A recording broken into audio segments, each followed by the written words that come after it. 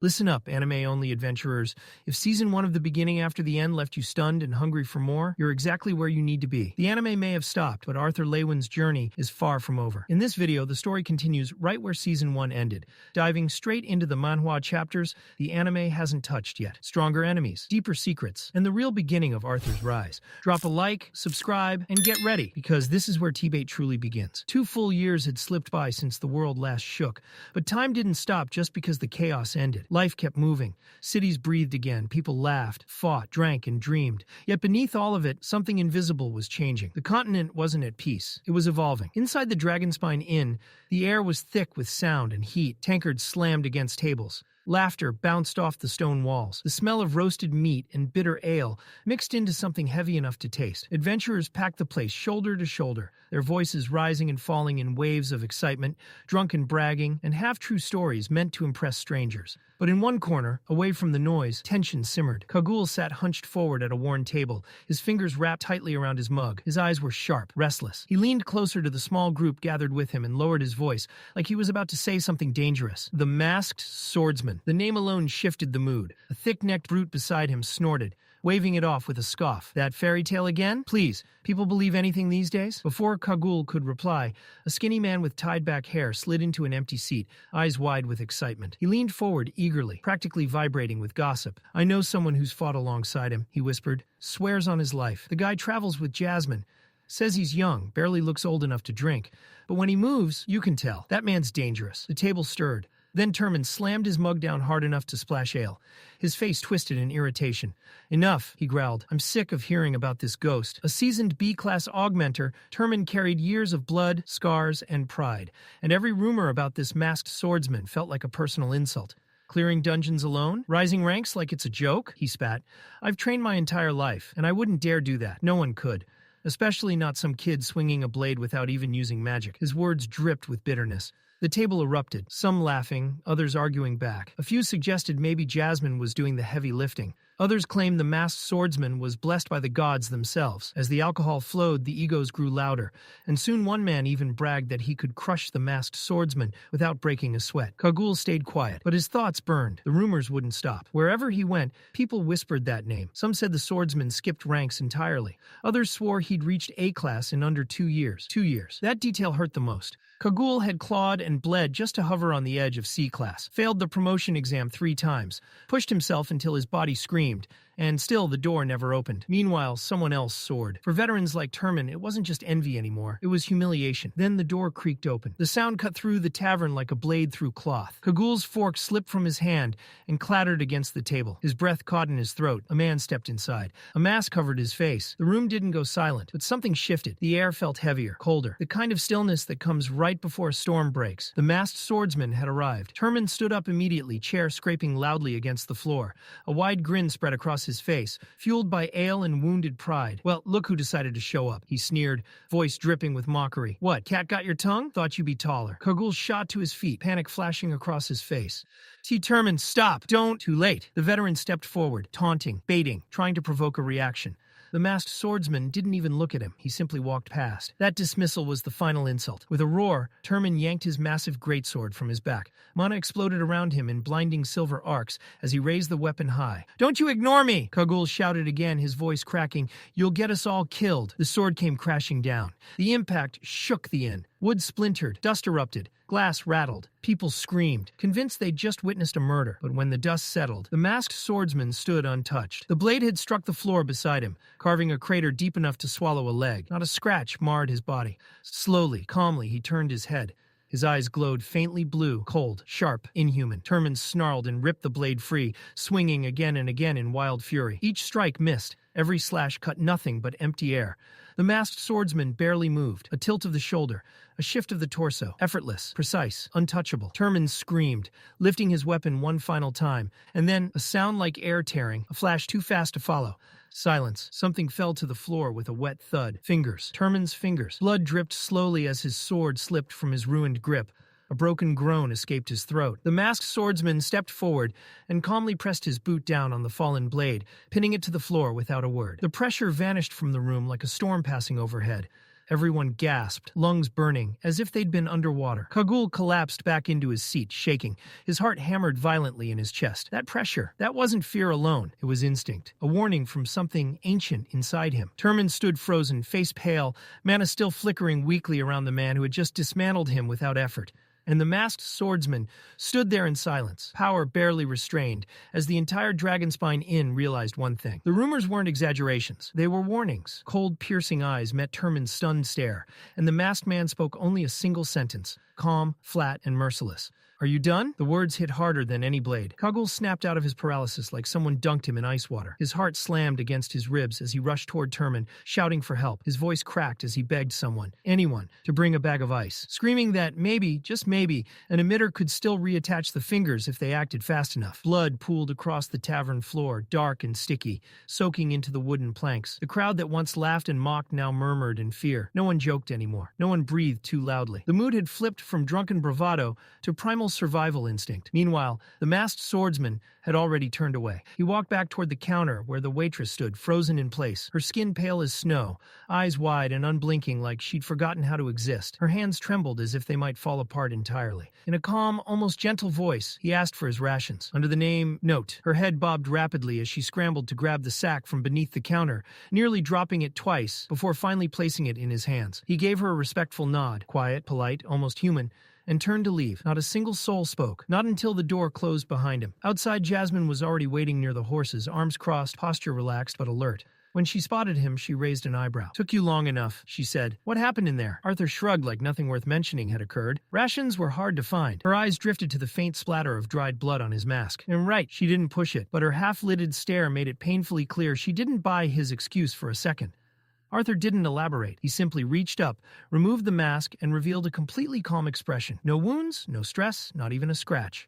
Jasmine sighed and shook her head before swinging up onto her horse. "Let's move." Arthur followed beside her, the rhythmic sound of hooves filling the air as they resumed their journey. The road stretched on, quiet and endless, and as the wind rushed past, Arthur found himself reflecting on the last 2 years, the years that reshaped him into something sharper, stronger, and far more dangerous than the boy he once was. Jasmine had pushed him relentlessly. She'd helped him sharpen his skills, refine his instincts, and climb all the way to A-class. Everything they'd done together had been leading toward this dungeon. Now it was finally within reach. As they rode, Arthur pulled out a piece of parchment and began to write. The letter was addressed to his parents. He told them where he was, how far he'd come, and asked them to wait just a little longer before he returned home. He mentioned Lilia, now awakened, and imagined the proud chaos she must have caused already. He joked that Vincent was probably over the moon. He asked them not to overwhelm her with tutors, to let her grow naturally before sending her off to Xyrus Academy. He wrote about Jasmine too, how she continued to teach him wind magic, how he returned the favor by helping her refine her swordsmanship. He even bragged a little, saying he'd broken into the light orange stage and grown strong enough to nearly beat his father in arm wrestling. The letter was warm, honest, full of gratitude. He ended it with a promise. This dungeon would be his final mission before school. In just a few weeks, he'd be home. Jasmine glanced over. "You done writing?" Arthur nodded. "Yeah, the stable master will make sure it gets delivered once the horses return." She smiled faintly. "Roran trained them well. Doesn't matter where we let them go, they'll always find their way back." Arthur agreed. Leaving mounts unattended near a dungeon was dangerous, especially with magical beasts roaming nearby. Jasmine reminded him that the rest of the party was likely already waiting. Then she asked casually, "What about Sylvie? Is she joining us this time?" Arthur hesitated. "She's still watching. Her thoughts are clearer now, but she says she's not ready yet." Jasmine hummed in understanding. "Probably wants to get stronger before you start school." That explanation felt right. They pushed forward, riding for several more hours until the forest thickened and the air grew heavy. Finally, Jasmine slowed her horse. They'd arrived. The trees opened into a wide clearing hidden deep within the woods. At its center stood the dungeon entrance, silent, ominous, and waiting. A group of adventurers had already gathered. Some were packing away supplies, others tightening armor straps or checking weapons. Arthur dismounted, Jasmine right behind him. That's when he felt it, a familiar presence. He looked up, and there he was, Lucas, the same fire conjurer from the exam. Arms crossed, expression sour, eyes sharp with thinly veiled irritation. Arthur sighed inwardly. Of course, Lucas wasted no time pointing out that they were the last to arrive. Before things could spiral, another man stepped forward with a friendly smile and an air of authority that instantly calmed the group. "Reginald Brooks," he said, extending a hand. "I'll be leading this operation." Arthur accepted the handshake, gripping firmly. Reginald's eyes sharpened slightly. That grip told him everything he needed to know. So the rumors were real. Reginald introduced himself properly. An A-class augmenter specializing in earth magic. wielding a massive warhammer. He gestured toward Lucas next. A class conjurer, dark yellow stage, fire attribute. Lucas didn't look pleased about the introduction. Next came a broad-shouldered man with a relaxed grin. Creole Masser, water attribute. I'll be your tank. His presence radiated stability. Then another figure stepped forward, and Arthur recognized him instantly, one of the B-rank candidates from the exam. Elijah Knight, the man said. A class conjurer, dark orange core, earth attribute, solid, reliable, precise. Oliver stepped forward next, his presence quieter than the others, but far from weak. He was an emitter deviant, specializing in healing magic, the kind of role nobody noticed until everything went wrong. His tone carried a faint edge of arrogance, like someone who knew his value and didn't need to prove it. But Arthur couldn't deny the comfort that came with having a competent healer nearby. In a dungeon, that kind of support wasn't just helpful. It was the thin line between walking out alive and becoming another nameless corpse. Before the tension could settle, a burst of cheerful energy crashed into the group. Hi, I'm Samantha, but everyone calls me Sammy. The girl practically bounced as she spoke, her smile bright enough to cut through the heaviness in the air. She introduced herself as an A-class conjurer, dark yellow core, specializing in water magic. Her presence was like sunlight breaking through storm clouds, and her excitement spiked the moment she noticed the masked swordsman. Her eyes sparkled like she'd just met a celebrity. Oh wow, you're really him, aren't you? She blurted out, clearly trying and failing to contain herself. Her enthusiasm softened the mood instantly. Even the tense adventurers nearby relaxed just a little. Reginald gestured toward the final member of the group. A broad-shouldered man stepped forward, confidence rolling off him like heat from a forge. Brawled Landon, he said evenly. A A-class augmenter, light yellow core, fire element. His voice was steady, grounded, someone used to command and chaos alike. As the highest-ranked adventurer present, the authority naturally fell to him. Arthur could tell immediately. This man had seen real battle. Brawled gave the group a brief but measured nod before turning his attention to Jasmine. She stepped forward smoothly. Jasmine, A-class augmenter, light yellow stage, wind element, dual swords. Brawled returned the nod, clearly pleased. Another high-tier fighter meant better odds. Then it was Arthur's turn. Still under his alias, he spoke calmly. Name's note, a class augmenter, light orange stage, fire element. A few heads turned. Samantha blinked. Wait, fire? I thought you didn't have an element. Arthur shrugged lightly. I didn't, for a while. That answer only deepened her curiosity, but she backed off, sensing there was more beneath the surface than he wanted to explain. Brawled glanced at the gear strapped to Arthur and Jasmine's backs. No dimensional rings? Both of them shook their heads. Brawled looked toward Lucas, clearly expecting him to step up. Lucas scoffed and turned away. Mine's full. Oliver chimed in smoothly. I'm already carrying Samantha's equipment. For a moment, it looked like the issue would stall them, until Elijah spoke up. I still have space. He activated his dimensional ring, and with a subtle shimmer, Arthur and Jasmine's packs vanished into storage. Arthur blinked. He hadn't expected that. Dimensional rings were ancient relics, artifacts from the era when the floating city of Xyrus still ruled the skies. Even the smallest ones cost absurd amounts of gold. That Elijah had one at all said more than words ever could. Arthur nodded in appreciation. Thanks. Elijah returned the gesture with a calm smile. Brawled stepped forward again, voice firm and commanding. All right, that's everything. Let's move. The dungeon awaited. This wasn't just any dungeon. It was AA rank, a death sentence for anyone below A class. Only elites were allowed inside. According to Brawled, a hidden tunnel within led to an unexplored section that had only recently been discovered. That was their objective. The group moved out, weapons ready, minds sharp. They entered a narrow tunnel carved deep into the mountain's spine. The slope dipped downward, the air growing colder with every step. Moisture clung to the walls, and each footstep echoed unnaturally, as if the cave itself was listening. Arthur walked beside Brawled, who held his shield high and sword ready. The silence stretched, too long. Lucas muttered something under his breath. This is weird. Not a single mana beast. That was when the tunnel opened. They stepped into a massive cavern, at least 50 yards across, bathed in a dim, eerie blue glow. The source was unclear, but it painted the jagged stone in ghostly light. Above them, stalactites lined the ceiling like rows of fangs. Then the sound came, a low growl. It echoed once, then again, then multiplied. Brawled narrowed his eyes. Shapes began dropping from the ceiling. Dozens of them. Bat-like creatures with 4 muscular limbs instead of wings. Their fur bristled, eyes bloodshot, teeth bared. Bat runners. Formation, Brawled shouted. Conserve mana. The cavern exploded into motion. Creel slammed his shield forward, crushing one of the beasts mid-air and sending it crashing to the stone floor in a shriek of pain. Brawled struck his own shield with his blade, the sound ringing like a war drum. Hold the line! Oliver began chanting, mana swirling around his hands as his focus sharpened. Jasmine moved instantly, daggers flashing, as she positioned herself defensively, her stance fluid and deadly. Reginald and Creel flanked her, weapons raised, timing their movements with practiced precision. Reginald was the first to kill. His warhammer came down like divine judgment, crushing a bat runner into the cavern floor in a burst of gore. Elijah followed, slamming his palm into the ground. Jagged pillars of earth erupted upward, impaling several creatures mid-air.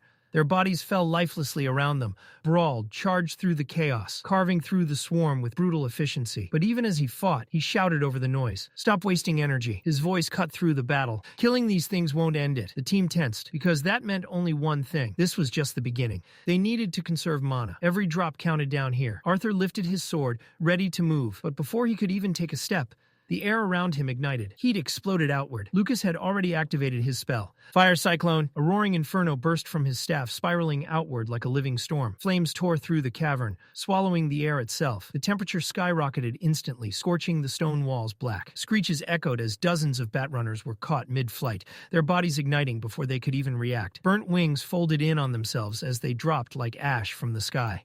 Lucas stood tall in the aftermath, flames still dancing around him, a smug grin creeping across his face like he'd just put on a show for an audience. But Brawl wasn't impressed. He stormed forward and grabbed Lucas by the collar, lifting him just enough for their eyes to meet. "What the hell do you think you're doing?" Brawl roared. Lucas scowled. "I ended it fast. Saved everyone the trouble." Brawl shoved him back hard. "This isn't some playground dungeon. You just wasted mana we might need later." Lucas scoffed. "They're dead." Brawl's eyes darkened. "No, they're not." Arthur stayed silent, but he understood exactly what Brawl meant. This was the dire tombs. Nothing here truly stayed dead. The creatures inside weren't bound by normal life or mana cycles. Kill them, burn them, shred them, it didn't matter. Eventually, they crawled back. No core, no reward, just endless repetition. That was why this place was feared. That was why adventurers avoided it unless absolutely necessary. The flames died down, leaving behind scorched stone and silence. Brawl exhaled sharply and motioned forward. This way. He led them to a narrow opening carved into the cavern wall, barely noticeable unless you knew exactly where to look. "This is it," he said. "The hidden passage."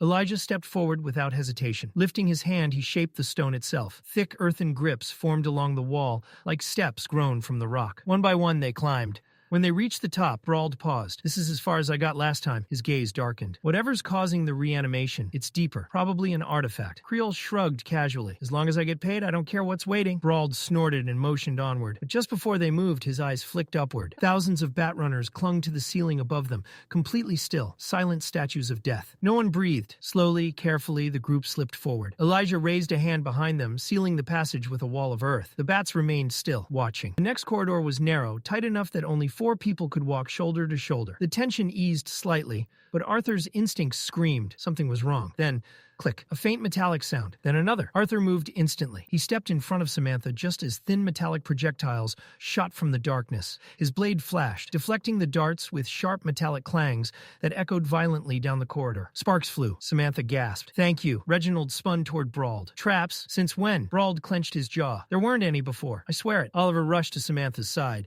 checking her quickly. She nodded, shaken but unharmed. Arthur's eyes narrowed. He could hear it now, soft scraping along the walls. Movement. These weren't traps, and they were being hunted. "Those weren't mechanisms," Arthur said calmly. "They're alive." That made things worse. Traps could be learned. Creatures could adapt. Brawl kicked aside one of the darts, his voice grim. "Stay alert." They continued forward, every step cautious, every breath measured. Eventually, the corridor widened into another cavern, larger than the last. The heat hit them instantly, dry, suffocating. The ground was riddled with deep holes, scattered unevenly like wounds in the earth itself. Brawl slowed. "Careful, something's wrong." Arthur felt it too. Not heat, pressure. Like something massive was watching them from just beyond reach. Brawl warned everyone to avoid the holes. Gas vents. They erupt without warning. They navigated carefully, and then the ground exploded. A violent eruption tore through the floor as something massive burst upward in a shower of rock and flame. Creel reacted instantly. He slammed his shield into the ground, conjuring a massive wall of shimmering water that absorbed the blast. The creature emerged fully, a colossal worm, thick as a tower, its body glowing red with internal heat. Its mouth could swallow a person whole. Everyone froze. Brawl stared in disbelief. That wasn't here before." Creel frowned. "New monsters don't just appear in sealed dungeons." Brawl nodded slowly. "Exactly." The ground trembled again. Then, without warning, the massive creature retreated, diving back underground and vanishing completely. Silence followed. The hole it left behind yawned like an open grave. Elijah spoke quietly, breaking the tension. "This place is changing, and whatever waited deeper inside was waking up." Arthur studied the crater in silence, his eyes tracing the jagged edges where the ground had collapsed. Whatever had burst out of there wasn't random. It was calculated, alive, thinking. Before anyone could speak, Oliver, still riding the high of his earlier confidence, suddenly stepped forward. "Hey, wait," Brauld called out. Too late. Oliver shoved past him like the danger didn't apply to him, marching toward the far end of the cavern with reckless confidence. Samantha's instincts screamed at her. Her breath hitched as she reached out, but her voice came a moment too late. "Oliver, don't—" The ground trembled. A deep, violent rumble surged through the cave, followed by a sickening hiss, like something boiling under unbearable pressure. Arthur's eyes widened. "Lucas! Barrier! Now!" Lucas froze, panic flashing across his face as his mind struggled to catch up. Arthur didn't wait. He lunged forward, grabbing Brauld by the collar and yanking him backward with all his strength. The instant he did, a violent explosion of yellow gas erupted from the ground where Oliver had been standing. "Now!" Arthur shouted again. Lucas snapped out of it. A blazing wall of heat erupted around them as he threw up a heatwave barrier just in time. The gas slammed into it with crushing force. The pressure rattled their bones. Visibility vanished instantly as steam swallowed everything. Samantha reacted on instinct, summoning a flowing barrier of water to reinforce the shield. The two elements clashed violently, filling the cave with scalding mist that burned the lungs and blurred vision. Seconds stretched like hours. Then silence. The steam thinned. The barrier faded. What remained made everyone freeze. Oliver was gone. What stood where he had been was a half-melted skeleton, blackened and warped, bits of scorched flesh still clinging to bone. Smoke curled lazily from the remains. No scream, no struggle, just instant death. Brauld clenched his fists so hard his knuckles cracked. "Damn it!" Arthur stared, jaw tight. One reckless move, 1 second too slow. That was all it took. He crouched beside what was left and retrieved the gem embedded in Oliver's gear.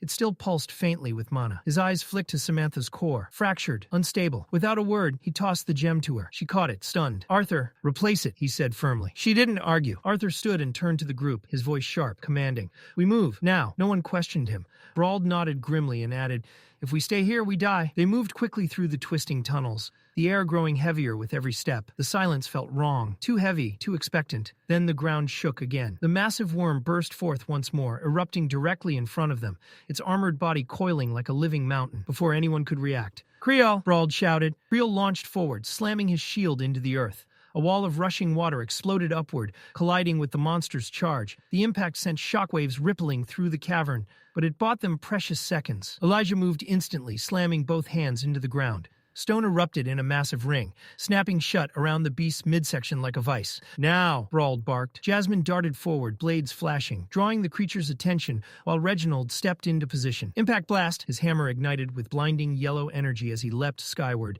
spinning with brutal momentum. The strike landed with an earth-shattering boom. The cave roared. Dust exploded outward. But instead of collapsing, the stone bindings shattered. The creature roared, unharmed. Fear rippled through the group. Lucas faltered. His magic hadn't worked before. And now, then Arthur stepped forward. "Move." He didn't shout. He didn't hesitate. He moved. Acid sprayed toward him in violent arcs. Arthur weaved through it with unnatural precision, his movements sharp, deliberate.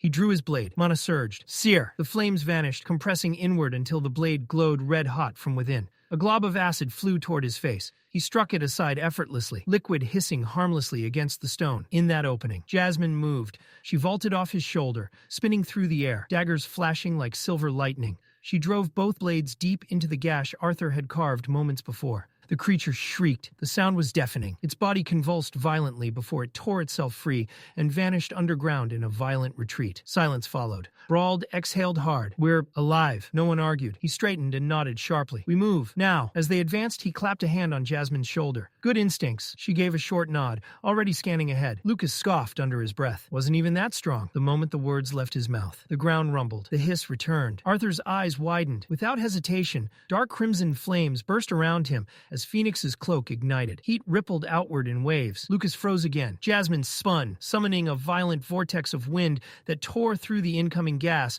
before it could reach her. The air screamed. The cave trembled, and somewhere beneath them, something ancient stirred, angrier than before. She reached out instinctively, fingers stretching toward Arthur, but his attention had already snapped elsewhere. Lucas. Before anyone could even shout, Arthur moved. He lunged forward, boots slamming against the stone as he threw himself between Lucas and the surging wave of boiling acid gas. The moment he planted his feet, dark crimson flames erupted around his body, wrapping him like a living shield. Phoenix's cape flared violently, roaring against the incoming torrent. The explosion hit. A deafening hiss filled the cavern as the superheated gas gas slammed into Arthur's barrier. The impact sent shockwaves rippling through the tunnel, shaking loose chunks of stone from the ceiling. Heat crashed against him in suffocating waves, trying to burn its way through his defenses. Behind him, Lucas froze, too slow, too stunned to react. The flames around Arthur screamed louder, absorbing the punishment head-on. His boots skidded across the ground as he was pushed back inch by inch, but he held his ground. The gas finally began to thin. Steam rolled across the cavern floor like fog,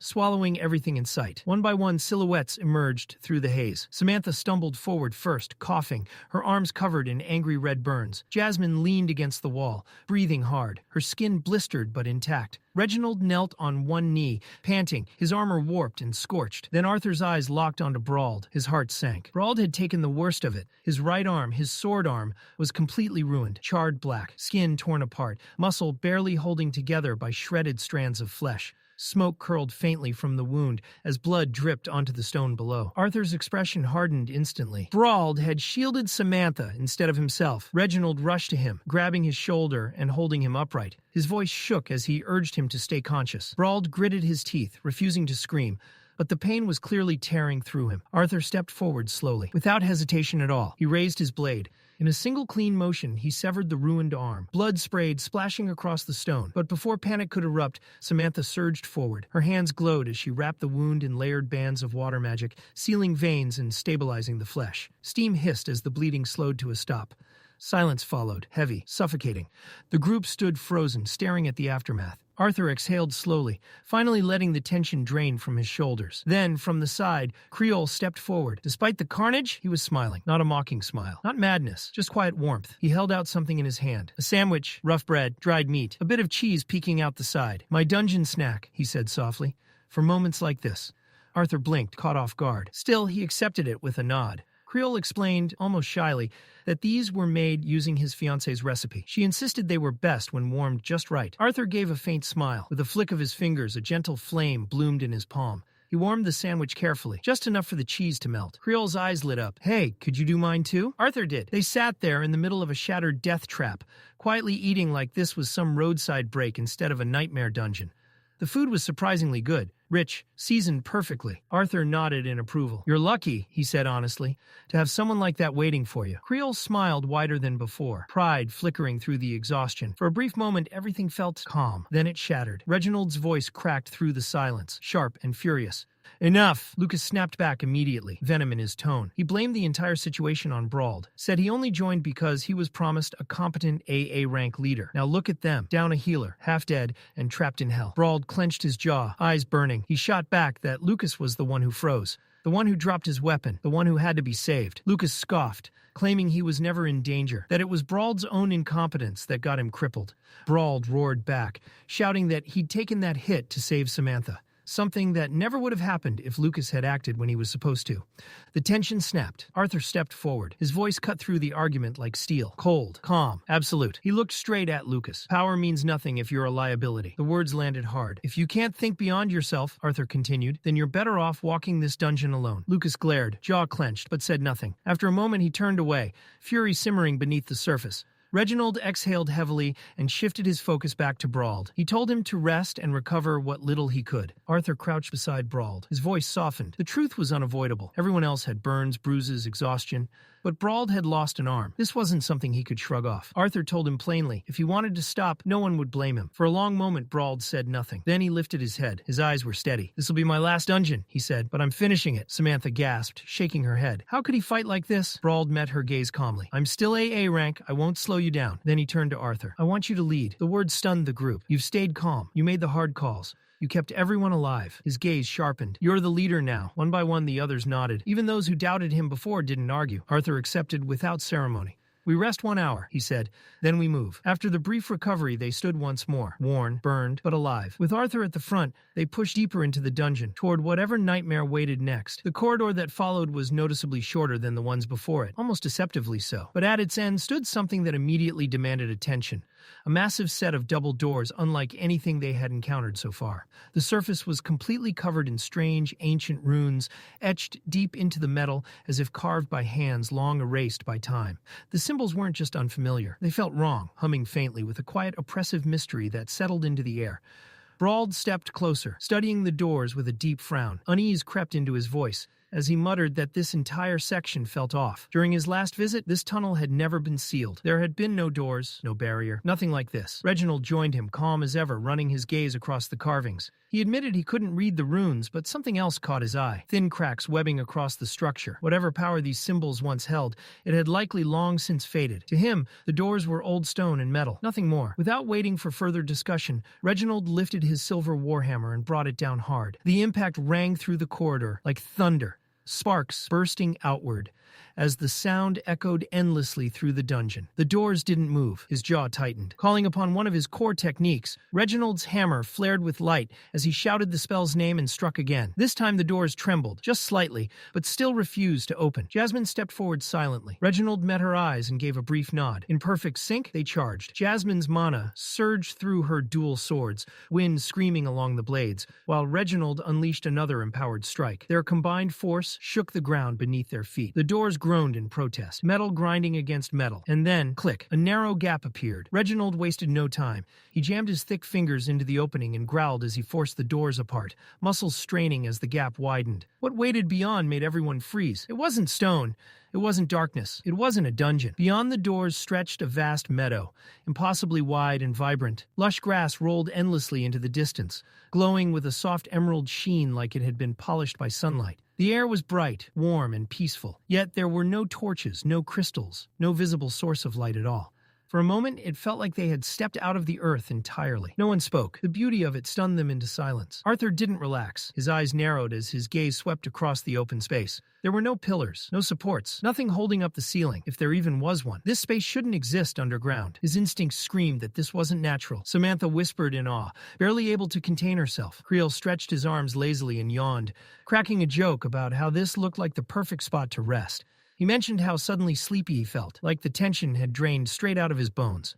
Arthur didn't smile. The calm here felt too perfect, too clean. He turned sharply and told everyone they weren't stopping. His voice carried authority now, firm and unyielding. Whatever this place was, it wasn't safe. Creole blinked in confusion. To him, it was just grass and open space. No monsters, no sounds, no movement, nothing dangerous. But Arthur's unease only deepened. As they moved farther into the meadow, that discomfort clung tighter, crawling up his spine. The serenity felt manufactured, like a beautiful lie. His instincts screamed danger, yet nothing presented itself. Then the atmosphere shifted. A thin mist began to rise from the ground, curling around their legs. At first it seemed harmless, but within seconds it thickened, swallowing the grass and creeping upward. Visibility dropped rapidly, until his teammates were reduced to vague silhouettes drifting in white haze.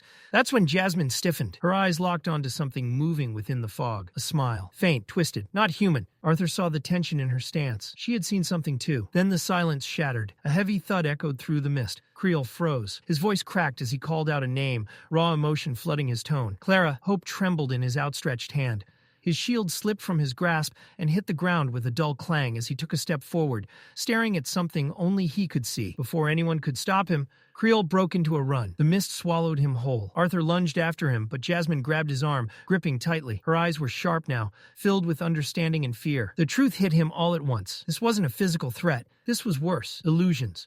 The mist wasn't hiding enemies, it was creating them. Arthur shouted for everyone to stay together, warning them not to trust what they saw. This place wasn't attacking their bodies, it was attacking their minds. He turned to Samantha without hesitation and ordered her to raise a barrier. Still shaken, Samantha forced herself to focus. Her chant echoed softly as water mana surged outward, forming a translucent sphere around the remaining group. It didn't block the mist entirely, but it gave them something solid, something real, to cling to. Inside the barrier, Samantha finally asked the question hanging over everyone. Who was Clara? Reginald's expression darkened. He told them the truth. Clara had been Creole's fiancée, an adventurer, strong, brave. She had died in a previous dungeon raid, her death confirmed beyond doubt. Even Brauld spoke up, voice heavy, recalling the day he had witnessed her fall. And the cremation that followed. The weight of it settled over them like lead. Reginald gripped his hammer tighter, guilt flashing across his face. Creel hadn't run toward danger. He had run toward hope. Lucas scoffed, frustration boiling over as he lashed out, questioning everything. The dungeon, the team, their leadership. But his words rang hollow now. Arthur turned to Jasmine. She stood rigid, jaw tight. He asked if she was all right. After a pause, she admitted the truth. She had seen someone too, not an illusion of comfort, her father. Standing there, smiling, arms open, as if welcoming her home. And that was when Arthur understood just how dangerous this place truly was. The memory had shaken Jasmine far more than she wanted to admit. For a split second, her usual sharp composure had cracked, and Arthur caught it immediately. He stepped closer, lowering his voice. Not commanding, not urgent, but steady. He reminded her that she was still here, that she was safe, that whatever she had seen in the mist wasn't real. Jasmine drew in a slow breath, then another. The tension in her shoulders eased, just slightly. Her lips curved into a faint smile, not carefree, but resolute. She nodded once, silently reaffirming herself. The illusion had rattled her, but it hadn't broken her. Arthur didn't linger on it. His attention snapped back to the thick mist coiling endlessly around them, rolling and shifting like something alive. His instincts screamed that standing still was a mistake. With urgency threading his voice, he asked Jasmine if she had any wind spell capable of driving the fog back. She shook her head. Clearing it entirely was beyond her. This wasn't normal mist. It was saturated with mana, woven deeply into the dungeon itself. But after a moment's thought, she added that she could try something else. She could carve a path. Not wide, not permanent, just enough to push through and search for Creel. That was all Arthur needed to hear. He ordered the group back into Samantha's water barrier, giving Jasmine space. At its center, Jasmine planted her feet firmly against the stone floor. Wind mana gathered. At first it was subtle, gentle green currents spiraling around her wrists, brushing against her sleeves. Then the air thickened, pressure building as the currents grew faster, sharper. Her hair lifted as if caught in a rising storm. She raised her arms, palms trembling slightly, as the spell demanded more mana than she usually pushed at once. Her voice echoed through the chamber as she began the chant. The words grew stronger, clearer, carrying authority as the magic responded. The swirling gusts compressed, spinning violently, until two compact tornadoes formed at her sides. With a sharp exhale and a decisive motion, Jasmine slammed her palms together. The wind exploded forward. The mist was torn apart violently, shredded as if ripped by invisible claws. Fog scattered in every direction, and for the first time since entering the meadow, a clear path opened before them. Relief sparked, briefly. Then the mist fully parted. What lay beyond made every heart sink. Dozens, no, hundreds, of thick vines and twisted branches writhed across the ground, crawling toward them like a living tide. Roots scraped against stone, tendrils coiling and snapping as they advanced with terrifying intent. Hope vanished instantly. Arthur's mind raced. None of this had been visible earlier. And worse, Jasmine's spell hadn't even slowed them. The vines hadn't burned, hadn't recoiled, hadn't reacted at all. That realization sent a chill through him. These weren't normal plant-type mana beasts. He barked Lucas's name, sharp and commanding, cutting through the rising panic. This was his moment to prove he belonged here. Lucas reacted with raw frustration, fear twisting into anger. He raised his staff and unleashed Crescent Ember. A curved blade of searing fire ripped through the air and slammed into the advancing vines, lighting them up in a burst of brilliant flame. For a heartbeat, the vines recoiled. Then they kept coming, unscathed. Lucas stared, stunned, disbelief flashing across his face. Arthur didn't allow the moment to linger. He ordered Reginald forward immediately, commanding him to shield the conjurers while they prepared stronger spells. Reginald responded without hesitation, stepping into position like a wall of iron. Arthur then turned, issuing rapid orders to Jasmine and Brauld to prepare support. At the same time, he flooded his body with mana. Heat surged through his veins, concentrating in his arms and flowing directly into his sword. He wasn't waiting anymore. There would be no miracle here. They were cutting their way through, or dying trying. Jasmine was already beside him, twin daggers drawn, wind mana wrapped around her blades, humming sharply as she moved in perfect sync with him. No words needed. Brauld roared and charged ahead. One arm, burned body. No hesitation. He threw himself into the writhing mass, swinging his sword with brutal force, each strike filled with raw defiance. There was rage in his movements, pain, and something else. An outright refusal to die here. Arthur followed fast. The vines surged endlessly, snapping and twisting, trying to overwhelm everything in their path. Arthur narrowed his eyes, analyzing even as he fought. Fire wasn't working the way it should. The reason clicked almost instantly. Moisture. These vines were saturated with it, water mana woven deep into their structure, dampening flame and dispersing heat before it could do real damage. So Arthur adjusted. He tightened his mana flow, activating Searing Edge. The flames around his sword collapsed inward, condensing into a thin, blinding red layer along the blade's edge. No wildfire, no wasted heat, just pure, focused destruction. He slashed, roots severed cleanly. Again, thick vines fell apart in smoking heaps at his feet as he carved forward relentlessly. Jasmine matched him step for step, her daggers flashing as she shredded anything that slipped past him. But Brauld was slowing. With only one arm, he couldn't keep pace. The vines regenerated faster than he could cut them, coiling around his legs, his torso, pulling him down inch by inch. Still he laughed, hoarse, defiant, shouting that he wouldn't fall here, not as an AA-class augmenter. Arthur swore, and he couldn't tell if Brauld was being reckless, or if he'd already made peace with dying here. Arthur didn't give him the option. He surged forward, blade blazing, diving into the mass of vines. His movements were sharp, precise, almost surgical. He sliced a path straight through the tangled mess and yanked Brawled free just as the roots began to tighten around his chest.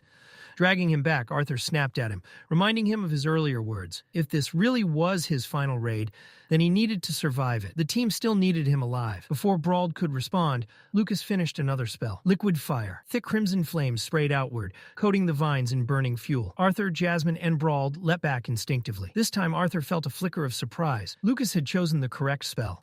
The fire spread rapidly, but then the dungeon itself reacted. The mist hissed and surged, smothering the flames almost instantly. The environment was actively resisting them. Then Reginald shouted, and a massive wave of vines was rushing Elijah from the side. Brawled moved before anyone else could. Despite his injuries, he threw himself forward and cleaved through the vines with a desperate swing, stopping them inches from Elijah's position. Elijah met his eyes and gave a silent nod of thanks. Then Elijah raised his hands. His voice cut through the fog as he cast his spell. Crater. The ground beneath the surging forest of vines suddenly gave out, collapsing inward with a violent roar and tearing open a massive pit. The charging tendrils plunged straight down, snapping and unraveling as the earth swallowed them whole. What remained skidded to a halt at the edge, forced to recoil. For the first time since the nightmare began, the relentless pressure eased, just barely, granting the group a fragile breath of relief. Arthur didn't waste that moment. His eyes scanned the pit with sharp focus. Vines were still tumbling into the abyss, and the scorched residue of liquid fire clung stubbornly to the edges. Together, the fire and the drop formed a temporary dead zone, an obstacle that would slow the vine's unnatural regeneration. It wasn't a solution, but it was a pause, and pauses were priceless. Then Samantha stepped up. Already drained, she forced herself forward and began channeling mana into a spell no one expected to save their lives. Aqua Siphon, a spell meant for drawing water from the air, used for survival training and convenience, not combat. Yet in this hellscape, she twisted it into something vicious. The strain hit her immediately. Her knees slammed into the stone as mana burned through her veins, but the spell activated all the same. The air itself responded. Moisture was ripped from the cavern in visible currents, streaming toward Samantha as if she were the eye of a storm. The once lush vines reacted instantly. Their vibrant green dulled, color draining away as they shriveled and cracked. Thick tendrils curled inward, turning brown and brittle, collapsing lifelessly onto the stone as their internal moisture was violently stolen. What moments ago had been an unstoppable tide now looked like dead foliage. Arthur registered it instantly. Sharp, impressed. A utility spell. Turned lethal. Brilliant. But victory never came easy. Before the spell could fully finish its work, the mist filling the cavern shifted. No, moved. It surged unnaturally, spiraling with intent, like something exhaling. The fog rushed toward the withered vines, soaking them in an instant. Life snapped back into them violently. Green exploded across their surface as they regenerated at a terrifying speed. Thicker, stronger, angrier than before. Arthur's breath caught. This wasn't just regeneration. This was supply. His eyes lifted, tracking the mist upward as realization hit him like a hammer. The vines weren't the enemy. They were extensions. Then the fog finally thinned, and the truth revealed itself. Towering above them stood a colossal figure, easily over 20 yards tall. Its presence dominated the cavern like a living fortress. A massive, humanoid shape, fused with ancient roots and bark, its body layered with twisted wood and coiled muscle hardened by time. Every movement carried the weight of centuries, the slow inevitability of something that had existed long before them and would continue long after. The group froze. Horror settled in. They hadn't been fighting the beast. They had been fighting its toes. The Elderwood Guardian had been standing there the entire time, hidden by mist, letting them exhaust themselves against fragments of its body. An S-class mana beast, a monster said to be nearly invincible in dense terrain. Samantha's strength finally gave out. She collapsed fully to her knees, trembling, her voice barely holding together as she whispered its name aloud. The moment she said it, the weight of that title crushed the room. Brawled, still barely standing from his wounds, stared up at the giant in silence. His lips parted, and when he finally spoke, his voice cracked. Not in anger, not even fear, but utter despair. The gods, he muttered, must have truly abandoned them. Arthur saw it immediately. That wasn't frustration. That was surrender creeping in. Even Reginald, the unshakable wall, faltered. His grip on the warhammer loosened, the weapon dipping as his gaze drifted, not at the beast's face, but lower, toward its torso. Something was embedded there. Reginald's arm slowly lifted, finger trembling as he pointed. Lodged deep within the guardian's body was a broken, lifeless form. A man, half swallowed by bark and vine, limp, unmoving. Creole. Arthur's chest sank. The delusions had won. While they fought for survival, Creole had been drawn into the monster's core, his mind lost in illusion. In his final moments, He hadn't been running from danger. He had been chasing a dream. Clara, his long-lost fiancée, a ghost that never existed. Even now, faint and distant, his voice echoed weakly through the cavern, begging someone who wasn't there not to leave him behind. Then the guardian moved. A massive limb tightened, vines constricted. Creel's body folded under the pressure. The sound was sickening, bones snapping, flesh breaking, sharp echoes ricocheting off the cavern walls. One final squeeze, and then silence. Reginald screamed. It wasn't a shout, it was grief made audible. Rage torn straight from the soul. His entire body shook as he seized his warhammer with both hands, veins bulging, mana erupting wildly around him. Arthur saw the look in his eyes and lunged forward to stop him. Too late. Reginald charged. His roar thundered through the chamber as he slammed his hammer into the ground. The impact shattered the stone beneath him, cracking the floor like glass. A violent shockwave exploded outward, debris and dust blasting in all directions. Arthur was thrown off his feet, sent skidding backward, the force knocking the air from his lungs. Jasmine shouted his name, panic tearing through her voice, but it was swallowed whole by the chaos Reginald had unleashed. The Elderwood Guardian reacted instantly. Vines lashed out toward Reginald, surging like executioner's chains. But Elijah moved just as fast. He slammed his staff down, earth mana roaring to life, as jagged stone spikes erupted upward, intercepting the vines mid-strike and shattering them apart. A window opened, a narrow chance to escape. Jasmine seized Arthur's arm, dragging him toward the entrance they had come through, her grip tight, desperate. But Arthur didn't move. His eyes never left the battlefield, the people still fighting, the promises he had made. Her voice shook as she spoke, raw and honest. She reminded him of her vow, not to the team but to his family. She had sworn to protect him, even if it meant abandoning everyone else. Arthur's answer was silent but absolute. He wasn't running, not like this. Jasmine saw it, felt it. Her grip loosened. After a heartbeat, she nodded, steel returning to her eyes as she turned back beside him, ready to stand, even if it meant dying here. Ahead, Elijah raised a thick stone wall, angling it against the Guardian's advance. The response was immediate. The beast formed a lance from its vines and hurled it forward. The projectile smashed into Elijah's defense with catastrophic force, obliterating it in a shower of rock and dust. And in that moment, Reginald moved again. He hauled his hammer up, mana surging uncontrollably as golden light engulfed the weapon. His heart was shattered, but his resolve had hardened into something unbreakable. With a final furious cry, he charged the monster. The hammer screamed with power, and as he swung, Reginald unleashed Impact Barrage, slamming straight into the Guardian's weapon, declaring war against something that should have been untouchable. A violent chain of concussive impacts detonated in rapid succession, each blow hammering harder than the last. The force rippled outward, pulverizing the Elderwood Guardian's vine-formed lance until it shattered completely, exploding into shredded coils and splinters of bark. For a single heartbeat, it looked like Reginald had done the impossible. That heartbeat was all he got. The destroyed fragments didn't fall away. Instead, they moved. The broken vines writhed as if alive, snapping back together with horrifying speed. They twisted and braided around Reginald's body, looping around his arms, chest, and legs. The mass tightened, constricting, reforming into the same monstrous weapon, but this time Reginald was trapped inside it, fused into the structure like raw material. Arthur's blood ran cold. The battlefield erupted into panic as Arthur barked orders, his voice cutting through the chaos. He shouted to Elijah, commanding him to cover Jasmine while she retrieved Brawled, then get everyone to the exit immediately. No hesitation, no arguments. Elijah locked eyes with him and nodded, already shifting his stance to move. Then the sound came. A wet crushing noise echoed through the cavern, the unmistakable sound of a body being compressed, bones snapping under impossible pressure. Reginald's final moments played out inside the beast's newly reforged lance, his hammer, his body, his unbreakable spirit. Everything was swallowed, crushed, and repurposed into the very weapon meant to slaughter them all. Arthur turned sharply, grabbing Samantha by the shoulders. She was frozen, eyes wide, breath shallow, staring at where Reginald had been. Arthur shook her hard, forcing her to move as he pulled her along, his mouth open to shout for Lucas, ordering him to burn away the vines around what remained. And then pain exploded through his chest. A blast of fire magic slammed directly into Arthur, launching him backward like a rag doll. He crashed hard into the stone floor, air ripped from his lungs in a violent gasp. The world spun. Samantha was thrown aside, skidding across the ground, untouched by the flames but shaken and disoriented. Silence fell. Everyone stared. Lucas stood there, staff raised, mana roaring around him like a wildfire. His face was twisted, not with fear, but fury. Pride burned in his eyes, sharp and unhinged. He wasn't thinking. He couldn't. Everything he believed about himself had collapsed. None of his spells had worked. None of his power mattered. He had been raised his entire life hearing he was exceptional, a prodigy born of a powerful bloodline. And here, in this fight, he was nothing. That realization shattered him. Lucas scanned the battlefield, the dead, the dying, the hopeless struggle, and made a choice. Not to fight, not to help, to leave. He began ranting about legacy, about duty, about survival,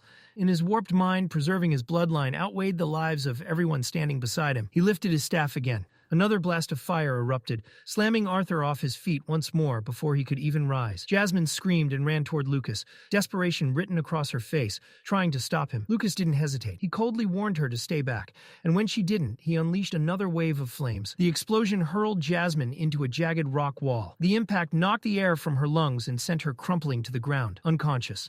Elijah rushed to her side, but the aftershock caught him too, throwing him off balance. Elijah snapped. Rage tore through him as he demanded to know what Lucas thought he was doing. Lucas didn't even flinch. His voice cracked with madness as he sneered at them, calling them commoners. He claimed their deaths would be remembered as noble sacrifices, while he escaped to live on. Then he cast a smokescreen. Thick gray fog swallowed him whole. Through the haze, Lucas cast one last arrogant smirk over his shoulder, before turning his back on them and vanishing into the mist. Elijah stepped forward, shaking with fury. His glasses cracked and smeared, but before he could pursue, the ground shuddered violently. The Elderwood Guardian roared. The sound was monstrous, primal, shaking the chamber to its core. Shockwaves tore through the cavern, slamming Elijah into the rocky ground. He hit hard, blood spraying from his mouth as pain ripped through his body. Then the vines moved again. From the crater Elijah had created earlier, thick, living tendrils surged upward, coiling and twisting like serpents. They closed in around him rapidly, blocking every escape. Elijah screamed, pure terror breaking through his composure as he realized he wouldn't get out in time. Then heat flooded the battlefield. Fire ripped through the vines in a blazing inferno, reducing them to cinders in seconds. Through the flames charged Brawled, his body engulfed in flickering magical fire, his single arm gripping his sword tightly. The blade burned red-hot with augmentation, radiating raw destruction. Brawled laughed. It was wild, unhinged, fearless. He screamed a challenge straight at the towering mana beast, daring it to face him. The Elderwood Guardian answered with a guttural roar that shook the ground beneath them.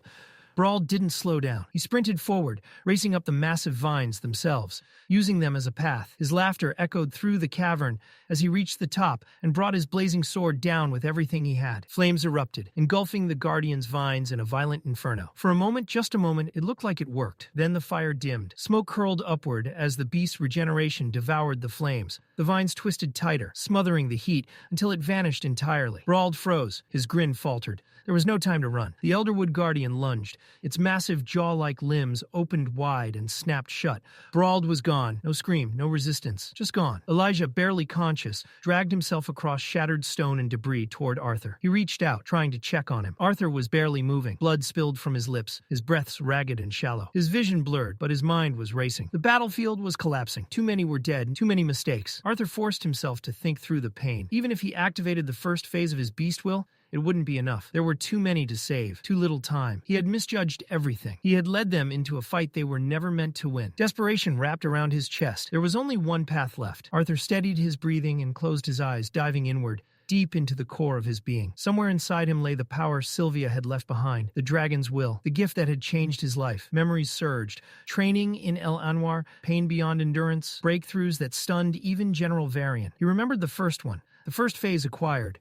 That state granted Arthur the ability to momentarily slip free from the normal flow of time and space, buying him a handful of priceless seconds to act while the world lagged behind him. But the cost was brutal. Each use tore at his mana core and ravaged his body from the inside, leaving damage that stacked with terrifying speed. It was never meant to be used repeatedly. The first phase alone was already dangerous. The second was something else entirely. Arthur's second breakthrough had baffled even the greatest minds. General Varian himself had spent decades chasing it, convinced it bordered on myth. Yet Arthur had accomplished it in barely over 2 years of relentless, near-lethal training. He had crossed a threshold no one else had managed. Phase 2, Dragon's Awakening. The words slipped from Arthur's cracked lips like a final vow. The change was immediate and violent. Golden runes ignited across his skin, searing themselves into his arms, shoulders, and back like living brands. They pulsed with blinding light, flowing in intricate draconic patterns that looked more carved than drawn. His auburn hair bleached into radiant white, lifting and flowing as if suspended in an unseen current. Power poured out of him in waves, heavy and ancient. This wasn't ordinary mana, it was primal, draconic. Arthur felt his body changing, bones reinforcing, senses sharpening beyond human limits. His heartbeat thundered like a war drum. For a fleeting moment, he felt closer to Sylvia than ever before, his existence tilting away from humanity and toward something far older and more fearsome. The surge rippled across vast distances. Far away, Sylvie felt it. The sudden, overwhelming spike of power struck her like a blade to the chest. Panic flooded her thoughts as she reached for Arthur instinctively, her mind screaming his name. He felt her immediately. and forced himself to respond, despite the strain. He begged her to stay away. Arthur knew the truth. He didn't know if he would survive what he was about to do. And if he fell, someone had to live. Someone had to return. Someone had to tell his family to keep going. After a painful hesitation, Sylvie obeyed. Her presence faded, leaving behind an aching silence in his mind. Arthur opened his eyes. Only two people remained standing behind him, Jasmine and Elijah. Everyone else was gone, slain, consumed, or betrayed. The battlefield was littered with loss. The Elderwood Guardian turned its attention fully toward him. Not Jasmine, not Elijah. Arthur alone. Its massive form radiated awareness now, no longer mindless. It understood that the true threat stood before it. Arthur met its gaze without fear. He accepted the challenge. With a violent burst of compressed air beneath his feet, Arthur launched himself skyward. The world slowed instantly. Sounds stretched, movements blurred. Each heartbeat echoed endlessly in his ears. He whispered the name of his most dangerous spell, White Fire. Flames ignited around his hands, but they weren't red or orange. They burned with a blinding white radiance, so intense they froze the moisture in the air around them. Frost bloomed where the fire passed. It was heat, so absolute it inverted reality itself. The spell screamed instability. Arthur absorbed every trace of water-respected mana from the environment, draining the air dry. His mana core screamed in protest.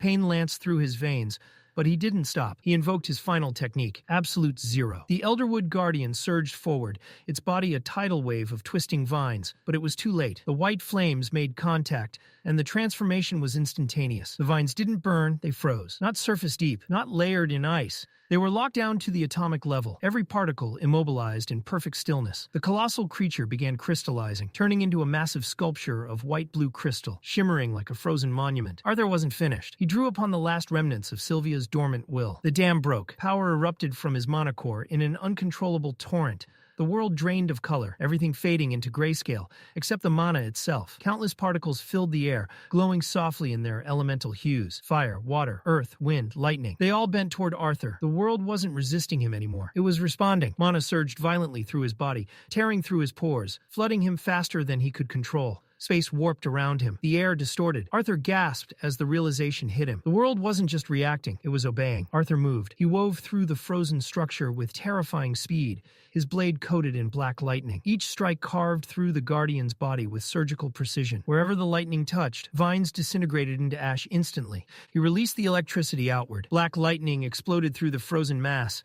The crystal shattered. Thousands upon thousands of glittering fragments burst into the air, dissolving into nothing as the Elderwood Guardian's enormous body collapsed completely. The power left Arthur all at once. Dragon's awakening faded. His body gave out. Blood spilled from his mouth as he lost control midair, his strength evaporating. As he fell, his blurred vision caught the last remnants of the battlefield, the drifting crystal shards, sparkling softly like snow caught in moonlight. It was hauntingly beautiful. Just before darkness claimed him, a distant voice reached his ears. Sylvie, calling his name. Then everything went black. Far away in the quiet city of Zyra, peace reigned, unaware of the catastrophe unfolding elsewhere. Inside their home, Allison Reynolds watched over Ellie, who had once again exhausted herself from training. Alice let out a weary sigh, equal parts amused and worried. Ellie was still young, far too young. Yet she pushed herself relentlessly, especially after Lilia's awakening. Reynolds chuckled softly as he tucked Ellie into bed, recognizing that stubborn determination all too well. He saw himself in her. Alice didn't smile. That same persistence. It reminded her too much of Reynolds during the war. As Reynolds straightened, something felt wrong. His heartbeat skipped. His eyes snapped to Alice, then to the ring on her finger. The ring Arthur had left behind was glowing. A soft pulsing light spilled into the room, heavy and ominous. The air felt dense, as if time itself had slowed. Alice froze. Her breath caught as dread flooded her chest. She whispered a denial, even as her hands trembled. The ring wasn't malfunctioning. She knew what it meant. Something had happened to Arthur. The house fell silent, thick, suffocating, and filled with unspoken fear. Arthur woke up and instantly wished he hadn't. Pain slammed into him like a personal vendetta. Every nerve screamed at once, locking his body in place. Tears rolled down his face, not because he was emotional, but because his body was actively trying to delete itself. He couldn't even scream. The agony was so overwhelming that forming a single thought felt like a luxury. All he could do was curse silently and pray the pain would chill out for even 1 second. A voice called his name. Elijah's. Arthur didn't answer. Staying conscious was already a full-time job. After what felt like an eternity, Arthur forced a few broken words out of his shredded throat, asking for his glove. His voice came out wrecked, blood filling his mouth until he had to turn his head just to avoid choking. Gritting through it, he told Elijah to break one of the crystals embedded in the glove and activate it. Elijah didn't hesitate. The moment the crystal shattered, a soft warmth spread over Arthur's ruined body. The magic didn't fix him, but it dulled the pain enough that breathing stopped feeling like torture. His limbs were still useless, heavy and numb, but at least his mind could function again. And that's when the memories hit. The explosion, the fire spell, being thrown like a ragdoll. At first it was blurry, but then the image sharpened. Someone running, someone holding his staff. Rage ignited in his chest. Lucas Wykes. That bastard had done this. Arthur strained to speak again and asked about Jasmine. His eyes scanned the dim shed they were hiding in. Elijah pointed toward the corner. Jasmine lay there, completely still. Elijah explained that she had taken the attack head-on. Unlike Arthur, she hadn't reinforced her body with mana. He'd treated her burns with a medical kit, but internal damage was still a real concern. Arthur didn't even think twice. Despite barely being held together himself, he told Elijah to take another healing gem from his glove and use it on her. Again, Elijah didn't question it. The crystal activated, flooding the cramped shelter with gentle light. Slowly, Jasmine's breathing steadied. The sharp, painful gasps faded into something calm and regular. Elijah reassured Arthur that she would recover with rest. Relief finally broke through the exhaustion. Once again, his mother's healing beads had saved them. As his body rested, Arthur closed his eyes and reached out through the bond he shared with Sylvie. The connection flared instantly, flooded with emotion. She had felt him wake up. She had been waiting, worried out of her mind. Arthur reassured her, told her he was safe now, and asked where she was. Reluctantly, she admitted she had followed his last order and stayed away from the danger. Arthur felt a quiet pride settle in his chest. He told her the immediate threat had passed and that she needed to focus on her training. Sylvie protested immediately, insisting that staying with him mattered more. But even through the emotional pushback, Arthur could feel it. Whatever she was doing right now was important. He urged her to trust him. Reluctantly, she agreed. As her presence faded, Arthur knew she would follow through. Elijah broke the silence, asking if Arthur felt any better. Arthur replied dryly that he felt ready to run a marathon. Elijah laughed, easing the tension just a little. After a pause, Elijah admitted something that had been bothering him. He never would have guessed that the masked swordsman he once tested was actually someone his own age. Arthur instinctively reached for his face. Bare skin. The mask was gone. Elijah explained it probably fell off during the fight and that he couldn't find it afterward. Arthur nodded, forcing himself to let it go. There were bigger problems. Then another thought hit him. His sword. He asked about the black blade he always carried. Elijah pointed nearby, where it had been set aside safely. He admitted he didn't know how valuable it was, but something about it made him keep it. Relief washed over Arthur instantly. That sword was more than a weapon. It was a piece of him. Arthur thanked Elijah sincerely, not just for treating Jasmine, but for staying behind when he could have escaped. Elijah brushed it off, saying he refused to be the kind of person who abandons others like Lucas did. Arthur chuckled weakly and corrected him. Not even close. Silence settled again. Elijah's thoughts drifted back to the Elderwood Guardian. He remembered Jasmine begging Arthur to retreat, and Arthur refusing. Finally, Elijah asked why. Arthur smiled faintly. In his mind, running had never been an option. A king didn't abandon his people. But deeper than pride or duty was Sylvie, her faith in him. The promise he made to grow stronger and protect those around him. That promise had kept him standing. Elijah laughed, calling him an old man for sounding so serious. Arthur didn't argue. Sometimes he wondered how he even ended up like this. To change the subject, Arthur asked how long he'd been out. More than a day, Elijah said. Arthur groaned softly, leaning back against the wall, as the dull pain reminded him of his limits. They'd be stuck there a while longer until Jasmine recovered. With a small smile, Arthur suggested they use the time to actually talk. He extended his hand and introduced himself properly. His name was Arthur Leywin. Friends could call him Art. Elijah shook his hand with pride and introduced himself properly. Elijah Knight of Darv. The name carried weight, and he clearly knew it. Arthur glanced around the small stone shelter they were hiding in. It was too clean, too smooth, too stable. This wasn't some lucky cave formation. He tapped the wall with a knuckle and asked Elijah straight up where this place came from. Elijah admitted he had made it himself just before the cavern collapsed. Apparently, the Elderwood Guardian's massive body had been acting like structural support. Once it went down, the entire cave followed. Arthur raised an eyebrow. Even for a deviant, that explanation didn't add up. You couldn't just conjure metal out of thin air. You could shape it, manipulate it, move it, but creation? That was impossible. Unless you were a dwarf. Arthur said it casually like it was obvious. Elijah froze, then gave a sheepish smile. So much for keeping that secret. Arthur chuckled, understanding that secrets don't last long when you're trapped together and bleeding out. Still, Elijah wasn't about to give everything away for free. He proposed a trade. He'd explain his abilities, but only if Arthur explained what happened during the fight. Elijah had seen it. The white hair, the glowing symbols, the violet eyes. That wasn't normal. That wasn't anything he'd ever seen before. Arthur looked down for a moment, then nodded. Fair was fair. Elijah had earned the truth. Elijah took a breath and began his story. He confirmed Arthur's suspicion. Yes, he was raised in Darv, but he didn't actually know where he came from. Elder Radeus, the man who raised him, had always dodged questions about Elijah's parents. Every attempt to remember his early childhood only brought flashes. Disconnected images, pain. For most of his life, things felt normal. That changed the moment he advanced to the dark orange stage. Something inside him exploded. He blacked out. When he woke up, he was surrounded by black metal spikes. Metal he instinctively knew he had created. Not shaped, created. After that, Elder Radius told him it was time to leave and explore the lands of Dikathen. No explanation, no warning, just gone. Even now, Elijah admitted there was something inside him that never rested, a constant itch beneath his skin, tied to his powers, tied to his origin, something unfinished. Arthur noticed Elijah's hands shaking slightly. The boy clenched them into fists, trying to hide it. Before Arthur could respond, the silence was shattered by a loud, awkward sound, snoring. Jasmine was still unconscious and absolutely sawing logs. Her head rolled to the side as she muttered something about fish and Arthur tasting similar. Both boys lost it. Laughter echoed inside the shelter, cutting through the tension like a blade. Elijah apologized quickly, saying he didn't mean to drop an emotional bomb like that. Arthur waved it off. They'd both earned honesty. Now it was his turn. Arthur explained calmly what he was. A quadra-elemental augmenter. 4 elements. On top of that, 2 deviances. Ice and lightning. Elijah tried to sit up too fast and slammed his head into the low ceiling. Groaning, he muttered that if Arthur was a freak, then he himself must be the king of freaks. But Elijah wasn't done. He asked about the markings, the hair, the eyes. Arthur revealed the last piece. He was also a beast tamer. What Elijah had seen was his beast will, released, the sign of a bond with a powerful magical beast. Elijah just stared. Then he asked the real question. How old are you? Arthur answered simply, 11. Just turned a few months ago. Elijah blinked, then muttered that he was almost 12. Somehow, standing next to Arthur made him feel younger than ever. Hours passed. The two sat inside the metal shelter, talking, really talking, about their pasts, their fears, their abilities, their hopes. What started as survival turned into kinship. Then Arthur's breath hitched. A sharp pain stabbed through his core. He reached for his glove and pulled out another healing gem. Elijah noticed immediately, concern flashing across his face. Arthur brushed it off. As the final crystal shattered, warm energy spread through his body, dulling the deep pulsing pain. That's when Jasmine stirred. The moment she saw Arthur awake, she surged forward and wrapped her arms around him. Arthur barely had time to react before he felt something wet against his neck. Tears. Her body shook as she cried, apologizing over and over, blaming herself, saying she failed him. Arthur gently placed a hand on her head, telling her it was okay, that there was nothing to forgive. Still, she couldn't stop.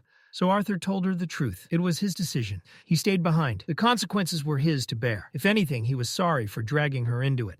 As she cried in his arms, Arthur saw her differently. She had always seemed larger than life, strong, unshakable. Now she felt small, human. When Jasmine finally calmed down, she turned to Elijah and asked about their belongings. He confirmed everything was safe. She told him about an emergency medical kit in her bag.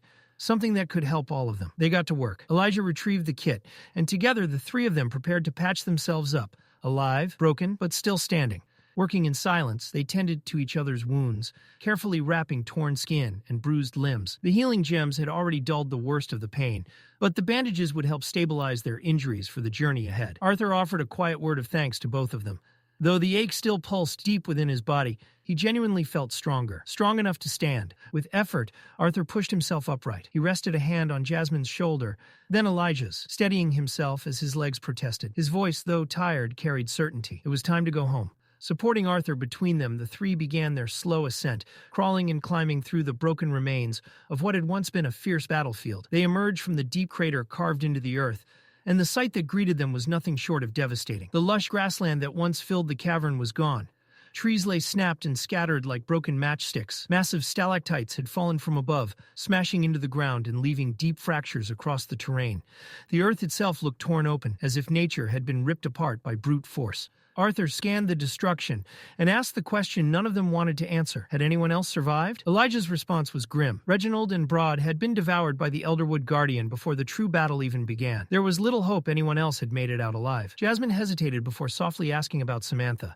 Elijah fell silent for a moment before explaining that, just before the cavern collapsed, he had managed to form a metal shelter around her, but she had already been in terrible condition. Whether she had survived beneath the rubble? He didn't know. Arthur stared across the endless debris, his expression darkening. Searching for someone, anyone in this sea of destruction felt impossible. Even the Elderwood Guardian's beast core, a treasure of immense value, was likely buried far beneath their feet, lost forever under stone and ruin. Still, Elijah refused to give up. He hadn't been able to search properly while trapped underground, But now that they were free, he was willing to try. Kneeling, he pressed his palm against the fractured earth. Mana rippled outward as he whispered the spell. Earth pulse. The air grew tense. Jasmine stood quietly beside Arthur, watching Elijah with unblinking focus. Minutes passed as Elijah concentrated, listening to vibrations far below the surface. Then his eyes widened, first in shock, then relief. He had found her. Samantha was alive. Her heart was still beating. Arthur felt a flicker of surprise. Earth pulse was meant for surface-level detection, yet Elijah had sensed someone buried deep beneath the rubble. The question returned once more. Just who was Elijah Knight, really? Without delay, they followed him across the shattered battlefield. As they neared a cluster of collapsed stone and fallen stalactites, Elijah murmured another incantation. Metal surged upward, smoothly forming a protective enclosure. Inside lay Samantha. She was unconscious, her body battered and broken. Her legs were twisted at unnatural angles, clearly shattered. Elijah's face twisted in horror as he rushed forward, but Arthur stopped him. One of the Elderwood Guardian's thick, withered vines was still wrapped tightly around her leg, not strangling her, but acting as a crude splint. Removing it now could make things worse. Arthur pointed out the signs. Her breathing was steady. Her pulse was strong, though she burned with fever. As bad as it looked, her life wasn't in immediate danger. Unconsciousness, for now, was sparing her from unbearable pain. Elijah clenched his fists, muttering bitterly under his breath. They had paid a heavy price to get this far. Jasmine gently lifted Samantha into her arms, cradling her carefully. She looked to Arthur and quietly asked if they should leave. Arthur's gaze drifted back to the ruined battlefield. The Beast Corps was gone, the victory incomplete, but they were alive, and that had to be enough. Before he could answer, a thunderous roar shook the cavern. The ground trembled violently, and loose stone rained from above. Elijah groaned, exhaustion etched deep into his face. But Arthur remained calm. The massive stone doors Lucas had sealed behind them suddenly exploded inward. Rock shattered, dust filled the air, and as it cleared, Elijah stood frozen in disbelief, while Jasmine released a breath of pure relief. Standing in the doorway was Sylvie. But she was no longer the small, playful companion Arthur remembered. Her body had grown into something magnificent and terrifying. Sleek scales, powerful limbs, and the unmistakable form of a dragon. The name Arthur had once given her now fit perfectly. Her voice echoed in his mind, filled with emotion. She had come back for him. Arthur let out a low whistle, stunned. Sylvie wasn't just bigger, she was massive. Before he could say another word, she lunged forward and licked his face with her long, snake-like tongue, nearly knocking him off his feet. He staggered back, gagging at her breath, yet smiling all the same as her laughter rang through his thoughts. Elijah could only stare, stammering, his mind completely unable to process what he was witnessing. The creature standing before them was wrong in the best possible way. It had 4 fully formed limbs, nothing like a wyvern. Elijah's throat tightened as the word struggled to escape his mouth. His voice shook when he tried to say it, but Arthur spared him the effort. She's a dragon. The word landed like a death sentence to common sense. Elijah looked around the cavern as if anyone, was about to laugh and explain the trick. No one did.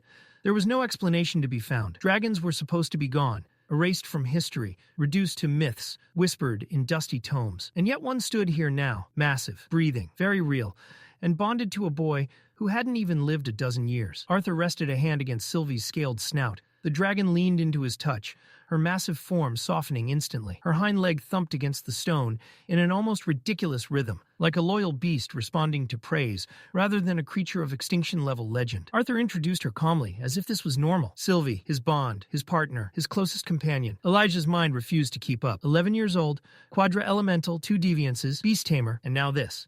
Arthur spoke again, quieter this time. The truth was his, but it came with a condition. No one else could know. Jasmine already did. Now Elijah did too. And that was where it ended. Dragons didn't survive the world by being known. Sylvie turned her attention to Jasmine next. Before anyone could react, the dragon leaned down and dragged her tongue across Jasmine's face in a single wet motion. Jasmine recoiled with a groan, saliva dripping as she wiped her face in disbelief. Elijah stared, muttering under his breath, overwhelmed by how absurd and terrifying this reality had become. There was no time to process it. They needed to move. With practiced care, Jasmine and Elijah lifted Samantha's broken body and settled her onto Sylvie's broad back. Arthur followed, his strength still fragile, his movements slow and deliberate. Every breath felt earned. Elijah hesitated, staring at the scene like it might vanish if he blinked. Arthur called to him again. It was time to go. Sylvie didn't hesitate. Her wings unfurled, massive enough to blot out the cavern light, and then she launched upward. The wind screamed as stone and dust were left behind. The dungeon that had nearly buried them alive shrank beneath them, its suffocating grip broken. What had taken them a full day to descend took only hours to escape. When Sylvie landed near the upper levels, the cavern wasn't empty. The bat runners were still there. Leathery wings twitched, noses flared. The moment they sensed new arrivals, their bodies tensed, screeching in unison as they surged forward. Jasmine drew her blade instantly, muscles coiled to strike. Then they saw Sylvie. The change was immediate. The bat runners skidded to a halt, claws scraping against stone. Their screeches warped into panic as instinct crushed whatever courage they had. One by one, they turned and fled into the darkness, vanishing as fast as they could. Silence followed. Jasmine stood frozen, sword still raised. Elijah swallowed hard. They finally understood. It wasn't them the monsters feared. It was her. With the threat gone, they carefully helped Arthur down. Samantha was lowered next. Her battered body laid gently against the cold stone. Arthur followed clumsily, pain flaring through every joint. Samantha stirred. Her eyelids fluttered open, and when she saw Arthur, her cracked lips curved faintly. Her voice came out hoarse, barely holding together. "You look better without the mask." Arthur told her to stop talking, to save her strength. She ignored him. With shaking hands, she reached into her robe and pulled something free. In one palm lay Arthur's mask. In the other, Elijah's breath caught. The Elderwood Guardian's beast core. Even on the brink of death, she had taken it. Arthur accepted it slowly, staring at the dull green stone veined with gray patterns, mana humming quietly inside. He said they would sell it and split the reward evenly. Both Jasmine and Elijah refused immediately. No hesitation, no discussion. Arthur protested, confused, but the answer didn't change. Samantha spoke softly, barely above a whisper. She was alive. That was enough. Arthur had killed the beast. The reward belonged to him. Arthur looked down at the core once more, then nodded. He told them to head to the guild hall and bring help. He would stay behind with Samantha. They agreed instantly. Before leaving, Elijah handed over Arthur's belongings, just in case. Then they were gone. Arthur was left alone in the ruined cavern. After a moment, he reached into his pack. His fingers brushed against thin parchment. Sound transmission scrolls. Relief washed over him. His mana had recovered just enough. He recorded a short message. Nothing dramatic, nothing heroic. Just proof that he was alive. The scroll shimmered and vanished, carrying his voice away. It wasn't much, but at least for now, his family wouldn't be left in the dark. Arthur turned his gaze toward Sylvie. She stood beside him, utterly still, yet radiating presence. Even at rest, she felt overwhelming, like a calamity choosing to sleep. Arthur asked her the question that had been burning in the back of his mind since she tore through the cavern like a living legend. How had she grown so much? How had she changed so drastically? Her answer flowed through their bond, clear and unfiltered. She had hunted mana beasts, strong ones, dangerous ones. She had fought, devoured, and absorbed their cores, stacking power upon power in brutal silence. No shortcuts, no mercy, just survival and growth. At Arthur's request, Sylvie began to shift. Her massive form shimmered, glowing faintly as her body compressed in on itself. Bone, muscle, and mana folded smoothly until the towering dragon was gone. In her place sat a much smaller creature, one Arthur knew well. But she wasn't the same. The playful red spikes were gone. Her fur was pitch black, swallowing the light around her. Her yellow eyes were sharper now, intelligent in a way that felt almost unsettling. She looked less like a cute companion and more like a little demon born from shadows. Still, she was Sylvie. Arthur let out a breath he didn't realize he'd been holding. He then pulled out the Elderwood Guardian's beast core. The stone pulsed faintly in his palm, dense with power, humming like a restrained heartbeat. Jasmine and Elijah wouldn't be back immediately. He had time, and wasting time was something he couldn't afford anymore. With his body's unique ability to assimilate mana, this core would accelerate his recovery dramatically. Arthur sat down, crossed his legs, and closed his eyes. Meditation. The moment he drew the mana in, warmth spread through his limbs, flowing through damaged channels, stitching strength back into him piece by piece. His body welcomed the energy like a starving beast, but his mind didn't rest. Lucas Wykes. The name surfaced like poison. Lucas had left them to die. No hesitation, no remorse. Because of him, Brauld was dead. Samantha was barely clinging to life. Blood stained that dungeon long before the Elderwood Guardian ever fell. And Lucas wasn't just some reckless noble brat. He was a Wykes, a name that carried weight, power, protection. Arthur knew better than to rush this. Charging in blindly would only end with more people hurt, or worse. Revenge wasn't enough. Not the shallow kind, not a momentary release of rage. What Lucas had done demanded something heavier, something permanent. His thoughts were cut short by approaching footsteps. Arthur opened his eyes. A group in uniform entered the cavern. Medics, sent by Jasmine and Elijah. They moved fast, efficient, professional. Herbal anesthetics were administered, hands steady as they stabilized Samantha and secured her onto a stretcher. She was alive. Barely, but alive. They recovered Brauld's body next, carefully, respectfully. Outside, waiting beyond the dungeon entrance, were Brauld's wife and child. The moment they saw him, they collapsed. The sound of grief filled the hall, raw, broken cries that dug straight into the chest. It wasn't dramatic. It wasn't cinematic. It was real. Later, Arthur, Jasmine, and Elijah were escorted to the guild hall, to a private chamber, Caspian's office. The air was heavy with tension and exhaustion. Elijah spoke first, recounting everything. The Guardian, the traps, the collapse, and Lucas's betrayal. Nothing was spared. Every detail was dragged into the open. And with each word, the weight of it all pressed down harder. Arthur finally spoke, his voice calm, but edged with fatigue. They had already given their statements. The dungeon, the battle, the betrayal. How much more was needed? For him, it was enough. Caspian agreed. He saw it in their faces. He told them they would rest before the official hearing. Then the doors exploded open. Armored guards stormed in. Every eye turned. The symbol of House Wykes gleamed on their uniforms. And at the center of it all, Lucas Wykes. He walked in smiling.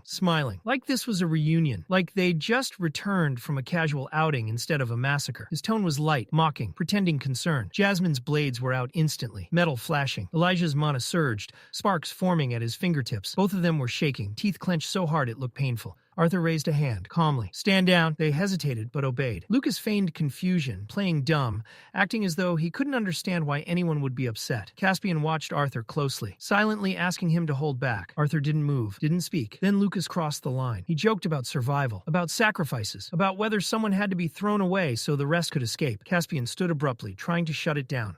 Lucas ignored him. He turned to Samantha, sneering, calling her a cripple. Then he smirked and started talking about Brauld, implying Arthur might have used him like a shield. He never finished. A blade screamed through the air. It slammed into the door behind Lucas with brutal force. After slicing clean through his ear, blood sprayed across the floor. One of the guards shouted in panic, pointing at the wound. Lucas froze. His hand rose slowly to his ear. When he pulled it back, it was soaked in red. Not fatal, but humiliating enough. Arthur stood, slowly and deliberately. His eyes locked onto Lucas. Not with rage, but with something far worse, cold intent. Bloodlust flooded the room like a tidal wave. The air grew heavy, suffocating. Guards stumbled, breath hitching as invisible pressure crushed down on them.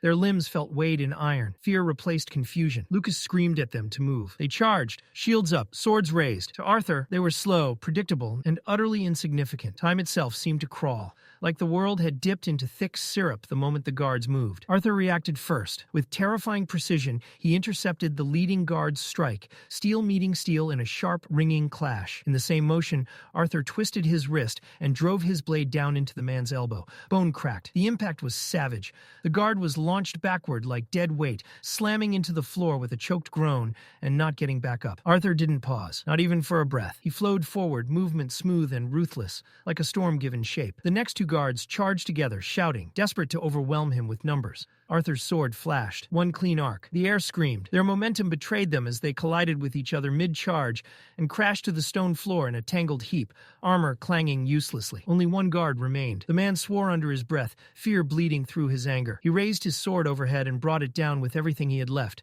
But Arthur was already gone. The blade cut nothing but air. Arthur passed him in a blur, calm and effortless, leaving the guard standing there in stunned silence before his knees buckled and he collapsed, unconscious, without ever realizing when he'd lost. Caspian shouted then, sharp and urgent, ordering Arthur to stop. Any violence before the hearing would complicate things, make them worse, dangerous. Arthur didn't acknowledge him. He walked straight toward Lucas. But instead of finishing it, Arthur reached out calmly and grasped the hilt of his blade still buried in the door behind Lucas. His expression didn't change as he pulled it free. It slipped, Arthur said flatly. I was just retrieving it. Lucas couldn't move. Blood dripped steadily from his severed ear, pattering softly against the floor. His hands trembled uncontrollably. The smug confidence he'd walked in with was gone, replaced by raw, animal fear. He finally understood something he should have realized much earlier. He was standing in front of a monster. Caspian forced himself back into control and turned sharply to one of the officers, Lydia, instructing her to escort Lucas to the medical ward immediately. The guards didn't waste a second. Arthur turned then, addressing Jasmine and Elijah. He told them to wait outside. They didn't argue. They nodded once and left the room. Arthur closed the door behind them. Now, it was just him and Caspian. Caspian exhaled slowly, the tension still thick enough to choke on. He tried to reason with Arthur, warning him not to provoke Lucas again. No matter what had happened, Lucas was a Wykes. Acting openly against someone like that carried consequences far beyond a single room. Arthur didn't appreciate the warning.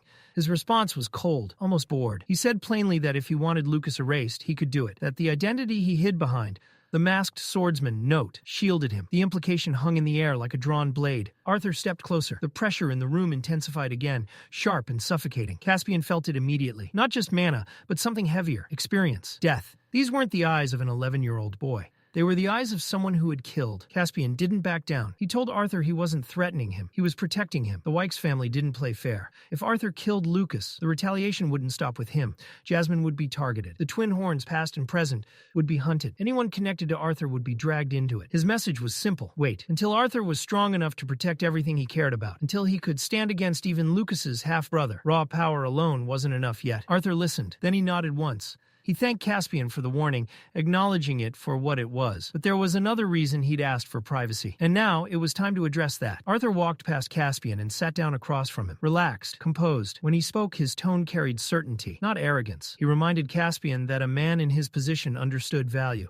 And aligning with someone like Arthur wasn't charity. It was an investment. Supporting him would benefit the Adventurers Guild itself. Caspian didn't smile openly, but amusement flickered behind his eyes. He wasn't sure whether Arthur's confidence came from youth or something far deeper, but either way, it was unsettling. Caspian agreed. As long as it was within the Guild's power, they would support Arthur. Arthur nodded and laid out his demands calmly. After a brief discussion, he stood and left the room. The hallway outside was quiet. Elijah was waiting, tense and pale. The moment Arthur appeared, he spoke, admitting honestly that he'd been terrified. Genuinely afraid Arthur would have killed Lucas right there. Arthur shrugged it off. It wasn't time. Elijah hesitated, then asked the question he probably shouldn't have. Did Arthur still intend to kill Lucas someday? Arthur didn't answer. Instead, he changed the subject, saying he was starving and Sylvie was waiting. They should eat before the hearing. The conversation was over. Elijah nodded, unsettled. Justice had to come next. The guild arranged a formal hearing in a small amphitheater-style courtroom.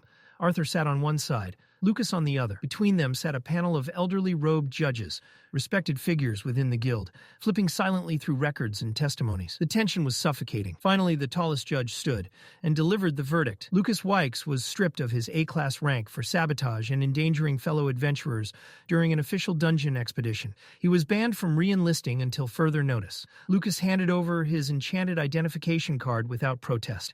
The punishment settled heavily over the room. Arthur watched in silence. For everything Lucas had done, leaving them to die, triggering the collapse, getting people killed, this was all. Anyone else would have been imprisoned, executed even. But Lucas was a Wykes. Then the judge turned to Arthur. He was asked to stand. The panel had reached a decision regarding him as well. Despite his heroics, despite the lives saved, Arthur was to be punished for his public display of aggression toward Lucas. The ruling was blunt. The verdict came down hard. Arthur was officially banned from entering Xyrus City for as long as Lucas Wykes remained enrolled at Xyrus Academy.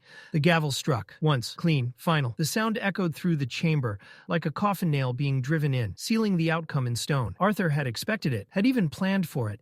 But he still leaned forward at the podium, jaw tightening as he raised his voice in protest. He demanded to know how any of this made sense, how the one who had been betrayed, nearly killed, was the one being punished while the traitor walked free. His tone carried heat, anger, injustice, but it was theater. Out of the corner of his eye, Arthur caught it. The exact moment Lucas's stiff posture loosened, the exact second relief crept into his expression and curled into a smug, self-satisfied grin. That grin told Arthur everything he needed to know. Good. Let him think he'd won. The judge silenced Arthur with a sharp rap of his staff. The guild, he explained, had taken the full context into account. That was precisely why Arthur's adventurer license hadn't been revoked. He was free to continue working, free to take missions, free to grow stronger. But there was one rule. Arthur was to stay away from Lucas Wykes and the Wykes family. No contact, no provocation, no exceptions. Then Lucas opened his mouth. Panic cracked through his voice as he demanded to know Arthur's true identity. Who was he really? What guarantee did they have that Arthur wouldn't sneak into Xyrus City unmasked and slaughter his family in their sleep? Coward.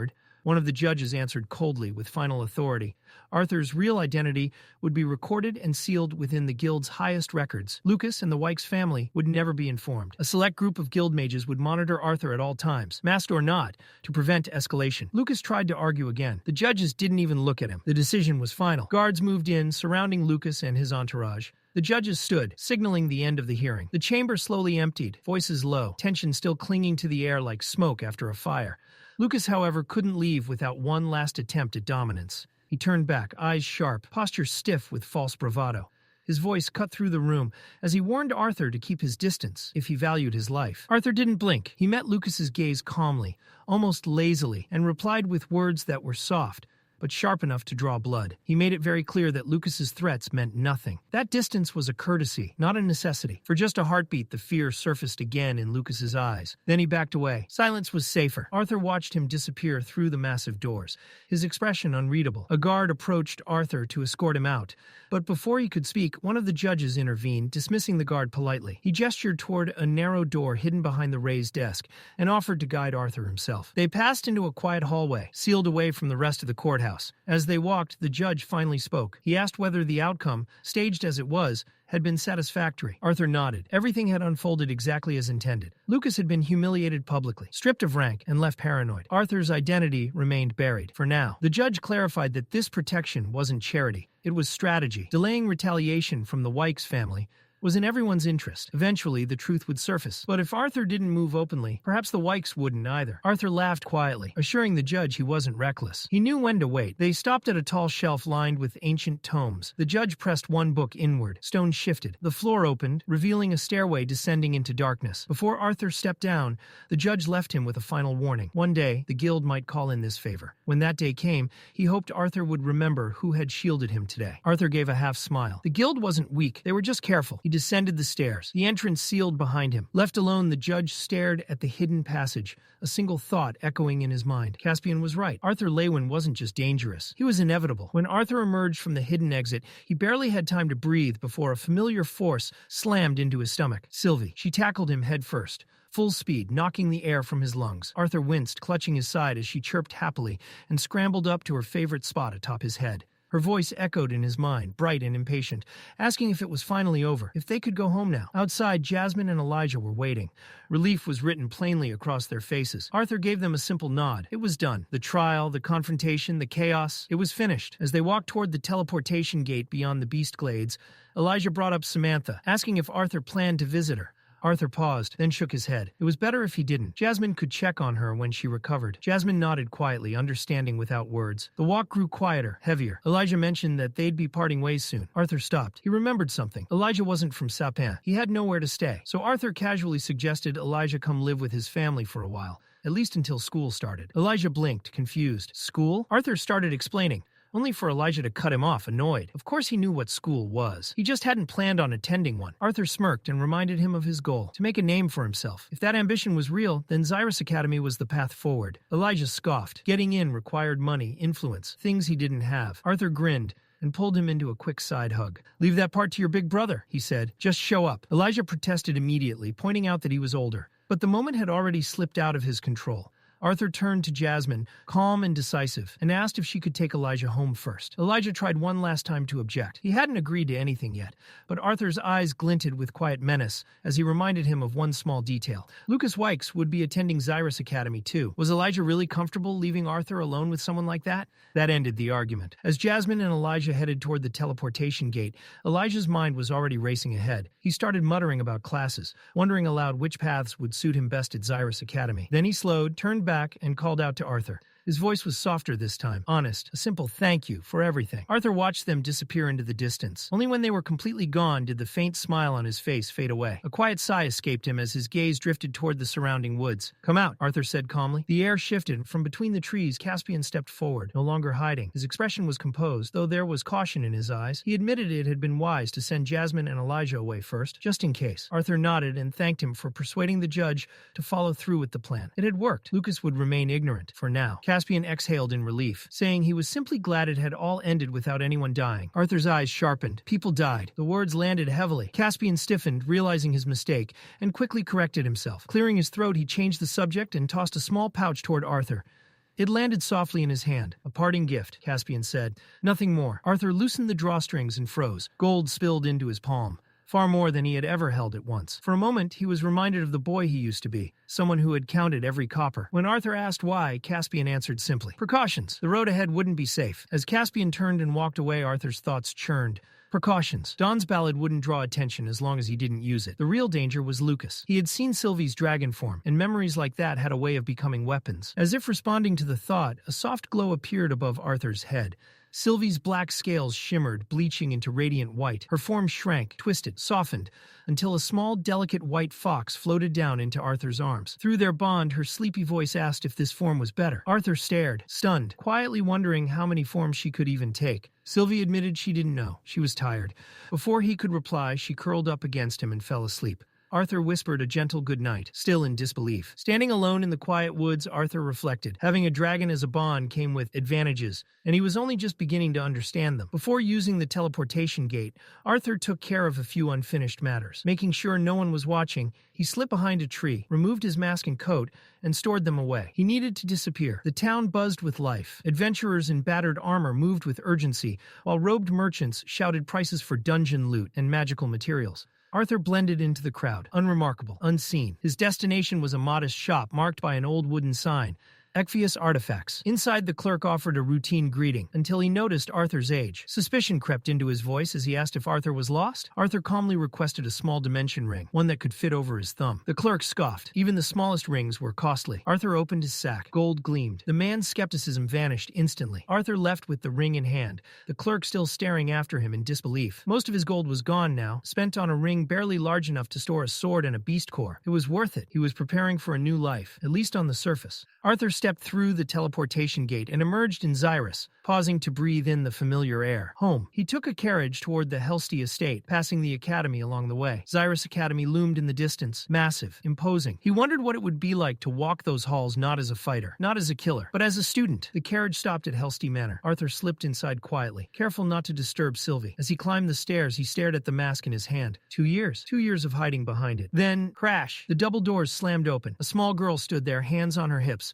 radiating authority far beyond her size. Ellie. Arthur barely managed to say her name before she charged down the stairs and slammed into him, hugging him tightly. Tears filled her eyes as she whispered a simple welcome. She had missed him. Arthur smiled and promised her he wasn't leaving again. Satisfied, she giggled, ran back upstairs, and waved for him to follow. Arthur stood there, stunned. She'd grown so much. Last time, she'd been small, fragile, still unsure of the world, and of him. As that thought settled, something cold wrapped around Arthur's heart. A realization, a horrifying one. Ellie had grown. In a few short years, maybe even sooner, boys would start paying attention to her. That meant clumsy crushes, lingering teenage stares, and awkward attempts to get close to his little sister. The thought alone made Arthur's stomach churn. The image formed vividly in his mind. Ellie, who once clung to his arm with small hands, now surrounded by boys who didn't know their place. His eyes widened as his thoughts spiraled, imagining her growing up far too fast. He didn't like that future. He wasn't ready for it. Thankfully, that unsettling train of thought was cut short by a familiar voice calling out to him. Arthur! His mother, Alice, rushed in first, with Reynolds right behind her. The tension melted from their faces the moment they saw him, relief and joy softening their expressions. His father, still broad-shouldered and powerful despite the years, didn't hesitate for even a second. Reynolds scooped Arthur up with a loud laugh, pulling him into a crushing embrace that nearly knocked the breath from his lungs. With a proud grin, he joked that Arthur hadn't grown at all since he last saw him.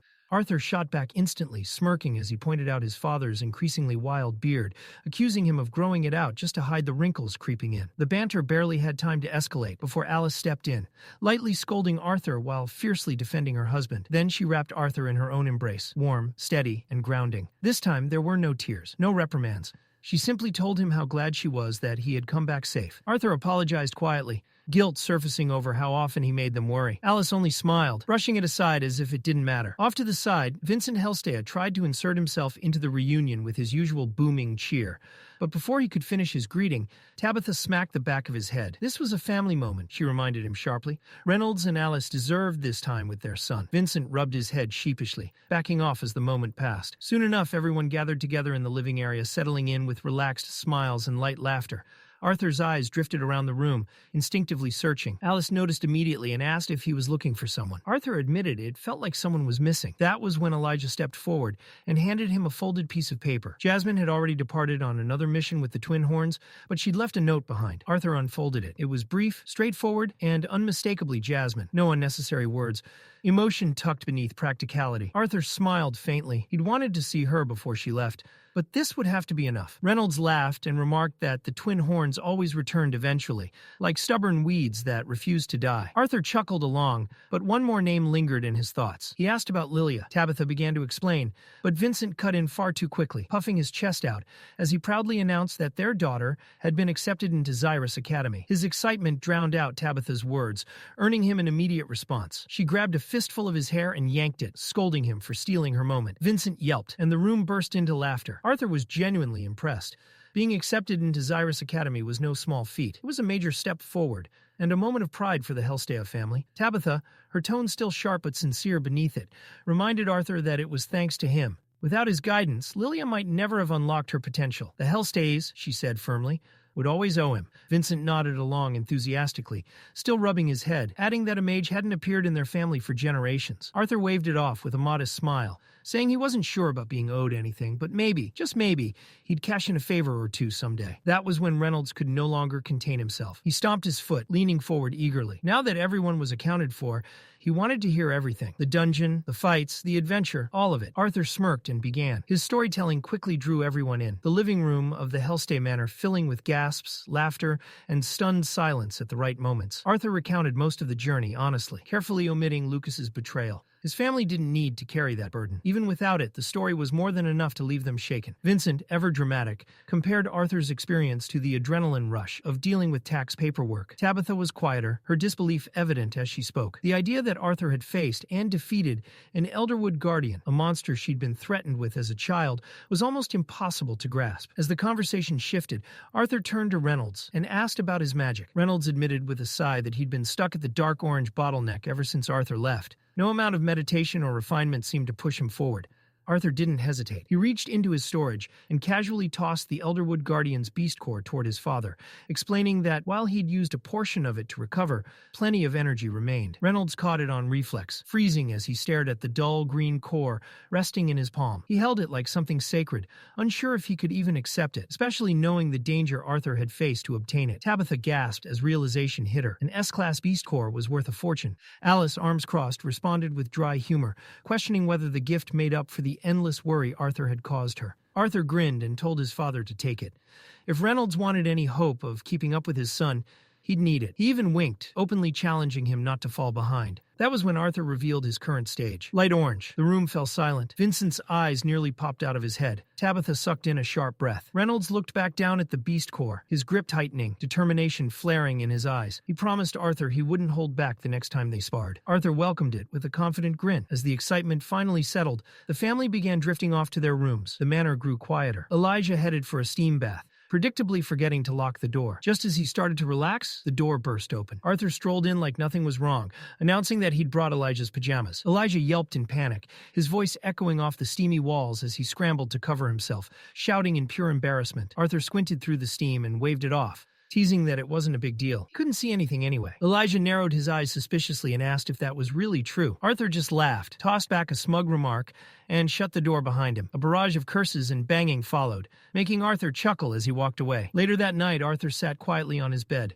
pulling out the mask he hadn't worn in a long time. Arthur studied the mask in silence, letting the memories settle. 2 full years had passed, years packed with bloodshed, close calls, losses, and growth that had reshaped him in ways even he sometimes struggled to grasp. It felt distant now, like another life layered over this one. Nearby, Sylvie perched comfortably, her presence light and familiar.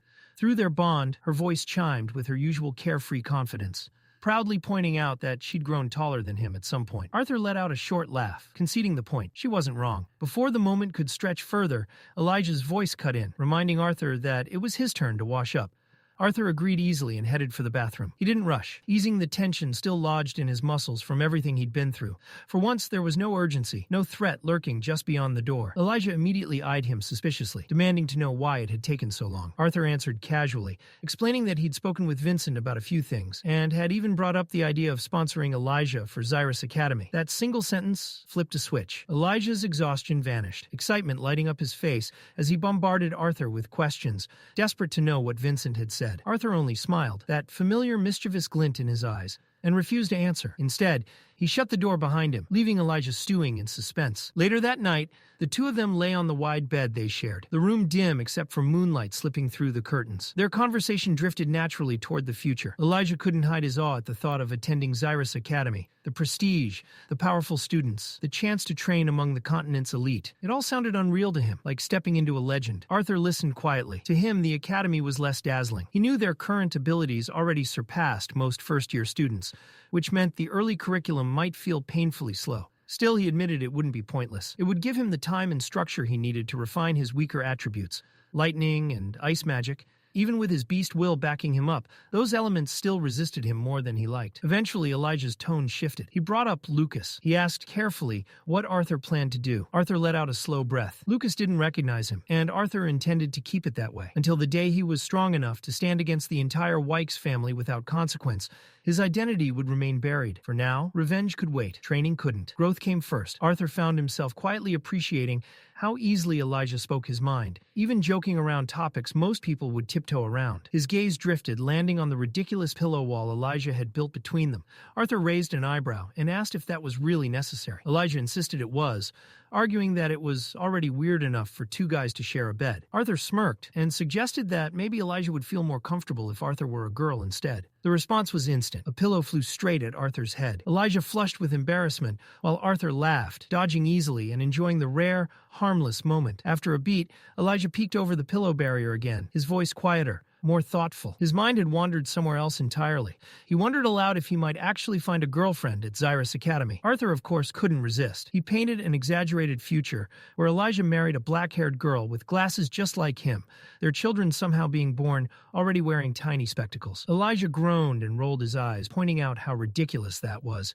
Babies didn't come with glasses. Still, he laughed despite himself. Then he flipped the teasing back onto Arthur, claiming Arthur's looks alone would make him popular, whether he wanted it or not. Too princely, he said, for his own good. Arthur smirked and asked if that sounded like jealousy. Elijah shot back immediately that it wasn't subtle at all. It was blatant. Arthur waved it off. He wasn't interested in anyone at the academy. To him, girls his age still felt far too young, barely more than kids. There was no rush. What mattered was rest. He told Elijah to get some sleep. Elijah agreed quietly. There was gratitude in his voice, and with that, their banter faded. The room fell into silence, the world outside unusually calm as both of them drifted off. Morning arrived gently. Thin rays of sunlight slipped through the curtains, nudging Arthur awake. He rose, got ready, and headed downstairs. Vincent was already there, brimming with energy. He greeted Arthur enthusiastically, reminding him of the inventor Arthur had asked about the day before. Vincent wasted no time explaining that he'd already arranged a meeting. The man's name was Gideon. According to Vincent, Gideon wasn't just an inventor. He was a legendary artificer, one of the most respected researchers in all of Sapin. He was due to return to Xyrus City in 3 days, and Vincent suggested they meet him before heading downtown with everyone else. Arthur agreed immediately. When he asked what was happening downtown, Vincent mentioned a major announcement scheduled for the central square. Arthur acknowledged it, though his interest clearly lay elsewhere. He thanked Vincent for setting up the meeting. When Vincent asked if Arthur needed something specific from Gideon, Arthur explained that it wasn't a necessity. It was something he wanted to discuss, an idea from his past life that had waited patiently for the right moment. This meeting would be the first step toward bringing it into reality. Vincent was still trying to process that when Reynolds appeared. He called out to them, then immediately scolded Vincent for his messy appearance, reminding him he had somewhere important to be. Realizing he was already late, Vincent panicked, shouted that he'd pick Arthur up later, and bolted out the door. Reynolds watched him go, chuckling as he teased Vincent for running while constantly looking back like a nervous child. Then he turned to Arthur. When Arthur asked about his magic, Reynolds' face lit up with pride. He announced that he'd finally broken through. Solid orange stage. The progress was real, and it showed. Reynolds reached into his pocket and pulled out the very same beast core Arthur had given him earlier. Even though every last drop of mana inside it had already been drained, the core hadn't shattered the way it normally should have. Instead, it sat there, perfectly intact, solid and heavy in his palm. The detail clearly bothered him. A drained beast core surviving like this wasn't normal. Far from it.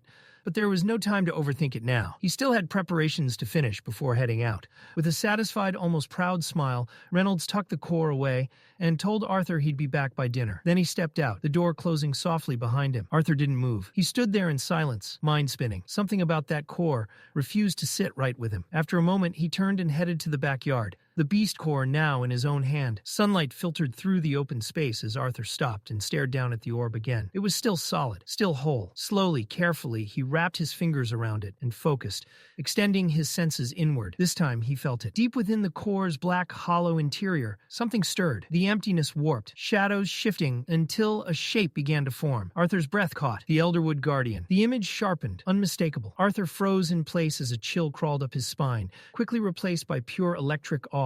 His heart started pounding. That fight, one that had nearly killed him, had left behind a reward so absurdly rare it bordered on the unreal. A beast will, not just treasure, not just power, a phenomenon. A gift that granted its wielder immense strength and often a unique magical ability. Something that could only be obtained if a powerful mana beast willingly passed it on, or if it was torn out by force from its core. Arthur stared at the glowing orb in his hand, thoughts colliding violently in his head. And then, a dangerous idea took root. What if he tried to integrate not one beast will, but two? There were no records, no precedents, no ancient manuals warning him not to. Just a single, terrifying unknown. And Arthur had never been one to shy away from that. Without another second of hesitation, he tightened his grip and began pouring his mana into the core. Immediately, something answered back. This wasn't like the clear, emotional connection he shared with Sylvie. This was savage, primal, a raw, hostile presence roaring deep inside his consciousness. The will of the Elderwood Guardian lashed out violently, rejecting him with overwhelming force. Vines exploded forward in his mind, faster than sight, aiming straight for him, and shattered. They slammed into something invisible and broke apart instantly. Arthur's eyes widened as a powerful pressure surged around him. A barrier had formed, absolute and unyielding. He turned instinctively, and his breath stopped. Behind him stood Sylvia. Not her physical body, but her will. Towering, majestic, terrifying. The image of the great dragon loomed with overwhelming dominance, her massive form radiating authority. Her glowing eyes locked onto the Elderwood Guardian with cold finality. Space itself seemed to tremble as her will surged forward. Her jaws opened wide, rushing toward the wooden beast with unstoppable force. The Guardian convulsed, utterly crushed beneath the pressure. And then Arthur gasped awake. His eyes snapped open as the beast core slipped from his hand, clattering and rolling across the ground. His chest rose sharply as he sucked in air. He had stopped just in time. Arthur understood instantly. If he'd hesitated even a moment longer, Sylvia's beast will would have completely erased the Elderwood Guardian, destroying it beyond recovery. Any chance of passing that will on to someone else would have been gone forever. He bent down and picked up the core again, his thoughts drifting immediately to his father. Why couldn't Reynolds absorb it? The answer came easily. Elemental compatibility. Just like Grandpa Virion had explained long ago, a beast's attributes had to align with the mage's mana core. No matter how strong Reynolds was, his affinity simply didn't match the Elderwood Guardians. But Arthur already knew exactly who it would match. The days that followed passed swiftly. Arthur threw himself back into training, disciplined and relentless, refining his body and mana without letting his guard slip. But he didn't waste the peace either. He spent time with his family, laughing, relaxing, doing ordinary things that felt almost unreal after everything he'd been through. He knew better than anyone how fragile moments like these were. One morning, sunlight spilled gently through the windows as Arthur and Elijah lay sprawled across their bed, still deep in sleep. The quiet didn't last. The door creaked open. Ellie's small voice cut through the room, announcing that it was time for breakfast. Mom had called for them. Half asleep, Arthur mumbled something incoherent about wanting a luxurious dimensional ring, clearly still trapped in dreamland. Ellie reminded him that today was the announcement and that everyone needed to be ready. Then she grinned. Before Arthur could react, Ellie launched herself onto the bed and drove a sharp elbow straight into his chest. The impact knocked the air clean out of him. Arthur wheezed, clutching his sternum as pain flared. He shot Ellie a glare that was half annoyed, half impressed, reminding her she wasn't that small anymore, and that one day she might actually break something. Ellie gasped dramatically, eyes wide as she accused him of calling her fat. The accusation was completely fake, but the chaos was real. Arthur groaned, muttering about whatever insane things she must be learning at that school for proper ladies. Before leaving, Ellie reminded him to hurry up and come down. She, their mother, and Aunt Tabitha were heading out first. Once she disappeared, Arthur sighed, rubbing his ribs again, and wondering where she'd picked up such violent tendencies. From beside him, Elijah answered casually. He had a pretty good guess. Later that day, they boarded a carriage and set off. The scenery shifted as they traveled, towering buildings of the central district slowly giving way to smaller homes, workshops, and shops. Signboards hung everywhere, advertising artifacts, elixirs, and magical services. The air felt different here, less regal, more alive. Arthur leaned back, rubbing his stomach. He was still hungry. Elijah laughed, pointing out that Sylvie had stolen half his breakfast. Arthur couldn't argue. The little dragon was a menace when it came to food. Elijah decided to check out the nearby stores. Arthur questioned whether he even had money to buy anything. Elijah adjusted his glasses smugly, reminding Arthur that, unlike him, he'd actually been saving his dungeon earnings. Arthur smirked but let him go. He turned to Sylvie and nodded, signaling her to accompany Elijah while he handled something else.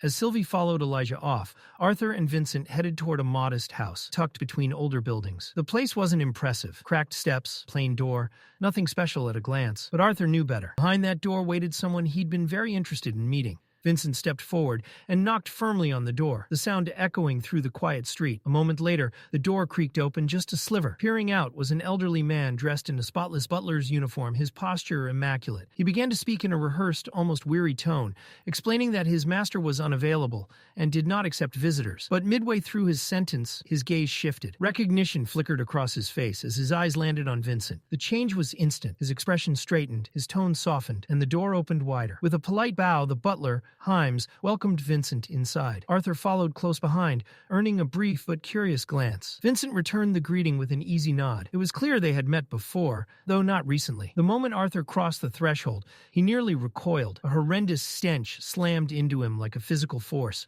It was sharp and metallic, thick with the smell of rust, burned chemicals, and something acrid he couldn't quite place. The air itself tasted like copper, clinging to his tongue and throat. Arthur's face twisted instinctively in disgust. Himes noticed and let out a small, amused chuckle. Then something moved. From within one of the heaps, an elderly man rose, brushing soot and metal shavings from his wild, unkempt hair. He looked irritated before he even spoke, and when he did, it was loud. He barked at the butler, demanding to know why someone had been let inside his workshop. But the moment his eyes landed on Vincent, his scowl softened, just slightly. Not enough to hide his annoyance, but enough to show familiarity. He complained that even though Vincent had called ahead, he wasn't in the mood for visitors. For over a year, he said, royal messengers had been pestering him nonstop, all demanding the same impossible thing: a way to cross the ocean. Arthur let out a small chuckle, genuinely intrigued. Why would anyone want to travel across the ocean in the first place? The answer came fast and sharp. Gideon snapped at him, telling him it was none of his business. Only then did Gideon pause. His sharp, analytical eyes narrowed as they settled on Arthur. There was caution in that stare now, the look of someone who sensed something unfamiliar. He asked Vincent who the boy was. Arthur stepped forward immediately, bowing with perfect courtesy. He introduced himself as Arthur Leywin, son of Reynolds Leywin, his tone respectful and composed. He even praised Gideon's reputation and contributions as an inventor and artificer. Gideon was unimpressed. He waved off the formality and turned back to Vincent, bluntly asking why Arthur had been brought here at all. Gideon made it clear. He did not take students. He did not accept disciples. He did not mentor. Vincent hesitated, then admitted honestly that he didn't know the full reason himself. Arthur had asked for the meeting. Arthur didn't deny it. He explained that he'd originally come to offer something else entirely. But when Gideon mentioned the issue of long-distance travel across the ocean, a new idea had formed in his mind. Instead of explaining, Arthur said it would be better to show. Before anyone could stop him, Arthur walked over to a cluttered workbench covered in parchment scraps and scattered tools. He pulled a clean sheet free, grabbed a charcoal pencil, and began to sketch. At first, Gideon barely glanced over, clearly dismissing it as the pointless doodling of a child. But then his eyes caught a detail, then another. Suddenly, he lunged forward and snatched the parchment out of Arthur's hands. His face hovered inches from the page, eyes wide, breath uneven. What Arthur had drawn wasn't magic circles or mana conduits. It was something else entirely. An engine, not powered by mana, but by steam, heat, pressure, external fuel. A concept so foreign to this world that it felt almost illegal. Gideon's hands trembled as he muttered under his breath, tracing the design with shaking fingers, mentally filling in gaps. But just as his excitement peaked, he stopped. Something was missing. Key components were absent, critical details deliberately omitted. Arthur calmly took the parchment back, stating that the complete design would be shared only after their negotiation concluded. Gideon exhaled slowly, long, heavy. He knew he was trapped. With a sharp snap of his fingers, he summoned his assistant. Himes appeared moments later, carrying a sealed case with extreme care. He placed it on the table and opened it. Inside rested an ironized diamond. The gem shimmered with contained power, its surface reflecting light like frozen lightning. Vincent gasped openly. This was a treasure capable of forging top-tier artifacts, something worth a fortune beyond measure. Arthur barely reacted. Gideon, undeterred, proudly explained that the jewel could store mana up to 5 times its own capacity. He waited for awe. It never came. Arthur wasn't impressed. Gideon's confidence cracked slightly.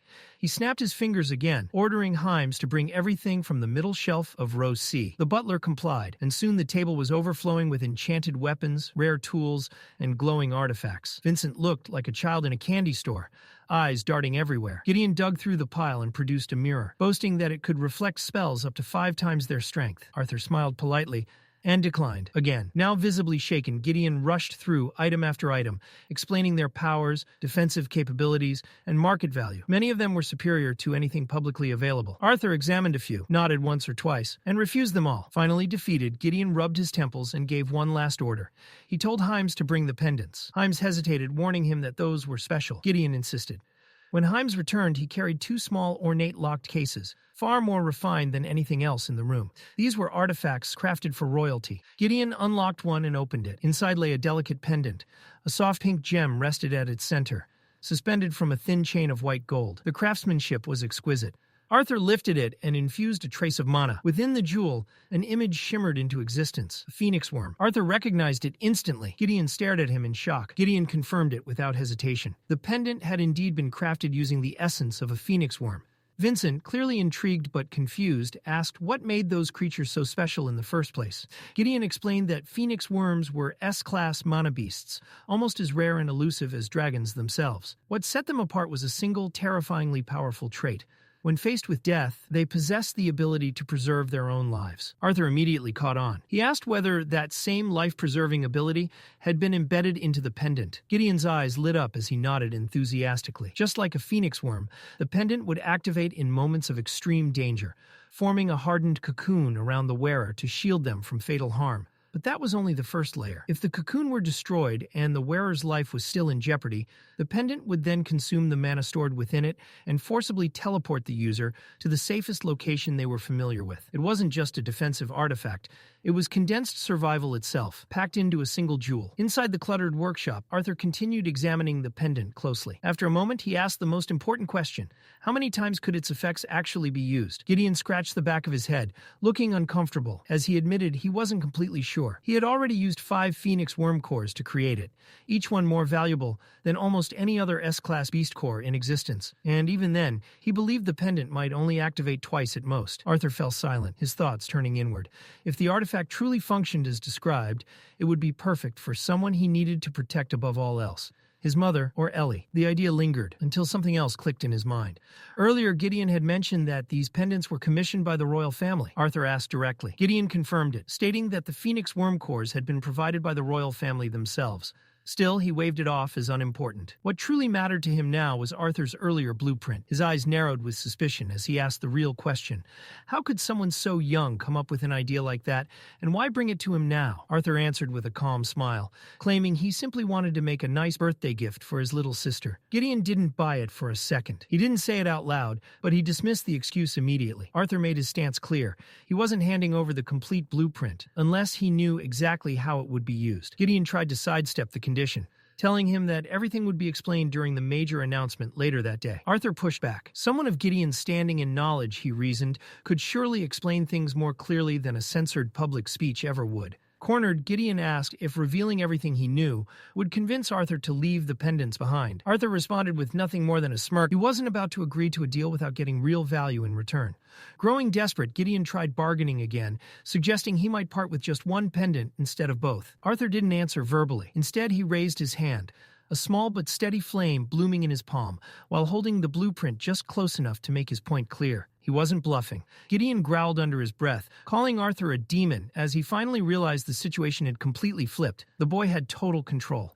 Vincent, who had been silently observing the exchange, finally stepped in. He admitted he didn't always understand what Arthur was thinking, but he vouched for one thing without hesitation. If Arthur made a promise, he would keep it. That was enough. Gideon let out a loud groan and finally gave in. He didn't care about the royal family anymore. Compared to this ship project, they were irrelevant. With a resigned sigh, he revealed the truth. Last year, his team had uncovered evidence, and now they were absolutely certain. There was another continent beyond Dicathen. Arthur froze. The idea hit him hard. Another continent. Something so massive, so world-altering, that it was difficult to even process. Vincent nodded slowly, adding that he had heard the same rumor from a royal family employee before. Someone who had been unsure, but warned him to keep it secret. Hearing it again from Gideon confirmed what Vincent had already begun to believe. Still, Arthur wasn't satisfied with rumors alone. He pressed Gideon, demanding proof, real evidence, not speculation. Gideon bristled, clearly insulted. He made it very clear that he wasn't the type of scientist who made baseless claims. His voice rose as he explained how it all began. Years ago, they had discovered a strange artifact attached to a bird-type mana beast. The creature wasn't native to Dicathen and possessed a unique ability, perfect camouflage, something no known beast on the continent could replicate. That alone was groundbreaking, but the artifact it carried changed everything. Vincent, still stunned, asked how they had even managed to capture such a creature.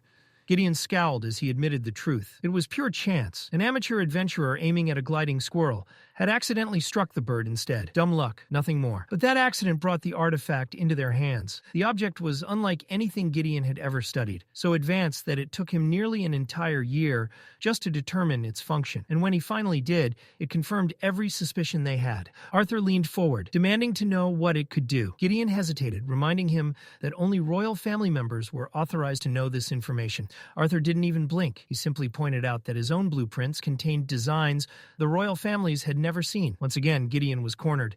With visible irritation, he finally revealed the truth. The artifact could record and store moving images. Vincent leaned back with a quiet, satisfied smirk. Even someone as brilliant as Gideon couldn't outmaneuver Arthur. Arthur, however, wasn't impressed yet.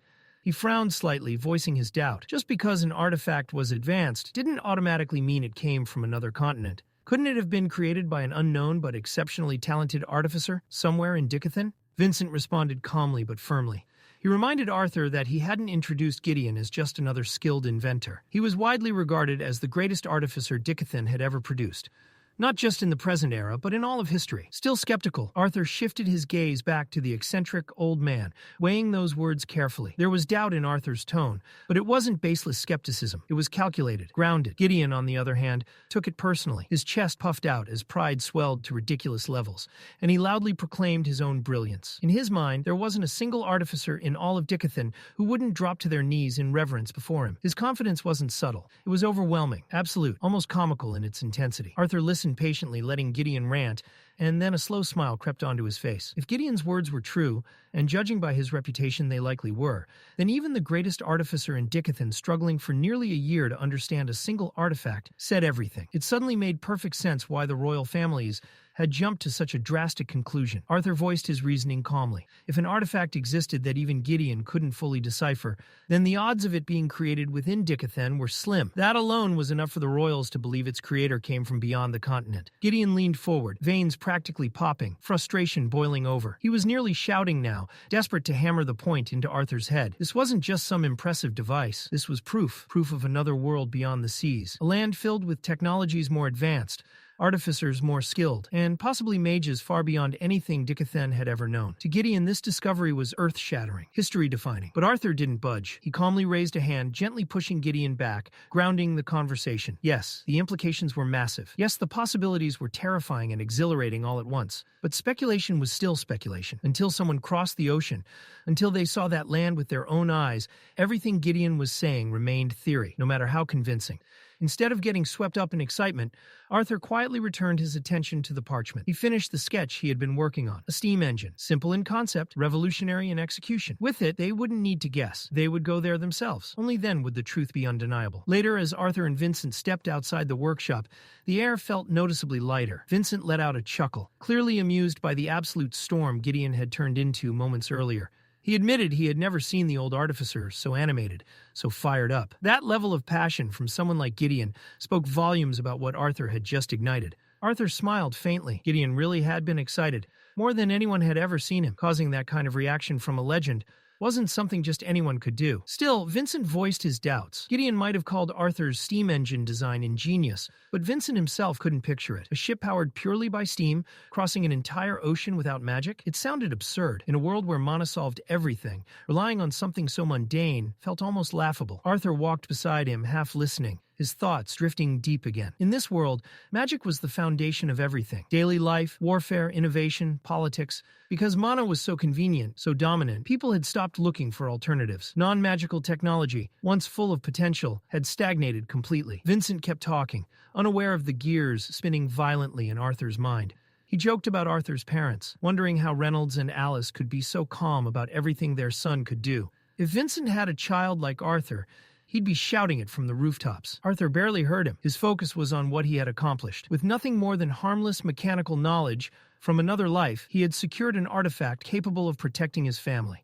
And now, with the possibility of another continent looming beyond Dicathan's waters, Arthur knew this was only the beginning. That was when Sylvie's cheerful voice echoed in his head, snapping him out of his thoughts. She was approaching with Elijah, their presence drawing closer from the other side of the square. Elijah arrived first, brimming with energy as always, talking rapidly about the upcoming announcement. Apparently, Elder Rhaeus had hinted at talks of unifying the three kingdoms, and Elijah couldn't wait to hear more. Arthur wasn't as optimistic. If unification was truly on the table, he suspected it wasn't just politics. If Gideon was right about another continent, then this move might be defensive, preparing Dicathan for something far larger than internal disputes. Vincent smirked and teased that he already knew what the announcement would be, but before he could elaborate, chaos erupted nearby. The laughter hit first, sharp, cruel, wrong. The group turned toward the sound and saw it immediately. A dwarf boy was being beaten by several students. They circled him like vultures, laughing as he stumbled and fell. Bruised and trembling, the boy begged them to stop, insisting he hadn't done anything wrong. Their leader stepped forward, Jamiel. His voice dripped with arrogance and cruelty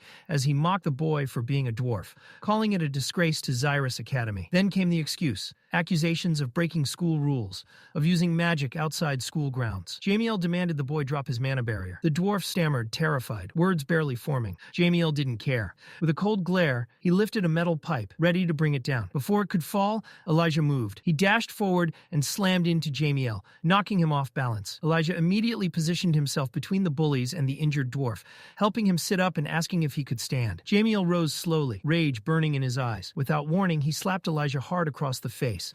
The sound cracked through the air. Elijah's glasses flew off and skidded across the ground.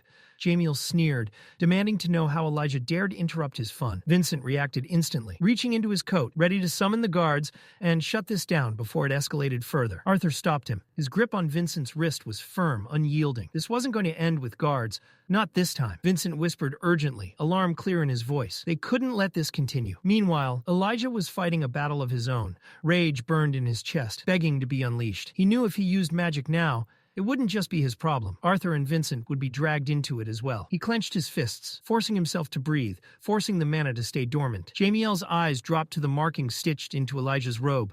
Recognition flashed. A twisted grin spread across his face as he realized it. The emblem of the Kingdom of Darv. The others noticed too, and their laughter turned sharper, nastier. Jamiel stepped forward, grabbing Elijah by the hair and yanking his head back, mocking him with cruel delight. He sneered about how Elijah might as well lie next to his half-pig brother on the ground.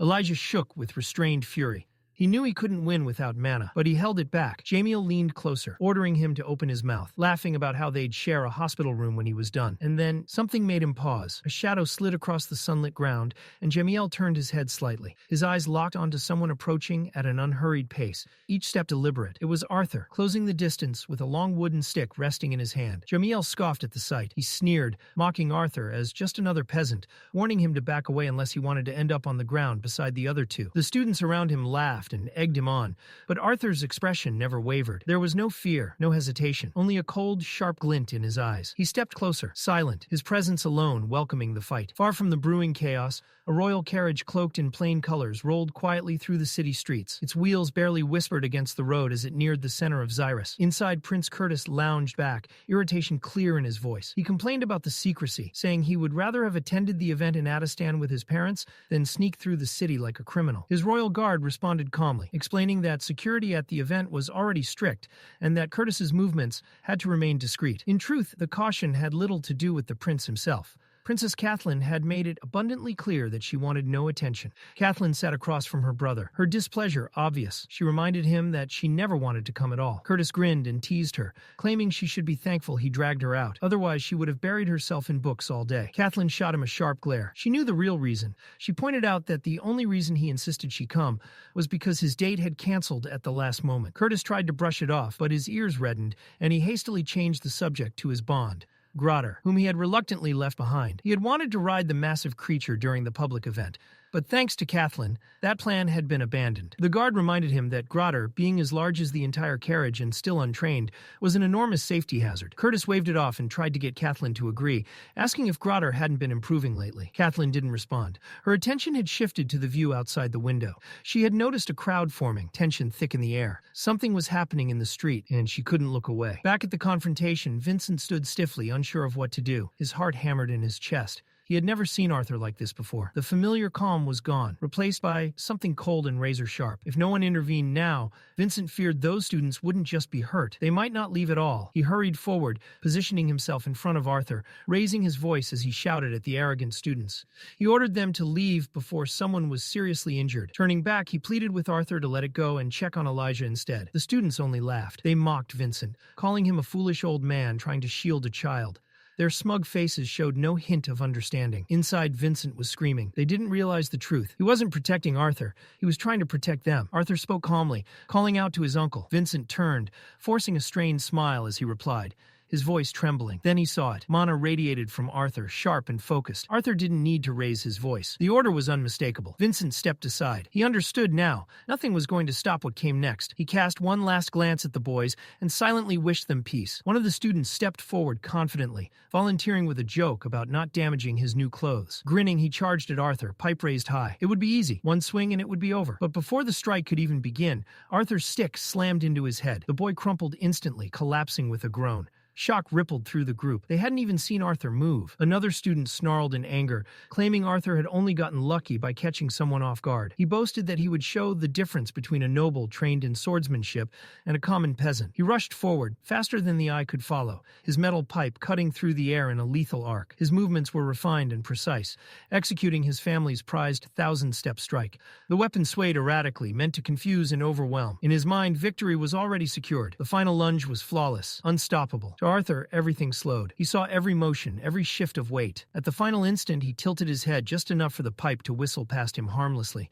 The noble's confidence shattered. Arthur moved. A single clean strike landed on the boy's back. The stick snapped on impact. The noble collapsed, breath torn from his lungs, pain carved across his face. Arthur glanced at the broken stick in his hand, remarking how easily even mana-reinforced objects broke when pushed too far. He let the remains fall from his fingers. There were still others standing. He rolled his shoulders, composed and steady. Arthur no longer needed a weapon. This would end with his bare hands. Jamiel stared at Arthur, arrogance still etched across his face.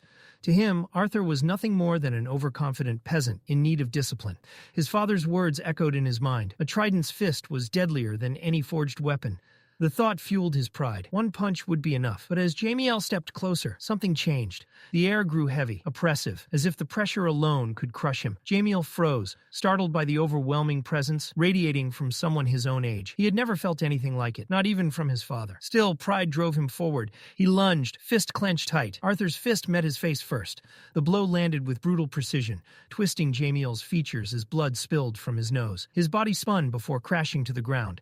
His vision swam, but through the haze he could still see Arthur standing there, unmoved. Rage consumed him. Jamiel shouted, seething with humiliation, screaming that Arthur had dared to disrespect the heir of House Trident. In a desperate move, Jamiel summoned his mana. Water coalesced around his hand, sparkling with lethal intent, and with a roar of rage, he sent a torrent of magic hurtling toward Arthur. But before the attack could strike, a solid wall of ice erupted in front of him, shattering his spells harmlessly. Standing calm and composed before the carriage was Princess Catherine, who had arrived just in time. Her eyes locked on Arthur, memories flickering back to their first meeting at the Helsty auction house. Back then, she had dismissed him as another ordinary boy, just like her immature brother or his friends. But now, there was something magnetic about him, something different. Arthur wasn't like the others. From the carriage, Prince Curtis emerged, voice booming across the street. Explain this. His presence alone froze Jamiel and his gang in place. The royal siblings' appearance struck fear into their hearts, forcing them to drop to their knees, faces pressed to the ground.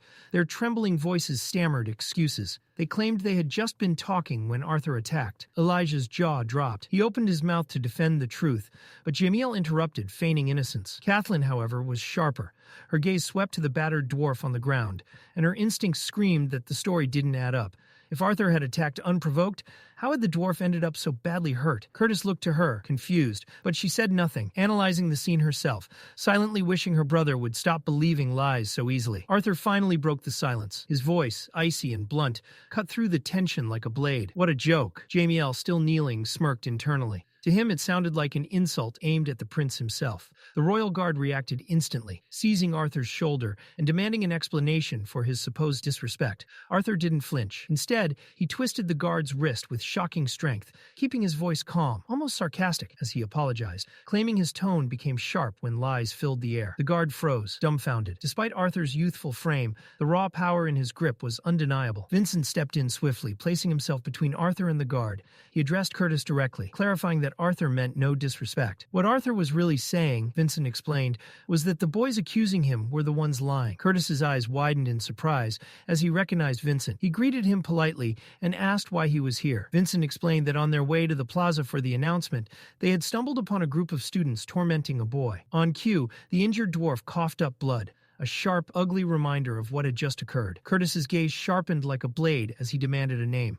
The leader stepped forward, exuding arrogant confidence. Jamiel L., firstborn of House Trident, he announced. Curtis's eyes narrowed. House Trident wasn't just any noble family. They were major benefactors of both the royal family and Xyrus Academy. The political weight of Jamiel's actions couldn't be ignored. Curtis hesitated, caught between justice and diplomacy. Any harsh punishment could spiral into far-reaching consequences. Kathleen tried to interject, warning that Jamiel's use of magic in public was a serious violation. But Curtis silenced her mid-word, suggesting that since no one was fatally harmed, perhaps it was better to let it slide. Jamiel inwardly celebrated. In his mind, victory was his. His family's influence could shield him, even from the royal family. But Arthur wasn't finished. He turned to Vincent and asked about a two-way communication scroll. Vincent hesitated, unsure, then confirmed he had one. Arthur snatched it without hesitation and activated it instantly. He wasn't calling just anyone. His voice connected directly to Cynthia Goodsky, director of Xyrus Academy. Jamiel's face drained of color. The audacity alone was stunning, and it was happening in front of a crowd. Cynthia's initial irritation melted into recognition and warmth as she heard Arthur speak. Everyone nearby felt the shift. Arthur wasted no time. Calm and controlled, he demanded that Jamiel Trident and his friends be expelled from the academy, citing racial bullying and the reckless use of lethal magic in public. Confusion flickered across Cynthia's face, especially at the mention of Jamiel's full name. Meanwhile, Jamiel stood, grinning smugly, convinced that his family's wealth and donations would outweigh Arthur's influence. Arthur's calm confidence didn't waver. He made it clear. His demands were conditional. The balance of power had shifted completely, and everyone watching understood. This was just the beginning. Arthur made it clear without finishing the sentence. He would only continue attending Xyrus Academy if decisive action was taken. There was no need to elaborate further. Cynthia's voice cut through with unwavering authority, sharp and final. "They're expelled." The words landed like a hammer, shattering Jamiel's world in an instant. And just as if fate wanted to pile on the humiliation, his mother called him through her own communication scroll. Her voice was a storm of fury, laced with disbelief and outrage. How could the Academy dare expel her son without explanation? Every syllable dripped with anger, leaving Jamiel frozen in dread. Meanwhile, Prince Curtis stepped forward, his posture shifting from annoyance to measured acknowledgement. With a formal, respectful tone, he apologized to Arthur, admitting that his earlier hesitation had been influenced by political pressure and doubt. Arthur, in turn, nodded and admitted that his own temper had flared during the confrontation.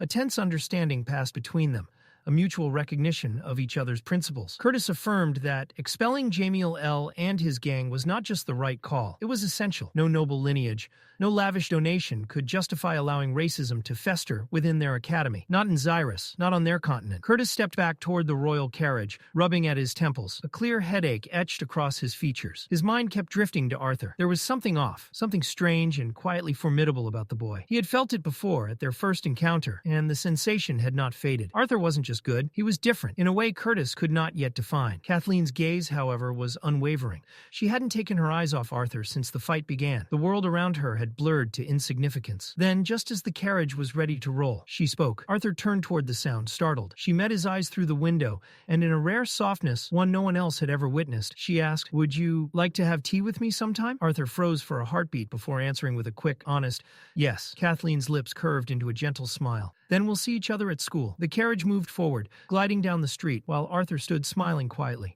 Vincent and Elijah beside him were frozen in disbelief, jaws slack, unable to process the scene. Inside the carriage, Curtis stared blankly, gripping his royal guard's shoulders and shaking him in disbelief. His mind could not comprehend what had just transpired. That cold, disciplined sister of his had spoken with warmth, but Kathleen's thoughts were elsewhere. Quietly, she kept her attention fixed on one thing: Arthur. In her heart, she admitted it. He truly was different. Back on the street, Arthur walked side by side with Vincent and Elijah. Elijah's frustration was still palpable. If he had been able to use magic, he said with a huff, those bullies would have been flattened in seconds. Vincent, by contrast, was utterly drained.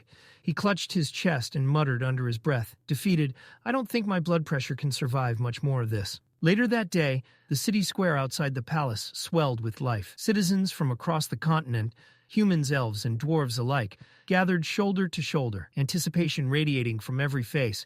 Everyone had come to hear the long-awaited announcement. Eli, walking beside Arthur, gestured to Elijah's bruised cheek. "What happened here?" he asked. Elijah grinned and recounted the story with pride, detailing how he had stood up to the bullies. But Arthur's mind wandered. His gaze swept over the crowd, thousands of faces staring expectantly. and his thoughts sank deeper. The truth he knew was monumental. Another continent existed beyond Dicathen's waters. And yet, what troubled him most wasn't just the discovery, it was the reason behind it. A land sending camouflaged monobeasts to observe Dicathen likely didn't have peaceful intentions. They were either wary of Dicathen or preparing for something far darker. Arthur's conscience wrestled with itself. Had he been right to push Dicathen's progress forward so rapidly? He had given his people a path to this unknown continent. But was it truly the best course of action? Before these thoughts could drag him further into doubt, his mother, Alice, noticed his expression. Her tone was gentle, soft enough to coax him from his spiraling thoughts. "Something on your mind?" she asked. Arthur waved it off with a small smile, insisting all was fine. Alice's eyes twinkled knowingly. She pretended to believe he was thinking the ordinary thoughts of a 12-year-old. Yet the undertone of her words carried reassurance. She would always worry, but never stop him from pursuing what he knew was right. Arthur returned her smile faintly, touched, but he knew he could never promise her peace of mind. His path was too dangerous, the risks too real. Still, he thanked her, and tried to appear more at ease than he felt. A hush fell over the plaza as King Blaine Glader stepped onto the stage. His voice, powerful and commanding, carried across the square. He didn't speak merely as the King of Sapan, but as a representative of the entire continent. Standing alongside the rulers of the three kingdoms, he proclaimed that today marked the dawn of a new era. He spoke of past divisions, humans and elves, dwarves, and their transactional relationship with others. But then his tone shifted. He spoke of progress. 2 years prior, all three races had been permitted to join the adventurer guilds. The previous year, Xyrus Academy opened its gates to students from Elenoir and Darv. These steps, he declared, were the foundation, the first bricks of continental unity. A new generation of mages was rising, learning, training, and forming bonds that crossed borders. King Blaine acknowledged the challenges ahead. Centuries of prejudice wouldn't vanish overnight, but urged the people to look forward, not just for themselves, but for their children and the future of Dicathen. His words ignited the crowd, met with thunderous cheers and a celebration of hope. Next, King Alduin Erleth of Elenoir stepped forward. With calm dignity, he echoed Blaine's message, pledging his full support for this vision of unity. Then his tone shifted. With measured gravity, he reminded the crowd that while Dicathen had begun uncovering its own mysteries, even greater secrets lay beyond their shores. He confirmed what many had only whispered in speculation. Another continent existed. The plaza fell silent. Whispers rippled through the crowd, disbelief spreading like wildfire. Some gasped, others murmured anxiously. The celebratory energy twisted instantly into shock and uncertainty. Arthur remained unmoved amidst the chaos. He had expected hesitation, perhaps fear, but this overwhelming reaction revealed just how unprepared the world was for the truth. Alduin raised his hands, trying to steady the murmuring crowd. He admitted that even the royal families knew very little about this distant land. The way there remained unknown, a continent shrouded in mystery, adventure, and possible danger. What was clear, however, was that attempts had already been made to reach Dicathen from the other side. Evidence suggested observation and reconnaissance, though neither civilization yet possessed the technology to traverse the waters fully. Confused murmurs and uneasy whispers grew louder as uncertainty spread. Then the Dwarf King strode onto the stage. His deep, commanding voice cut through the noise, immediately drawing attention and silencing the crowd. All eyes turned to him. Like Alduin, he admitted their knowledge was limited, but he emphasized a simple truth. In moments like these, unity was essential. The three races could no longer afford to see each other as rivals. Culture, appearance, and history might differ, but at heart, they were all children of Dicathen. He expressed his pride in that shared legacy and urged future generations to feel the same. For a long moment, silence lingered. Then tentative claps began, spreading and swelling into a roar of approval. The cheers echoed across the city square. For the first time in generations, humans, elves, and dwarves stood together as one. The Dwarf King continued. True unity, he said, would require time, effort, and patience. But to begin this new era, 6 individuals had been chosen. Selected by the royal families for courage, wisdom, strength, and responsibility, they would serve as protectors of Dicathen, standing directly alongside the kings and queens. From that day forward, they would be known as the 6 Lances. These weren't just defenders. They were symbols, each representing not only their own kingdom, but the unity of the entire continent. From the back of the stage, 6 figures emerged. 2 elves, 2 humans, 2 dwarves. Each wore white armor, elegant and tailored to their race and stature. They knelt gracefully before the rulers and the crowd. The kings approached with ornate boxes, drawing 2 rings each, initiating the ceremonial appointment. Alea Triskin, Varai Orai, Ulfred Warrant, Aya Greffin, Micah Earthborn, and finally, Bacon Wykes. Elijah, standing near Arthur, froze. He caught it, the name Wykes. His eyes widened in disbelief. The plaza erupted. Cheers, whistles, and chants filled the air as the 6 lances rose and bowed. King Blaine stepped forward once more, speaking directly to them, charging them to protect Dicathen and uphold its honor. He addressed aspiring mages across across the continent, encouraging them to dream boldly, that even the heavens were no longer a limit. As his words faded, the magical orbs projecting the announcement gently fell to the ground, signaling the ceremony's end. But for Arthur, the day carried a weight beyond awe and excitement. His gaze lingered on the name Wykes, Lucas Wykes, the very person responsible for betraying his old party. The one whose actions had led to the deaths of most of Arthur's comrades, had escaped justice. Lucas had used his family's influence to avoid consequences, and now the truth hit harder. Bacon Wykes, Lucas's older brother, was not only a powerful mage, but had been chosen as one of the 6 lances. Arthur's mind narrowed. The path ahead had just grown far more dangerous. Arthur stood before the mirror longer than he normally would, adjusting clothes he would never have chosen on any ordinary day. The fabric shimmered faintly under the light, tailored with a level of flair that made him uncomfortable. It was excessive, almost theatrical. But tonight wasn't about his preferences. It was Ellie's birthday. With a quiet sigh, he straightened his collar one last time and turned toward the door. Sylvie had been circling him nonstop, wings twitching, tail flicking with barely contained excitement. The moment Arthur reached for the handle, she bounced forward, clearly ready to follow. He stopped her gently with a raised hand. Tonight she would stay behind. The change was instant. Her lively energy drained away, replaced by wide, disappointed eyes. Arthur paused, guilt tugging at him. He knelt beside her and brushed his hand over her head, his touch slow and reassuring. He explained softly that Vincent had warned him. Some of the guests attending the party weren't coming just to celebrate. They would smile, laugh, and congratulate Ellie, all while quietly watching him, measuring him. Arthur wasn't willing to gamble her safety, not even for a night. Still, he sweetened the blow with a promise. He'd bring back food, a lot of it. That did the trick. Sylvie's gloom vanished in an instant, replaced with renewed enthusiasm as her tail wagged furiously. Arthur smiled despite himself and lifted his hand, giving her a small high five to seal the deal before finally heading out. Hellsday Manor had been transformed. The ballroom glowed with warm golden light, every corner dressed in elegant decorations and colorful magical ornaments that shimmered softly. Laughter and chatter filled the air. Arthur's duty for the evening, assigned by his mother without room for protest, was to greet Ellie's classmates as they arrived. It wasn't exactly thrilling, but he played his part, offering polite smiles and calm welcomes. As his gaze swept the room, he spotted Elijah nearby, deep in conversation with a girl from the academy.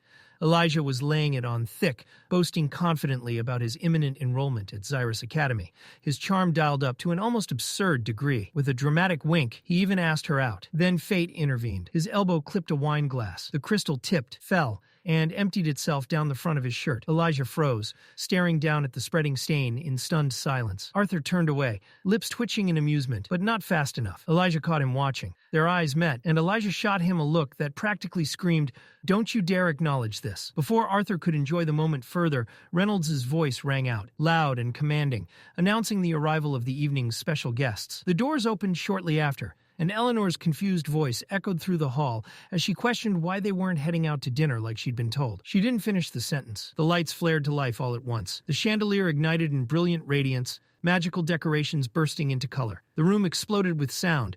As everyone shouted, "Surprise!" Eleanor stood motionless. Confusion flickered across her face, followed by dawning realization, and then pure joy. Her eyes lit up as the truth sank in. Before she could even react properly, her friends swarmed her, laughter and hugs crashing over her in a storm of birthday wishes. When the excitement settled just enough, Reynolds raised his glass again, smiling proudly as he announced that it would please him greatly to see his son and daughter open the evening with the first dance. Eleanor's smile vanished. Color drained from her face as panic set in. Dancing in front of everyone had clearly not been part of her expectations. Tabitha leaned over, whispering curiously, asking if Arthur and Eleanor had practiced. Alice's expression tightened immediately, irritation written clearly as she silently blamed Reynolds for springing this on them. Eleanor turned to her mother, voice low and desperate. She admitted she didn't know how to dance and asked what they were supposed to do. That was when Arthur stepped forward. Calm and unhurried, he removed his gloves and approached his sister. He bowed slightly and extended a hand, offering reassurance without a single word. Eleanor hesitated only a moment before nodding and placing her hand in his. Trust outweighed fear. Applause followed as Arthur guided her onto the dance floor. At Reynolds' signal, musicians emerged from behind the stage, instruments already in hand. The music began. Arthur's movements were smooth and assured. One hand held Eleanor's, the other rested lightly at her waist. He led her gently, guiding her through each step with practiced ease. Her coral-colored dress flowed gracefully as they turned, following his lead like a tide. Tabitha watched closely, surprise evident as she once again remarked that she was certain they hadn't practiced. Alice confirmed it, still incredulous. Arthur remained composed throughout. This wasn't new to him. Long ago, another life. He had attended formal gatherings where such dances were routine. The memory of those skills surfaced effortlessly. Eleanor relaxed as the song continued. The tension melted away, replaced by laughter and genuine enjoyment. By the final notes, she moved confidently, perfectly in sync with Arthur. They finished together, stopping precisely as the music faded. The room erupted in applause. Compliments came from all sides. Eleanor glowed, pride and happiness lighting her face. Just as the cheers began to die down, Gideon approached Arthur, clapping exaggeratedly. His praise dripped with sarcastic flair, theatrical disgust coloring every word. Without waiting for a reply, Gideon asked to speak privately. Arthur wasted no time slipping away, heading out into the backyard where the cool night air washed over him like relief. Gideon followed, unsurprisingly unwilling to let the moment pass. Ever blunt, Gideon joked about Arthur performing like the star of a solo play.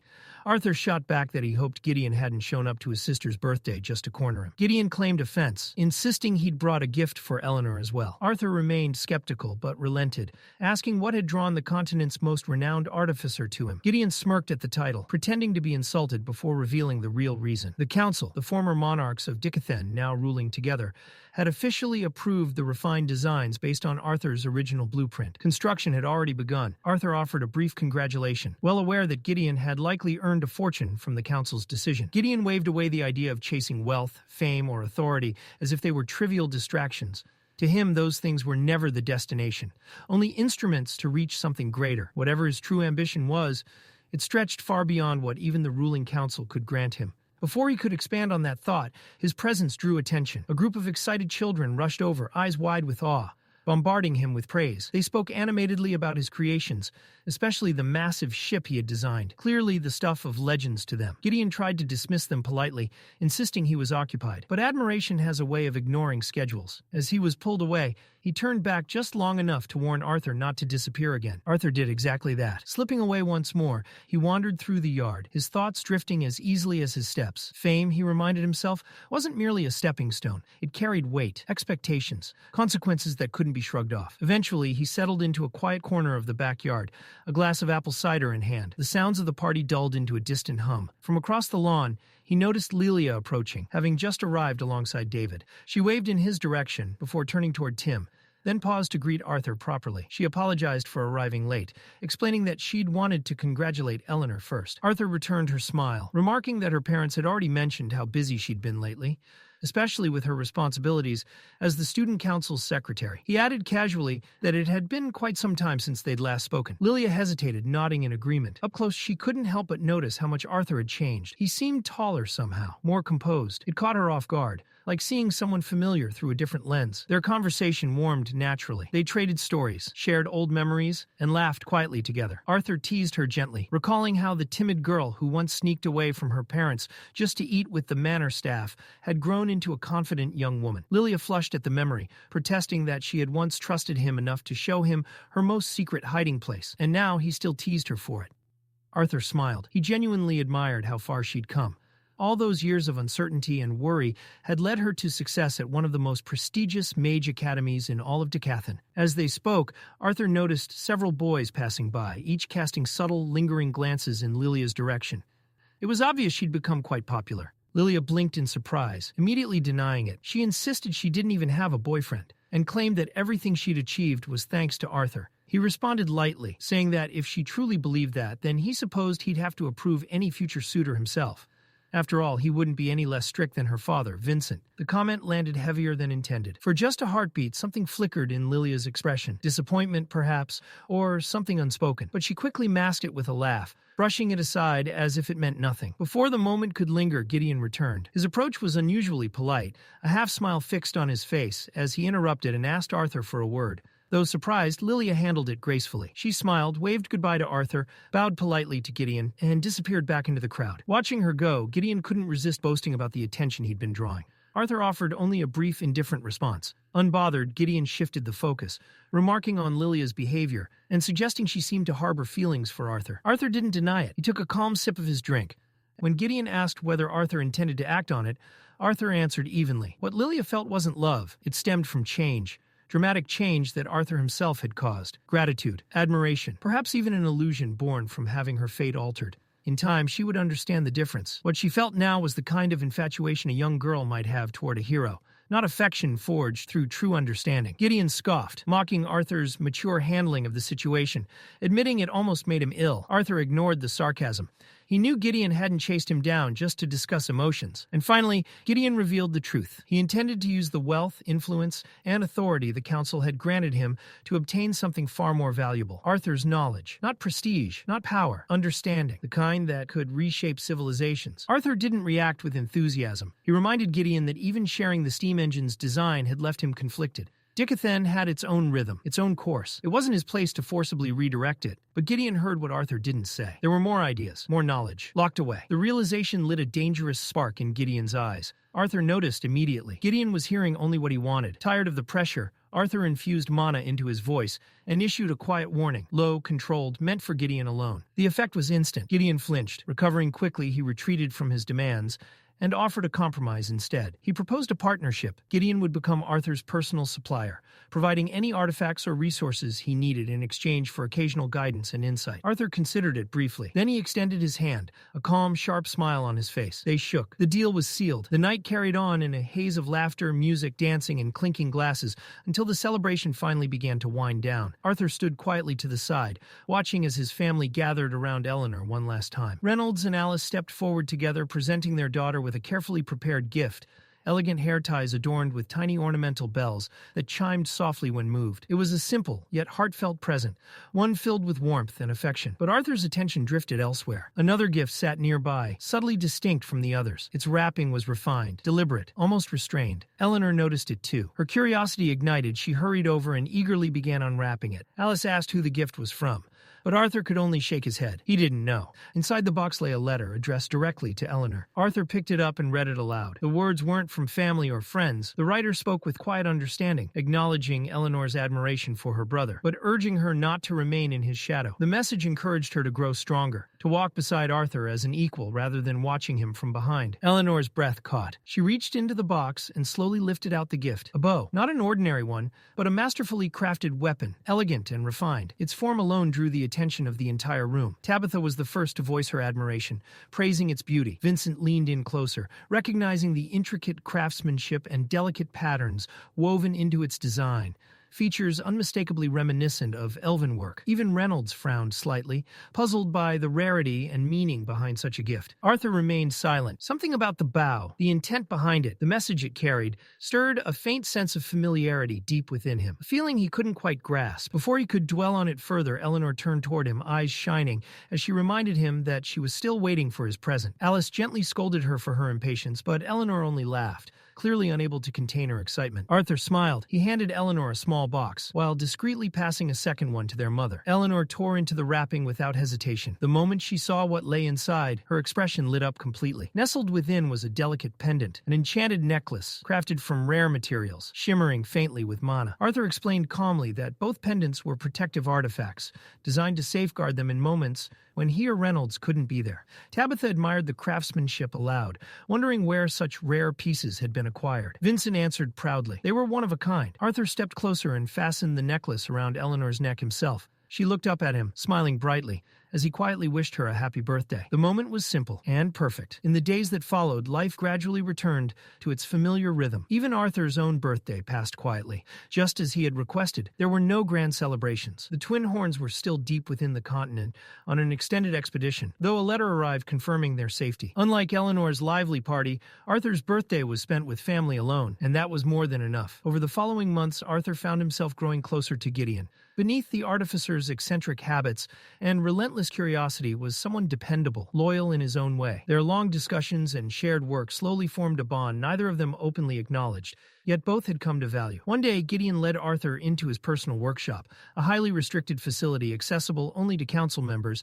and a select few trusted individuals. Gideon took every opportunity to remind Arthur of how rare this privilege was, clearly enjoying the moment. Arthur responded with mild sarcasm. He'd already heard the reminder several times. Gideon accused him of being ungrateful, pointing out Arthur's lack of visible excitement. Arthur countered that it was difficult to feel impressed when Gideon hovered over every detail like an anxious parent. The two bickered back and forth, their exchange sounding less like colleagues and more like family.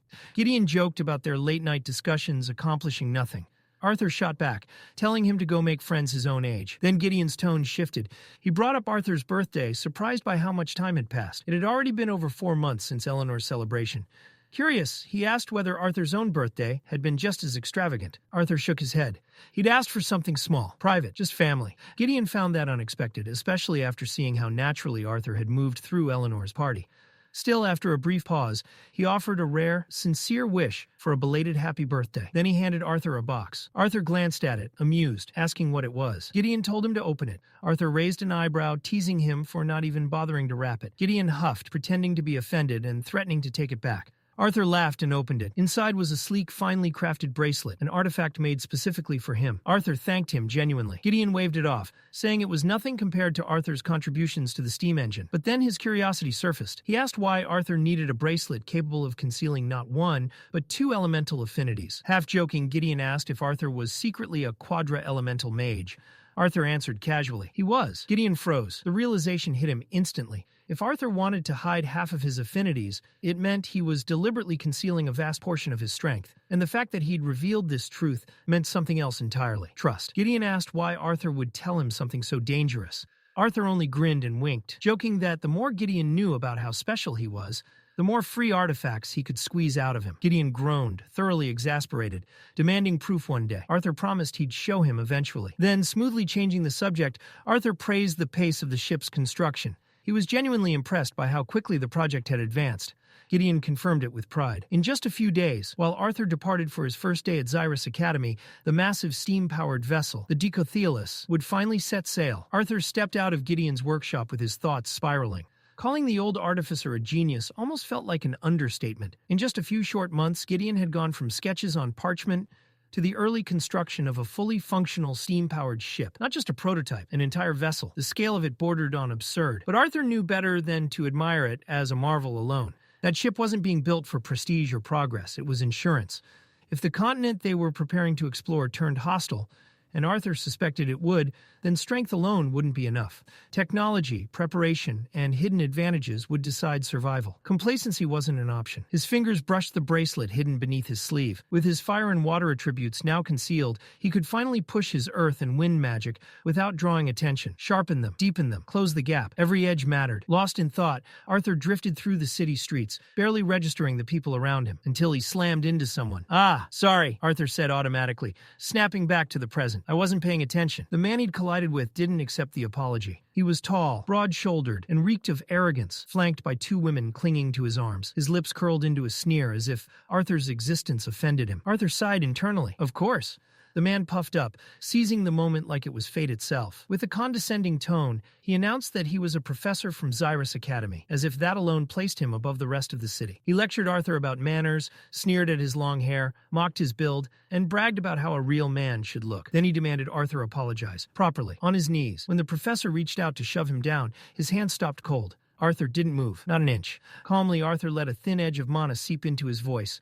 Not enough to cause harm, just enough to bite. He told the man he was willing to overlook the behavior, assuming alcohol had done most of the thinking for him, but patience had limits. The professor stiffened. The power behind Arthur's words hit him late, but hard. He recoiled, yanking his hand back like he'd touched something dangerous. Panic flickered behind his eyes before pride rushed in to cover it. He barked out threats instead. "No one speaks to a professor of Xyrus Academy like that." Arthur didn't reply. He simply turned and walked away. Furious and humiliated, the man shouted after him, spitting one last warning. If Arthur truly was a student at Xyrus Academy, then he'd better stay out of sight, because next time, discipline would be far harsher. Arthur didn't even slow down. Without looking back, he flicked his wrist. Something spun through the air and landed neatly at the professor's feet. A pendant? The Xyrus Academy emblem. Both women gasped. One of them whispered the name in disbelief. The professor stared down at it, his thoughts unraveling as realization struck. He hadn't even felt Arthur remove it. Later that day, Arthur returned to Helsty Manor. The moment he stepped through the gate, 2 blurs of motion charged him. Sylvie and Eleanor. They leaped at him with unfiltered excitement,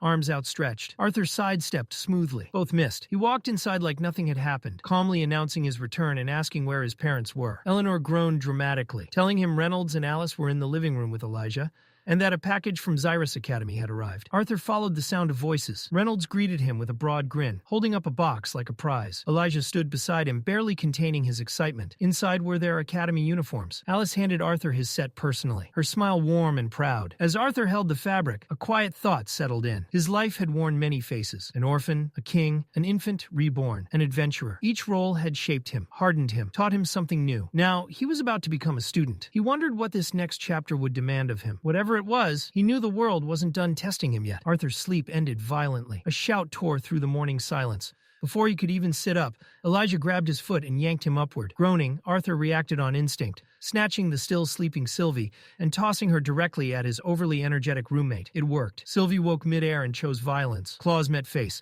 Elijah screamed, flailing as he tried to peel her off, while Arthur muttered sleepily that he was awake and would be ready in 5 minutes. Later, as Arthur got dressed, Elijah sat nearby nursing fresh scratches and glaring holes into the wall.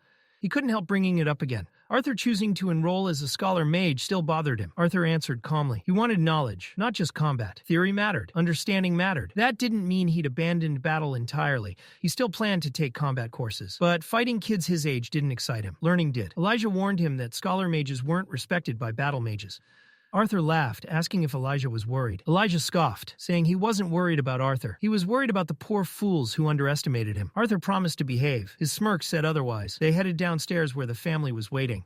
Reynolds urged them to hurry and eat. Eleanor sulked at the table, jealous she couldn't attend the academy yet. Arthur teased her, telling her to train harder if she wanted to catch up. Meanwhile, Elijah turned to Alice, asking for help healing his face.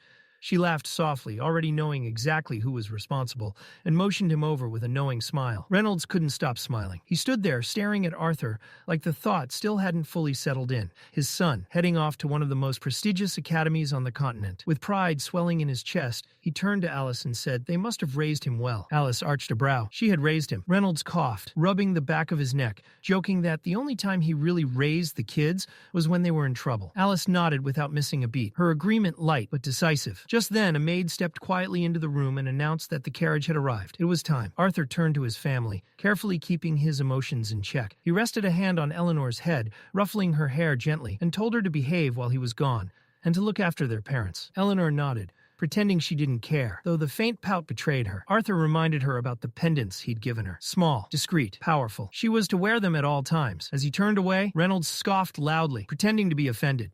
Arthur shot back a grin, tossing over his shoulder a warning not to burn the house down during training. Reynolds laughed heartily, pride shining in his eyes as he called his son a cheeky brat.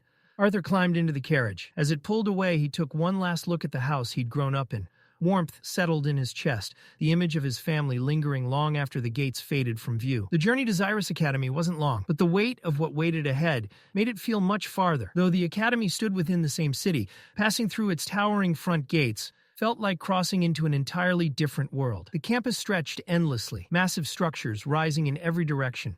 Elijah stopped short, staring in awe, his mouth slightly open. Arthur nudged him forward, urging him along as they followed the flow of new students. A senior shouted orders, directing everyone to form lines in front of a colossal white building ahead. The structure loomed over them, carved with glowing runes that pulsed faintly with magic. Even Arthur paused, surprised by its scale and presence. When they reached the reception desk, the woman there greeted Elijah first, easily identifying him as a battle mage candidate with earth affinity. Then she looked at Arthur's form.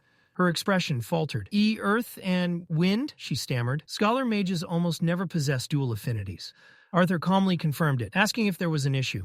Flustered, the receptionist quickly waved it off, insisting there was no problem at all and hurried them along. Inside the grand hall, noise exploded around them. Hundreds of voices collided. Laughter, chatter, excitement, students cramming together. Some already familiar, others meeting for the first time. Elijah carefully navigated through the rows, apologizing as he squeezed past people until he found a seat. Arthur caught whispers nearby. A few students glanced at his uniform and scoffed, dismissing him as just another weak scholar mage. Arthur stopped beside them. "Excuse me," he said calmly. The glare he gave was sharp enough to cut steel. The whispers died instantly. The students shifted aside without a word, suddenly finding the floor very interesting. Arthur took his seat and surveyed the hall. The place buzzed with youthful chaos, loud, restless, alive. He'd forgotten just how overwhelming this age group could be. Then his gaze drifted to the stage. A lone podium stood at its center. Without warning, a blur appeared. The air shimmered, and Director Goodsky stood behind the podium. Arthur stiffened. Her calm, piercing eyes locked directly onto him. A chill ran down his spine. Slowly, Cynthia raised her hand, Her gaze never wavered. She snapped her fingers. Silence, complete and absolute. Mouths still moved. Laughter and whispers continued, but no sound existed. The noise had been ripped from the room entirely. Students stared at one another in shock, realizing they couldn't even hear their own voices. Arthur felt genuine awe. He knew she specialized in sound magic, but this level of control was terrifying. Cynthia's voice echoed directly into their minds. She apologized lightly, explaining she disliked shouting at her age, then welcomed them, the future scholars, warriors, and leaders of the continent, to Xyrus Academy. She admitted she'd almost delivered a long, boring speech. Almost. But this year was different. For the first time since the Academy's founding, more elves and dwarves were enrolled than ever before. The room erupted in applause, some enthusiastic, others stunned by the announcement. Cynthia smiled faintly and continued, saying that instead of speaking at length herself, it was better to let those who represented the students take the stage. She introduced the student council. One by one, they emerged. Elijah lit up when he spotted Lilia, cheering loudly and pointing her out. Behind her walked a tall figure with long, parted bangs. Then the final member appeared. Arthur's eyes widened. Tessia Aerolith. She moved with effortless grace, confidence radiating from every step.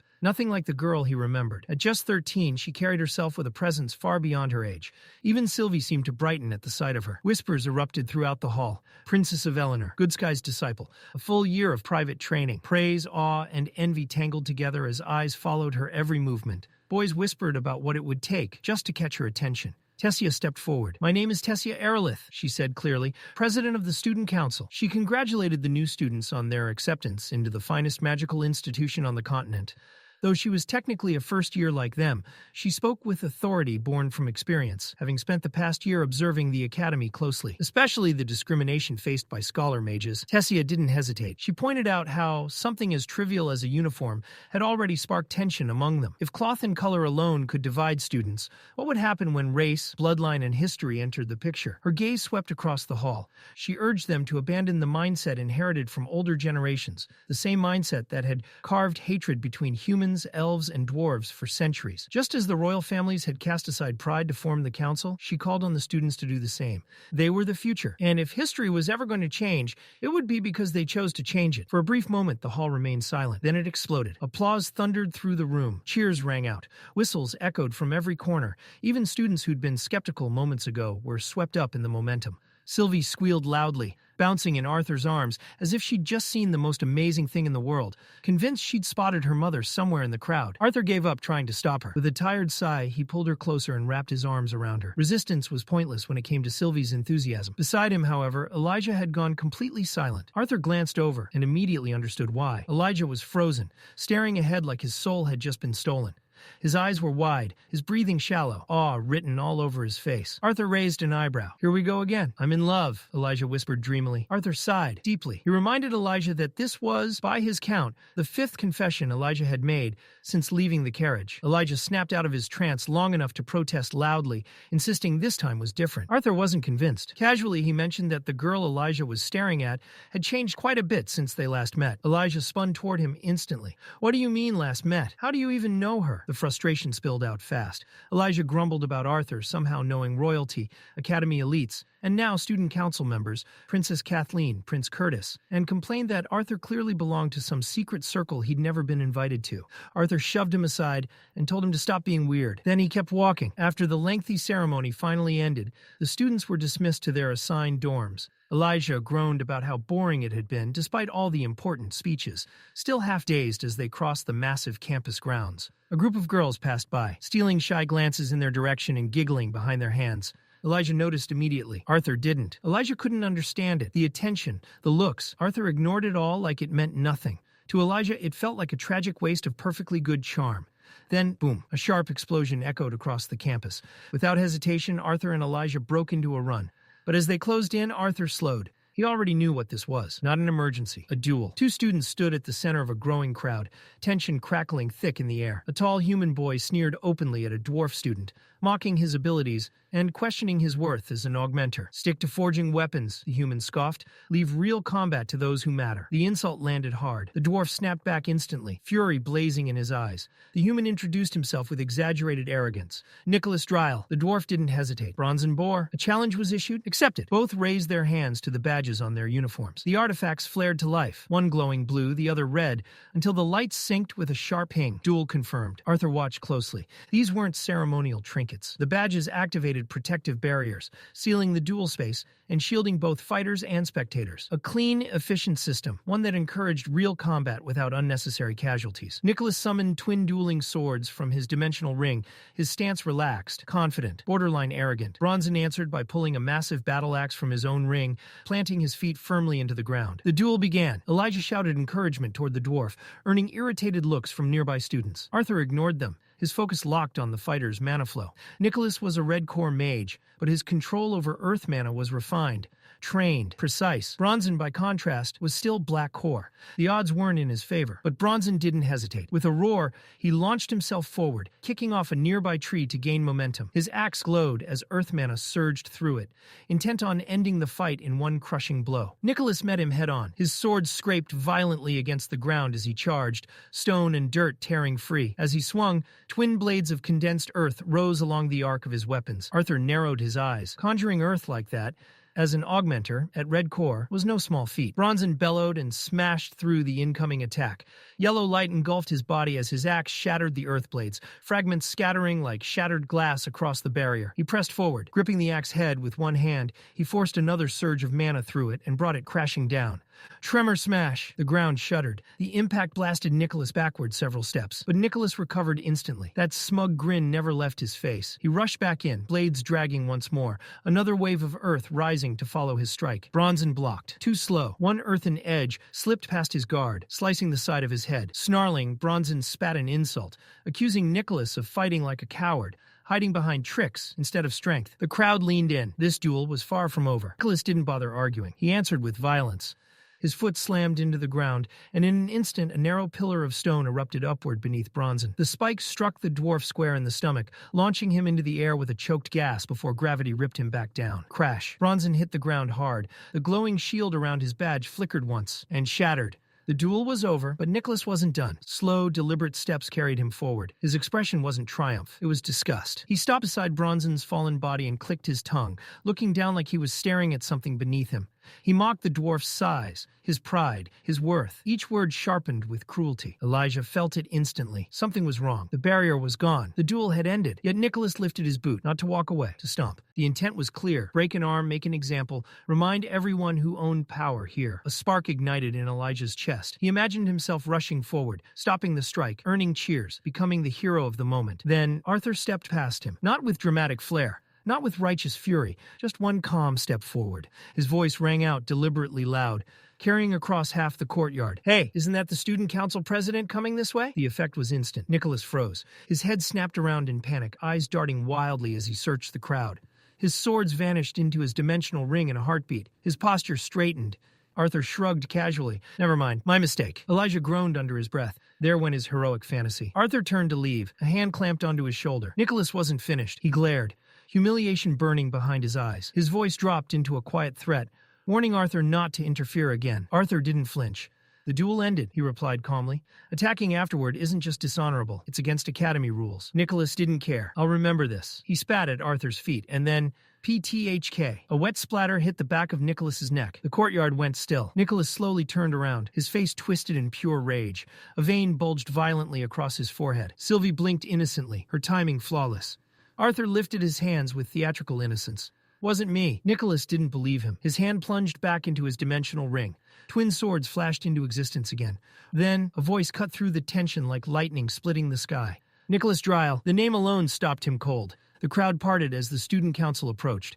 At the front walked Tessia Earlith. Her presence alone shifted the atmosphere, freezing the moment into silence. Moments earlier, Tessia had been walking through the campus with the council, her mind drifting far from duty. She hadn't seen Arthur during the ceremony. Had he skipped it? Should she greet him warmly when they met, or act distant? What if he found her first? Her thoughts spiraled until... Tessia. Clive called her name, twice. She blinked and snapped back to reality. "You all right?" he asked. "I'm fine," she replied quickly, brushing it off. "Duty first." Then, her eyes caught movement ahead. A crowd. Raised voices, tension. Her gaze sharpened. Back in the courtyard, Nicholas shot Arthur one final glare, muttering a warning about crossing paths again between classes. But Clive had already stepped forward, analyzing the situation. Nicholas Dryle, second year, house prail, promising talent. Then his attention shifted to Arthur, red-haired, clearly a first year, not a noble, no familiar lineage. A commoner, Clive concluded, Nicholas reached for his dimensional ring again. Before the sword could emerge, Tessia stepped forward. Her voice was quiet, cold, absolute. Nicholas. His confidence shattered instantly. Fear crept into his expression as he turned toward her. Tessia Earlith wasn't just intimidating. She was untouchable. Nicholas forced a laugh, scrambling for excuses. This is a misunderstanding. I accepted a duel. He interfered. Arthur smiled casually. Hey, he said, waving lightly toward Tessia. Before she could respond, Lilia rushed forward. Arthur, are you okay? She asked urgently.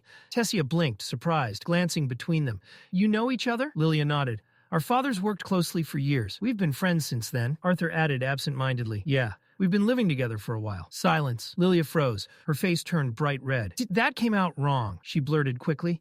It's not like that. Arthur shrugged. Tessia stared at them, visibly confused. Clive cleared his throat and turned his attention back to Nicholas. Explain, he demanded. Nicholas swallowed and spoke quickly. I wasn't going to hurt him. I was just trying to scare him. Even after he interfered, I never intended to follow through. Clive looked ready to settle the matter with a warning, but Tessia's voice sliced through the air. Drawing a weapon outside a sanctioned duel, she said coldly, is a serious offense. The crowd held its breath. Nicholas felt the weight of those words crash down on him. And suddenly, this was no longer a simple dispute. This was judgment. Tessia didn't raise her voice. She didn't need to. Her words landed with absolute clarity. If anyone dared to raise a weapon near her, or any other student like that again, suspension would be immediate. Then her gaze locked onto Nicholas. Cold, unmoving, merciless. She asked him one last time if he still dared. That was all it took. Whatever arrogance Nicholas had been clinging to evaporated on the spot. The color drained from his face. His jaw tightened, then loosened as fear replaced fury. Slowly, stiffly, he lowered his head. He bowed toward Arthur, muttering an apology through clenched teeth, admitting, barely, that he had acted recklessly. Arthur didn't acknowledge him, didn't glare, didn't lecture. He just let out a low, unimpressed whistle and turned his back. And just like that, Nicholas Dryle stopped mattering. The tension hanging over the courtyard began to thin. But before it could fully fade, Tessia spun sharply toward Arthur. Her frustration finally surfaced, her voice tight as she questioned him. A fight on the first day of school, in front of half the academy. Inside, her thoughts raced. Her grandfather's warning echoed in her mind. Arthur wanted to stay out of the spotlight, and yet here he was, overpowering a senior, shaking the vice president, drawing eyes from every corner of the campus. If this continued, attention would swarm him whether he wanted it or not. That terrified her. Arthur didn't back down. His own irritation flared, sharper than expected. He reminded her calmly, but firmly, that she had only seen the final moments. Nicholas hadn't been posturing. He'd been seconds away from seriously injuring another student. Arthur hadn't escalated the situation. He'd stopped it. Without him, it could have ended far worse. Elijah stepped in awkwardly, trying to smooth things over, suggesting that everyone had acted in the heat of the moment. But it was too late. Arthur's tone had already cooled into something distant and biting. As he turned away, his apology slipped out. Flat, sarcastic, carrying more frost than words ever should. The courtyard went silent. Even Tessia froze. Before Arthur could leave, a hand grabbed his shoulder. Clive. The instant it happened, Tessia's eyes widened in alarm. Stop, she snapped. But Clive didn't listen. He believed Arthur needed to be reminded of his place. That was his mistake. Arthur didn't turn around immediately. When he did, his expression was quiet. Too quiet. Frustration simmered just beneath the surface. Without a word, he released a controlled wave of pressure, not an attack, a warning. Clive was sent stumbling backward, his feet losing contact with the ground as he crashed hard onto the courtyard stone. His mana shield flared instinctively, barely absorbing the impact. Lilia rushed to his side in panic, checking if he was hurt. Arthur didn't look back. He simply walked away, and the silence he left behind weighed heavier than any shout ever could. Later that day, Tessia paced her dorm room like a caged storm. Her thoughts were a tangled mess of guilt, frustration, and regret. She'd only wanted to protect Arthur, to stop him from doing something that could get him punished, or worse. But the more she replayed the moment, the more uneasy she felt. Arthur hadn't even drawn a weapon, and unlike most students, Arthur himself was a weapon. That realization gnawed at her. Then there was that comment, living with Lilia. Her chest tightened. How did that even happen? Did Arthur just casually end up living with girls now? The idea made no sense, and yet it bothered her far more than she wanted to admit. Everything felt out of control. With a groan, she buried her face into her pillow, muffling an irritated scream. She blamed Director Goodsky entirely. If she hadn't been made student council president, she could have greeted Arthur the way she actually wanted to, with warmth, excitement, relief. Instead, their reunion had turned into this mess. A knock came at the door. Clive. He stepped inside carefully, concern written across his face. He mentioned how exhausted she'd looked earlier, asking if she was all right. Tessia snapped back that she was fine. After all, she wasn't the one thrown onto the ground. Clive hesitated, then brought Arthur up again, clearly still rattled. He couldn't understand how a first year dared to speak to her like that. He even suggested reporting the incident to the director. That was the last straw. Tessia cut him off immediately, her patience gone. She told him to drop it completely. When his footsteps finally faded down the hall, she collapsed onto her bed, staring at the ceiling. Everything had gone wrong, and just to make things worse, Arthur had grown up, effortlessly handsome. Kind of handsome that attracted attention whether he wanted it or not. The realization made her groan as she buried her face into the pillow again, letting out another muffled scream. This was not the reunion she had imagined, not even close. Arthur and Elijah eventually reached their dorm building after what felt like an endless walk. Xyrus Academy was massive, less a school and more a city, filled with towering structures, courtyards, and winding stone paths that made orientation feel like exploration. Elijah, still buzzing with energy, couldn't stop marveling at it all. Arthur barely responded. His thoughts lingered on Tessia, on Clive, on the tension he hadn't meant to create. Elijah noticed and nudged him, teasing him about casually tossing the student vice president aside like it was nothing. Arthur muttered that it wasn't that simple. Normally, things like this wouldn't bother him. But Tessia's reaction had cut deeper than he expected. She wasn't wrong, but coming from her, it stung. Maybe that was the problem. A knock interrupted their thoughts. Arthur opened the door. Director Cynthia Goodsky stood there. Elijah nearly jumped out of his skin. He bowed so deeply it looked painful. Cynthia greeted him warmly, even mentioning Vincent by name, which left Elijah glowing with pride. Arthur invited her in, and Elijah quickly excused himself, insisting on fetching drinks. Once seated, Cynthia smiled softly and reminded Arthur yet again to call her by her first name. Arthur, as always, refused without hesitation. And just like that, the real conversation was about to begin. Their back and forth carried a familiar ease, the kind born from mutual respect rather than formality. But Cynthia's smile slowly faded as her eyes lingered on Arthur. Something was off. Not just with Sylvie, with him. Her mana perception swept over him again, precise and unforgiving. Wind, earth, and nothing else. That absence spoke louder than any excess. Arthur noticed immediately. Without a word, he raised his hand and revealed the artifact Gideon had crafted. A compact seal humming faintly with suppression magic. It masked the rest. Fire, water, buried beneath layers of concealment. Cynthia exhaled softly. Disappointment flickered across her face, quickly tempered by understanding. She had hoped, selfishly, to parade a quadra-elemental prodigy under her academy's banner. But Arthur's reasons were written clearly in his eyes. He didn't dodge the truth. During his time as an adventurer, he had made an enemy. Not a rival, not a nuisance, a threat. For now, revealing everything he possessed would be reckless. Drawing attention was dangerous. Staying hidden was survival. Cynthia absorbed his words in silence. Then, with a dry smile, she remarked that referring to Lucas Wykes as merely troublesome was an understatement bordering on arrogance. If that was the kind of enemy Arthur brushed off so lightly, she couldn't help but wonder what monsters awaited him in the future. Arthur chuckled. The sound felt strangely out of place, light, almost boyish. Not many people spoke like that to someone who still looked 12. Cynthia laughed as well, waving it off, apologizing for sounding like a harbinger of doom. Arthur took the opening. There was something else he wanted, something specific. He asked about enrolling in advanced mana theory classes. Far above his year, not combat, theory, deviant-focused coursework. It wasn't about flexing. He'd still attend his regular classes.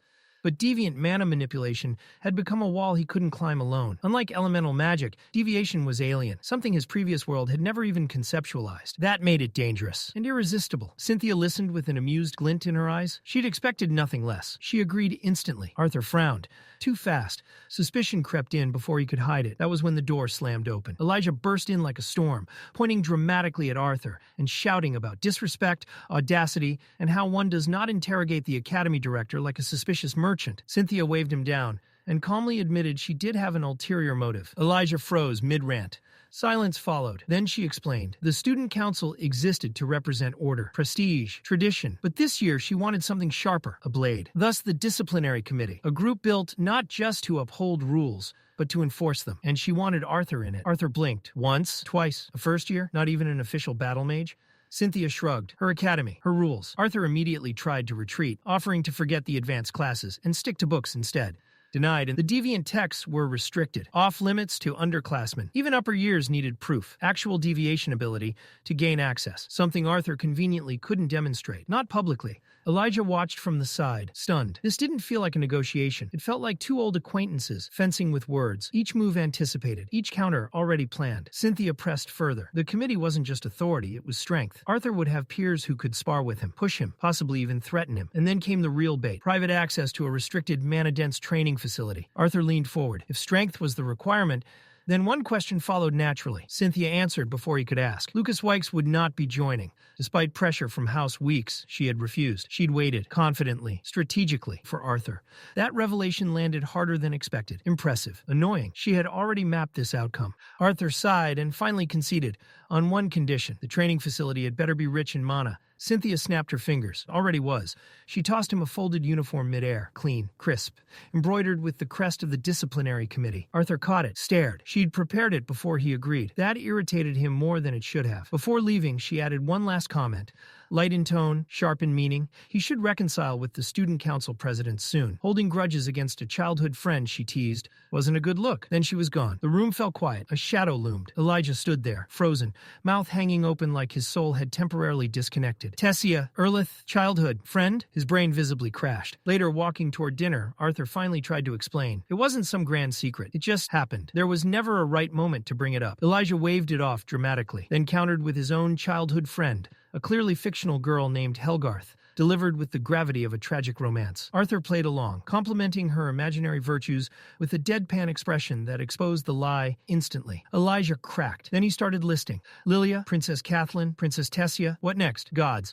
Arthur denied everything, insisting he hadn't done anything, which somehow only convinced Elijah further. If Arthur could draw attention without lifting a finger, then it had to be something beyond logic. Elijah decided it wasn't talent. It was sorcery, or pheromones, preferably pheromones. Clinging to Arthur dramatically, he declared that if Arthur had some mysterious charm ability, then as his best friend, he deserved a share of it. That, Arthur decided, was exactly why they worked so well together. They were both unhinged, just in different ways. Sylvie ended the nonsense by leaping up and smacking Elijah square on the head before yanking him away by the collar. Order restored. The moment they stepped into the dining hall, the atmosphere shifted. The noise dipped. Conversations stalled. Forks paused midair. Dozens of eyes snapped toward them at once, whispers rippling across the room like spreading mana. Elijah leaned in, lowering his voice.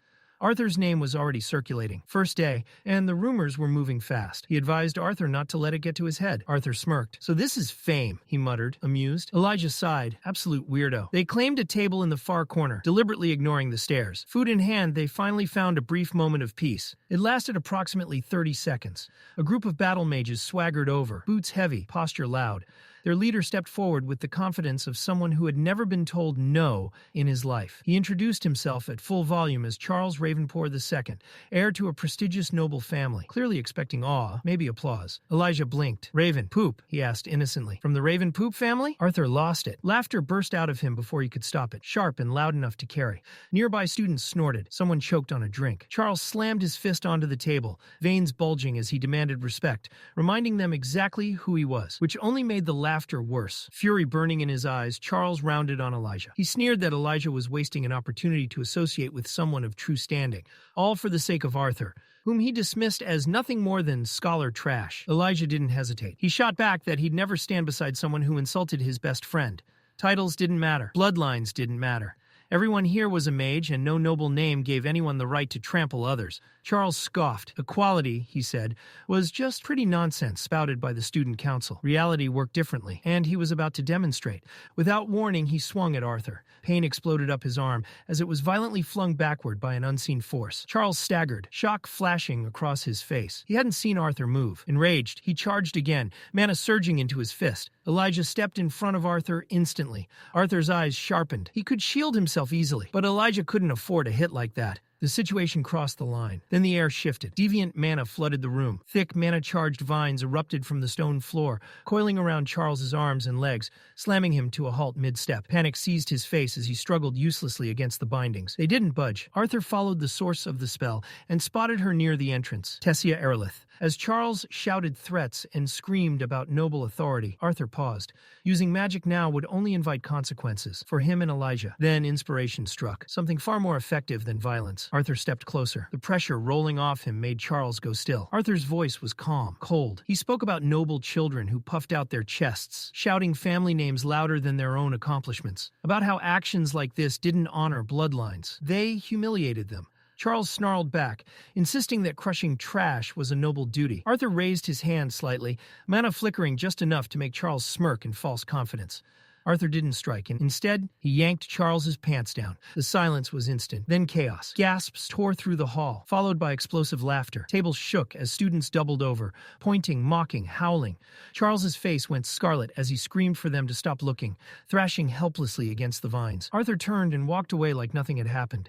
Elijah stared after him, shoulders shaking as he tried, and failed, to stop laughing. Outside, cool autumn air washed over Arthur as he stepped away from the building. His breath fogged slightly. Tessia stood nearby, calm, silent. Arthur nodded to her in thanks. She hadn't needed to intervene, but she had anyway. More importantly, she'd protected Elijah from punishment. They stood there, the silence heavy but not uncomfortable. Then somehow both moved at the same time. They bowed and smashed their foreheads together. Arthur hissed, clutching his chin as he laughed through the pain. Tessia groaned, holding her head and stubbornly refusing to look up, muttering that it only hurt so much because it really hurt. Just like that, the tension shattered. Arthur hesitated for a moment before asking softly if she was crying. Tessia didn't answer. Instead, she leaned into him, her forehead resting against his shoulder. Her breathing was uneven, shallow, betraying everything she was trying to keep hidden. In the quiet, she finally let the words slip, words she'd been holding on to for far too long. She thought he hated her. Arthur felt something tighten in his chest. He told her the truth, plainly and without hesitation. Even if he got angry, even if they argued, even if they clashed head-on, he would never hate her. Never. Her voice grew quieter, fragile in a way that made the admission feel heavier than any confession. She didn't want him angry with her. Not now. Not ever. Arthur exhaled slowly and accepted it. This time he admitted the fault was his. He knew she'd been trying to protect him, and lashing out the way he did, especially toward her, was wrong. But Tessia shook her head. She wasn't blameless either. She confessed that she'd let the weight of her title speak before her heart. Calling him out publicly, acting as the president before acting as his friend, she was still learning where that line was. Responsibility didn't come with a manual, and she was stumbling through it in real time. Before either of them could say more, hurried footsteps echoed toward them. Elijah burst in mid-sentence, already launching into an animated retelling of what happened after Charles, Ravenpoop, had finally escaped the vines. Then he saw them. Tessia leaning against Arthur, Arthur's arm around her. Elijah froze like he'd walked into a forbidden cutscene. His jaw dropped, his brain shut down. With a strangled chuckle and a mumbled excuse, he turned on his heel and vanished at record speed, throwing Arthur a look that screamed, "I will remember this." Sylvie hopped onto Tessia's lap immediately, squeaking with delight, and licking her cheeks like she'd just reunited with family. Arthur laughed quietly at the sight, before standing and offering Tessia his hand. "Want to take a walk?" he asked. Under the moonlight, they wandered the academy grounds together. The air was cool, calm, brushing against them as the noise of the day finally faded. Tessia spoke first, still overwhelmed. She couldn't believe everything Arthur had gone through while adventuring, her voice filled with awe and just a hint of envy. Arthur admitted he'd been surprised to learn how close Director Goodsky was to her grandfather. Suddenly, her knowing so much about him made sense. Tessia smiled and said that connection was part of why she'd become Cynthia's disciple. Arthur shook his head. That might have opened the door, but her talent was what kept her there. Tessia didn't reply. Instead, her thoughts spiraled. Walking beside him, she noticed everything. The way he moved, the quiet strength in every step, the calm confidence he carried like armor. He wasn't just taller or stronger. He was sharper, more centered, more distant. And his face, she had to look away. Memories surfaced uninvited, warm and painful, all at once. Jealousy crept in before she could stop it. Jealousy of Jasmine, of the girl who'd stood beside him during the last 2 years. She wished, selfishly, that she'd been the one walking the world with him. Arthur noticed her silence. "Something wrong?" he asked. Tessia laughed too quickly and waved it off. "Nothing. Everything was fine." Moments later, they realized they'd already returned to the dorms. The walk had slipped by unnoticed. As Tessia turned to leave, Arthur stopped her. He reached into his coat and pulled out something glowing faintly with mana, the beast core of the Elderwood Guardian. Without ceremony, he held it out to her. A gift for becoming a dual elemental mage. Tessia froze. She tried to refuse. Something like this was too rare, too valuable, too much. Arthur shook his head. To him it was perfect. It suited her. It belonged with her. Before she could argue again, he smiled and told her to rest. Tomorrow would be busy. Then he turned and walked away. Tessia stood there long after, clutching the core tightly. Her chest felt warm, emotions tangled beyond words. He'd given her something priceless, as if it were nothing. But to her, it meant everything. Arthur opened the dorm door quietly, careful not to wake Elijah. Instead, he nearly jumped out of his skin. Elijah was sitting straight up in bed, wrapped in a blanket like a cursed cocoon, bloodshot eyes locked directly onto him. Arthur recoiled. "What the hell?" Elijah pointed at the floor in front of him and demanded Arthur sit. Now. Arthur obeyed, already regretting it. With theatrical despair, Elijah described the moment when the lunar goddess Tessia had leaned against Arthur's shoulder. Arthur blinked. "The what?" Elijah explained dramatically. At Xyrus Academy, Tessia was the moon. Beautiful, untouchable, distant, and somehow, Arthur had touched the moon. He'd snuggled the moon. A pillow hit Elijah square in the face. Arthur told him to sleep. Elijah sighed, collapsed back onto the bed, and surrendered. Morning came fast, and Arthur was already dressed, fastening the strap of the knife that marked his place in the disciplinary committee. Entering the auditorium through the rear entrance, he straightened his vest and stepped inside. The moment the door opened, a thunderous roar slammed into him. His hair whipped back from the force. Sylvie clung desperately to his head. Before him stood a massive beast, 6 feet tall, on all fours. To anyone else, it would have been terrifying. To Arthur, it looked like an overgrown kitten trying far too hard. A student peeked out from the side, disappointed. A test. Arthur raised an eyebrow and asked if this was supposed to scare him. The student introduced himself calmly. Kai Cressless, 4th year. And clearly this was only the beginning. Arthur studied Kai carefully as the older student spoke. Kai's tone was casual, but the words underneath carried weight. He wondered aloud whether Arthur's placement on the disciplinary committee was truly earned through ability, or whether it was the result of something deeper, something inherited. He leaned in slightly, lowering his voice, murmuring that blood had a way of revealing the truth eventually. Arthur blinked, momentarily thrown off by the comment. Before the thought could settle, Kai straightened and waved it away with a shrug, calling it nothing more than an old saying. With an easy smile, he extended his hand. Arthur accepted it, introducing himself properly and gesturing toward Sylvie as his bonded companion. Kai's eyes flicked to her, lingering a second longer than politeness required. His expression shifted with curiosity. Inside, Kai wondered what kind of beast Arthur could possibly be bonded with. Whatever it was, it had been enough to make Granddaughter, the massive mana beast they had used as a test, act unusually restrained. That alone spoke volumes. Their exchange was cut short by a loud, abrasive voice echoing through the hall. The speaker scoffed at the state of the disciplinary committee, mocking the lack of real men and sneering that the newest addition looked more like a fragile pretty boy than someone meant to enforce order. Arthur turned toward the sound and nearly spoke a name on instinct. Helgarth? The reaction was immediate. A broad-shouldered, muscular girl whipped her head toward him, eyes blazing. She demanded to know who that was supposed to be. Then, jabbing a thumb at her chest, she introduced herself loudly as Doradrea Origuard, a first-year student, just like him. Arthur let out a short laugh, realizing his mistake, and quickly tried to smooth things over. He reached out, offering a handshake and introducing himself as Arthur Leywin. Doradrea slapped his hand away without hesitation and snapped at him for being too stiff and formal. Before Arthur could respond or fully process her overwhelming presence, Kai stepped in, calling them both over. Apparently, Director Goodsky hadn't bothered to explain much to the committee. No name, no background, no expectations. As a result, curiosity was running wild. Doradrea didn't wait. She marched ahead and shouted into the room that the final member had arrived. Arthur followed her into a vast chamber clearly designed for formal gatherings. 5 students were already waiting inside. One face stood out immediately. Curtis Glader lit up the moment he saw Arthur and called out his name with unmistakable excitement. Arthur returned the greeting easily. Coincidences like this no longer surprised him. Curtis laughed and explained how Kai had used his bond, Granddaughter, in an attempt to intimidate Arthur, only for it to completely backfire. Arthur raised an eyebrow, surprised to learn that the massive mana beast belonged to Curtis. He asked if it was the same world line Curtis had bought at the auction years ago. Curtis nodded proudly. After it reached A class, they'd formed an equal contract. Arthur congratulated him sincerely, shaking his hand. Curtis returned the gesture and officially welcomed Arthur to the disciplinary committee. Doradrea stared between them, stunned, and asked if they already knew each other. Curtis chuckled. Not just me. A calm, familiar voice drifted down from the staircase. Arthur looked up to see Princess Kathleen Glader descending gracefully. She greeted him politely, and Arthur responded with proper respect, addressing her by title. Before the moment could settle, another voice chimed in, playful, edged with sarcasm. A tall, blonde elf stepped forward, older than Arthur, but carrying an irritatingly familiar energy. Arthur squinted, then recognition struck. Fei. The elf flushed instantly. He snapped back, correcting Arthur sharply. His name was Ferith Ivsar III, and Arthur was reminded, quite firmly, to show some respect. Even if they were both first years, Ferith was still older. Arthur smiled innocently and reminded him of the time he'd knocked Ferith unconscious with a single punch. Ferith bristled, accusing Arthur of doing it on purpose. Before things could escalate, another presence stepped forward. She moved with quiet confidence, her scarlet hair brushing just beneath her chin. Her posture alone radiated authority. She introduced herself as Claire Bladeheart, a 6th-year battle mage, and the official leader of the disciplinary committee. Arthur's attention sharpened at the name, Bladeheart.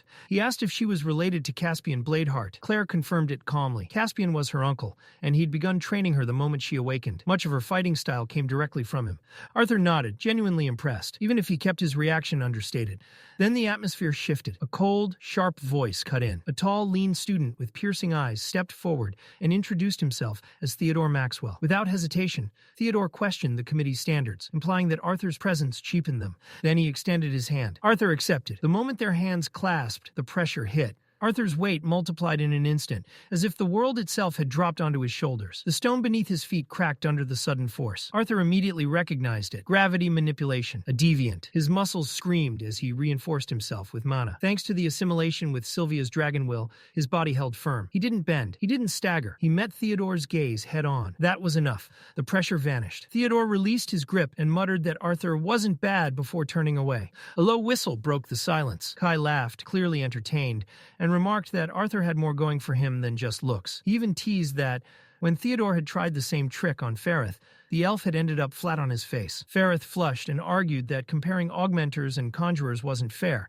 though the sting to his pride was obvious. Before things devolved further, Claire clapped her hands sharply, reclaiming control of the room. She told everyone to focus. Today was the Club Rush announcement, the first time the disciplinary committee would present itself to the entire academy. This was their debut. Arthur blinked and asked what he needed to prepare. Curtis smiled casually. "Nothing," he said. "Just show up." The student council would handle the talking. All the disciplinary committee had to do was walk in, stand tall, and radiate authority. Arthur couldn't help the faint smirk that tugged at his lips.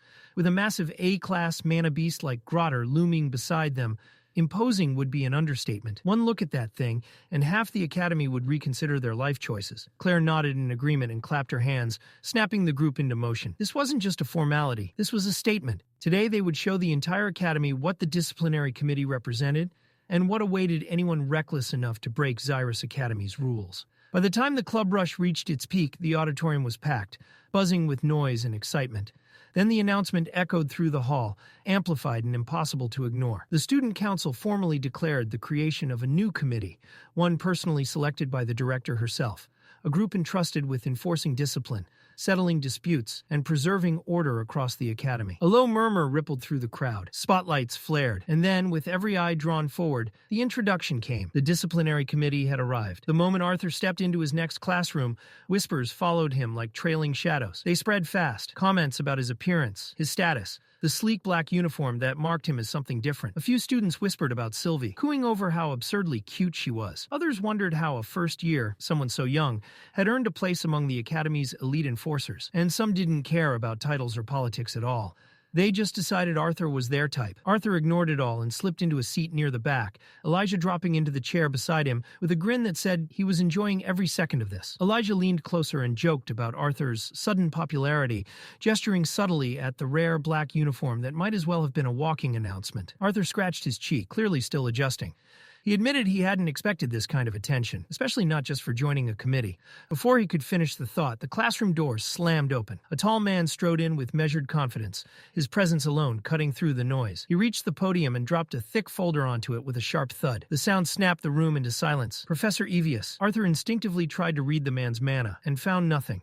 No fluctuations, no leakage, nothing at all. That alone told him enough. This was a conjurer with terrifying control. Evius surveyed the room calmly and introduced himself as the instructor for Fundamentals of Mana Theory. He acknowledged the divided attention with a faint smile, promising them that boredom wouldn't be an issue. There would be assignments, plenty of them, and they'd begin with something important. He launched straight into the differences between augmenters and conjurers, grounding his explanation in history rather than opinion. He spoke of mana veins and channels, explaining how conjurers naturally absorbed ambient mana more efficiently, allowing them to progress faster through core stages. Augmenters, on the other hand, excelled at circulating mana through their bodies, enhancing physical capability. Then came the part that shifted the room. Evius explained that as mages reached higher core stages, the gap between the two paths narrowed. With proper training, especially physical refinement, an augmenter could eventually surpass a conjurer at the same level. Starting advantages didn't decide everything. What mattered was how a mage used them. The class stirred. Several conjurers raised objections, citing recorded duels and theoretical matchups. Arthur stayed silent, watching closely. Evius didn't shut them down. He encouraged debate, letting opinions clash while firmly reinforcing his point. By the time the massive tower bell rang,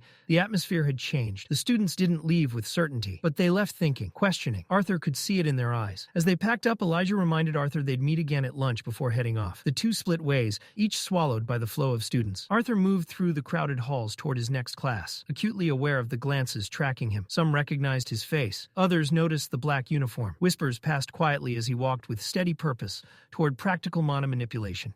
Inside, he took a seat and waited as students filtered in. Soon, a familiar presence stopped beside him. Kathleen, dressed in the same black uniform, asked softly if she could sit with him.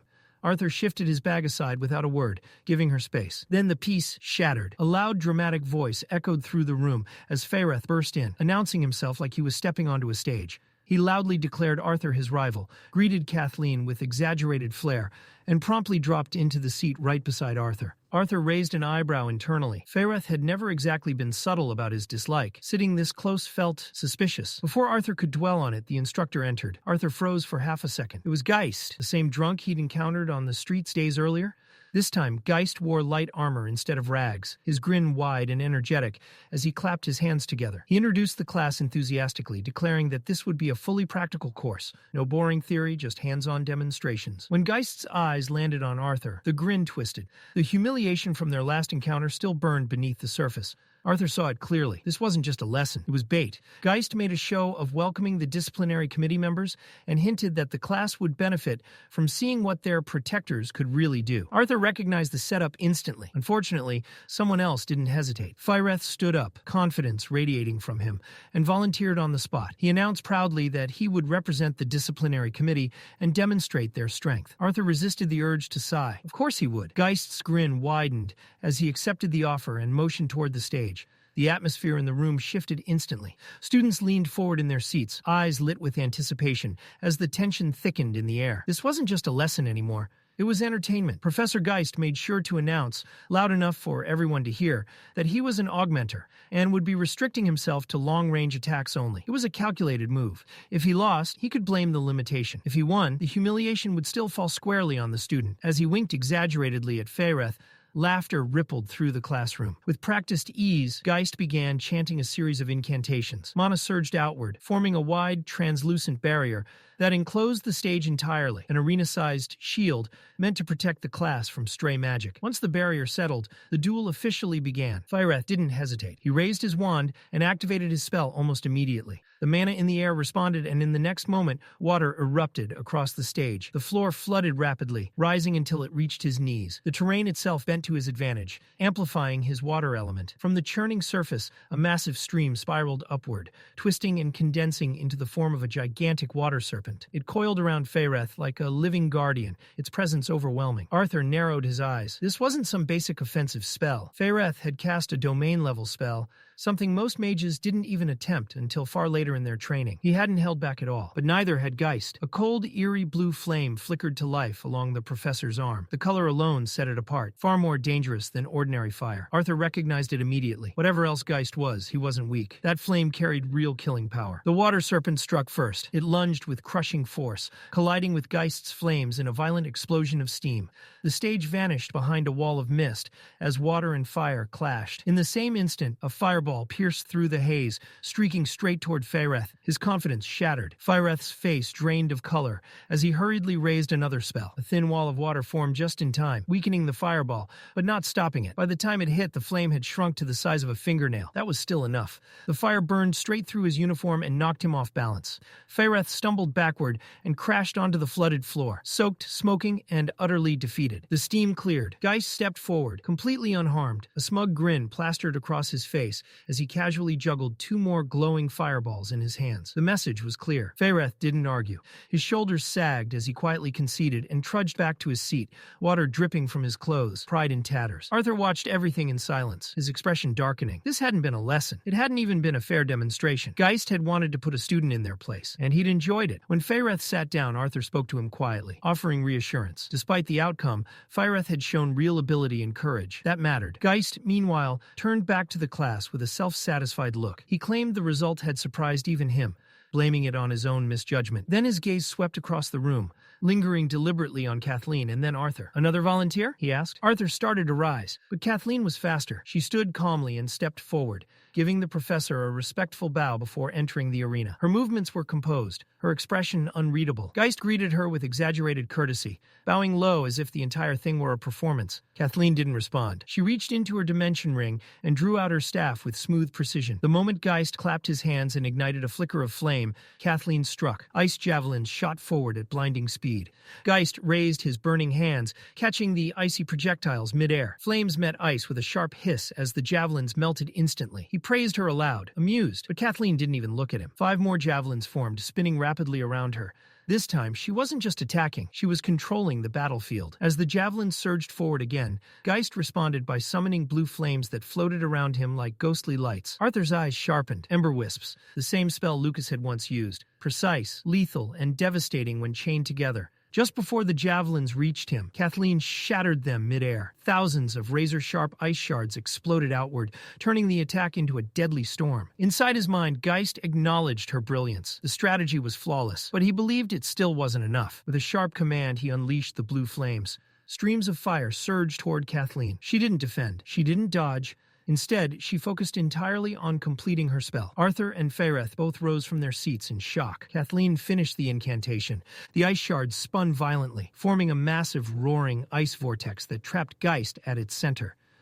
A frozen tornado closed in around him, but the fire was already too close. Arthur didn't think. He moved. The ember wisps had been canceled, but the fire streams hadn't. They continued racing toward Kathleen at full force. Arthur gathered wind mana in a concentrated burst and sprinted toward the barrier. At the last possible moment, he thrust his hand through it and released the spell. A powerful gust slammed into Kathleen, throwing her sideways just enough for the fire to miss completely. The flames struck the barrier instead, dispersing in a harmless burst of steam. Silence followed. As the ice melted and the arena cleared, Professor Geist turned, expecting to see Kathleen. Instead, Arthur Leywin stood between him and the fading flames. Arthur's voice was calm, but there was steel beneath it as he questioned the professor's control over the situation. Geist bristled, insisting everything had been handled, claiming he would have canceled the attack in time. Arthur knew better. He'd seen ember wisps before. Once released, they didn't stop. Still, Kathleen was unharmed. There was no proof, no grounds to challenge him outright. So Arthur made a decision. If Geist wanted a demonstration, Arthur would be the one to give it. He stepped forward and offered to take Kathleen's place. Geist smirked, irritation hidden behind false amusement, and accepted. Arthur turned to Kathleen, asking if she was all right. She assured him she was, adding calmly that his intervention hadn't been necessary, but she thanked him anyway. The professor gave Arthur the privilege of choosing the method of combat, his tone light, but his eyes sharp, clearly hoping to provoke him, or at least catch him unprepared. Arthur didn't take the bait. He simply told Geist to fight however he pleased. That indifference hit harder than any insult. A faint twitch crossed Geist's brow, a crack in his composed facade. He bent down and pulled his sword from where it had been embedded in the floor, flames licking faintly along the blade. Across from him, Arthur calmly drew Dawn's ballad, his movements smooth and unhurried, as if this were nothing more than routine practice. Without warning, Geist lunged. His sword came down in a brutal arc, the sheer force behind it betraying his earlier claim of restraint. Heat surged through the air, but Arthur met the strike head-on, parrying cleanly. The fire trailing from Geist's blade was instantly dispersed as Arthur redirected it with a controlled burst of wind mana. Geist pressed the attack. Again and again, his strikes came faster, heavier, more aggressive, each one meant to force a mistake. Yet Arthur never lost his rhythm. He didn't chant. He didn't cast elaborate spells. With nothing but precise swordsmanship, mana-reinforced movement, and flawless timing, he blocked, sidestepped, and countered every blow. Frustration bled into Geist's voice as he snarled insults through clenched teeth, mocking the committee for only dodging. Arthur answered calmly, almost casually. "Why would I attack?" he asked. "When the esteemed professor can't land a single hit." The words landed. Geist's forced smile vanished, replaced by a twisted glare. The air around him shifted as he began weaving spells directly into his movements. His sword strikes became erratic, unpredictable, each swing bursting with sudden flashes of blue flame. Without warning, Geist slammed his foot down and cast Flame Pillar. A column of blue inferno erupted beneath Arthur. But Arthur was already moving. He stepped aside at the exact moment, the fire roaring past him, missing by mere inches. Heat scorched the air where he had stood, but not a single flame touched him. Geist charged again, blade cutting through the air with terrifying precision. Arthur leaned back just enough to let the strike pass, his heel skidding slightly. For a split second, he lost balance, but a light tap of his palm against the floor sent mana through his body, snapping him back into perfect stance. Geist didn't relent. He leapt high, sword raised overhead, and came crashing down with enough force to split stone. Arthur slipped past the vertical strike at the last possible instant as the blade smashed into the ground. Arthur's expression tightened. Now he could feel it, the full weight behind the professor's power. Geist, on the other hand, grinned wider, exhilarated by the escalation. Around them, nervous whispers spread. Some students glanced toward the exits, wondering if they should alert the director or the student council. This had gone far beyond a simple classroom demonstration. Arthur didn't retreat. In a blink, he closed the distance. Mana surged along the edge of Dawn's ballad as Arthur delivered a precise strike aimed straight for Geist's throat. Startled, the professor jumped back, farther than necessary. A bead of sweat slid down his temple. Arthur didn't pause. He exploded forward like a launched arrow. Each swing of his blade carved visible streaks through the air, sharp lines of compressed wind trailing behind him.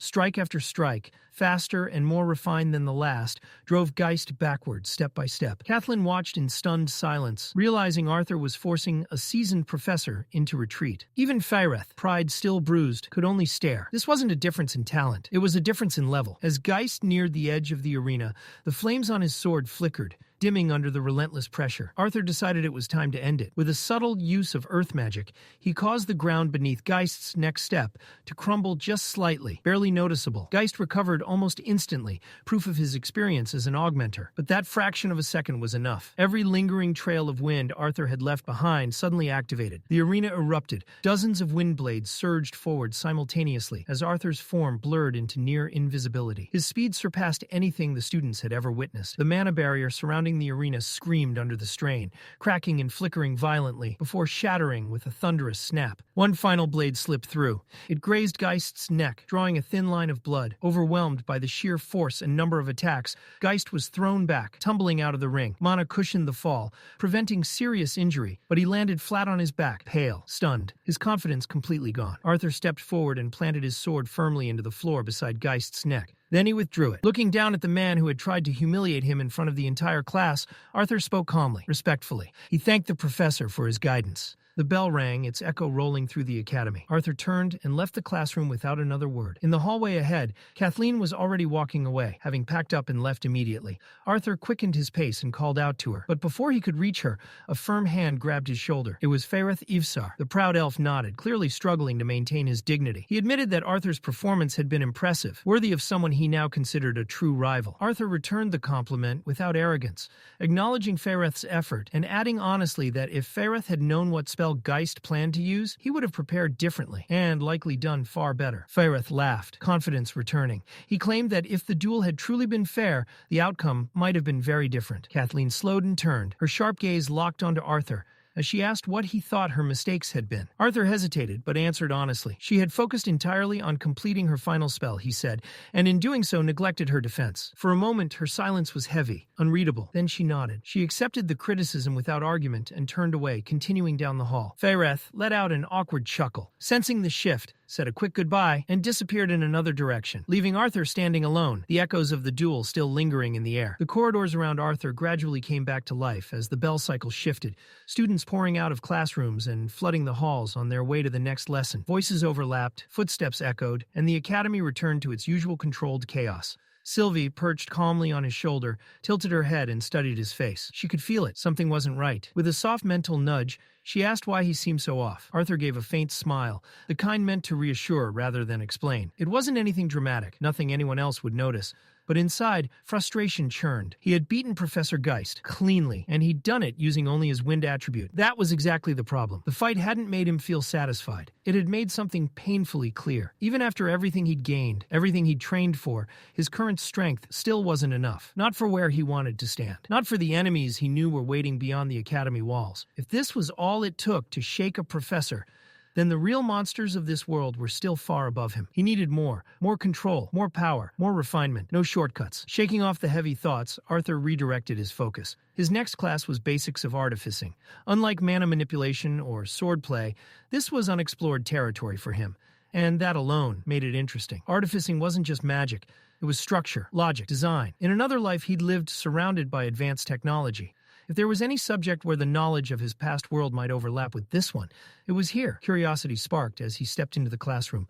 Students filtered in gradually, most gravitating toward friends, forming pairs and clusters. Laughter and casual chatter filled the room. Arthur scanned the faces, but didn't recognize anyone. Then someone stopped beside him. A girl about his age stood there, hands clasped tightly in front of her, head lowered. In a timid voice, she asked if the seat next to him was taken. Arthur shook his head and told her it was free. She thanked him quietly and sat down, still avoiding eye contact. For a moment, silence hung between them, until she murmured something so softly that Arthur didn't catch it. He leaned in slightly, asking her to repeat herself. Her face flushed red as she lifted her head just enough to be heard. She introduced herself as Emily Watskin, then in a rush of nerves accidentally asked him to be her friend before panicking and correcting herself, blurting out that it was nice to meet him. Arthur blinked once, then smiled. He extended his hand and suggested that since it was their first meeting, they start as acquaintances. Emily hesitated, then reached out and shook his hand, only to freeze. Her palm was rough, calloused. She pulled her hand back instantly, mortified, apologizing as she assumed it must have felt unpleasant. Instead of reacting, Arthur lifted his own hand, the one that always held his sword. Thick calluses lined his palm and fingers, hardened by years of relentless training and battle. Emily stared. Arthur laughed softly and told her it was nothing to be embarrassed about. That small moment eased her tension instantly. Genuinely impressed, Arthur admitted that he was jealous. While his own path revolved around combat, learning how to destroy, how to survive, hers was about creation, building something new. There was something undeniably admirable about that. Emily looked surprised by the comment. She admitted she'd never thought of it that way. Then she smiled shyly and pointed out how strangely mature he sounded for a 12-year-old. Arthur raised an eyebrow and reminded her that she was 12 too. She laughed, agreeing, but explained that it had been a while since anyone treated her like a kid, especially after she'd created the projection display artifact. Arthur froze. That artifact had been circulating well beyond the academy. If Emily had created it at their age, he gave her a respectful nod and told her it was an honor to sit beside a genius. Emily waved it off, laughing, and flipped the compliment right back at him. She teased him for being the mysterious freshman with no background, a fox-like mana beast on his head, and enough skill to humiliate both a professor and a seasoned adventurer in front of an entire class. She grinned wider, reminding him that this was a magic academy. Rumors didn't crawl here. They sprinted. Before Arthur could respond, the classroom doors slammed open. A booming, overly dramatic voice filled the room as Gideon made his entrance, arms wide as if he were blessing the masses. He declared the students plebeians, demanded reverence, and proclaimed how honored they should feel to have him as their instructor. He scanned the room theatrically, then locked eyes with Arthur. Gideon clutched his face in exaggerated shock, acting as if Arthur's presence was some cosmic surprise. Arthur just sighed internally. Typical. The lecture began, if it could be called that. Instead of teaching artificing fundamentals, Gideon launched into an endless monologue about his past achievements, an invention from 20 years ago, a breakthrough from 3 years after that, another revolutionary contribution no one had asked about. Arthur resisted the urge to bury his face in his hands. Then the window creaked open. An olive-green owl flew in, flapped once, and landed squarely on Arthur's shoulder. Sylvie bristled instantly, letting out a low growl at the unexpected intruder. The owl, completely unfazed, began grooming itself as if this was perfectly normal behavior. Gideon's eyes widened. He recognized it immediately, a summon from Director Cynthia Goodsky.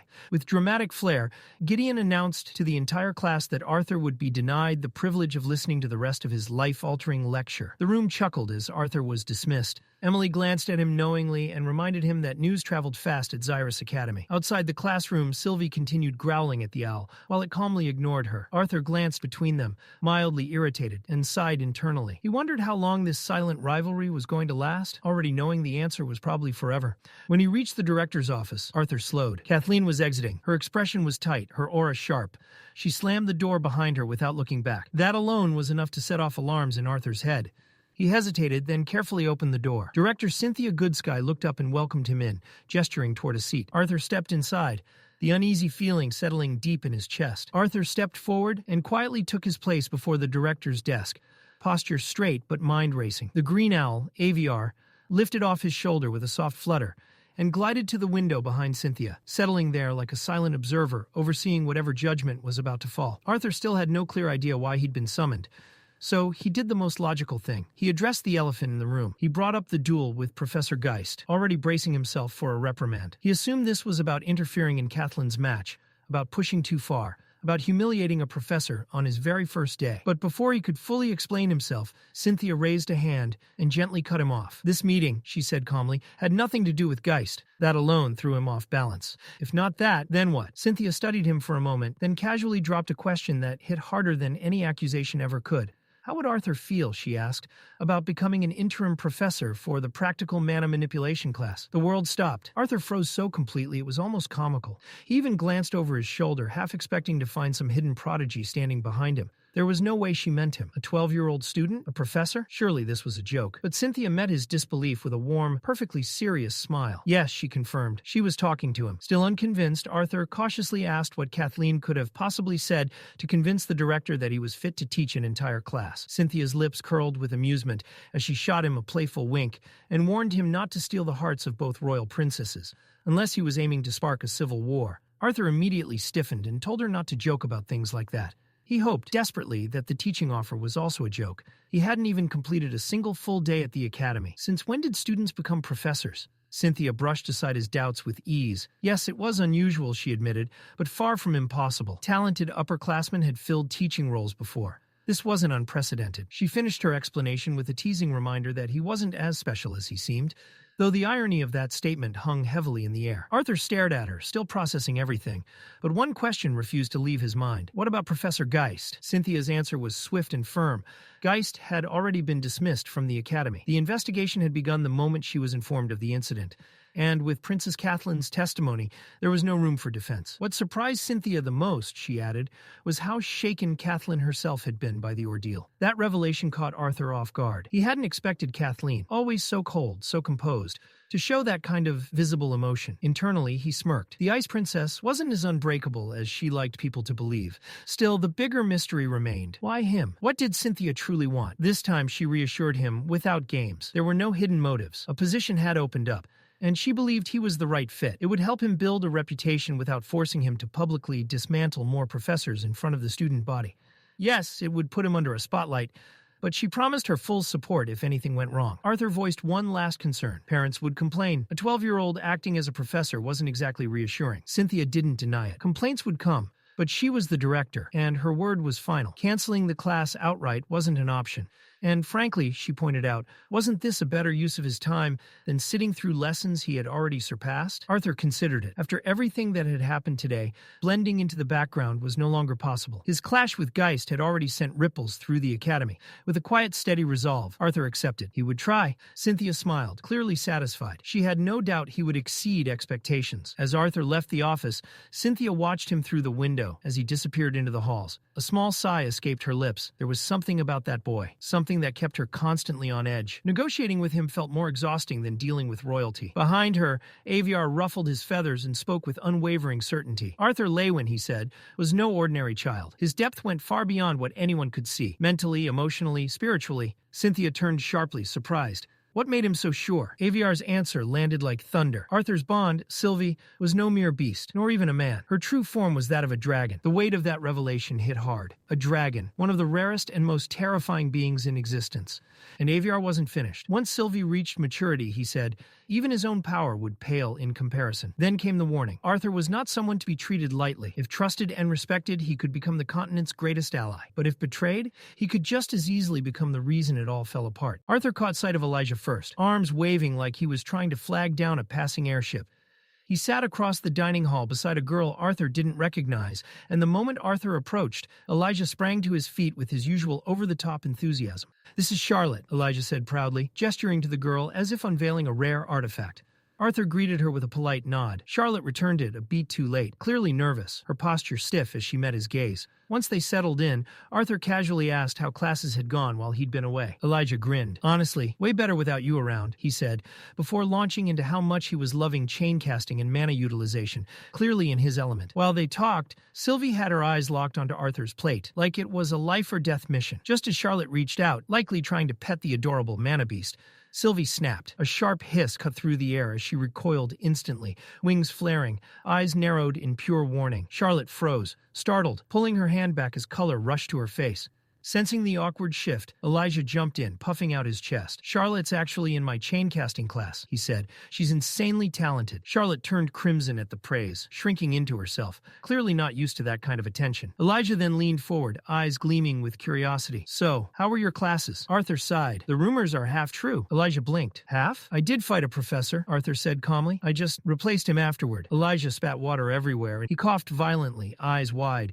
staring at Arthur like he'd just declared himself a deity. "You what?" Arthur nodded, wiping his face with a grimace. "I'm teaching the class now." Elijah slowly raised a finger. "So you're saying I just spit on a professor?" Arthur finished dryly. "Careful, that's a bad habit." Elijah burst out laughing, brushing it off with exaggerated disbelief, though his curiosity was clearly burning. He joked about skipping class one day just to see Arthur teach, then casually brought up his plans with Charlotte, shopping downtown, and invited Arthur along. Charlotte lit up instantly, nodding eagerly and encouraging him to join. Arthur shook his head apologetically. Upper division classes, 3 of them, no room to breathe. Elijah shrugged. Guess it's just us then. Charlotte stiffened. Oh, I just remembered, she blurted, scrambling to her feet. I have something else planned. She smiled nervously, suggested they all go together another time, then waved goodbye, lingering just a second longer on Arthur before leaving. Elijah watched her go, scratching his head with a weak chuckle. Must be important, he muttered, before saying he might just study instead. Then quieter, more serious, he asked Arthur what he thought of her. She was nice. Pretty. Did he have a chance? Arthur met his eyes and smirked. You can do better. Lunch ended there. Arthur made his way to his first upper division class, Team Fighting Mechanics. A few students were already present. Curtis noticed him first, eyes widening in surprise before waving. Moments later, Claire spotted him and immediately slung an arm around his shoulders, grinning as she teased him about the disciplinary committee. Arthur flashed a confident smile. I'll behave. Probably. Scanning the room, Arthur asked if everyone was present. Curtis shook his head. More were coming, and then they arrived. Arthur turned and sighed. Tessia Erlith walked in surrounded by a small group, deep in conversation with Clive Graves. Her eyes met Arthur's, and for a brief moment she seemed ready to greet him. Then she saw Claire's arm around his neck. Something flickered across her face, sharp, restrained, and she looked away without a word. Claire waved cheerfully. Tessia replied curtly, her voice cold, expression sealed shut. Bad mood? Claire wondered aloud. Arthur inwardly groaned. He knew exactly why. Claire finally stepped back, and as Arthur scanned the rest of the group, his gaze locked onto the last person entering, Lucas Wykes. Arthur's body went rigid. Heat surged through his veins, fists clenching until his knuckles turned white. The traitor, standing there like nothing had happened. And the irony twisted the knife deeper. A team fighting class. Perfect. Before the tension could erupt, a powerful presence crashed down over the field. A deep, commanding voice echoed through the air. Arthur didn't need to look around. He looked up. Hovering above them was a massive hawk-like mana-beast, wings spread wide, its gaze sharp enough to pierce steel. The class had begun. Torch's wings unfurled across the sky, blotting out the sun and drowning the courtyard in shadow. Gasps rippled through the students as the massive beast hovered above them like an omen. Then a voice cut through the stunned silence, clear, confident, commanding. It belonged to Professor Glory. She descended with effortless authority, introducing herself not with words alone, but with presence. Torch was her bonded beast, proof enough of her power. As Arthur instinctively tried to read her mana core, agony exploded inside his skull. The pain was sudden, brutal, as if his mind had slammed into a steel wall. At the exact same moment, Professor Glory turned and looked straight at him. She wasn't angry. She smiled. With relaxed steps, she walked through the frozen crowd and stopped directly in front of Arthur. Her grin held a knowing edge as she addressed him, not as a student, but as an equal, a professor. Whispers ignited instantly. Confusion spread, then disbelief. One of the upperclassmen, clearly unconvinced, raised his hand and voiced what everyone else was thinking. A first-year professor? That had to be a joke. Professor Glory shut it down without hesitation. Arthur Leywin, she explained, wasn't just a freshman or a disciplinary committee officer. He had been appointed interim professor for practical mana manipulation, the very class many of them had struggled through in earlier years. Temporary or not, it was an honor few could dream of earning. The courtyard erupted. Protests, shouts, accusations. Upperclassmen bristled, their pride burning. How could a skinny first-year leapfrog over them? Talents older and stronger than him had never been offered such a position. To them, Arthur was an insult wrapped in favoritism. Arthur didn't react. He had expected this. The resentment, the hostility. It was familiar. He took a slow breath, shutting out the noise as best he could. Professor Glory tried to calm the crowd, still smiling as she reminded them that the decision came directly from Director Goodsky. Arthur had proven himself by defeating the previous professor. That alone spoke volumes. Still, it wasn't enough. Someone shouted that underclassmen professors were weak anyway. Others piled on, claiming any upperclassman could beat him without breaking a sweat. Professor Glory's smile widened. Fine, if they doubted him so much, why not test him right here, right now? The atmosphere shifted instantly. Arthur felt it. Raw hostility locking onto him from every direction. Rage, jealousy, eagerness to tear him down. Some wanted revenge. Others wanted humiliation. Every stare felt like a drawn blade. He noticed Tessia in the crowd, her expression caught between surprise and disbelief. For a brief moment, amusement flickered across her lips, until she realized Arthur was looking. She turned away. Arthur spoke calmly, explaining that Director Goodsky had ordered him to take things slow during his first few days. It was his first official day, after all. Professor Glory leaned closer, eyes gleaming. No special treatment. If he wanted to stand above upperclassmen, he'd prove it, with a demonstration. She turned to the class. Their answer was thunderous. Cheers erupted. The students wanted blood. Arthur remained composed, but he knew the truth. This wasn't a fair test. It was a trap, and everyone knew it. When he asked what she had planned, Professor Glory answered with a grin that promised chaos. She suggested starting the semester with something fun. Her version of fun included words like war and conquest. Arthur sighed. He couldn't understand how anyone could say that so casually. Then Curtis raised his hand, proposing a team mock battle. The disciplinary committee, himself, Claire, and Arthur, would fight together. Claire immediately supported the idea, calling it good practice for teamwork. Professor Glory considered it, then nodded. That's when Clive Graves stepped forward. The vice president of the student council volunteered to lead the opposing team, and casually suggested Princess Tessia join him. Tessia stiffened, clearly not expecting to be thrown into the spotlight. Claire, on the other hand, laughed, calling the matchup interesting. Student council versus disciplinary committee. Still, 2 against 3 wasn't fair. Before the words even settled, Lucas Weick stepped forward. He volunteered to even the odds. Professor Glory welcomed him with open enthusiasm, calling him another genius freshman and declaring it the perfect opportunity to evaluate his abilities. With a wave of her hand, the teams were decided. She ordered all 6 of them to prepare. As they moved toward the equipment racks, Lucas deliberately slammed his shoulder into Arthur. He didn't apologize. He just glared, eyes burning with resentment. Lucas finally snapped, accusing Arthur outright of stealing the spot that should have been his on the disciplinary committee. The words were loaded with bitterness, his pride bleeding through every syllable. Arthur didn't even blink. Cold and unmoved, he answered simply, "Something that was never yours can't be stolen." The response hit harder than any insult. Before Lucas could fire back, Claire slipped in with her usual grin, though there was steel behind it. She warned them that representing the disciplinary committee meant more than personal grudges. Any embarrassment would be punished, and if anyone dragged the team down, she promised to make their future training sessions a living nightmare. Clive and Lucas said nothing after that. They moved away in silence, methodically preparing their weapons and armor, refusing to so much as glance in Arthur's direction. The air between the 2 teams grew heavy, suffocating, as if the battle had already begun. Arthur focused on tightening the straps of his gear when Tessia stepped closer to help. He glanced at her, half amused, and quietly asked if it was really proper for a princess to be assisting him like this. She answered by yanking a strap tight, hard. The sudden pull dragged his arm toward her. Arthur winced, then leaned in slightly, lowering his voice. There was no need for her to be so formal around him. No one else was close enough to hear. Tessia's eyes flickered. Frustration slipped through her carefully maintained composure as she confessed how much she hated pretending they didn't know each other. Arthur met her gaze, calm and steady. She didn't have to pretend. That caught her off guard. Hesitating, she explained that Master Cynthia had warned her. Arthur was trying to stay unnoticed. That was why she'd kept her distance, no matter how much it hurt. A faint, ironic smile crossed Arthur's face. If staying unnoticed was the goal, he admitted, then he was doing a terrible job. Still, as long as certain truths remained hidden, the attention didn't really matter. Tessia started to respond, her thoughts finally aligning. Then realization struck. Her mana sense couldn't find his water attribute anymore. Before the words could leave her mouth, Arthur's hand gently covered it. He leaned in, his voice barely a whisper. Those things, his bond, his true core level, the full extent of his strength, were still secrets. But that didn't mean she had to erase him from her life. After a moment, he pulled back. Tessia's face burned red. She shoved him lightly, muttering that he was standing far too close. Before either of them could continue, a thunderous voice echoed from above. "Professor Glory!" She barked at them to stop chatting with the enemy, reminding everyone that the match was about to begin. Arthur straightened and met Tessia's eyes once more. He said he was looking forward to seeing how much she'd grown since their last training session. Her answer was immediate, sharp, resolute. She wouldn't hold back. Moments later, Professor Glory addressed them all, her tone crisp and absolute as she laid out the rules. The mock battle would last 30 minutes, followed by a full evaluation. But to balance the teams, there would be a twist, because Curtis and Claire had superior foundational training, and Arthur was, well, Arthur.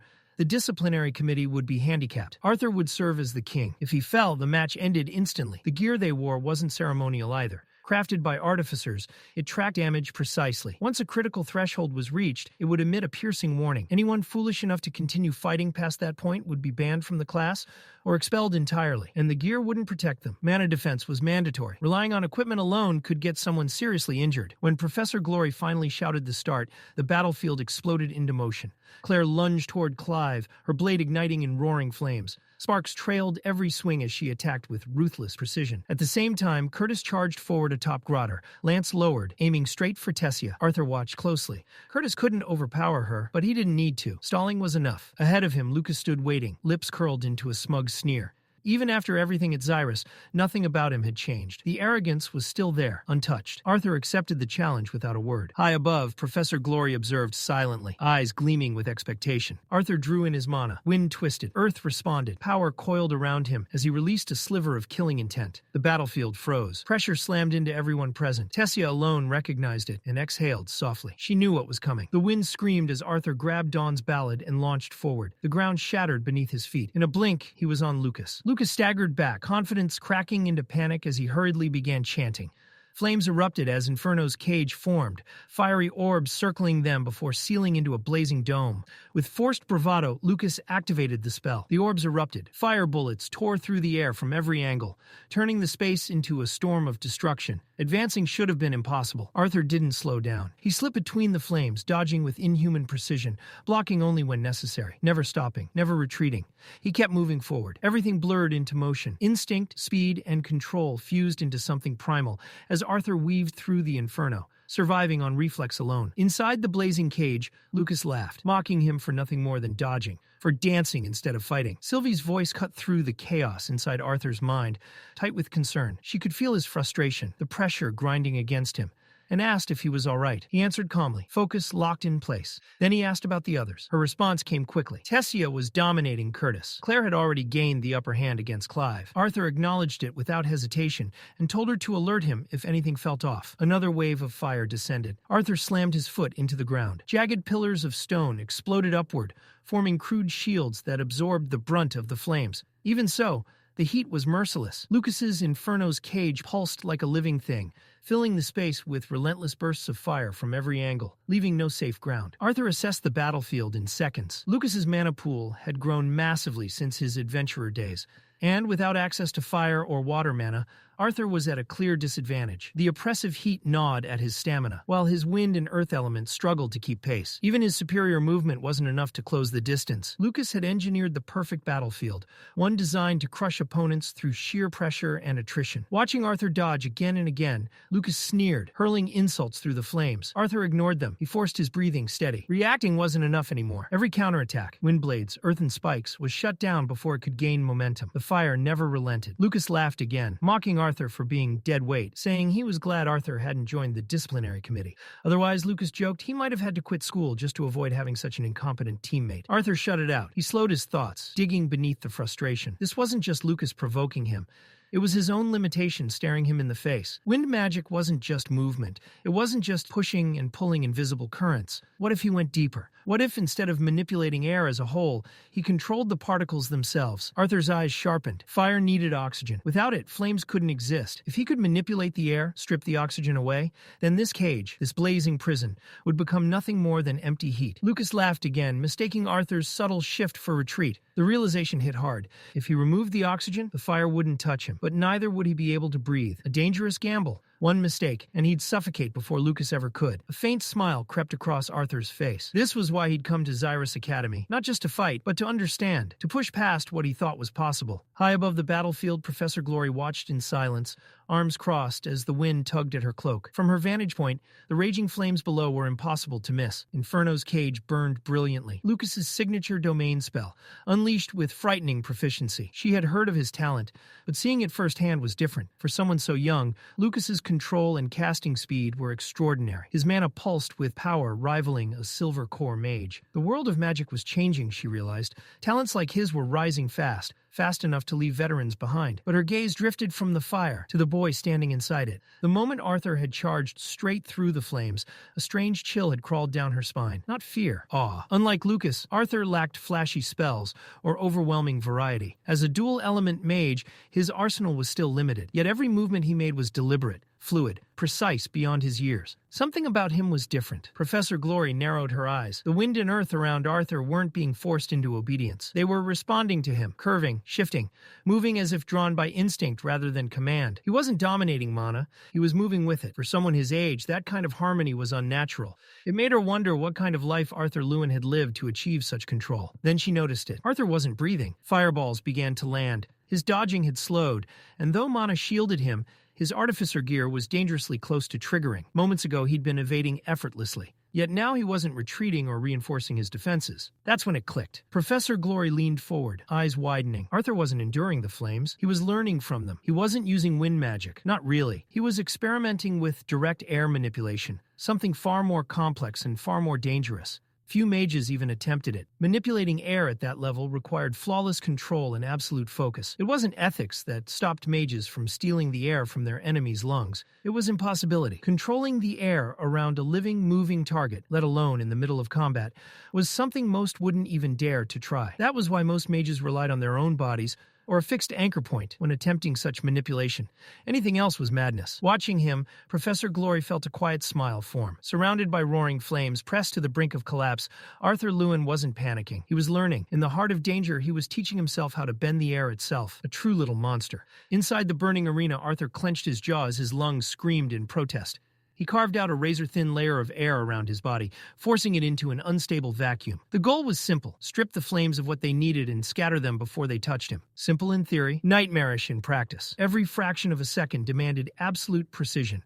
His focus was so intense that sweat soaked into his skin, not from heat, but from strain. His uniform was already fraying, scorched and torn, as each failed attempt punished him further. Across the arena, Lucas Wykes grew impatient. This wasn't how it was supposed to go. His firepower was overwhelming. His attacks were relentless. Any normal student would have collapsed long ago. Yet Arthur still stood. There was no visible wind magic, no defensive spell he could recognize. Yet his flames refused to behave. Confusion crept in. Then frustration, then desperation. Lucas snarled and poured everything into one final gambit. Mana surged violently as he raised his voice and roared, summoning his trump card. From the inferno beside him, something massive took shape. A towering humanoid beast, forged entirely of flame, emerged with a deafening roar. Its presence warped the air, radiating pure destruction. Arthur didn't flinch. If anything, he smiled. That summon told him everything he needed to know. Lucas was running out. Arthur's grin sharpened for just a moment. It was time to end this. Elsewhere on the battlefield, Tessia glanced toward the blazing arena. A knot twisted in her chest. Arthur was strong. She knew that. But fighting Lucas while restricted to wind and earth, his weakest elements, pushed even him into dangerous territory.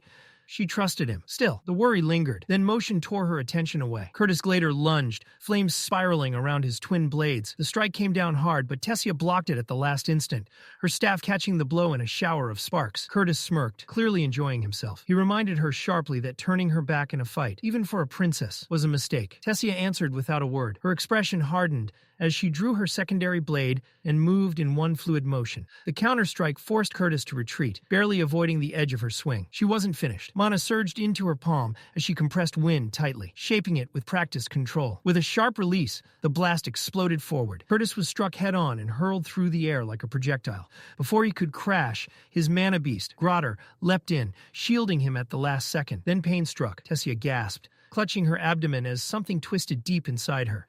Her magic felt wrong, draining unevenly, resisting her control. Unease flickered across her face. Curtis didn't give her time to recover. He mounted Granddaughter again and barked a command. The ground shook as they charged, mana pooling heavily around them. Tessia felt it instantly. The shift in the air, the density of mana being pulled in. They were preparing something big. She began chanting, her voice steady despite the pain. The ground responded violently. Thick vines erupted upward, weaving together into a living barrier as roots spread outward like a storm.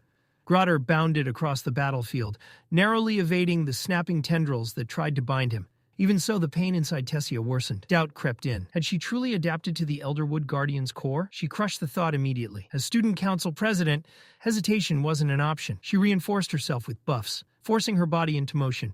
Her steps grew sharper, faster, wind mana flowing through every movement. The vines responded instantly, striking with renewed speed and precision. Confidence returned to her gaze. She could still win. Then Curtis roared. Mana gathered violently before him, condensing into a blazing torrent infused with earth attribute power. The beam tore forward with catastrophic force, powerful enough to erase anything in its path. High atop her living platform, Tessia paled. Sweat streamed down her face. She was reaching her limit, and the true danger was only beginning. At that exact moment, a violent surge of mana tore through Arthur. His bond with Sylvie flared. Her voice screamed inside his mind. Tessia was in danger. Arthur turned on instinct. Too late. The Flame Guardian closed in from behind, its burning fist crashing into him with overwhelming force. The impact sent shockwaves through his body as fire swallowed his vision. The battlefield erupted once more. The blow sent Arthur flying. He barely managed to steady himself before lifting his head, and what he saw made his blood run cold. High above the battlefield, Professor Glory was already airborne, riding her bond, Torch, pushing them to full speed toward Tessia and Curtis. Flames tore through the air in her wake, but even at that speed, she wouldn't make it in time. Inside Arthur's mind, Sylvie's voice pierced through again, sharper, tighter, laced with fear. Something was wrong. No, something was very wrong. Tessia was in real danger. Arthur's heart thundered violently in his chest. He tried to breathe, tried to think, but panic clawed at him from every direction. Every instinct screamed the same command. Move, now. Then, without hesitation, he activated the first phase of Sylvia's beast will. The world broke, colors inverted, twisting into strange, unnatural hues as sound vanished completely. The battlefield froze, fire suspended mid-burst, people locked in motionless poses, mana hanging in the air like shattered glass. Arthur had entered that place again, the warped space where time bent only for him. But he knew its flaw. Nothing here could be changed unless he physically carried it with him. And Tessia didn't have time. Arthur launched forward. His body screamed as he forced it beyond its limits, sprinting through a razor-thin path between the burning orbs of Lucas's inferno cage. He shot past Professor Glory, frozen mid-flight atop her bond, but didn't spare her a glance. His mana was nearly gone. Most of it had been burned away trying to master the vacuum barrier, but stopping wasn't an option. Ahead of him, Tessia was falling. The vine beneath her shattered as her strength gave out. Her body went limp, one hand clutching her abdomen as consciousness slipped away. Gravity dragged her toward the battlefield below. And above her, Curtis Glader's attack descended. A massive breath of destruction, compressed mana roaring forward like judgment itself. Arthur's chest tightened painfully. Sylvie had been right. There would be no save from above, no barrier, no shield. Tessia was completely exposed. Fear surged, but Arthur crushed it. He forced his legs to move faster, even as his vision blurred, muscles tearing, breath ripping through his chest like broken glass. At the very edge of his endurance, he leapt from a collapsing vine. He threw himself forward. Arthur wrapped his body around Tessia midair, pulling her tightly against him as the world rushed back into motion.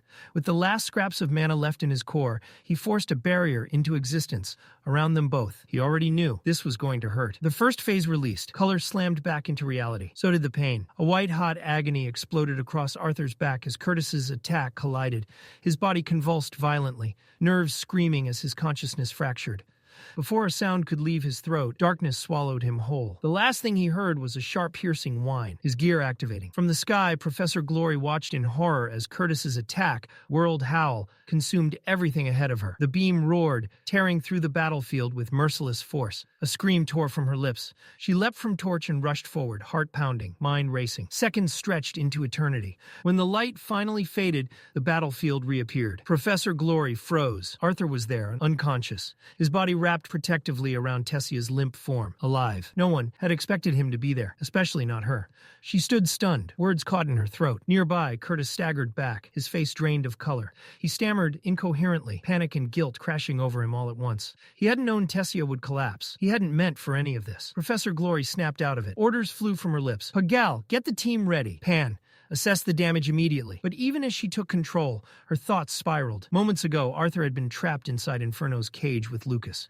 There was no spell, no technique that should have allowed him to cross that distance. Not that fast, not like this. And yet, Arthur Leywin had done the impossible. Again, Arthur woke with a violent jolt of pain tearing through his side.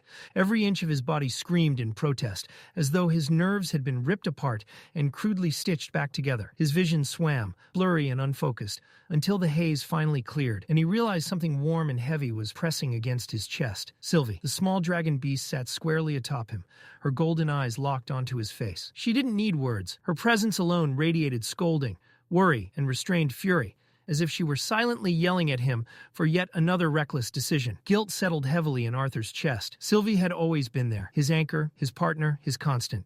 He knew he had pushed himself too far. Again, closing his eyes, he offered a quiet promise in his mind. He wouldn't leave her. Not like this. Not ever. Her concern mattered more to him than the pain tearing through his body. A knock echoed through the room. The door creaked open, and Director Cynthia Goodsky stepped inside.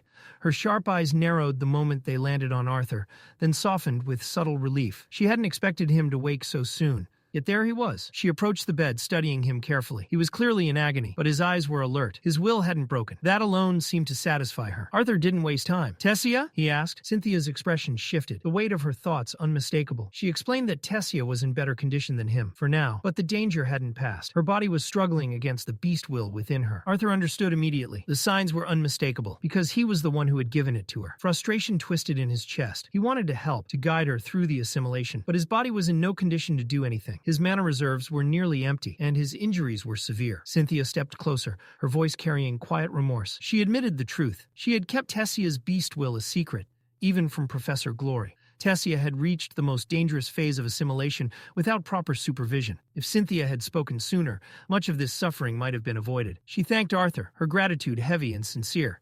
He had risked everything, nearly lost his life, to save her disciple. Arthur listened, then slowly sank back into the bed, brushing off the weight of her words. Cynthia informed him that both the royal family and his own had already been contacted.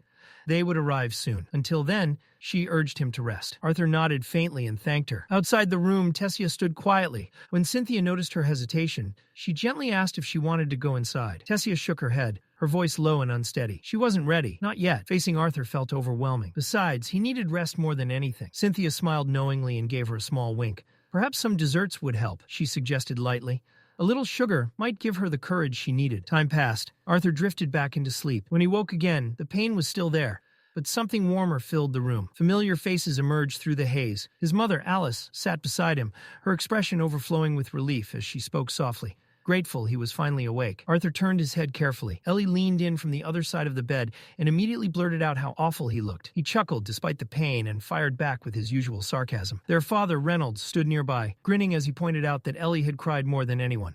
More than Alice, even. Ellie exploded in embarrassment, furiously scolding him for exposing her. Alice smiled, but the worry in her eyes never faded. She questioned how her son had managed to get himself so badly injured on the very first day of school. Reynolds added his own theory with mock seriousness, suggesting Arthur had already picked fights at the academy. Arthur smirked faintly. They should have seen the other guy. Laughter filled the room. Everyone laughed, except Alice. Her mind spiraled instantly. What had he done this time? Had he seriously injured another child? Killed someone? Burned remains? Furious nobles? Political fallout? Escape plans formed in seconds? Hiding underground? Living among dwarves? She could work as a healer. But Ellie? What kind of future would Ellie have? Before the panic could fully take hold, the door opened again. Director Cynthia returned. She wasn't alone.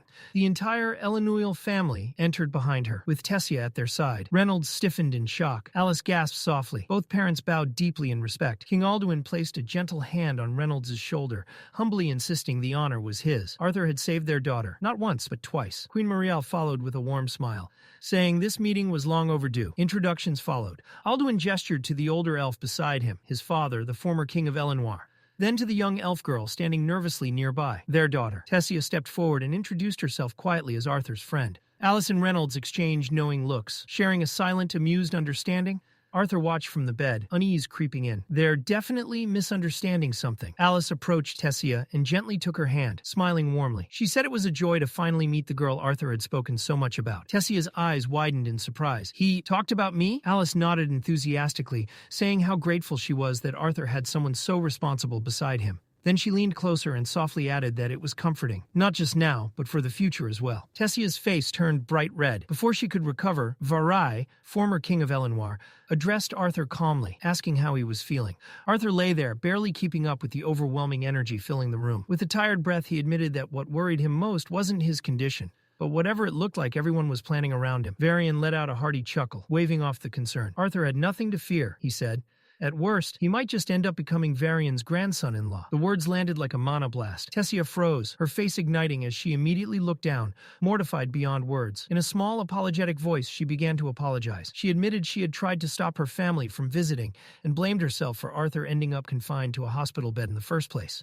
Arthur laughed softly, shaking his head. He brushed aside her guilt with ease, telling her he didn't mind at all. If anything, he liked how alive the room felt now. Ellie, meanwhile, watched Tessia closely. With the sharp curiosity of a younger sister and the confidence of someone who knew her brother well, she openly assessed the girl Arthur had nearly died saving. Tessia noticed her gaze and quickly realized who she was. Smiling gently, she complimented Ellie, saying she looked even prettier than she had imagined. Ellie gave a short, appreciative response. Arthur, sensing where this was going, cut in quickly. He reminded Ellie that Tessia was the one who had given her the bow she received for her birthday. Ellie blinked, caught off guard, then muttered a casual thank you. Tessia smiled warmly, saying she was glad Ellie liked it.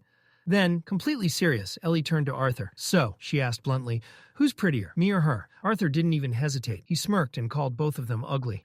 The room erupted. Both girls immediately snapped at him, warning that the only reason he was still alive was because he was injured. Deciding it was best to retreat, Arthur quickly changed the subject and turned to Varian, asking about Tessia's mana core. Was everything progressing smoothly? Varian nodded, explaining that Tessia's body appeared far more compatible with the beast core than Arthur's had been at the same stage. Then, lowering his voice, the old elf leaned in and asked the real question: how Arthur had even managed to obtain an Elderwood Guardian's core in the first place. Arthur smiled tiredly. I killed it. Varian's eyes widened, his composed expression shattering into pure disbelief. Before he could say anything else, Director Goodsky cleared her throat sharply, cutting the conversation short. She reminded everyone that Tessia's assimilation still required monitoring, and that the room had already exceeded its allowed capacity. More visitors were waiting outside, Reluctantly, both families departed together, leaving Arthur with a moment of quiet. It didn't last long. Visitors came and went throughout the afternoon, some demanding answers about the mission, others simply checking on his condition. Professor Glory practically leaned over him, eyes blazing with curiosity, desperate to know how Arthur had pulled everything off. Gideon arrived next, holding a potion and insisting Arthur drink it. Suspicious but exhausted, Arthur complied. Before leaving, Gideon casually dropped a bomb. He told Arthur to visit his personal training room once he recovered. Arthur stared at him, stunned. How did he even know about that place? Gideon explained that Director Goodsky had contacted him and requested special training artifacts for Arthur. And yes, he had already built them. Arthur grew even more suspicious and asked the obvious question. Did you really do all that for free? Gideon only smiled slyly and reminded Arthur that he now owed him. Once alone, Arthur slumped back into the bed, sore, drained, but undeniably grateful to still be alive. Footsteps approached again. Assuming Gideon had returned to demand payment, Arthur frowned until the door opened and Tessia stepped inside instead. She moved quietly toward the bed. Arthur asked if her assimilation session was already over. Tessia nodded, explaining that Director Goodsky had stopped it early since she was still recovering. Arthur agreed. It was the right call. He asked about her mana core, whether she'd felt pain again or that crushing pressure. Tessia let out a small laugh. Arthur frowned, confused, and asked what was funny. She smiled softly and told him it was just like him, worrying about her after nearly dying himself. Arthur laughed quietly in return. She wasn't wrong. The moment reminded her of long ago, when he had saved her from bandits. Arthur tried to sit up, remarking on how far they'd come since then. But pain tore through him instantly. He winced. Tessia rushed closer, panic flashing across her face, but Arthur reassured her. He told her not to worry so much. He'd be fine. She nodded, then fell silent. After a moment, Tessia spoke again. She said she still needed to apologize. Arthur immediately stopped her, reminding her, again, that she had nothing to apologize for. He had made his choice, but Tessia shook her head. That wasn't what she meant. Her voice softened as she admitted she was sorry for something else, for taking advantage of him like this. Before Arthur could respond, she leaned in and kissed him. It was brief, but it carried everything she hadn't been able to say. Then she turned and ran. Arthur lay there, frozen, more stunned than he had been when he first woke up. Outside, Tessia's heart pounded louder than her footsteps. Her face burned as realization fully set in. She had just kissed Arthur, her first kiss. Questions flooded her mind. Had she done it right? Had she looked awkward? Did Arthur like it? Stopping by a window, she stared at her reflection, nervously trying to replay the moment, only to grow even more embarrassed. She let out a quiet groan and gently bumped her forehead against the glass. What if she'd gone too far? What if Arthur thought she was improper, too forward? Panic twisted in her chest. For a moment, she almost ran back, ready to pretend it had all been a misunderstanding. But she stopped herself. No, she had done the right thing. Arthur would never make the first move. He was always so composed, so mature, like she was still just a little girl in his eyes. If she had waited for him, nothing would ever change. That thought anchored Tessia's racing heart as she forced herself to breathe. This was her choice. And if Arthur didn't feel the same way, then that was his loss. She reminded herself who she was now. Talented, capable, strong, someone others respected, smart, disciplined, and yes, attractive. If Arthur still couldn't see her as she was today, then he didn't deserve her. One last glance toward his room, Tessia turned away. She walked toward her dorm, her mind spinning, heart pounding, every step lighter and heavier all at once. Back in the hospital room, Arthur lay frozen, staring at the ceiling. He had just been kissed by Tessia Erlith, or rather, she had kissed him. The realization detonated in his head. She was 13, he was 12. His thoughts immediately spiraled into panic. Was that allowed? Was this illegal? Was he about to be arrested by the universe itself? He squeezed his eyes shut, forcing himself to breathe. It had been innocent. Just a brief kiss, nothing more. Still, the guilt lingered. She had completely blindsided him. He hadn't done anything.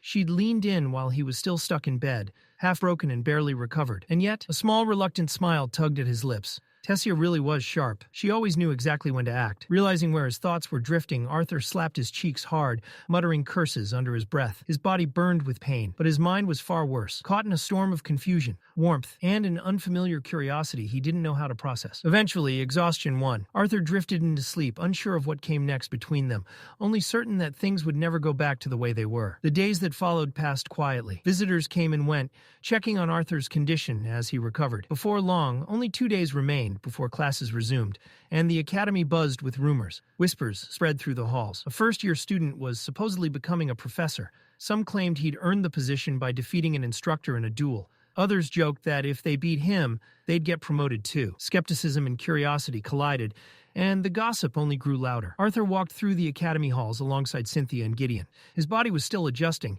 but his steps were steady. Cynthia mentioned that tomorrow would be his first official day teaching and asked if he'd prepared anything. Arthur answered honestly. He'd only been discharged the day before. Preparation had been minimal. Still, he wasn't worried. His thoughts drifted elsewhere. He asked about Tessia's assimilation. Cynthia smirked and teased that if he was that concerned, he could always visit her himself. Arthur felt a faint warmth rise to his face, though he kept his expression neutral. Cynthia continued, explaining that Tessia's progress was steady under Varian's guidance, but that Varian would soon be returning to Elenoir. Arthur asked if Cynthia would take over after that, but before she could answer, they arrived, and Gideon changed instantly. The man who had complained non-stop suddenly radiated excitement. Cynthia raised an eyebrow, amused by the shift.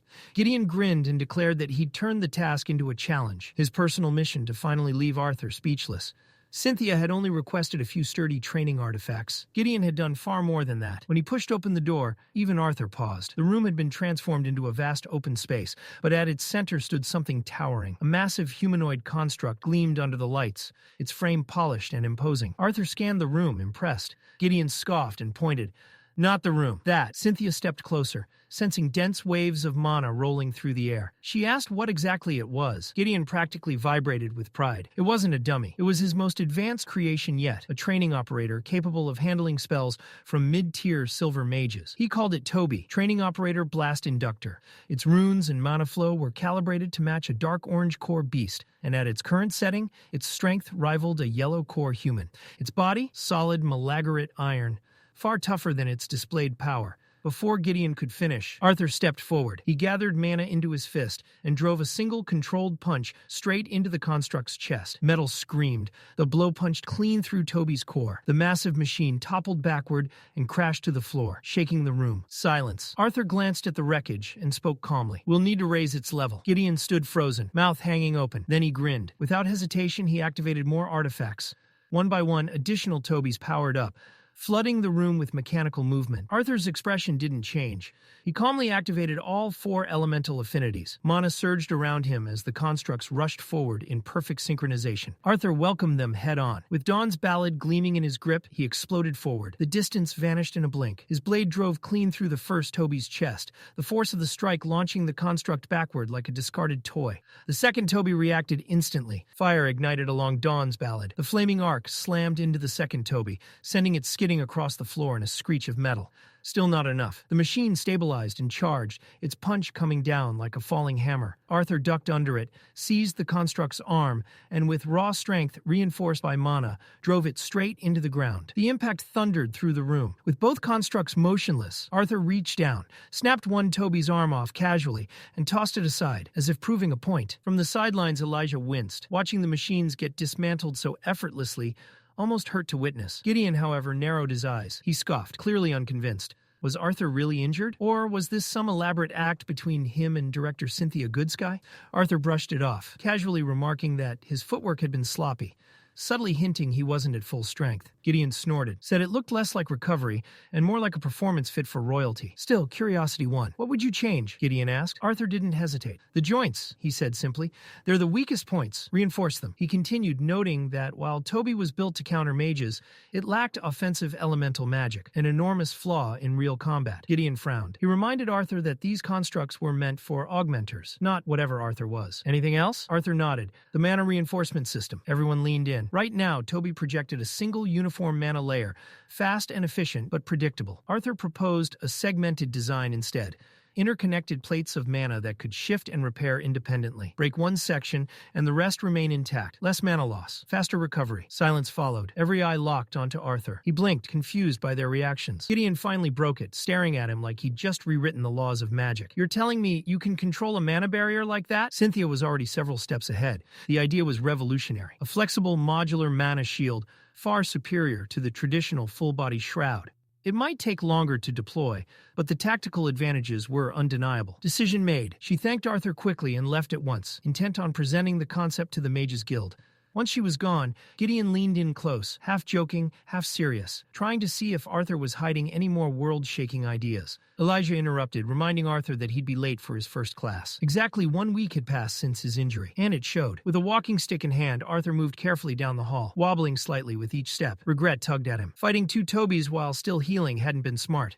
Sylvie tried to reassure him. Then his cane slipped. Arthur stumbled and instinctively grabbed someone's shoulder. He looked up. Kathleen. Without a word, she wrapped an arm around his waist, steady and firm. No hesitation, no questions, just support. You should have rested more, she said calmly. Arthur flushed slightly but said nothing, allowing her to help him the rest of the way. As they reached the classroom, voices spilled out. The new professor's coming today. No way that rumor's real. Anyone's better than Geist. Don't jinx it. Someone pointed at Arthur, recognizing him as the disciplinary committee officer who defeated Geist. Then they noticed the limp. The chatter exploded. Arthur stepped inside.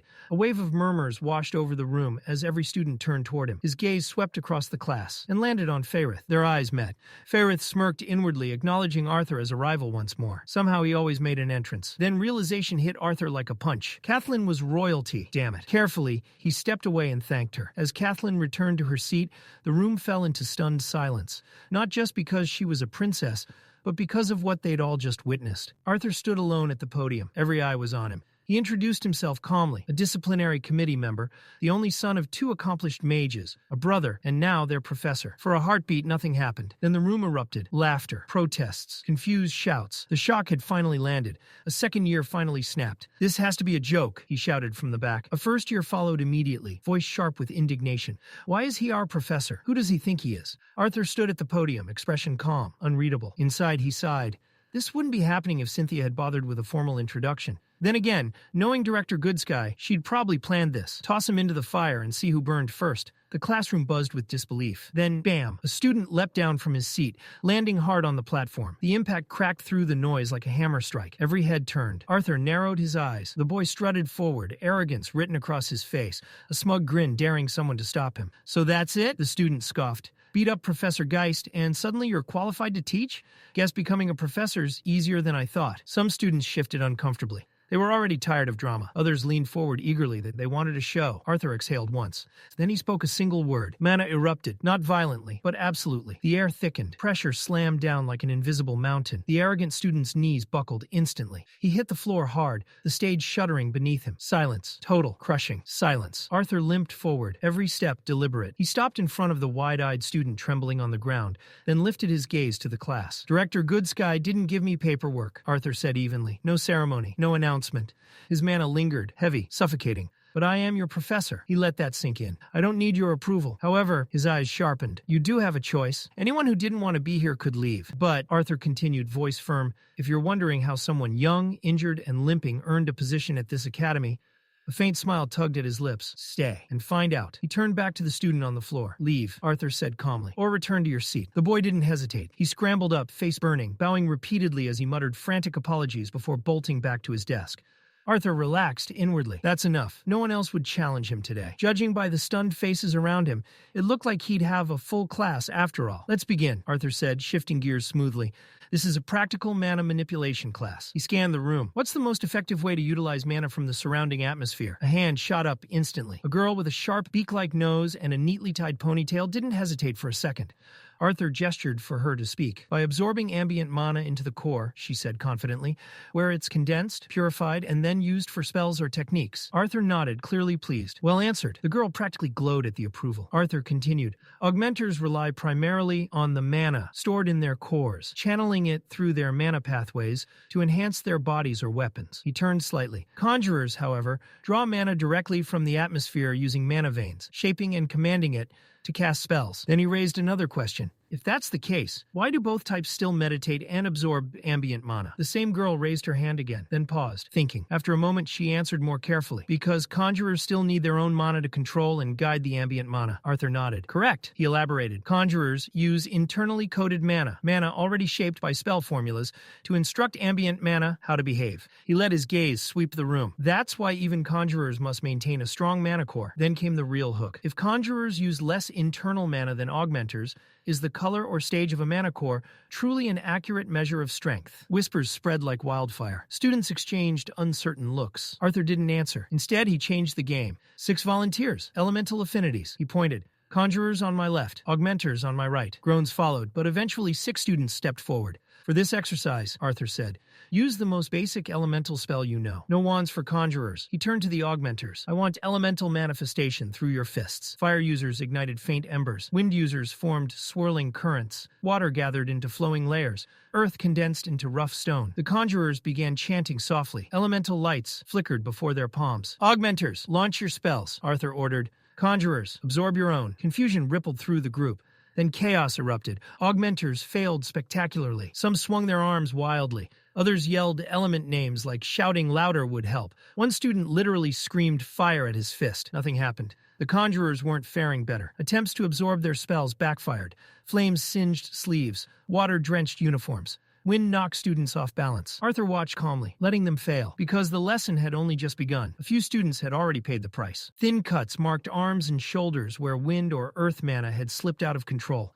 Others nursed bruised hands or damp sleeves, evidence of spells gone wrong. Slowly, frustration replaced confusion. One by one, students stopped trying. They turned toward Arthur, doubt written plainly across their faces. Even Faireth and Catelyn, both seasoned mages, looked unconvinced. Finally, a male augmenter stepped forward, unable to hold back any longer. "This is pointless," he said flatly.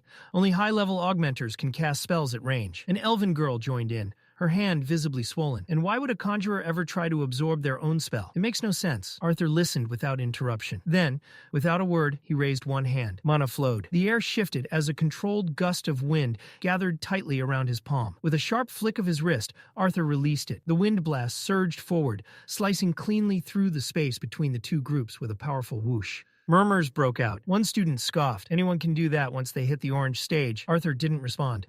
Instead, he lifted his other arm. This time the mana compressed, dense, razor sharp. When he released it, the air screamed. The wind bullet tore across the room and slammed into the far wall. Crack. Stone fractured inward, debris scattering as a small crater formed where the spell struck. The echo rang through the hall, leaving the room deathly quiet. Arthur turned back to the class. "Very few augmenters at the orange stage can do that," he said calmly. He paused, letting the silence settle. "And while I can't safely demonstrate what happens when a conjurer successfully absorbs their own spell," his eyes sharpened, "I promise you, mastering it will benefit every one of you." His gaze swept the room. "Those who want to improve," Arthur said firmly. "Step forward, try again." With that, he gave a small wave and exited the training hall. For a heartbeat, the room was silent. Then excitement erupted. Students buzzed with chatter, energy renewed, spirits lifted, even among those who had failed. It was exactly the impact Arthur had hoped for. Outside, Arthur lowered himself onto a wooden bench and let out a quiet sigh. The afternoon breeze brushed against his face as he watched Sylvie chase a butterfly across the grass. He smiled faintly, ended a bit early. Then again, that was one of the perks of being a professor. Leaning back, Arthur spoke aloud, amused by his newfound freedom. He could end a class whenever he felt it was right. As he watched Sylvie bounding happily, soft footsteps pulled him from the moment. Princess Kathleen approached from his right. Without speaking, she placed a clean handkerchief over the bench before sitting beside him. Arthur felt a flicker of nervousness. No matter how familiar she was, her calm, composed presence always kept him on edge. She broke the silence first, offering a brief compliment about his lesson. Arthur thanked her, unsure what else to say. The quiet stretched. Just as he began to relax, Kathleen leaned slightly closer. "Arthur," she said softly. He turned to her, attentive and confused. Her voice lowered, hesitant now. "There's something I've been meaning to tell you." Arthur's thoughts exploded. For one absurd second, his mind raced into impossible territory. A confession? Another noble girl? Would this start a political incident between kingdoms? Before he could spiral further, Kathleen stood and bowed deeply. "I'm sorry," she said earnestly. "Not just for myself, but for my family." She spoke of Sebastian, of the auction house, of her father's actions, of her brother's mistakes, both past and recent. She carried the weight of it all, but midway through her apology, she froze. Arthur was pinching his own cheeks. "What are you doing?" she asked, bewildered. Arthur replied casually, "Humbling myself." He was genuinely surprised she was still troubled by something that had happened over 4 years ago. Kathleen shook her head. She couldn't forget that day. As much as she admired her father, his actions had disappointed her deeply. Arthur waved it off. "You don't need to apologize for other people's choices," he said. "That burden isn't yours." "Still," Kathleen insisted, especially now, because she considered Arthur a friend. She added, almost shyly, that her brother once told her even small physical gestures, skinship, were signs of friendship. Arthur acknowledged it simply. But inside Kathleen's mind, everything churned. She had spent her life resenting her lineage, her powers, even her appearance, things that stole her freedom. Yet here was someone who had everything. and still carried a warmth that refused to fade. A soft chuckle escaped her lips. Arthur blinked and leaned slightly closer. "Did you just laugh?" Embarrassed, Kathleen turned away. To change the subject, she brought up his lesson, specifically why the 2 wind bullets had produced such different results. Arthur gasped dramatically. "So that was your real reason for approaching me?" Flustered, Kathleen rushed to deny it, insisting she wasn't scheming, just escaping an awkward conversation. Arthur laughed, calming her immediately. "I'm joking." Then, with a playful wink, he added, "Wouldn't be fair if I gave my brightest student special treatment." As Arthur walked off toward Gideon's class, Kathleen remained seated, watching him go. A soft smile lingered on her face. Without even realizing it, Arthur had brightened her world. Just a little. Later in Gideon's class, the room was quiet until Emily Watson adjusted her thick glasses and leaned toward Arthur. "Are you okay?" she whispered. "I heard you got hurt on your first day." Just as Emily finished speaking, a piece of chalk suddenly whipped across the room and vanished into her mass of curly hair. The silence shattered. Gideon's sharp glare cut through the class. Clearly unimpressed, he called on Emily without mercy, demanding she explain the primary components of a basic light-producing artifact. Emily didn't hesitate. She launched straight into a detailed explanation, describing the foundation crystal known as fluorinite. She was just getting started when Gideon cut her off. Keep it short. The lesson ended soon after, but not before Gideon dropped a final task on the class, a mini-project. Each student was to construct their own light-producing artifact, or LPA. Arthur groaned internally. Missing the first few days of class already put him behind. And now this. Sensing his frustration, Emily casually leaned over and offered him an easy solution. She mentioned she had made several LPAs earlier just for fun and had them lying around in her dorm. He was welcome to take one. Arthur blinked, surprised. For someone he had only just met as a classmate, her kindness felt genuine and incredibly timely. She had unknowingly lifted a weight off his shoulders. Before he could thank her properly, Elijah rushed into the room. He greeted Arthur quickly, then noticed Emily. After brief introductions, Elijah shook her hand politely, though his attention remained fixed on Arthur. His tone shifted, serious. "Director Goodsky is waiting," he said, signaling with his eyes that it was important. Arthur said his goodbyes, leaving Emily and Elijah to talk as he headed out. His destination was the private training room Director Goodsky had mentioned while he was still in the infirmary, a room with exceptionally high mana density, perfect for intense training. When Arthur stepped inside, he froze. Tessia was already there, seated and deep in meditation. Before anyone could react, Sylvie darted past him, launching herself onto Tessia with excited chirps. Tessia opened her eyes and greeted Arthur warmly, explaining that Director Goodsky had been called away on urgent business moments earlier. Without hesitation, Tessia suggested they begin. Beast assimilation was never simple. It demanded absolute focus, immense stamina, and usually the support of another mage who shared the beast's elemental affinity. But Arthur was different. As a quadra-elemental, he could support Tessia fully. Carefully, he balanced fire, water, earth, and wind, reinforcing Tessia's body as the Elderwood Guardian's will pressed down on her core. Arthur became a living conduit, a refined mana battery, shielding her from the crushing pressure. Time passed in complete silence, broken only by controlled breathing and the hum of mana. Eventually, the energy settled. Sensing it was enough, Arthur called an end to the session. Tessia agreed, thanking him softly. A pause followed. Then quietly, Tessia brought up the kiss. She asked if Arthur had been angry. He admitted he had been surprised, but never mad. Still, she pressed on. She asked why he had grown distant afterward. It wasn't about royal expectations or marriage, she said. She knew she had acted impulsively, but what she wanted was simple, for their bond to grow naturally, honestly, without fear standing between them. Arthur tried to reassure her, saying they had both grown since childhood, that she wasn't the crying princess she used to be. But instead of comfort, his words struck a nerve. Tessia's expression tightened, frustration flashing across her face. She had hoped for sincerity, for vulnerability. Instead, Arthur brushed it off, treating her feelings lightly. Her voice rose as she turned away, apologizing for expecting too much. Arthur called out to stop her. She didn't. Her words came sharp and precise, cutting deep. She told him that while he excelled in magic, battle, and strategy, there were things he was terrible at: understanding emotions, expressing feelings, and dealing with people. She said she saw through his false smile, the mask, the distance he kept, and worst of all, how he dismissed her feelings, just like he had done with Lilia. Then she left. Silence swallowed the room. Even the sound of the waterfall outside couldn't fill the void she left behind. Arthur stood frozen, her words echoing in his mind. How did she know about Lilia? Had she overheard them? Or had Lilia told her herself? His fists clenched as his thoughts spiraled. The truth he could never share, that he wasn't just a boy from this world, but someone far older, carrying a past too heavy to explain, pressed down on him. Anger surged. Arthur activated the training dummies, the Tobies, and unleashed everything. Mana-reinforced fists tore through them, blow after blow, raw emotion driving every strike. But the rage didn't erase her words. The final Toby was nearly destroyed when a warning alert flashed. Low mana reserves. Arthur stopped. His body shook, breathing ragged, energy drained. Sylvie finally spoke, reminding him he was still healing and shouldn't push himself like this. Arthur ignored it. His body might have been recovering, but his heart wasn't. As he sat there lost in thought, a knock sounded at the door. He forced himself up and opened it. Professor Glory stood outside, concern clear on her face.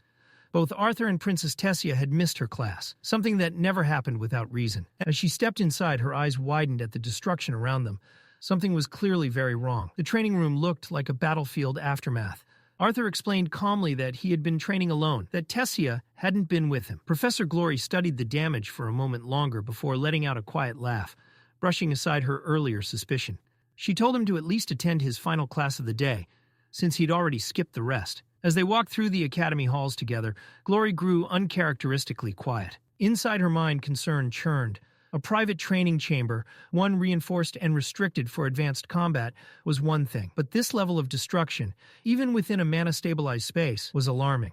Arthur Leywin carried layers she couldn't peel back, power he didn't display, secrets he didn't share. And the more she observed him, the clearer it became. This boy was far more dangerous than he appeared. Arthur soon reached the classroom he'd been most eager to return to, Deviant Magic Theory. His body ached, drained from both physical exertion and the emotional clash with Tessia. But he entered quietly, composed. Whispers rippled through the room as students stole glances his way. Arthur ignored them. Sylvie sat perched nearby, utterly still, appearing fast asleep.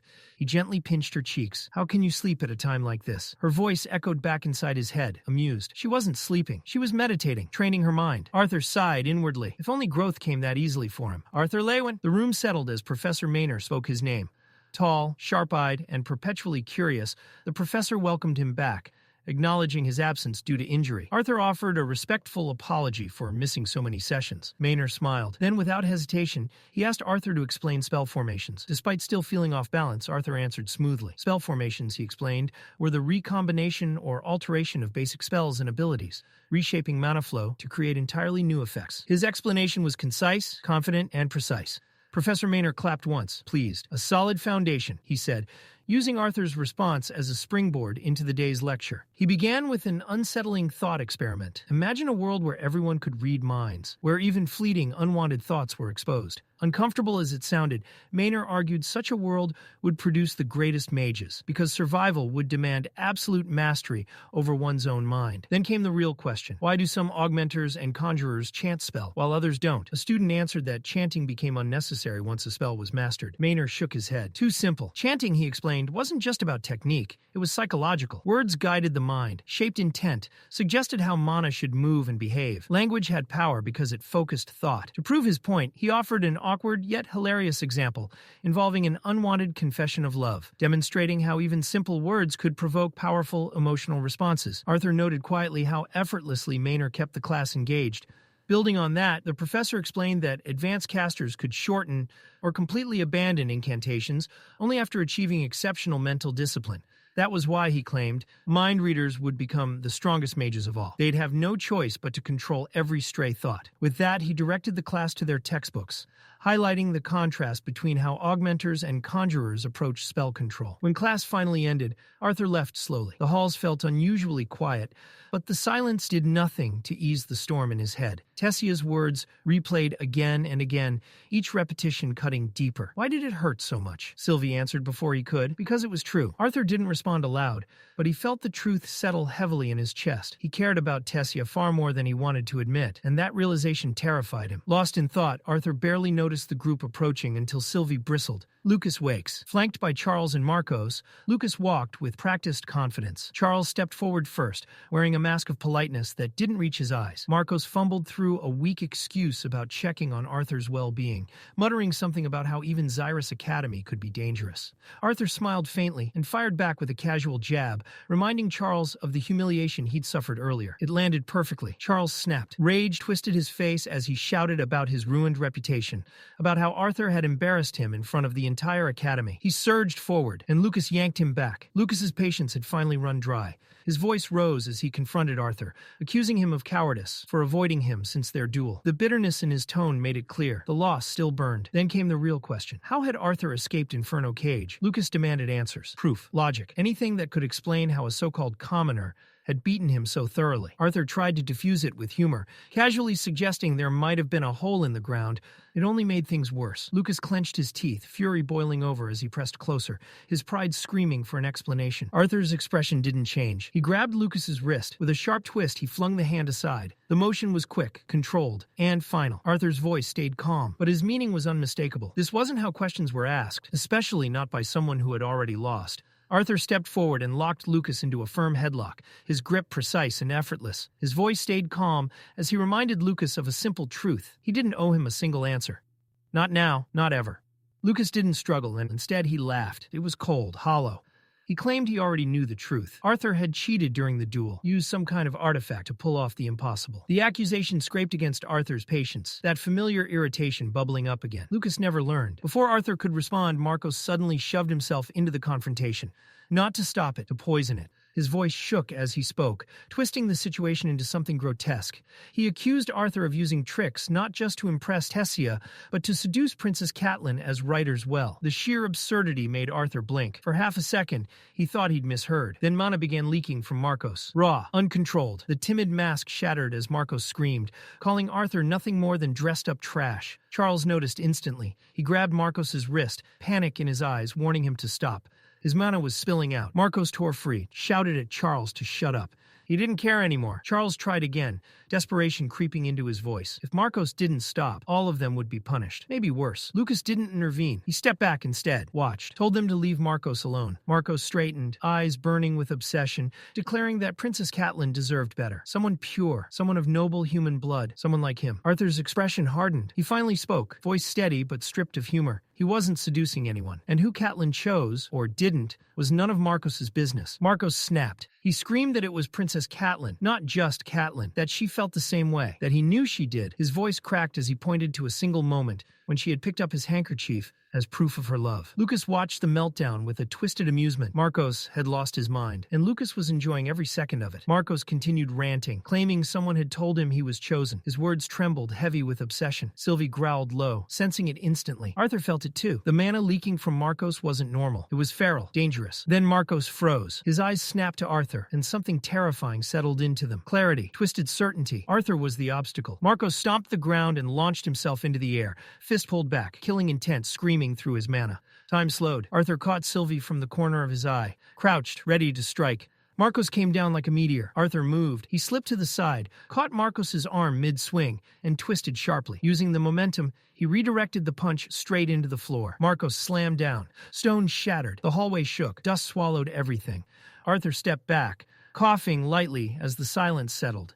His patience was gone now. He reminded Marcos, coldly, that he had just attacked a disciplinary committee member. Charles finally found his voice, shaking as he urged them to stop Marcos before things spiraled further. Lucas raised his hands, feigning confusion, feigning fear. He claimed he had no idea what was happening, said they were all terrified, painted Arthur as the aggressor without saying it outright. Charles glanced at Lucas, unsettled, but Lucas was already thinking ahead. He casually reminded Charles about the upcoming duel with Marcos, suggested this outburst might actually benefit him. If Marcos was injured or expelled, Charles wouldn't have to fight him at all. Then they walked away. Lucas turned once more, smirking as he warned Arthur not to get hurt. Arthur didn't look back. Behind him, Marcos screamed. The ground erupted. Shards of stone tore through the air at lethal speed. Arthur reacted instantly, but Marcos wasn't done. His body convulsed, his face warped into something barely human. He charged. Arthur blocked the blow, but the force behind it shocked even him. Inside, alarm rang loud. Marcos was only an orange core mage, yet the mana pouring from him rivaled elites. Every drop was being burned for pure destruction. Arthur realized the truth. If he wanted to stop this without killing Marcos, he might have to remove his seal. Then, a deep growl thundered above. Sylvie transformed. In an instant, her true form filled the space, a majestic dragon descending with overwhelming pressure. One massive paw slammed Marcos into the ground. The floor collapsed. The fight ended. Marcos lay unconscious, crushed into the wreckage. Sylvie shrank back into her usual form, irritation clear in her eyes. She had waited long enough. Then footsteps rushed in. Claire burst onto the scene, horror freezing her expression as she took in the destruction. Arthur standing amid the ruins, Marcos barely breathing, the hallway torn apart. Claire didn't waste time with pleasantries. What happened? Arthur gave her a concise account. Marcos had snapped. His mana had gone wild, unprovoked, unstable, and he had attacked with lethal intent. Claire immediately knelt beside Marcos, her expression sharp and focused. As she shifted his body, the back of his uniform tore slightly, revealing crude stitches and warped markings carved into his spine. Her face hardened. She knew exactly what she was looking at. This wasn't new, and it wasn't random. Without another word, they carried Marcos to the infirmary. His body was completely limp, drained as if whatever had possessed him had burned through everything he had. The healers took him in at once. Once that was handled, Claire led Arthur straight to Director Goodsky. As they walked, Arthur asked the question gnawing at him. Had this happened before? Claire didn't hesitate. Yes, another student had suffered a similar collapse while Arthur was still recovering. Arthur's thoughts churned. Marcos's power hadn't made sense. The output, the ferocity, it was far beyond an orange core mage, and those markings weren't scars. They were deliberate. Claire told him she'd explain more during the next disciplinary committee meeting. For now, everyone needed to be informed, and Arthur needed to report directly to the director. When they reached the office, Arthur knocked. "Enter," Cynthia Goodsky replied immediately. They stepped inside and froze. Two figures stood in the room. The air itself felt heavier. The Lances. Claire's breath caught as she whispered the names under her breath, awe trembling in her voice. Lance Baron, Lance Alea, legends in the flesh. Director Goodsky introduced Arthur and Claire as members of the disciplinary committee, praising them as two of the Academy's most promising talents.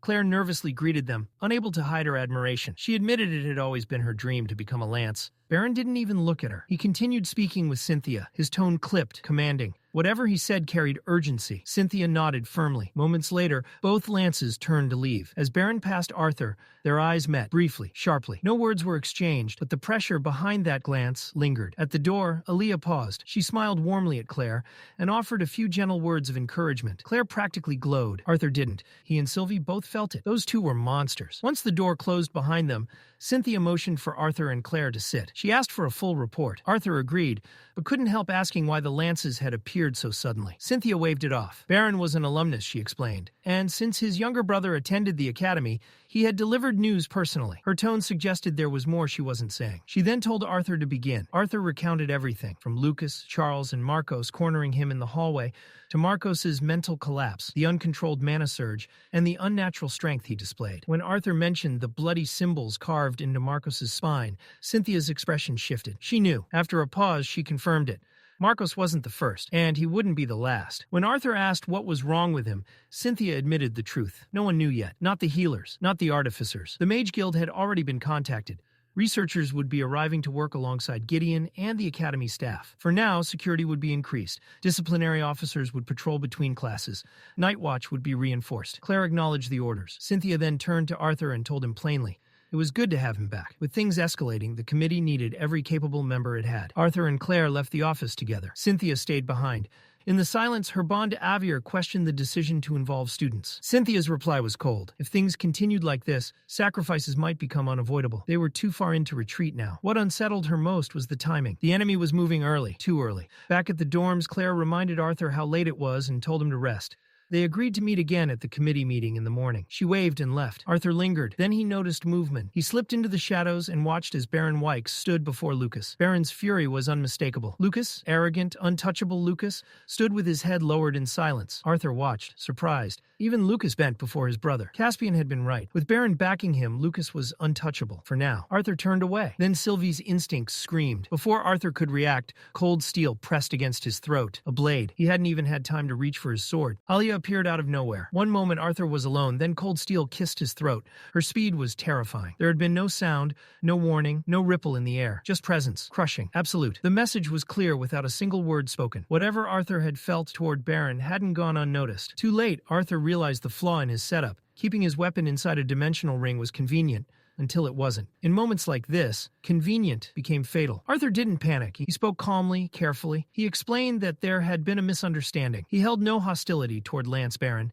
Today had been the first time he'd even seen the man. No grudge, no intent. Arthur could feel it. Despite his efforts to suppress himself, something beneath the surface was leaking out, and Alea saw it. Her perception cut deeper than sight. She told him flatly that regardless of his talent, regardless of being a dual elemental mage, touching Baron was impossible. Curiosity outweighed fear. Arthur asked how strong Baron really was. Alea didn't hesitate. Frightening, she said. The word carried weight. Arthur paused, then asked where she stood among the lances. Alea answered by holding her hands apart, measuring an invisible distance. The gesture was oddly casual, almost playful. Arthur didn't laugh. He just watched. She noticed. Clicking her tongue, Alea teased him for having no sense of humor before admitting the truth.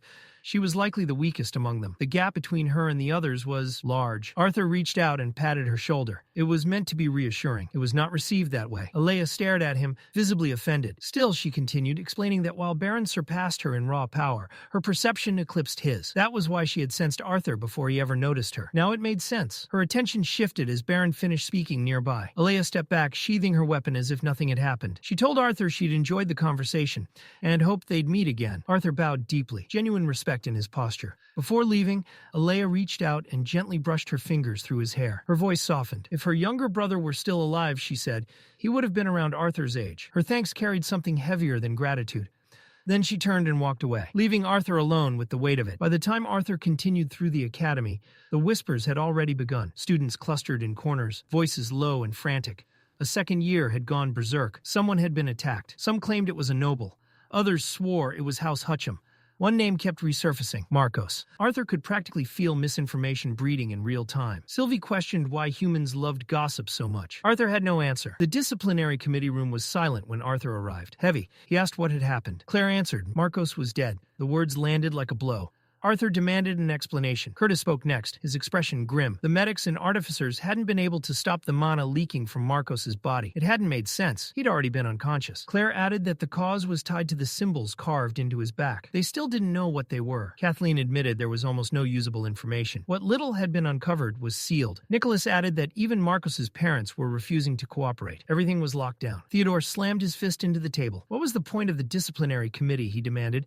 If they were kept blind when something like this happened, Claire reined them in. Anger wouldn't help. With Arthur officially back, patrols would be reorganized. Security tightened. The meeting ended in silence. Out in the hallway, Fareth nervously mentioned that Arthur would be assigned night patrol with Theodore. He pointed out awkwardly that their first meeting hadn't gone well. Arthur shrugged it off. Night patrol actually suited him. Between upper and lower division classes, it gave him room to breathe. Still, the hours were brutal. Fareth then admitted his surprise that the daggers they'd been issued were actually communication artifacts. Arthur confessed he'd thought they were decorative. Catelyn chimed in, amused, noting how strange it was that Kai volunteered to patrol such a large section alone. Arthur caught the smile she tried to hide and called her out. Fareth added that Curtis once claimed Kai avoided work like a plague. Arthur guessed Kai simply didn't want to work with Theodore. When Arthur asked why Kathleen's brother seemed so against them patrolling together, Kathleen calmly replied that she'd only mentioned she and Arthur had grown close, after a bit of physical contact. Arthur grinned. He waved them off, tossing a casual farewell over his shoulder. Before disappearing around the corner, he looked back and promised he'd see them in class. Later, standing before his students, Arthur's expression was composed, confident. He reminded them of the question he'd posed the day before, whether the color of a mage's manacore truly defined their strength. Fareth answered first, stating that the manacore was indeed a reliable indicator. Whispers spread instantly. Some students assumed he'd been given the answer in advance. Disciplinary committee privilege, they thought. Fareth continued unfazed. The core's color, he explained, reflected not just power, but time, discipline, and refinement. To Fareth, the monocore didn't just represent strength. It represented promise. The higher the rank, the greater the future waiting ahead. Arthur shut that idea down instantly. That way of thinking is wrong. The room went still. Judging a mage purely by their manacore, Arthur said, was lazy and dangerous. It ignored everything that actually decided who walked away alive from a fight. Intelligence, reaction speed, battlefield awareness, spell control, experience. Relying on core color alone was like judging a warrior by muscle size. Big muscles didn't mean skill, and skill was what killed. Arthur's words cut through the class, dismantling assumptions most of them had never questioned. One student hesitantly raised a hand and asked what should be used to measure a mage's strength instead. Arthur didn't hesitate. Assume everyone is stronger than you. The answer landed harder than expected. That mindset, he explained, kept you alive. It kept arrogance in check. Underestimating an opponent because their mana looked weak was the fastest way to die on a battlefield. Caution saved lives. Pride buried them. Then, without warning, Arthur shifted gears. Same exercise as yesterday, he said. I hope you practiced. The lesson was clear. Knowledge meant nothing without application. Later, Arthur sprinted down the hallway, breath ragged. He was late. He blamed Sylvie immediately. She sheepishly admitted she'd fallen asleep too. By the time he reached class, Arthur was gasping for air.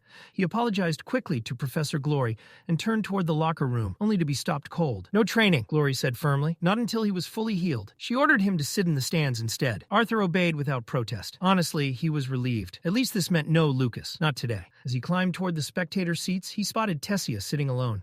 Sylvie noticed at the same time and bolted straight toward her, leaping into Tessia's lap with exaggerated enthusiasm. Arthur sat beside her quietly. Silence filled the space between them, heavy, unfinished. After a long moment, Tessia spoke first. He didn't need to explain himself, she said. She'd overreacted, said things she regretted. Arthur finally replied. She hadn't been entirely wrong. He admitted he'd known about her feelings for a long time, but facing them terrified him. Emotions weren't like combat or magic. He couldn't train them, couldn't control them. They didn't obey logic. They scared him. Tessia admitted her own mistake. Bringing up Lilia's secret had been wrong. She regretted it deeply. But Arthur didn't let her carry the blame alone. He confessed the truth. He'd been running, keeping his distance, avoiding answers, and that wasn't fair to her. She deserved better. He met her eyes and apologized. Then he said it. He couldn't be with her. Not now. Tessia asked what "not now" meant. Arthur hesitated, then answered honestly. Maybe someday, when they were older, when the world wasn't constantly falling apart. But right now, he wasn't ready. Her next question hit harder than any blow. Was he expecting her to wait? Arthur immediately shook his head. No, he'd never ask that. He knew how admired she was, and he didn't even know how long it would take before he was ready. If he ever was, all he could do was hope she understood. Then Tessia smiled. Not wide, not dramatic, just enough. She didn't promise to wait, but she didn't walk away either. Arthur exhaled, relief flooding his chest until she teased him, asking if she could trust him not to suddenly date someone else. Arthur answered quietly. He wouldn't. He didn't want her to pause her life for him, but he hoped she'd give him time. As a silent promise, Arthur leaned forward and gently kissed her forehead. Then he turned and walked away. Later that day, Arthur sat through class, pretending to pay attention, while Sylvie relentlessly mocked him, smirking and exaggerating the moment with dramatic gestures. Arthur ignored her, barely. The lecture continued, covering the basics of deviant magic theory. Arthur couldn't help but wonder why they were moving so slowly even after a week. A student asked why elements like gravity, lightning, magma, and ice existed naturally, but didn't exist as natural manotypes. Professor Drywell praised the question and launched into a long-winded explanation. Theories, ancient debates, tangents stacked on tangents. Arthur realized the problem instantly. It wasn't the students, it was the teacher. Still, his thoughts drifted back to Tessia. He wondered how she was feeling now. Elsewhere, far from the classroom, Tessia stood alone in her room, staring at her reflection. Her cheeks were still burning. No matter how many times Tessia replayed it in her head, the feeling wouldn't fade. Arthur had kissed her, just her forehead, but to her it felt monumental. That single gentle touch had shattered every excuse she'd made to keep her heart calm. She dove beneath her blanket, twisting and rolling, as if the sheets could contain her excitement. It was just a forehead kiss, she told herself. Nothing dramatic, nothing life-changing. Her heart disagreed. It felt like a beginning. And once that thought took root, her imagination spiraled out of control, until she suddenly realized where her mind had gone. Children. Her face ignited in pure embarrassment. That realization hit like a slap, and she flailed beneath the covers. If steam could rise from embarrassment alone, she would have filled the room. In the shadows near one of the academy walls, two figures moved with practiced stealth. Laughter was stifled as crimson paint dragged across stone, thick and ugly. Elves, dwarves, get out. They barely had time to admire their work. A voice cut through the night. Mind if I join? Arthur stood between them, calm, still, watching. Panic struck instantly. The boy's courage shattered first. His body locked for a heartbeat. Then he ran. Footsteps pounded as he fled into the darkness. The girl wasn't as lucky. She snarled, spinning on Arthur as water mana surged between her palms. Don't come any closer. Arthur didn't even blink. One smooth step, a flick of his leg. She crashed hard against the ground, the breath ripped from her lungs. Even sprawled on the stone, she lashed out, shouting accusations. How dare he hit a girl? Where were his manners? I believe in equality, Arthur replied evenly. Wind mana began to coil in his palm, quiet but unmistakable. Test me, he said, or cooperate and walk to the administration office. Before she could decide, iron fingers clamped down on the fleeing boy. Theodore emerged from the shadows, holding him firmly. His eyes narrowed as he inspected the student's back. No symbols, Theodore muttered. Nothing carved. Sylvie's voice echoed in Arthur's mind moments later. Same here. She's clean. Arthur relayed the message. Theodore exhaled in frustration, irritation flashing across his face. Whatever they were hunting, these two weren't part of it. I'll take them in, Theodore said. You'll be fine here alone? Arthur nodded. The night pressed on. Later, Arthur walked the halls with Sylvie cradled close. She squirmed restlessly, hungry, bored, exhausted, all at once. Arthur murmured that they were nearly done and promised food afterward. Her mood flipped instantly. As they moved deeper into the academy, Arthur slowed. This route edged close to Kai's patrol zone. He considered turning back. Sylvie froze. A sharp pulse of alarm hit him through their bond. Mana, she warned. Wrong. Twisted. Arthur vanished behind a pillar, senses sharpening. Footsteps echoed softly. A hooded figure slipped into view, moving fast but careful. Arthur's breath stilled. A marking flashed across the figure's back. The same symbol, the same one carved into Marcos. Arthur didn't move. The figure slowed, then turned down a corridor. Arthur shifted upward, climbing silently to the rooftop for a better angle. Sylvie urged pursuit, but Arthur held back. Too close, and the target might sense him. Better to follow. Let the trail deepen. Then, Arthur? The name sliced through the silence. His blood ran cold. Below, the hooded figure stiffened, then bolted. Arthur spun around to see Kai approaching, oblivious. Arthur raised his hand sharply, signaling silence. Too late. When Arthur looked back, the corridor was empty, gone, like smoke. Frustration burned in his chest. That had been a lead, possibly the lead, someone connected to Marcos, to whatever was rotting beneath the academy. Kai began questioning him, but Arthur cut him off, voice tight. He explained what he'd been tracking and how close they'd been. Kai's expression hardened. Protocol exists for a reason, he snapped. Once it crossed into my zone, you should have reported it. Arthur clenched his jaw. Kai's eyes widened slightly as realization hit. That means your patrol zone is uncovered. Before either could respond, their daggers flared, bright yellow, emergency signal. Arthur's teeth ground together as anger surged. Something had gone wrong, and it was happening now. Kai didn't panic. Instead, he placed a steady hand on Arthur's shoulder, grounding him. Since it was his patrol zone, Kai took responsibility immediately. He told Arthur to check on Theodore. Now, he'd continue the search. Arthur nodded once. Before turning, he gave Kai the final detail, voice low and urgent. Brown hooded robe, dark slacks, long boots. Kai locked it in, already shifting into hunter mode. Arthur didn't wait another second. He sprinted. Boots thundered through the corridors as he cut corners, vaulted down staircases, and tore through the academy halls. Then he saw them. Arthur slowed. Theodore sat upright, surrounded by disciplinary committee members. Alive, but shaken. Too shaken. Arthur pushed through the group. What happened? Dordrea answered before Theodore could, her tone dripping with sarcasm. Apparently, our fearless officer got knocked out by a love tap to the back of the head. Theodore snapped back instantly. That wasn't a casual hit. His hand rubbed the back of his skull. His voice was firm, certain. That strike had weight, precision. If it were normal, I wouldn't have blacked out. Whoever hit me knew exactly what they were doing. Dordrea rolled her eyes, but Arthur didn't miss it, the truth in Theodore's voice. Curtis stepped in, explaining the ambush. Theodore had been escorting the two graffiti vandals when it happened. By the time backup arrived, both students were gone. They're still academy students, Curtis added confidently. We'll find them. Arthur wasn't so sure.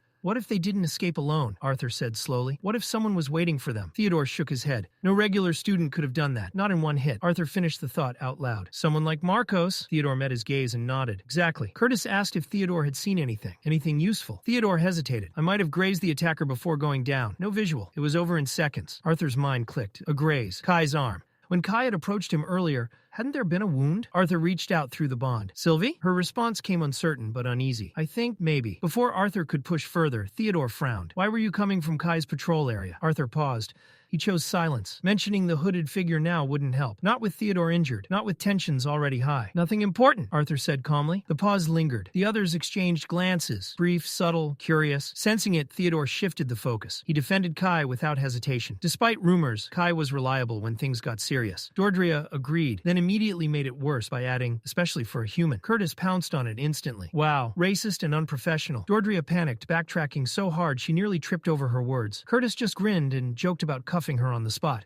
Laughter broke through the tension. Eventually, the group dispersed, leaving behind more questions than answers. By morning, Arthur sat in Gideon's class, but his mind never arrived with him. The attacker hadn't been found. The hooded figure was gone, and Kai yelling his name that night echoed in his head like a crack in glass. Was he overthinking? Theodore said to trust Kai. Still, the timing, the wound. It didn't sit right. A shadow loomed. Arthur! He nearly jumped out of his seat. Gideon stood behind him, unimpressed. Arthur scrambled to hide the clutter on his desk. Gideon had clearly expected brilliance. Instead, he found chaos. Emily leaned over, noticing Arthur's distant look. You okay? Arthur waved it off. Just tired, committee work. But the truth was worse. He barely remembered his earlier classes.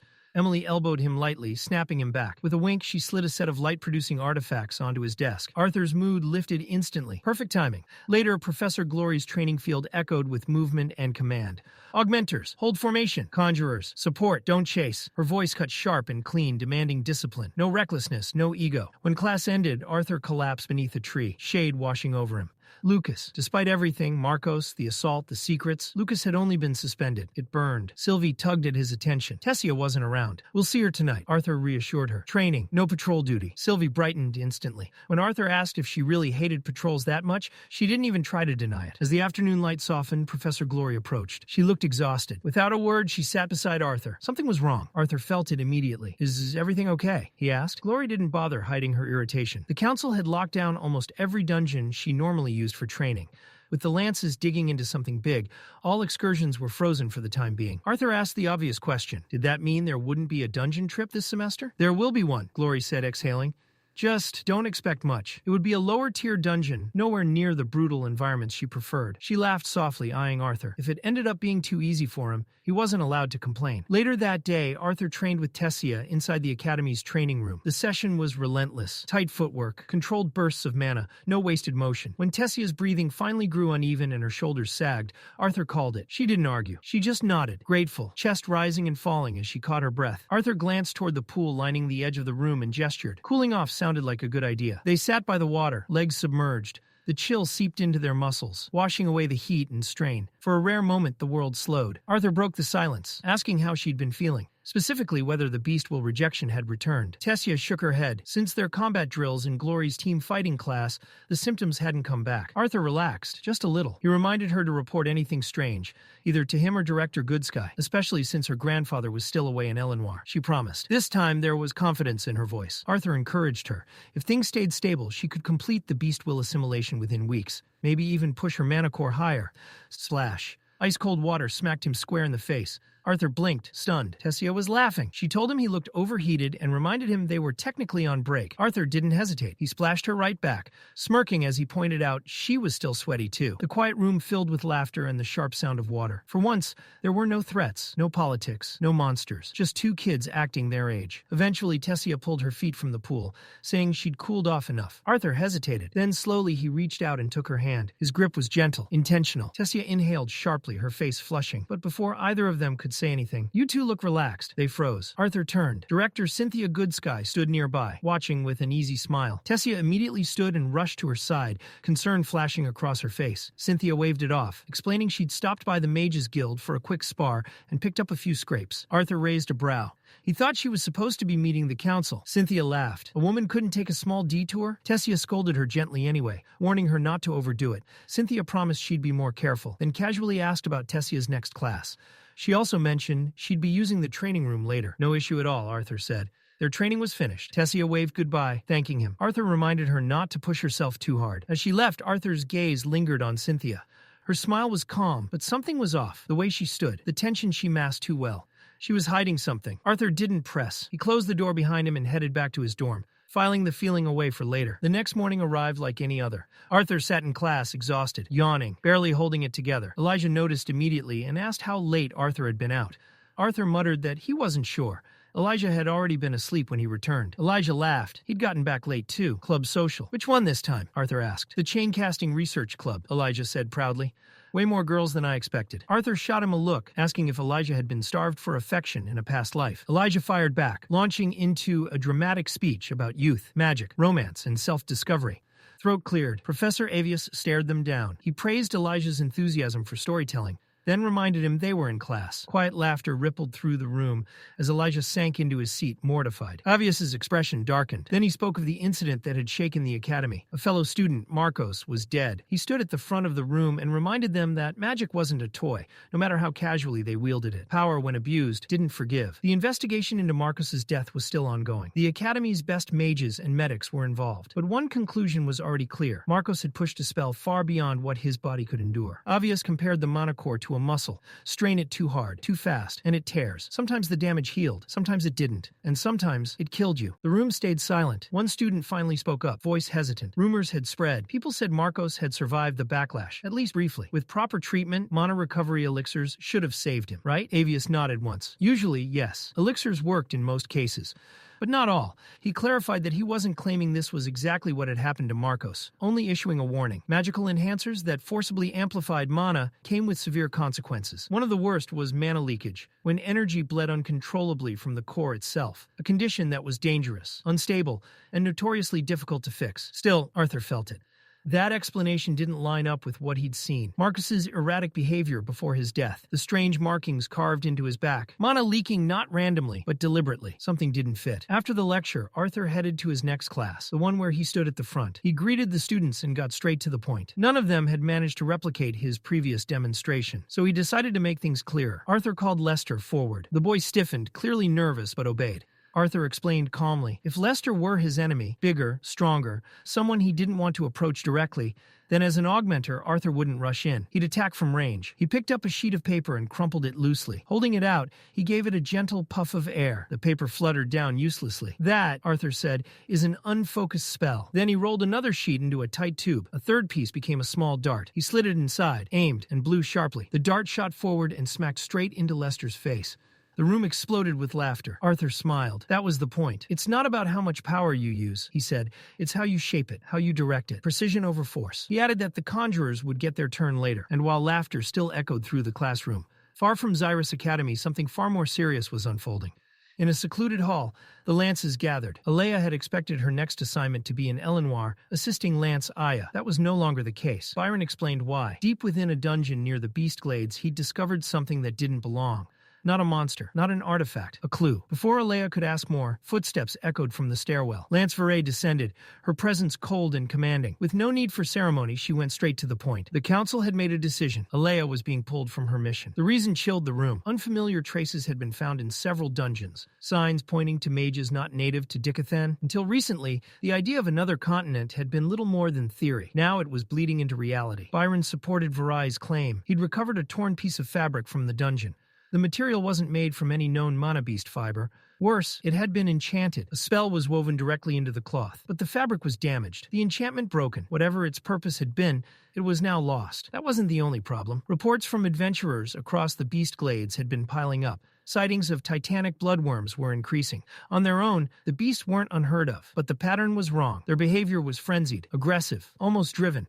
Mana Beast specialists confirmed it. Something deeper was disturbing the ecosystem, something buried far beneath the dungeons themselves. Byron admitted he'd been leading the investigation personally, but even his reach had limits. That was where Alea came in. Her sensory magic could cover distances no one else could. Veray made it clear, Alea would work alone. Speed mattered more than safety. The Beast Glades were becoming more volatile by the day, and corrupted mana beasts only worsened the danger. The bloodworms were burrowing closer, nearer to the lower dungeons, nearer to Sapine. If they surfaced there, it wouldn't just be adventurers at risk. Civilians would die. Veray briefly considered waiting for Mika to return from Darv, but Alea didn't hesitate. Every delay meant more people walking into danger blind. She accepted immediately. There was no time to waste. For the next few weeks, nothing dramatic happened at Xyrus Academy, but Arthur barely had time to breathe. Classes, training, disciplinary duties, even visiting his family had been pushed aside. Arthur barely had time to breathe these days. As he stepped into the hallway bordering the training grounds, chaos exploded in front of him. Curtis Glader came flying past like a cannonball, completely out of control.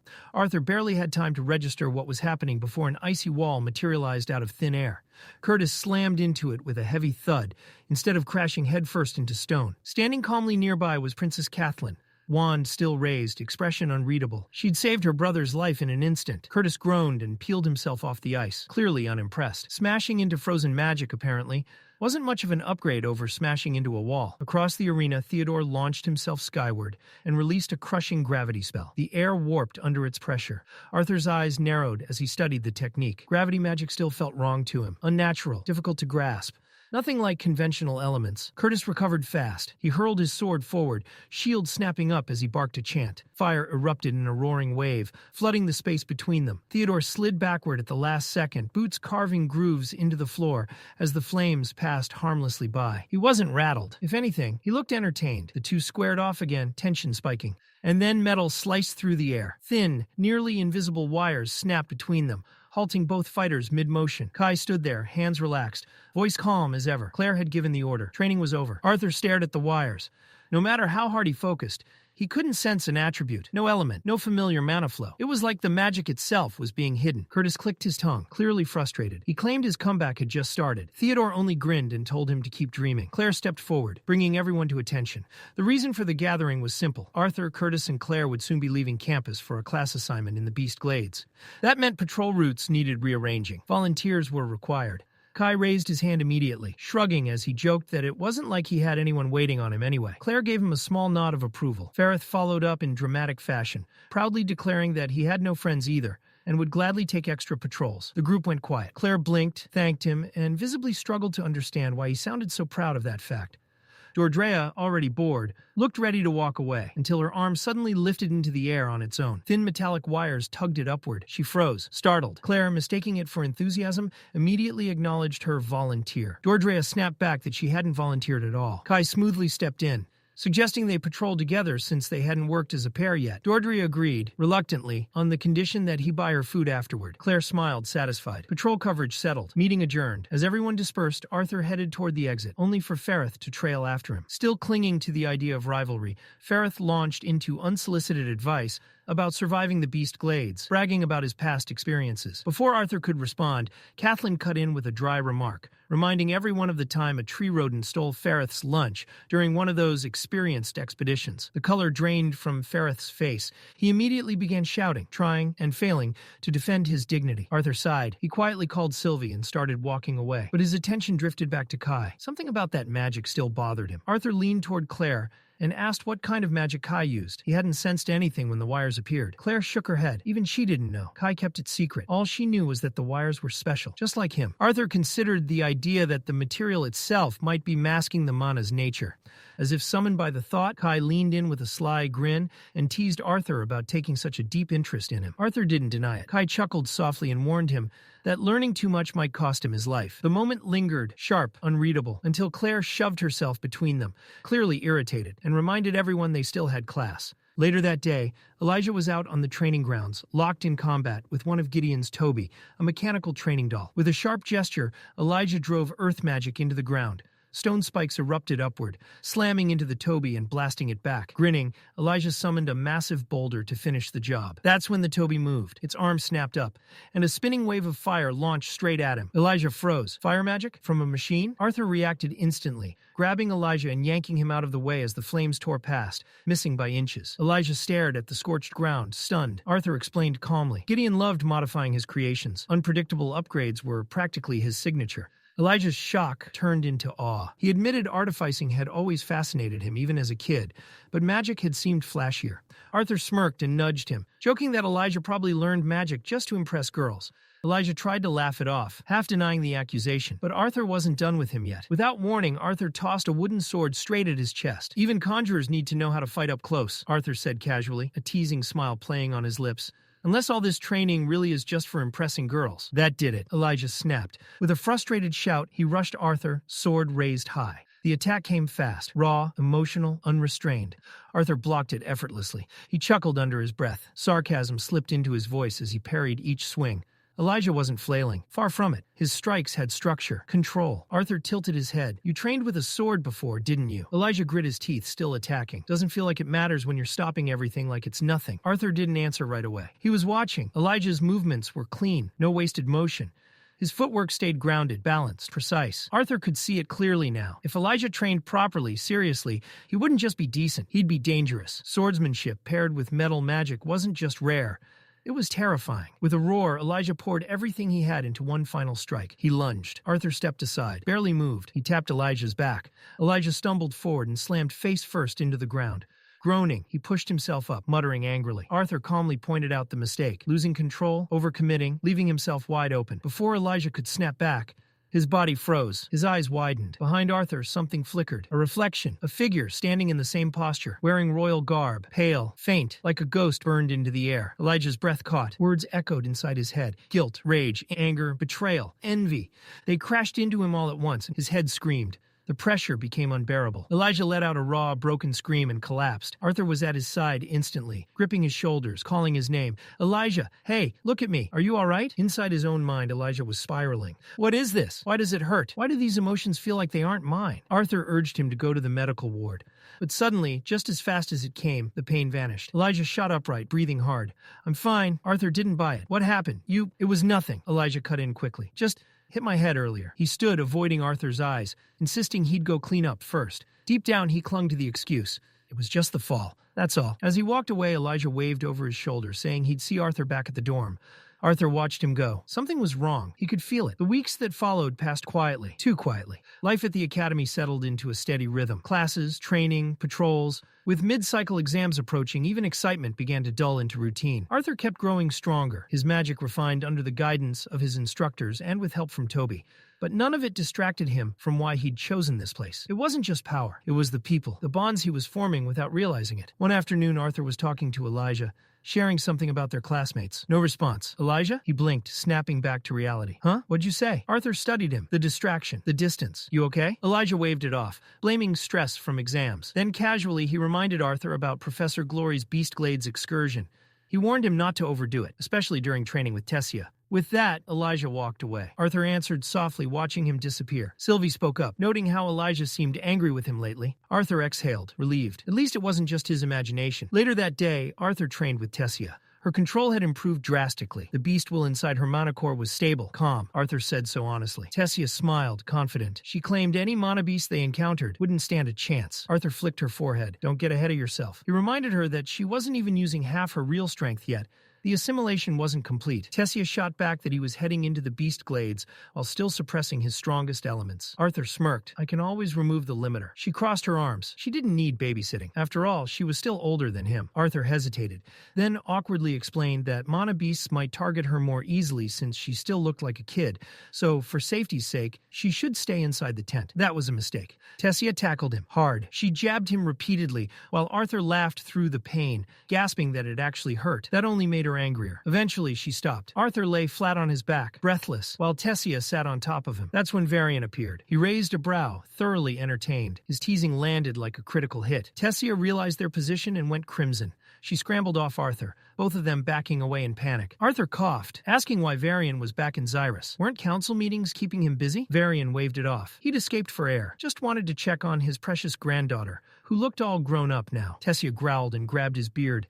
Varian yelped, trying to protect it, as she demanded he stop making things weird. The humor faded when Varian's expression softened. With the dungeon excursion scheduled for tomorrow, he'd wanted Cynthia to keep an eye on Tessia in case her manacore flared up again. But Cynthia was unavailable, so Varian turned to Arthur. He asked him to stay with Tessia until Arthur left for his own field trip the following day. Arthur hesitated, polite as always, but firm. He'd already promised himself and his parents that he'd visit home tonight. With the mission looming ahead, he wanted at least one quiet evening with his family before stepping back into danger. Varian, however, looked far too pleased by that answer. Perfect, he said immediately. Then take Tessia with you. Arthur froze. The image hit him instantly. The absolute chaos of bringing Tessia Erlith home unannounced. No, Arthur replied far too quickly. He shut it down with everything he had. And yet, as night settled over the city, Arthur found himself standing in front of the Hellstay estate. With Tessia, he stared at the familiar doorway, still half convinced this was some elaborate nightmare. Somehow, against his better judgment, he had caved. The door opened. Alice Hellstay greeted them with a warm smile and a knowing look. You're late, she said lightly.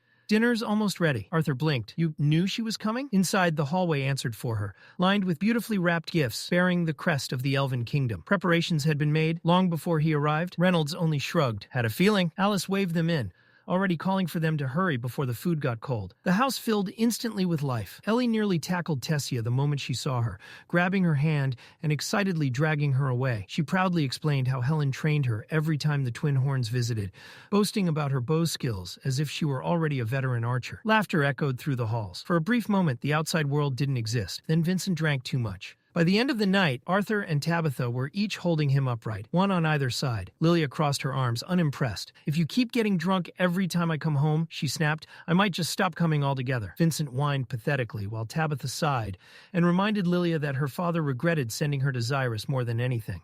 He missed her. That only made Lilia grumble more. She complained about how humiliating it was when he told those stories, especially in front of the student council president. Mid-rant, she paused. Where's Tessia? Arthur explained that Tessia had stepped outside for fresh air, and Alice had gone with her to make sure she didn't wander off. Later, when Arthur offered to carry Ellie to bed, Reynolds carefully handed her over. You should take her, he said quietly. She asks about you every day. He suggested Arthur tell her he'd be leaving in the morning, just in case she slept in. Far away, deep beneath the Grand Mountains, silence did not exist. Lance Alea moved through the narrow stone tunnels with practiced precision, Thick vines crawled along the cavern walls, pulsing faintly with mana. Every few steps, she stopped, scanning the ground. The trail of titanic bloodworms had split again. Just as Lance Alea suspected, this wasn't random. The tunnels twisted unnaturally, converging toward a single direction. Everything led east, deeper, far deeper than it should have. Alea quickened her pace. The tunnel bent sharply, and she followed without hesitation, until the ground suddenly vanished beneath her feet. She skidded to a halt just short of a hidden drop. A chasm opened below. At its base,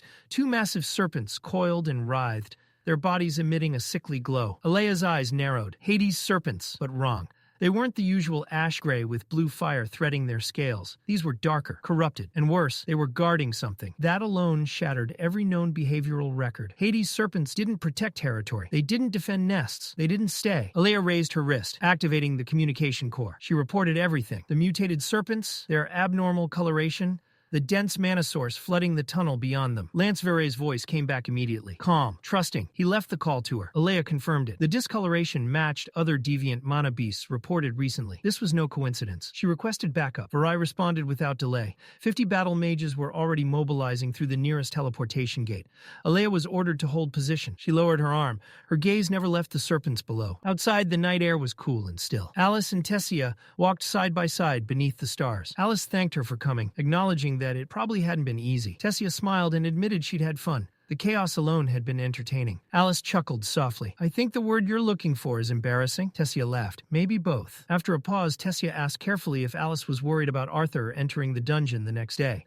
Alice didn't deny it. She spoke honestly about how dungeons were unpredictable, how no amount of strength guaranteed safety, and how a mother's fear didn't fade just because her child grew powerful. She apologized, not wanting to burden Tessia with those worries. But Tessia shook her head. She said that just as Arthur had always protected her, she would protect him too, no matter what. Alice couldn't accept Tessia risking her life for Arthur. Her response was gentle but firm.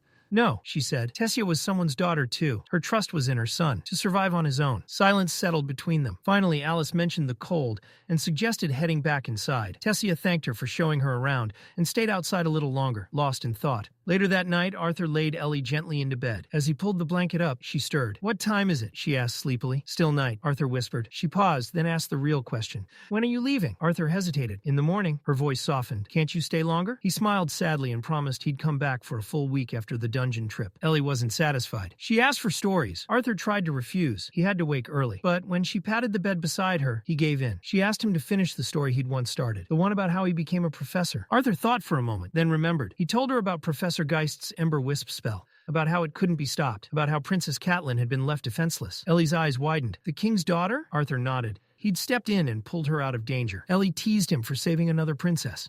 Arthur denied it instantly. He wasn't collecting royalty. He continued.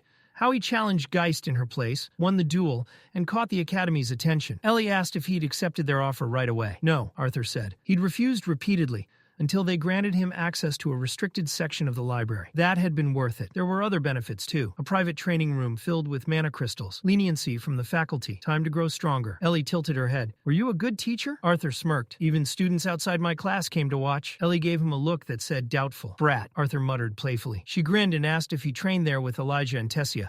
Arthur admitted that he did. Lately, Arthur hadn't been training much with Elijah or Tessia. Most of his time had gone into helping Gideon, who was making remarkable progress on his newest creation, Toby. The night slipped by unnoticed as Arthur spoke about life at the academy, the people he'd met, and the things he couldn't talk about back home. When dawn finally crept across the sky, the house was still. Alice noticed Arthur's room was empty. She asked Reynolds if he'd seen him. Reynolds guessed Arthur was probably already downstairs grabbing breakfast, but Alice wasn't convinced. A thought struck her. Had he already left? It felt too early. They decided to check on Ellie. Quietly, they opened her door and stopped. Arthur sat upright on the edge of the bed, fast asleep. Ellie lay curled beside him, her head resting peacefully on his lap, one small hand clutching his sleeve. Alice felt her chest tighten. Reynolds smiled faintly. Neither said a word as they gently closed the door. Arthur waved once more as the carriage doors closed. Inside, he followed Sylvie's lead and let the steady motion lull him into sleep. When the carriage finally stopped, sunlight poured in. Arthur stepped out and was immediately greeted by Curtis, who waved enthusiastically. Students had already gathered at the dungeon's entrance. Professor Glory smiled as she counted heads, confirming everyone had arrived safely. Arthur saw the opening he needed. While the others entered the dungeon, Sylvie could stay outside, hunt, train, sharpen her instincts. Sylvie questioned him through their bond, wary. Arthur reassured her. The dungeon was low risk. Glory would be supervising the entire time. After a moment, Sylvie hopped off his shoulder. She agreed, on one condition. If anything went wrong, he was to call immediately. Arthur nodded, and then his eyes landed on Lucas Wykes. He sighed inwardly. Of all people, Glory had paired him with Lucas. Lucas stood front and center, boasting loudly about how many times he'd already cleared this dungeon. He called it easy, claimed his A-rank adventurer status, made this little excursion beneath him. Students around him whispered in awe. Arthur didn't bother lowering his voice. "I heard your license got revoked," he said casually. A friend in the field mentioned it, and with that he walked away. Lucas snapped. He grabbed Arthur's shoulder from behind, demanding to know if Arthur was jealous. Arthur calmly turned. "I just said the truth." Lucas's grip tightened. Before it could escalate, Clive stepped in, voice firm. They still needed to select a team leader. Lucas scoffed, already assuming the role was his. Then every hand went up, all of them, for Tessia. She froze, stunned, glancing instinctively at Arthur. Arthur simply nodded. He reminded her she'd already led the student council, and as a mid-range conjurer, she was perfectly positioned to oversee the team. Roland laughed, calling them the Queen and her Knights. Lucas said nothing, but the tension around him sharpened. Professor Glory gathered them, her tone cutting clean through the noise. She reminded them of formations, coordination, and discipline. This wasn't a game. With that, the group stepped forward and crossed into the dungeon. They cut through the forest at a brisk pace. The ground dipped sharply, forcing the group into a careful descent down a sloping passage that marked the dungeon's entrance. Professor Glory's voice carried clearly over the crunch of boots and rustling leaves. She repeated her instructions with sharp precision. Stay within assigned teams, keep mana flowing around the body at all times, and do not let focus slip, not even for a moment. The air changed almost instantly. Roland stiffened, his teeth chattering as the cold seeped straight through his clothes. Clive shot him a sideways glance, unimpressed, and reminded him curtly that this was exactly why they had been told to properly align their mana circulation. Arthur, however, noticed something strange. He wasn't reinforcing his body with mana, yet the cold barely registered. The realization came quickly. His assimilation with Sylvia's dragon will had altered him more deeply than he'd thought. His body itself had become more resilient. Beside him, Tessia slowed her steps, emerald eyes roaming across the dungeon interior. Darkness crept along jagged walls, and frost clung to stone like pale veins. Yet there was something undeniably beautiful about it. The dungeon felt ancient, alive. Even the cold couldn't dim her awe. Professor Glory brought their attention back before anyone grew too distracted. This was a D-class dungeon. For safety reasons, they would restrict exploration to the first 2 floors. No exceptions. As for threats, the only mana beasts of note were snarlers. One of the older female students spoke up, recalling what she'd read. Snarlers weren't particularly powerful, but their thick fur made them irritatingly difficult to kill. Another girl grimaced and added that their appearance alone made close combat unpleasant, calling them outright revolting. As they advanced deeper, Curtis frowned. Something didn't sit right. Snarlers were known to roam the first floor frequently, yet there were no signs of activity. No tracks, no remains, nothing. Claire, walking just behind him, remembered that Professor Glory had coordinated with the Adventurers Guild to seal the dungeon for weeks. That explained the lack of other adventurers, but it didn't account for the eerie absence of anything at all. Professor Glory felt it too. The silence pressed down on her nerves. By now, they should have encountered at least a handful of snarlers. Instead, the dungeon felt empty, wrong. She voiced her concern, ordering everyone to stay sharp. Even if no beasts had appeared yet, this was not the time to relax. Dungeons had a way of hiding danger until it was too late. Lucas scoffed openly, irritation clear on his face. What was the point of being here if nothing showed up? Roland, curiosity overtaking his fear, asked what they'd do if the first 2 floors were completely empty. Would they push deeper? Professor Glory shut that down instantly. There would be no descent beyond the 2nd floor. If the dungeon truly held no mana beasts, they'd withdraw and report everything to the guild. Curtis began suggesting they search outside the dungeon instead, but his words were cut off when he walked straight into Professor Glory's back. She had stopped dead. Her posture was rigid, eyes wide, every muscle tense. Slowly, glowing red lights began appearing from behind scattered boulders, from narrow crevices carved into the walls. Snarlers, not a few, an army. The sight drained the noise from the group entirely. Roland swallowed hard, fear written plainly across his face. He wasn't alone. Even the more confident students stood frozen,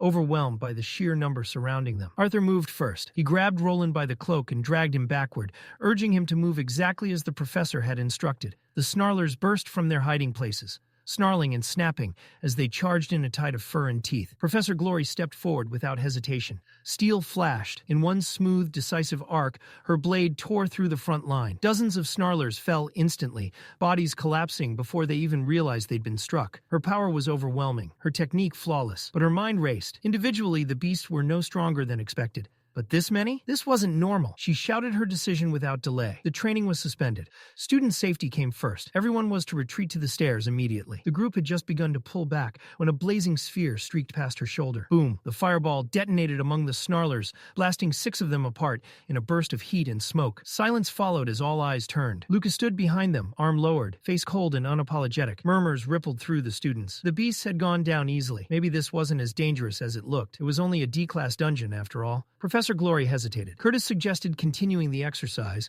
and Arthur understood her conflict. With the Lances already investigating strange dungeon activity, caution made sense. But opportunities like this, real combat, real danger, were rare for students. Snarlers were only E-class mana beasts. As long as she remained close, she could protect them. Decision made, Professor Glory drove her sword into the stone floor with a resounding clang. Training would continue. The students responded instantly, breaking into their assigned teams with energized shouts. Excitement echoed through the cavern as they rushed forward. Glory, however, kept her guard high. She turned a sharp glare on Lucas, issuing a silent warning. He clicked his tongue but nodded, displeased yet compliant. Tessia immediately assumed command of her team. She placed Arthur at the front without hesitation, trusting his close combat ability. Roland and Clive took positions just behind him, covering his left and right flanks to intercept anything that slipped through. Lucas was meant to stay at the center, maintaining their diamond formation. Instead, he surged ahead, ignoring Tessia's orders entirely. Clive bristled, ready to snap, but Arthur stopped him with a quiet motion. This wasn't worth the distraction. Their focus needed to be on the real threat. Arthur pointed toward a smaller group of snarlers advancing from the side. Weapons came up in unison. Roland reached to his waist and drew a sword hilt.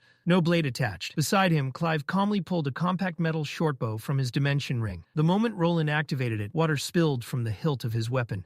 Not dripping, but pouring. The liquid coiled and hardened mid-air, shaping itself into a razor-edged, flexible whip that shimmered with mana. Arthur stepped forward to engage. Then Roland's eyes widened. A snarler was creeping up behind Arthur, muscles tensing, jaws peeling back. "Behind you!" Roland shouted. Arthur didn't turn. His body reacted before thought could catch up. The blade flashed once, clean, effortless, and the snarler split apart down the middle, its corpse collapsing in 2 wet halves. Arthur glanced back with a faint smile, a silent thanks. Roland, still processing what he'd just witnessed, nodded back in stunned agreement. Then the dungeon answered. Snarls erupted from every direction, wet, guttural, echoing through the stone like something alive. The sound crawled under the skin, sank into bone. A chill raced up Arthur's spine. He moved anyway. Arthur surged forward, sword gleaming as he carved through the nearest beast in a single decisive strike. To his side, Roland snapped his mana into motion. Water burst from the sword's handle again, the whip cracking sharply through the air as it severed another snarler's head clean off. Lucas laughed under his breath, reveling in the chaos. His hands flared as he cast his signature spell. Ember wisps, small glowing orbs, floated into the air, bathing the battlefield in flickering orange light. Too confident, a snarler lunged while his focus drifted. Before it could reach him, the ground exploded upward. Thick vines burst free, wrapping around the beast like iron restraints. Tessia shot forward, blade flashing. One clean motion, head severed. She landed hard, boots skidding against stone as the body collapsed beside her. From the rear, Professor Glory watched with a sharp, calculating gaze. The students were holding their own. Training was paying off, but she could see it clearly now. Their stamina was draining. This wasn't about strength. It was about numbers. The snarlers kept coming, wave after wave, endless. The tide was turning. "Fall back!" Glory commanded, her voice cutting cleanly through the chaos. Tessia reacted instantly, shouting the order down the line. Clive acknowledged, already repositioning. The group began retreating toward the staircase above. Then it happened. A snarler burst from the side and slammed into Roland, claws digging into his leg. He was yanked off his feet, dragged screaming across the stone. Arthur saw it immediately. "Tessia!" she shouted, but Arthur was already moving. "Go!" he barked back, sprinting alone toward Roland. Snarlers swarmed the fallen boy, teeth snapping, claws raking the ground. Arthur ran harder, thoughts razor sharp. Glory's command echoed in his mind, retreat, fall back. But if he didn't act now, Roland was dead. He'd never used this technique in real combat. It had lived only in theory, tested in his mind 100 times. No more thinking. Arthur flicked his thumb and released the blade from its scabbard. Mana detonated. Wind spiraled violently around the sword as pressure slammed outward. The dungeon itself seemed to recoil. Arthur shouted for Roland to hold on. Through clenched teeth, Roland grabbed a jagged rock formation and braced himself. Arthur unleashed it. Burst blade. The unsheathing alone exploded like a shock grenade. Compressed wind erupted outward in a massive arc, tearing through the swarm. Razor-sharp wind blades shredded the snarlers, dragging Roland, cleaving dozens apart in an instant. But the force didn't stop there. The waves slammed into the dungeon walls behind them. Stone fractured, cracks spiderwebbed outward as dust and debris rained down. Arthur reached Roland and hauled him upright, and then the cavern screamed. A deafening sonic boom ripped through the space. The walls shattered further, and Arthur instinctively flinched as the ceiling groaned. Then it collapsed. Icicles, jagged stalactites, and massive chunks of stone plummeted downward as two enormous shapes descended through the wreckage. Their wings cut through the air like blades. Two queen snarlers hovered above the battlefield, their shrill screeches shaking the cavern.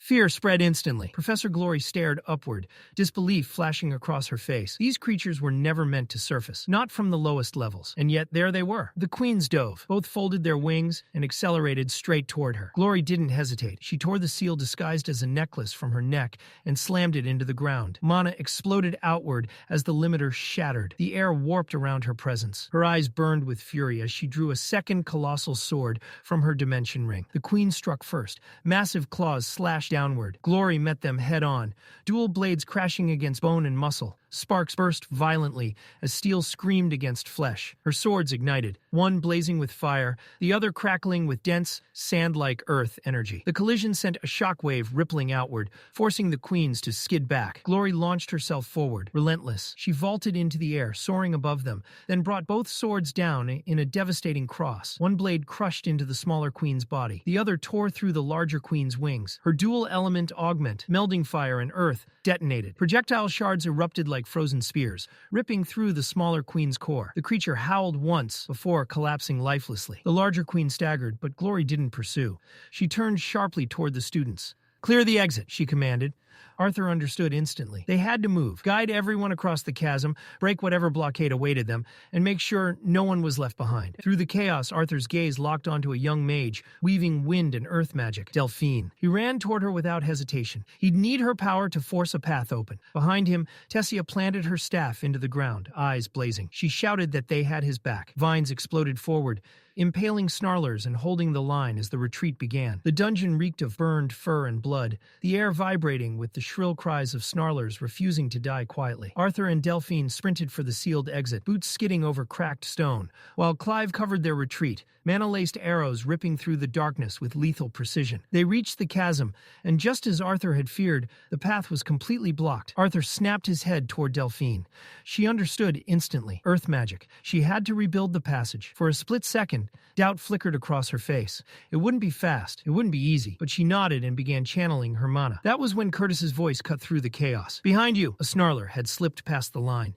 It charged straight at Delphine, jaws wide, claws tearing into the stone. Her focus shattered. Fear locked her body in place, her eyes squeezing shut as death rushed toward her, and never arrived. Arthur moved. In the blink of an eye, he was there. His blade drove clean through the beast's skull, the impact so precise it barely had time to snarl. He tore the sword free, dark blood dripping as the lifeless body collapsed. Arthur stepped in front of Delphine without looking back. "Focus," he said sharply. Those single words snapped her back. Swallowing her fear, Delphine closed her eyes and poured mana into the ground. The dungeon floor trembled violently as stone erupted upward, slabs twisting and locking together. Platforms formed mid-air, solid and stable. A path was taking shape. Around them, the fight began to turn. The earlier fall of a queen snarler had ignited something in the students. Their movements sharpened, spells landed with purpose. They were no longer panicking, they were fighting back. Delphine completed the passage and met Arthur's eyes, giving him a firm nod. The exit was close, too close. A massive wall of rubble still sealed the final stretch, an ugly mountain of shattered rock blocking their escape. Arthur inhaled slowly, then clenched his fist. Mana roared through his arm. He struck. His punch detonated against the barrier, rock exploding outward like shrapnel. Delphine immediately reinforced the impact with her earth magic,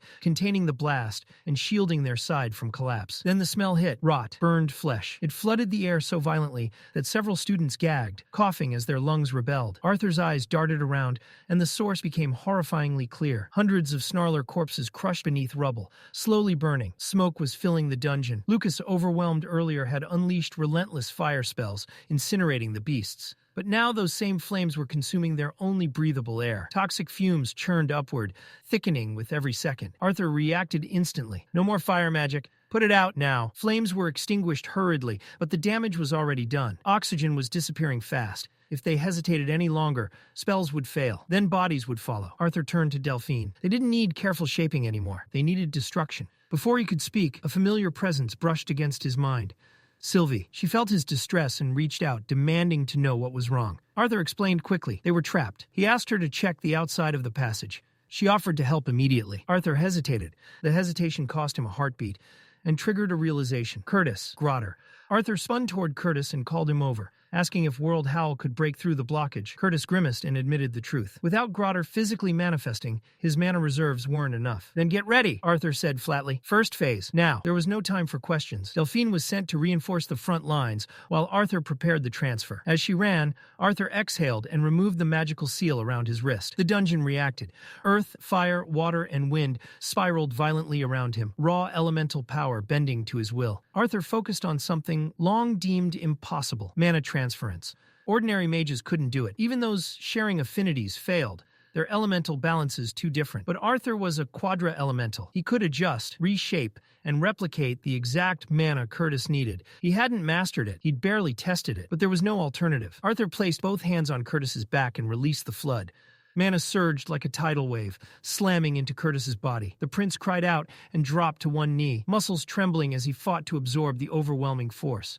As Arthur maintained the flow, a bitter realization gnawed at him. This was his fault. He had walked into the dungeon confident, too confident. Power had come too easily in this life, and without realizing it, arrogance had taken root. He'd assumed he could handle anything. That mistake nearly got them killed. Curtis felt it. "I can feel it," he shouted, voice strained but steady. He dropped into a low crouch, stabilizing himself as mana gathered violently within his chest.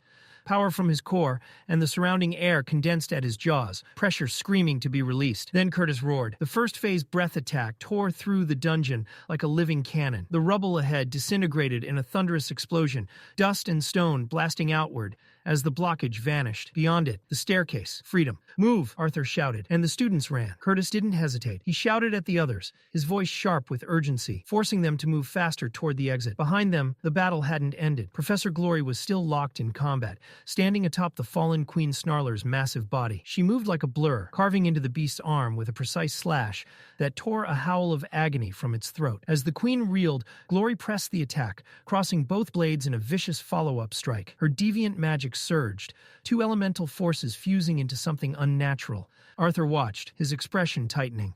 Even with that level of power, deviant magic refined by years of experience, Glory was being forced back. An A-class adventurer shouldn't have been struggling like this. Something wasn't right. Curtis rallied the students again, shouting for them to run. Arthur's attention snapped away for just a moment, and that was when he saw her. Tessia was lagging behind. Her legs gave out, and she collapsed to her knees. One hand clutched her abdomen as her face twisted in pain. Her voice was barely audible as she murmured that something was wrong with her mana core. Arthur was at her side instantly, catching her before she hit the ground. He told her to stay conscious, that they were almost out, but his thoughts were spiraling. None of this made sense. Two Queen Snarlers inside a dungeon that was supposed to be B-class was already absurd. Worse, they were far stronger than they should have been. Glory should have overwhelmed them. The ground suddenly shook. A deep guttural growl rolled through the cave, vibrating through bone and stone alike. Arthur's head snapped up just in time to see Professor Glory drop to her knees, her movements freezing mid-step. What followed was grotesque. The second Queen Snarler, larger, bulkier, and far more vicious, lunged toward the fallen corpse of its counterpart. It began tearing into it, devouring flesh and bone without hesitation. Arthur stared, disbelief flooding his mind. This wasn't normal behavior. It wasn't instinctual. It was wrong. As the creature fed, its body changed. The dull gray fur darkened, spreading like ink until it became pitch black. Its presence shifted, becoming heavier, more oppressive. This was no longer just a mana beast. It was something twisted, something born from madness. Professor Glory staggered back, shock written across her face, as the mutated queen lifted its head and locked eyes with her. She didn't have time to warn anyone. The beast lunged, its claws slammed into Glory with devastating force. She crossed both swords just in time, but the impact still sent her skidding backward across the cave floor,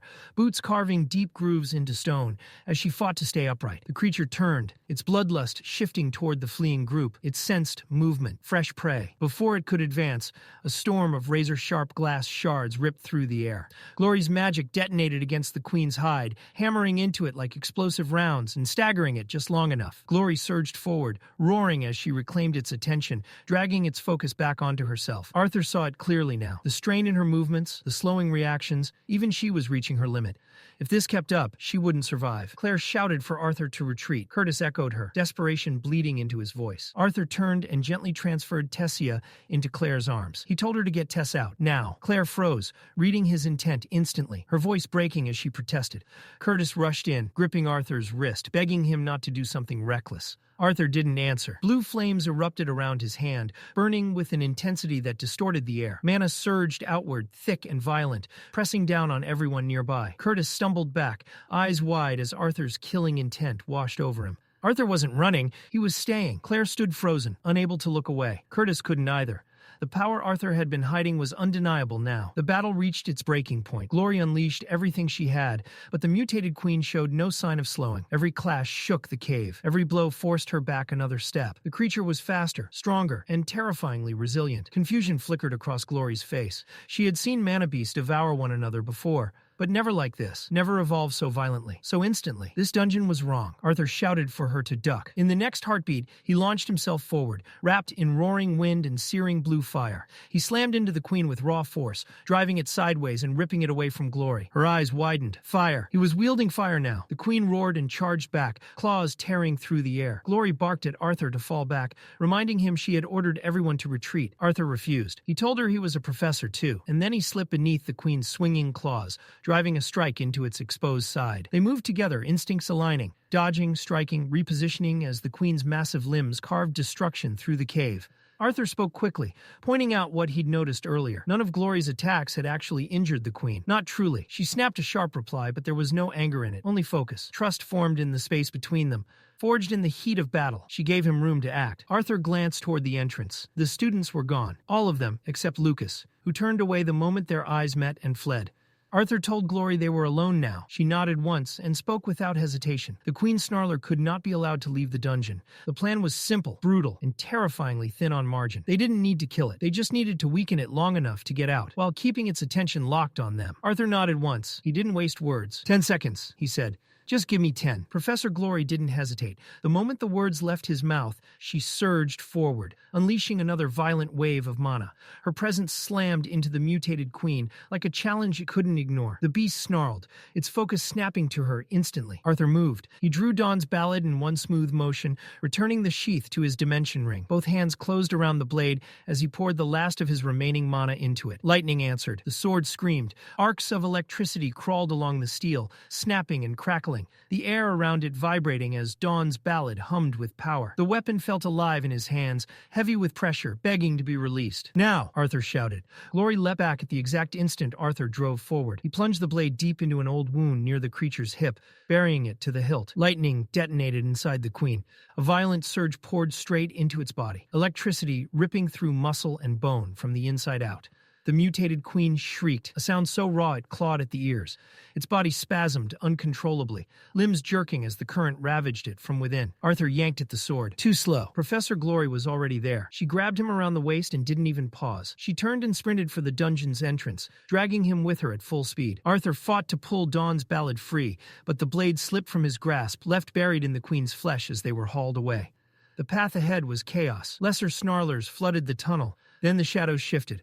Arthur saw it an instant too late. The mutated queen burst back into motion, erupting from the darkness like a nightmare, refusing to die. Dawn's ballad was still lodged in its side, sparks flickering uselessly as the beast powered through the pain. Driven by pure rage and survival, it lunged. Arthur twisted. Too late. A massive claw punched through his leg. Pain exploded up his body as the queen wrenched him backward with horrifying strength, tearing him from Glory's grip. Professor Glory screamed his name, reaching for him as he was dragged away. Arthur felt his strength bleeding out with every heartbeat. His vision blurred as his body slammed against stone. And then he saw it. Tumors were forming across the queen's body, bulging masses spreading along its limbs, its neck, its face. They grew rapidly, pulsing, warping its shape into something grotesque and unstable. Arthur's mind snapped into focus. This wasn't evolution. This was collapse. Before he could react, the queen detonated. Its body tore itself apart in a violent eruption of blood, flesh, and shattered exoskeleton. The shockwave blasted through the cavern, hurling Professor Glory forward and ripping Arthur off his feet. The ground vanished beneath him. Arthur fell. He shouted once, then forced his mind into focus, burning away panic as he fought to stop the plunge. He reached out blindly, rubble slamming into him, as he dropped through the darkness. His right hand caught a thick tree root jutting from the wall. Pain flared as bark ripped into his skin. He clung desperately. The root tore free. Arthur fell again. No more chances. He activated his mana rotation despite the agony ripping through his body. With arms stretched forward, he fired a compressed blast of air toward the opposite wall. The recoil slammed him back against the stone behind him, slowing his descent just enough. Again and again, he forced every last scrap of mana he could muster into controlling the fall, grinding his teeth as the ground rushed up to meet him. Impact. The collision drove the air from his lungs in a brutal shock. Pain detonated through his chest and spine as he hit the earth, coughing violently, gasping as his body screamed in protest. He tried to roll, tried to disperse the force, but it wasn't enough. Everything hurt. Still, he didn't lose consciousness. Gasping, shaking, Arthur forced his eyes open. Nearby, half buried in rubble, lay Dawn's ballad, still embedded in the queen's ruined corpse. The monster's twisted remains were torn apart, lifeless at last. Arthur stared, breath hitching, enhanced senses, regeneration, evolution beyond death itself. Sylvia's beast will had twisted the creature into something no mana beast should ever become. He limped over, every step agony, and wrenched his sword free. Then he looked up. The hole he'd fallen through loomed far above him. Even at full strength, climbing it would have been nearly impossible. In his current state, it was a joke. Arthur exhaled slowly and turned away. His vision swam as he noticed faint lights lining the sides of a narrow passage. The dungeon here was eerily quiet, broken only by the distant sound of running water. He followed the glow, dragging his battered body forward. The light ahead grew brighter. Waterfall. A curtain of flowing water spilled down into a hidden chamber, beautiful in a haunting, untouched way. Arthur stepped through and froze. The beauty shattered instantly. The cavern beyond was a slaughterhouse. Snarlers lay piled together in grotesque heaps, bodies twisted and broken. But worse were the bodies scattered among them. Humans, elves, dwarves, some dismembered. Others torn apart so badly they were barely recognizable. Arthur couldn't look away. Then he heard it. A voice. Weak, faint. A woman's voice calling for help. He answered instinctively, his voice hoarse and cracked. A soft cough replied, guiding him toward the sound. He turned left, and his heart dropped. Slumped against the cavern wall was a familiar figure. Alea. Memories crashed into him. Their meeting, their conversation, the impression she'd left. It had only been weeks ago. Now the proud Lance, a white-core mage, was broken. Alea was drenched in blood, bruised and barely breathing, her once commanding presence reduced to fragile gasps. Arthur fell to his knees in front of her. Hands trembling, he channeled mana into his palms, shaping it with healing intent. A faint glow wrapped around her shattered form, flickering weakly as it struggled against wounds that should have been fatal. Alea stirred. Her eyes fluttered open slightly. She looked at him through pain and confusion, her voice barely audible as she asked a simple question. Have we met before? Arthur spoke softly, carefully, reminding her of their meeting at Xyrus Academy. He mentioned how she had laughed and said he was about the same age as her younger brother. For a moment, nothing happened. Then, slowly, something stirred behind her dull, fading eyes. Recognition. Her gaze sharpened just a little as memory clawed its way back. She remembered the strange boy, the one who had been watching Baron. Her lips parted to speak. Blood spilled out instead. Arthur's breath hitched. Panic surged through him as he pressed his hands to her wounds, forcing mana through them, trying desperately to reverse the damage. He begged her not to talk, not to waste what little strength she had left. Alea stopped him. Her hand closed around his wrist. The grip was weak, barely more than a touch, but there was finality in it, a certainty Arthur couldn't deny. Stop, she whispered. They both knew. No spell, no technique, no miracle could save her now. Arthur swallowed hard and apologized, the word trembling as it left him. His voice broke as he asked how this had happened, how someone as strong as her, a lance, could be reduced to this. Her answer came in fragments. She was still alive because he wanted her alive. Not out of mercy, out of revenge. Arthur's eyes widened in disbelief. Revenge? Alea nodded faintly. With shaking effort, she gestured for him to come closer. Despite her shattered mana core, she said she could still show him something. Something he needed to see. Arthur leaned in. She pressed her forehead gently against his. The world dissolved. Arthur's vision blurred, then snapped into something else entirely. He stood on a battlefield. Alea was there, unbroken, commanding, leading a unit of mages as a massive two-headed beast charged toward them, the Hades serpent. Its presence alone warped the air. The mages moved as one. Vines erupted from the earth, binding the creature's massive body. Spells followed in perfect coordination, cutting, crushing, restraining.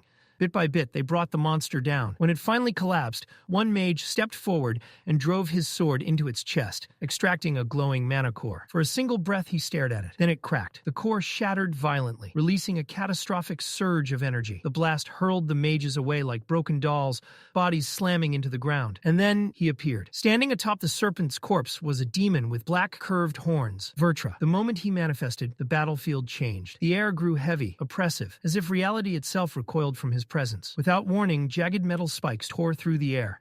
Half the mages died instantly, impaled, shredded, erased before they could even scream. Vertra looked at Alea and gave her a choice: fight and die, or kill her own people and live. Alea roared in defiance. She ordered the remaining mages to attack. Vines surged upward again. Spells flew. The survivors charged with everything they had left. It didn't matter. Vertra laughed. Blades erupted from the ground, from the air, from his own body. The mages were slaughtered in seconds. Alea's vines wrapped around him, but he tore through them like brittle twigs. Then he reached her. With casual cruelty, he ripped her arm from her body. She screamed as he kicked her away, sending her crashing across the battlefield like discarded trash. Vertra wasn't finished. He walked over, grabbed both of her legs, and tore them off. No hesitation, no emotion. He wasn't killing her. He was destroying her. He made her listen. The screams, the begging, the final breaths of the people she had sworn to protect.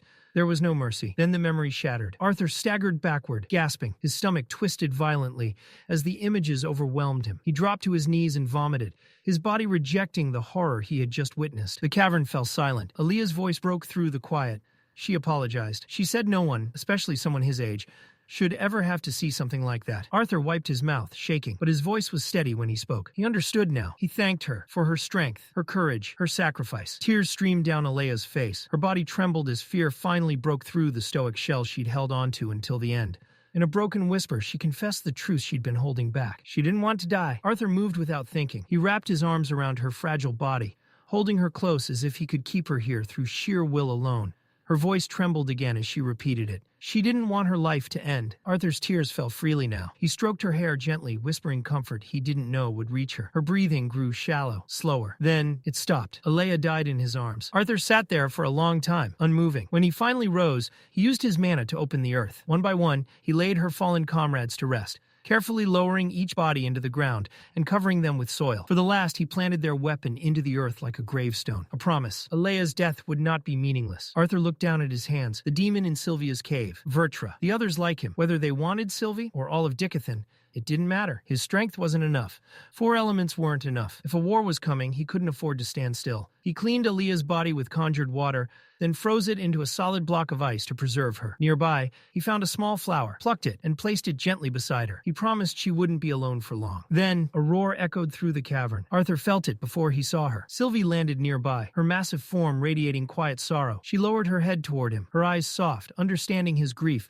without a single word needing to be spoken. Arthur told her he was fine. At least, that was what his voice said. On the surface, everything sounded steady, calm, but beneath it, there was nothing left for them to do in that place. Staying any longer would change nothing. It was time to leave. Sylvie beat her wings hard, the air beneath them detonating into a roaring updraft. Wind surged upward, carrying them out of the depths as the dungeon shrank away below. As they flew, Arthur spoke quietly, recounting everything that had happened while they were apart. The queens, Alea, the demon, the things he had seen. When they finally broke through to the surface, the night greeted them in silence. A full moon hung overhead, cold and distant. Just as Arthur had expected, there was no one waiting. No rescue team, no lanterns, nothing. The nearest teleportation gate was still hours away on foot. He didn't slow down. By the time he reached the gate, exhaustion clung to his limbs, but his pace never faltered. The guard stationed there stiffened in surprise when he saw a lone boy approaching at such a late hour, injured, blood-stained, and alone. Arthur introduced himself calmly. Arthur Leywin, student of Xyrus Academy, returning from a class expedition to Widow's Crypt. That was all it took. The guard's expression changed instantly. Recognition dawned, followed by alarm. Widow's Crypt, the site of the incident. Arthur gave a small nod when the guard hesitated. Without wasting a second, the man barked orders to his partner,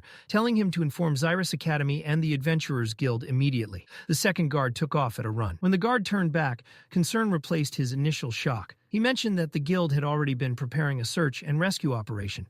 He offered to bring a healing emitter, clearly worried about Arthur's injuries. Arthur stopped him with a gentle but firm hand. He didn't want treatment. He didn't want attention. He only wanted to go home. He assured the guard that he would personally report everything to the academy the following day. The guard studied him for a long moment, then let out a quiet sigh and nodded.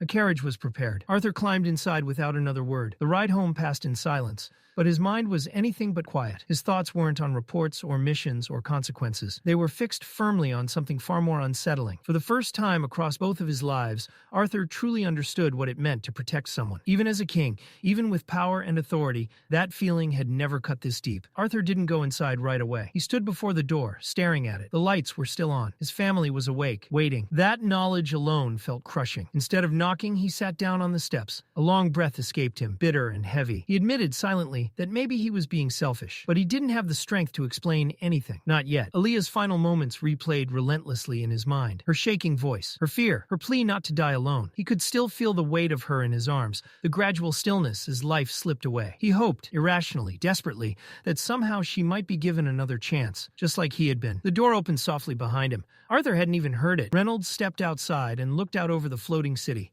casually remarking on how beautiful the view was at night. Arthur didn't respond. Reynolds sat down beside him without pressing, letting silence settle between them. After a while, he spoke again, quietly, gently. He told Arthur he didn't need to explain anything. He reminded him that Alice could only heal minor wounds, not because she lacked talent, but because some injuries couldn't be fixed with magic. Scars that lived in the heart, not the body. She carried them too, just like Arthur was now. Reynolds didn't ask questions. He didn't demand answers. He simply acknowledged that everyone fought battles no one else could fully understand. Then, with a father's warmth, he ran a hand through Arthur's hair and told him he would wait, just as he had waited for Alice. He would be there until Arthur came out the other side, stronger, victorious. Life wasn't a single fight, Reynolds said.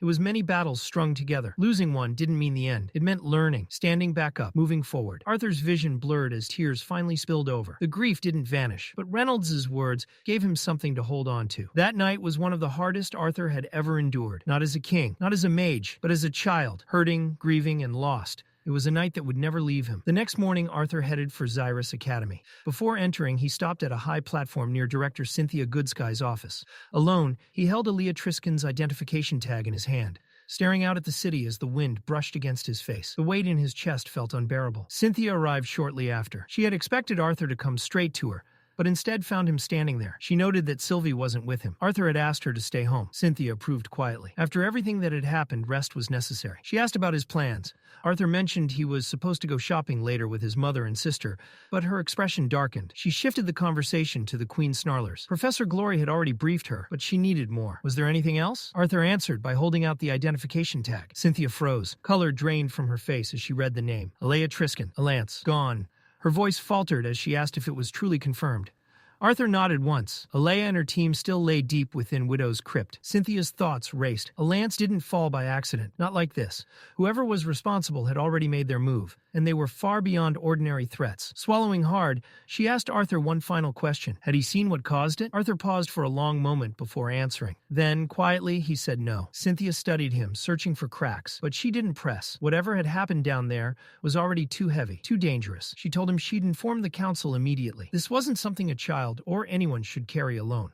Arthur nodded, hoping that would truly be enough. The following day, he kept his promise to his family. He went shopping with his mother and younger sister, forcing himself to set aside the weight crushing his chest. No matter how loud duty screamed in his head, time with them mattered more. Ellie raced ahead, bouncing from store to store, with endless energy, while Alice followed behind, smiling softly. Arthur lost count of how many shops they visited. Eventually, they entered another clothing store, one Tabitha clearly adored. She lit up instantly, diving into the racks like she'd found buried treasure. Arthur, meanwhile, tried to steer the conversation elsewhere. He needed training supplies, elixirs, real ones. Tabitha mentioned a reputable shop just around the corner.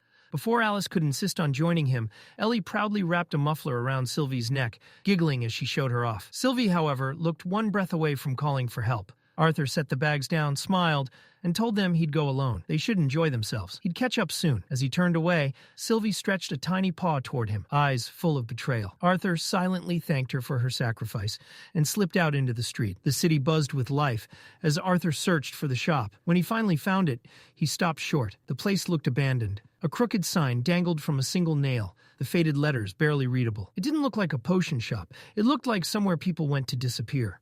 As Arthur turned away, a weak voice stopped him. An old man sat on the cold stone beside the shop, hand outstretched, asking for spare change. Distracted, Arthur handed him a coin without looking. The old man's fingers moved unnaturally fast, too fast. Arthur's eyes widened as he realized his mistake, a silver coin, worth 100 coppers. He quickly reached back into his pocket to correct it, but the old man was gone. No footsteps, no sound, just empty space.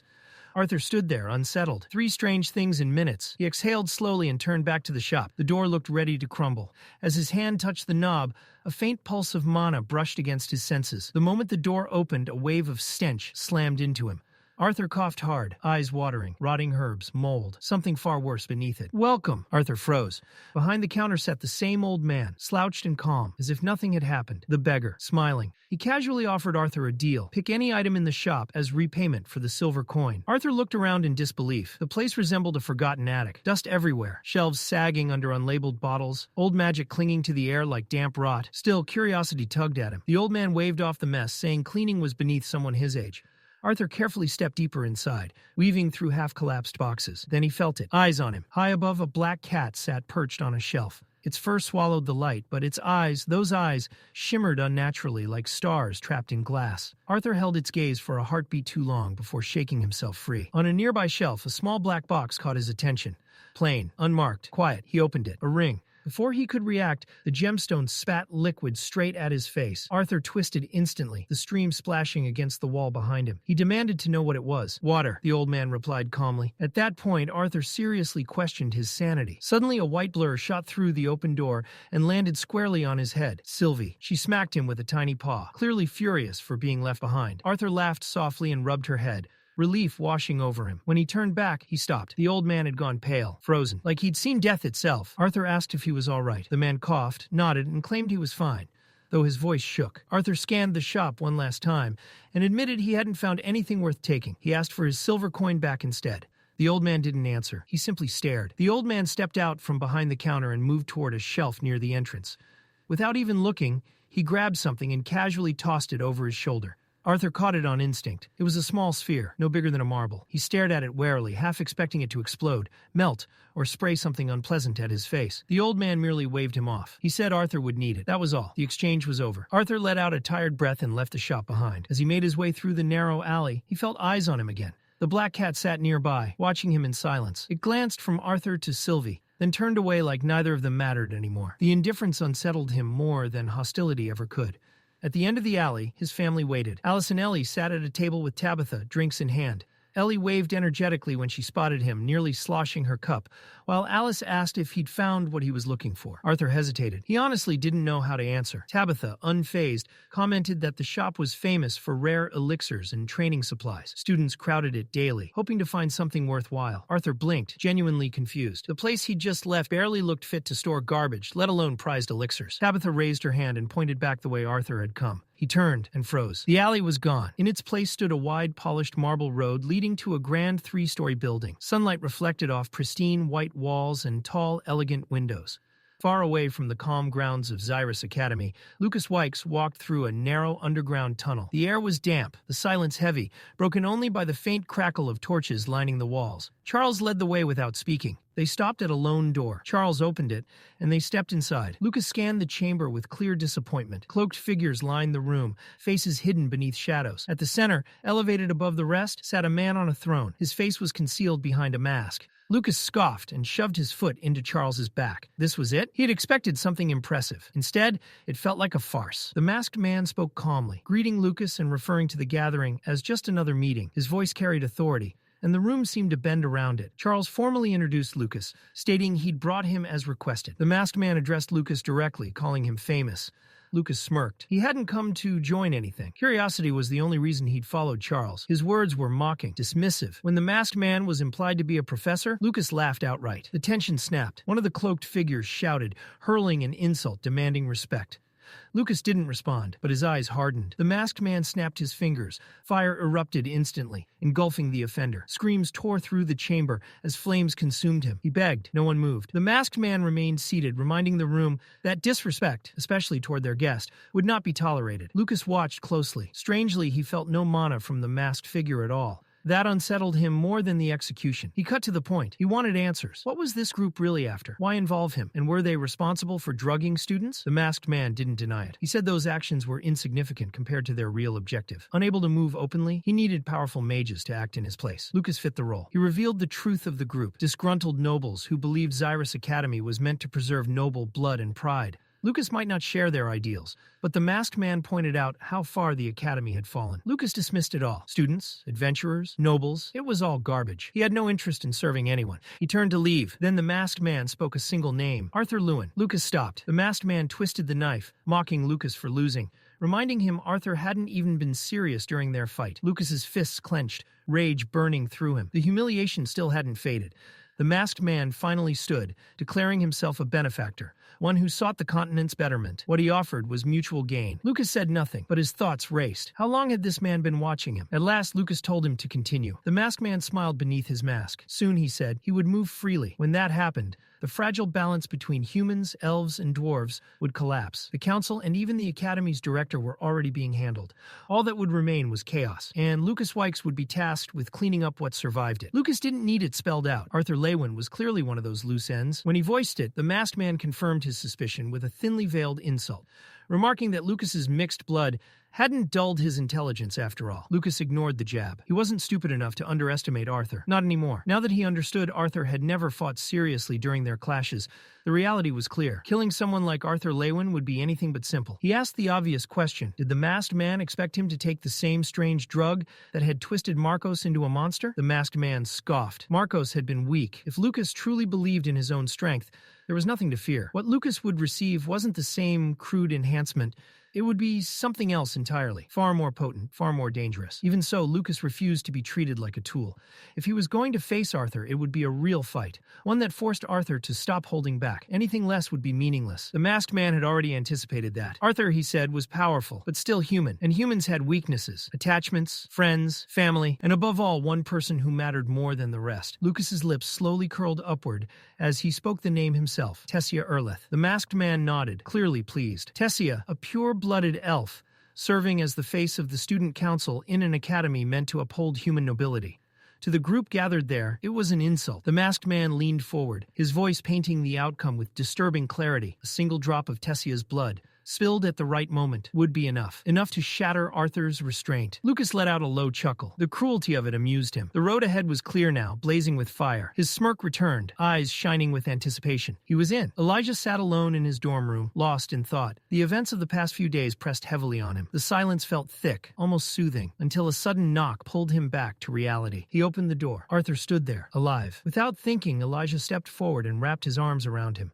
Relief flooded out of him in that moment. Arthur gently patted his back, steady and reassuring. He was fine. Bruised maybe, but still standing. It would take far more than that to bring him down. Elijah's expression quickly sobered. He told Arthur about Director Goodsky's visit the day before. She had come to reassure him, insisting Arthur was safe, and there was nothing to worry about. But after everything Elijah had heard from Claire, the danger, the chaos, it was hard to believe Arthur had walked away untouched. Arthur's face tightened. He asked about the others. Elijah nodded. Claire and Curtis had been released from the infirmary that morning.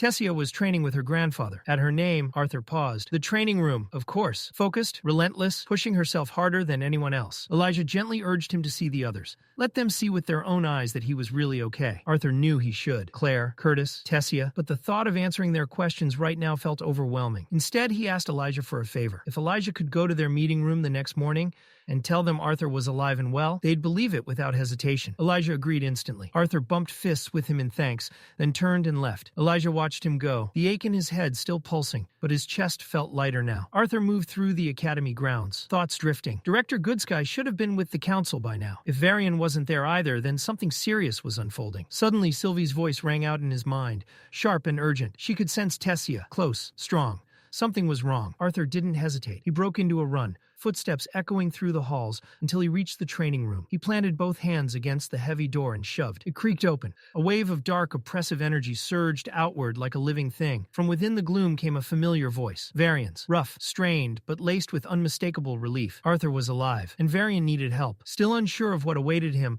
Arthur stepped inside. The air roared with clashing mana, like waves smashing endlessly against stone. Then he felt it. His dimension ring began to glow. Heat flared against his skin as it pulsed violently, reacting to something deeper within the room. Sylvie felt it too and demanded to know what was happening. Arthur didn't have an answer. The ring wasn't just glowing, it was burning. The aura lashed wildly, but Arthur fixed his gaze on Varian's blurred silhouette, using it as his anchor. As he drew closer, the shape behind Varian came into focus. Arthur stopped cold. Thick, thorned vines formed a massive cocoon, completely engulfing someone inside. His heart sank. Through the tangled growth, he could barely make out a familiar figure. Tessia! Varian turned slightly, frustration heavy in his voice. She'd been like this since returning from the dungeon. Something had gone terribly wrong. Varian couldn't give Arthur clear answers. All he could say was that Tessia's assimilation wasn't stable. The beast will of the Elderwood Guardian was resisting her. fighting back. Worse, Varian suspected the Guardian itself might not have been normal. Something about it felt altered, mutated, and that corruption could now be influencing Tessia in ways even he didn't understand. Arthur stood there in silence, a heavy knot forming in his chest. Guilt crept in before he could stop it. He had given her that beast core. He had believed it would make her stronger, help her survive in a world that kept growing more dangerous. But what if that choice had doomed her instead? Ignoring the burning heat pulsing from his dimension ring, Arthur stepped forward. Before his hands could touch the vine-covered surface, a sharp, horrific sound ripped through the air, flesh tearing. Arthur reacted on instinct. He twisted sharply, barely avoiding a lethal strike, as a spear-like vine exploded out of the cocoon, aimed straight for his heart. Even with the dodge, it clipped him hard. Pain detonated through his side. Another vine shot out, faster, sharper. Arthur evaded it by inches, but not without consequence. A thin cut opened along his cheek, warm blood trailing downward. The attacks intensified. They weren't wild anymore. They were precise. Varian stood right beside the cocoon, his hands pressed directly against the vines. Yet nothing reacted to him. Not a single tendril moved in his direction. But the moment Arthur shifted closer, the vines snapped toward him with murderous intent. There was no doubt now. Whatever was inside that cocoon saw Arthur as an enemy. Arthur deflected another spear-like strike, but the situation was spiraling fast. The cocoon began to swell, expanding outward as if alive. From the floor beneath it, thick vines erupted, twisting and stacking over one another, reinforcing the structure layer by layer. Varian called out to Arthur, alarm clear in his voice. Arthur steadied himself and tried to ease the tension with a remark, but it fell flat the moment it left him. The air was too heavy. This wasn't something to joke about. Another wave of vines surged up, thicker, sharper. Every single one pointed toward Arthur. The intent was unmistakable. Arthur sprang backward, dodging left and right as spear after spear tore through the space he had just occupied. He skidded across the floor, forcing distance between himself and the rapidly evolving cocoon. The beast will was focused, and it wanted Arthur dead. The burning from his dimension ring flared violently now, sharp enough to make his vision blur. Gritting his teeth, Arthur reached into the ring, desperate to draw his sword. Instead, something else burst out. A small glowing orb shot free, no larger than a marble. Arthur's eyes widened. It was the object the strange homeless storekeeper had given him long ago.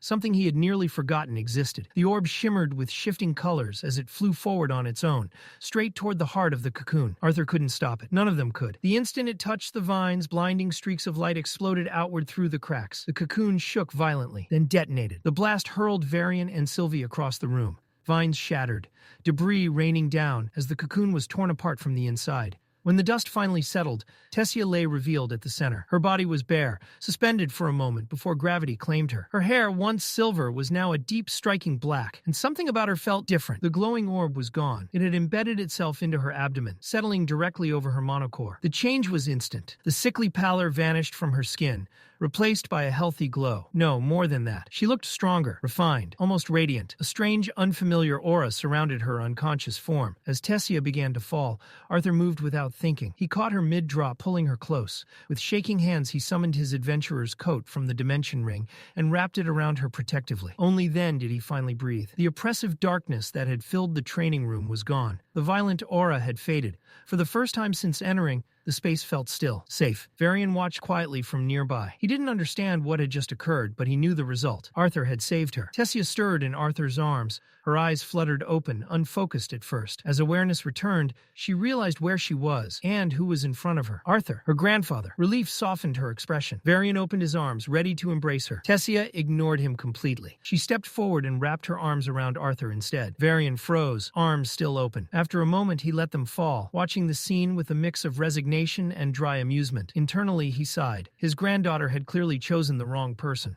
Perhaps the wind would accept his affection instead. Arthur held Tessia carefully, surprise flickering across his face, before giving way to a small smile. She whispered how glad she was that he was alive. Arthur met her gaze and reassured her. He was alive, and he wasn't going anywhere. Soon after, they helped Tessia to her feet and escorted her to the infirmary. She needed rest, and no one was willing to assume the danger was fully over. As they walked, Arthur's thoughts drifted back to the orb. He didn't understand what it was, or why it had acted on its own. The object from that strange elixir shop had saved Tessia's life, which meant only one thing.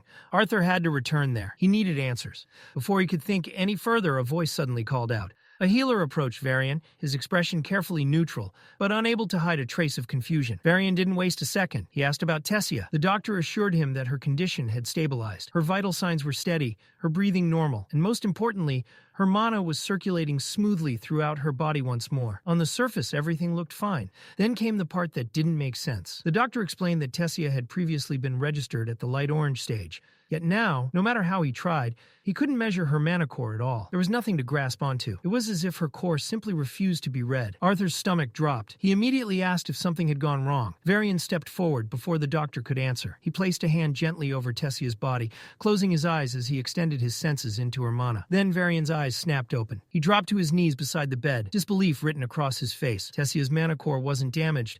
It had advanced, not just slightly, but by an impossible margin. Her core had surged forward, stopping just shy of the initial silver stage. 3 full stages, skipped in a single leap. It was unheard of. Arthur stood frozen, the pieces slowly falling into place. The orb, whatever it truly was, it hadn't merely stabilized Tessia or forced the beast will into submission. It had transformed her, strengthened her, altered her foundation in a way no one fully understood.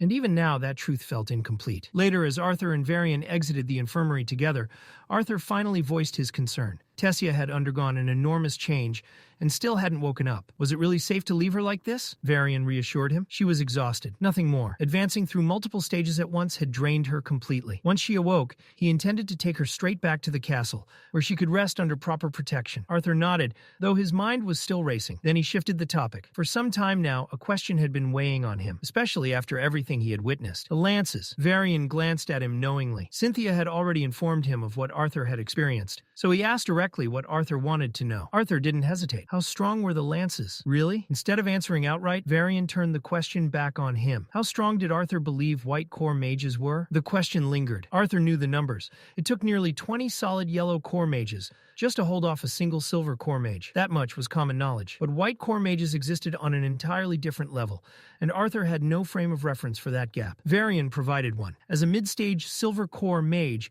it would take nearly 10 people like him to stand against a single mid-stage white core mage. Even Cynthia, who had reached high silver, wouldn't be enough alone. 6 or 7 versions of her working together might barely manage to keep one in check. Arthur was stunned. 10 Varians? He tried to joke it off, calling the old man weak. But Varian immediately responded by grabbing Arthur's cheeks and pulling them hard, scolding him for the disrespect. Varian wasn't weak. White core mages were simply monsters wearing human skin. Sometime later, the two sat outside beneath the open sky, resting on a stone bench. Arthur's curiosity still hadn't been satisfied. He asked what truly made white core mages, and especially the lances, so overwhelmingly powerful. What stopped the 6 lances from overthrowing the royal families and ruling the kingdoms themselves? Varian understood exactly what Arthur was asking. The power of the lances, he explained, wasn't something they were born with. It came later, after they were knighted, after a specific ritual tied to a secret known only to the royal bloodlines, a secret passed down through generations. Before continuing, Varian warned him. What he was about to hear was forbidden knowledge. Ancient truth meant only for the ruling families. It was not something Arthur was ever meant to repeat. Then Varian asked him a simple question. Did he believe in gods? His tone shifted as he began recounting a story from a forgotten age, long before kingdoms existed, back when the world belonged to mana beasts. In that era, humans, elves, and dwarves lived as scattered nomadic tribes. They stayed among their own kind for the most part, coming together only for trade or rare alliances. Despite cultural and linguistic differences, they lived in fragile peace. That peace never lasted. Mana beasts roamed freely then, far stronger and more numerous than anything the races could contend with. Villages were erased, populations dwindled, entire bloodlines vanished. Extinction loomed closer with every passing generation. Then, one day, the sky itself changed. A being descended from above. Not a myth, not a symbol, a true deity, far beyond mortal comprehension. This deity didn't merely offer words, it acted. It granted the 3 races gifts, tools that allowed them to fight back, to challenge the beasts, and to finally bring an end to the age of slaughter. The deity appeared before 3 individuals, 1 human, 1 dwarf, and 1 elf. These 3 would become the ancestors of the royal families, the Glader line of Sapin, the Greysunders of Darv, and the Erliths of Elenoir. Along with choosing them, the deity bestowed 6 powerful artifacts. These artifacts were never meant for kings. They were to be entrusted to the 2 strongest and most loyal warriors of each bloodline, bound through a sacred soul oath and formal knighting ceremony. Those 6 individuals became the first lances. The artifacts did more than grant raw power. They revealed profound truths about mana itself, the energy woven through all living things. With this knowledge, the first artifact bearers taught others how to sense, absorb, and manipulate mana. And so, the first mage mages were born. Under the command of their kings, the 6 artifact bearers passed their knowledge to those capable of understanding it. Together, humans, elves, and dwarves rose up as one, no longer prey but challengers. United, they pushed the mana beasts farther and farther south, driving them into the deep trenches that would one day be called the Beast Glades. With that final victory, the Beast Era came to an end. A new age followed, one defined by unity, recovery, and hope. When the fighting was over, the 3 races separated peacefully, each guided to lands that suited their nature.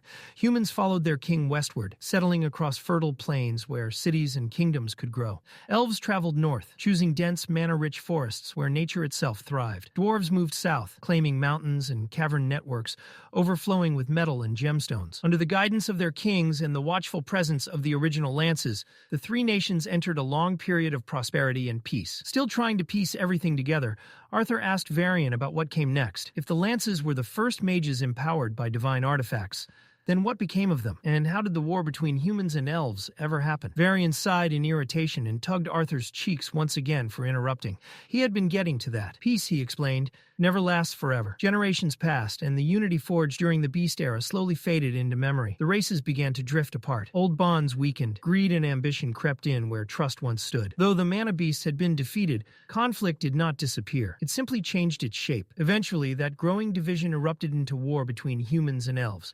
As for the lances, they had never vanished. They endured across generations, hidden from the public, and carefully guarded by the royal families. Each lance was secretly selected, trained, and entrusted with one of the ancient artifacts. Their role remained sacred, even as the world forgot the truth behind their existence. It was only after the discovery of another continent that the rulers decided the time had come to stand together again. That was when the lances were finally revealed, not as a newly created force, but as ancient guardians returning for a new era. Arthur understood now why the truth had been buried for so long. If the world learned that artifacts could create white core mages, even ones bound by soul oaths, Decathan's destruction wouldn't come from foreign enemies. It would begin from within. He thanked Varian for trusting him with such a dangerous truth, the weight of it settling heavily on his mind. Varian responded by placing an arm around Arthur's shoulders, his gesture warm and proud, almost fatherly. He looked at the boy who once seemed too young for the burdens placed upon him, and acknowledged how much he had grown. Arthur found it unsettling how clearly Varian could see through him. But the true shock was still to come. Varian's tone shifted. He explained that Arthur wasn't just a bystander in the larger picture,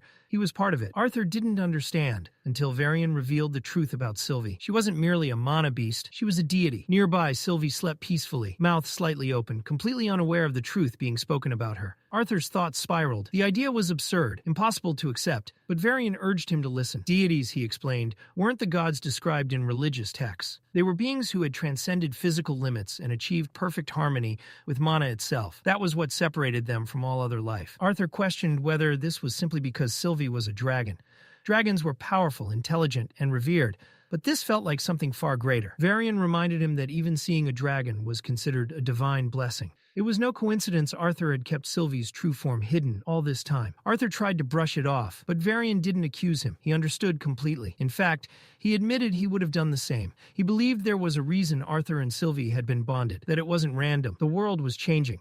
Varian didn't know what future awaited either of them, but he knew one thing for certain. Arthur needed to be ready. As the day quieted, Arthur walked alone through the streets on his way home, his thoughts heavy with everything Varian had revealed, especially the truth about Sylvie. Trying to clear his head, he took a detour toward the market. Sylvie, riding along with him, asked where they were going. Arthur only said there was something he wanted to check. His steps led him to a familiar place, Xyrus Elixirs. But the shop was closed. Disappointed, Arthur turned away, until something caught his eye in the narrow alley beside the building.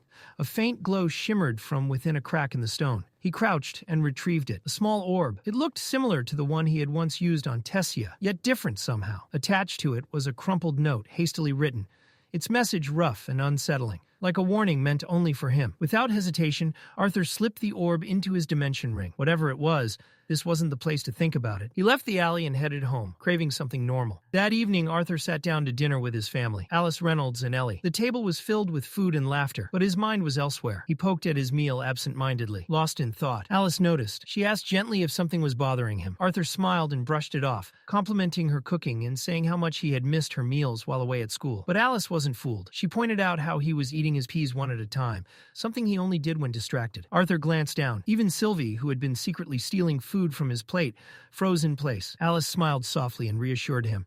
there was something he needed to do, they would understand. Arthur tried to insist that he was fine, reminding his family that he had promised to spend time with them during the Aurora Constellate Festival. Reynolds immediately cut in with a light-hearted jab, saying Arthur looked about as lifeless as Vincent did during a council meeting. Whatever burden he was carrying, Reynolds said, he should deal with it first and come back as himself. Ellie, brimming with energy as always, chimed in loudly, declaring that Sylvie had better come back in one piece and that she expected presents. Reynolds protested in mock offense, asking what was wrong with the gifts he brought home.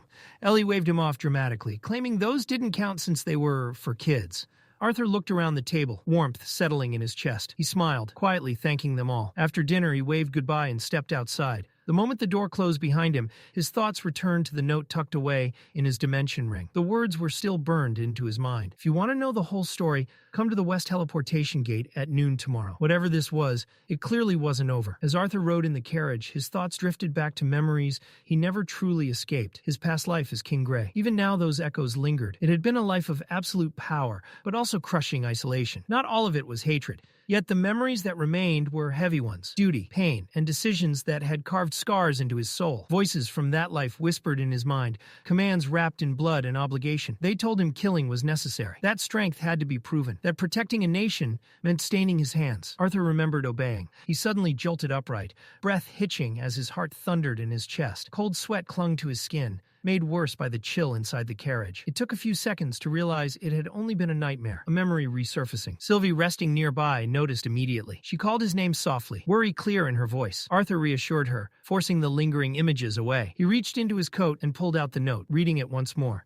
His thoughts churned. He was almost certain now the old man from the shop had to be behind this. But how could he have overheard Arthur's conversation with Varian? And what could he possibly know? Arthur paused. He trusted Varian. The old elf had no reason to deceive him. If there was more to know, Varian would have said so. Still, doubt lingered. What if this stranger knew something even Varian didn't? Lost in thought, Arthur barely noticed the carriage slowing. Soon it came to a stop. He looked out the window. Xyrus, the floating city. Stepping down from the carriage, Arthur took in the early daylight, washing the sky in soft hues. He approached the heavily guarded teleportation gate, only to be stopped by a sentinel whose sharp eyes assessed him with suspicion.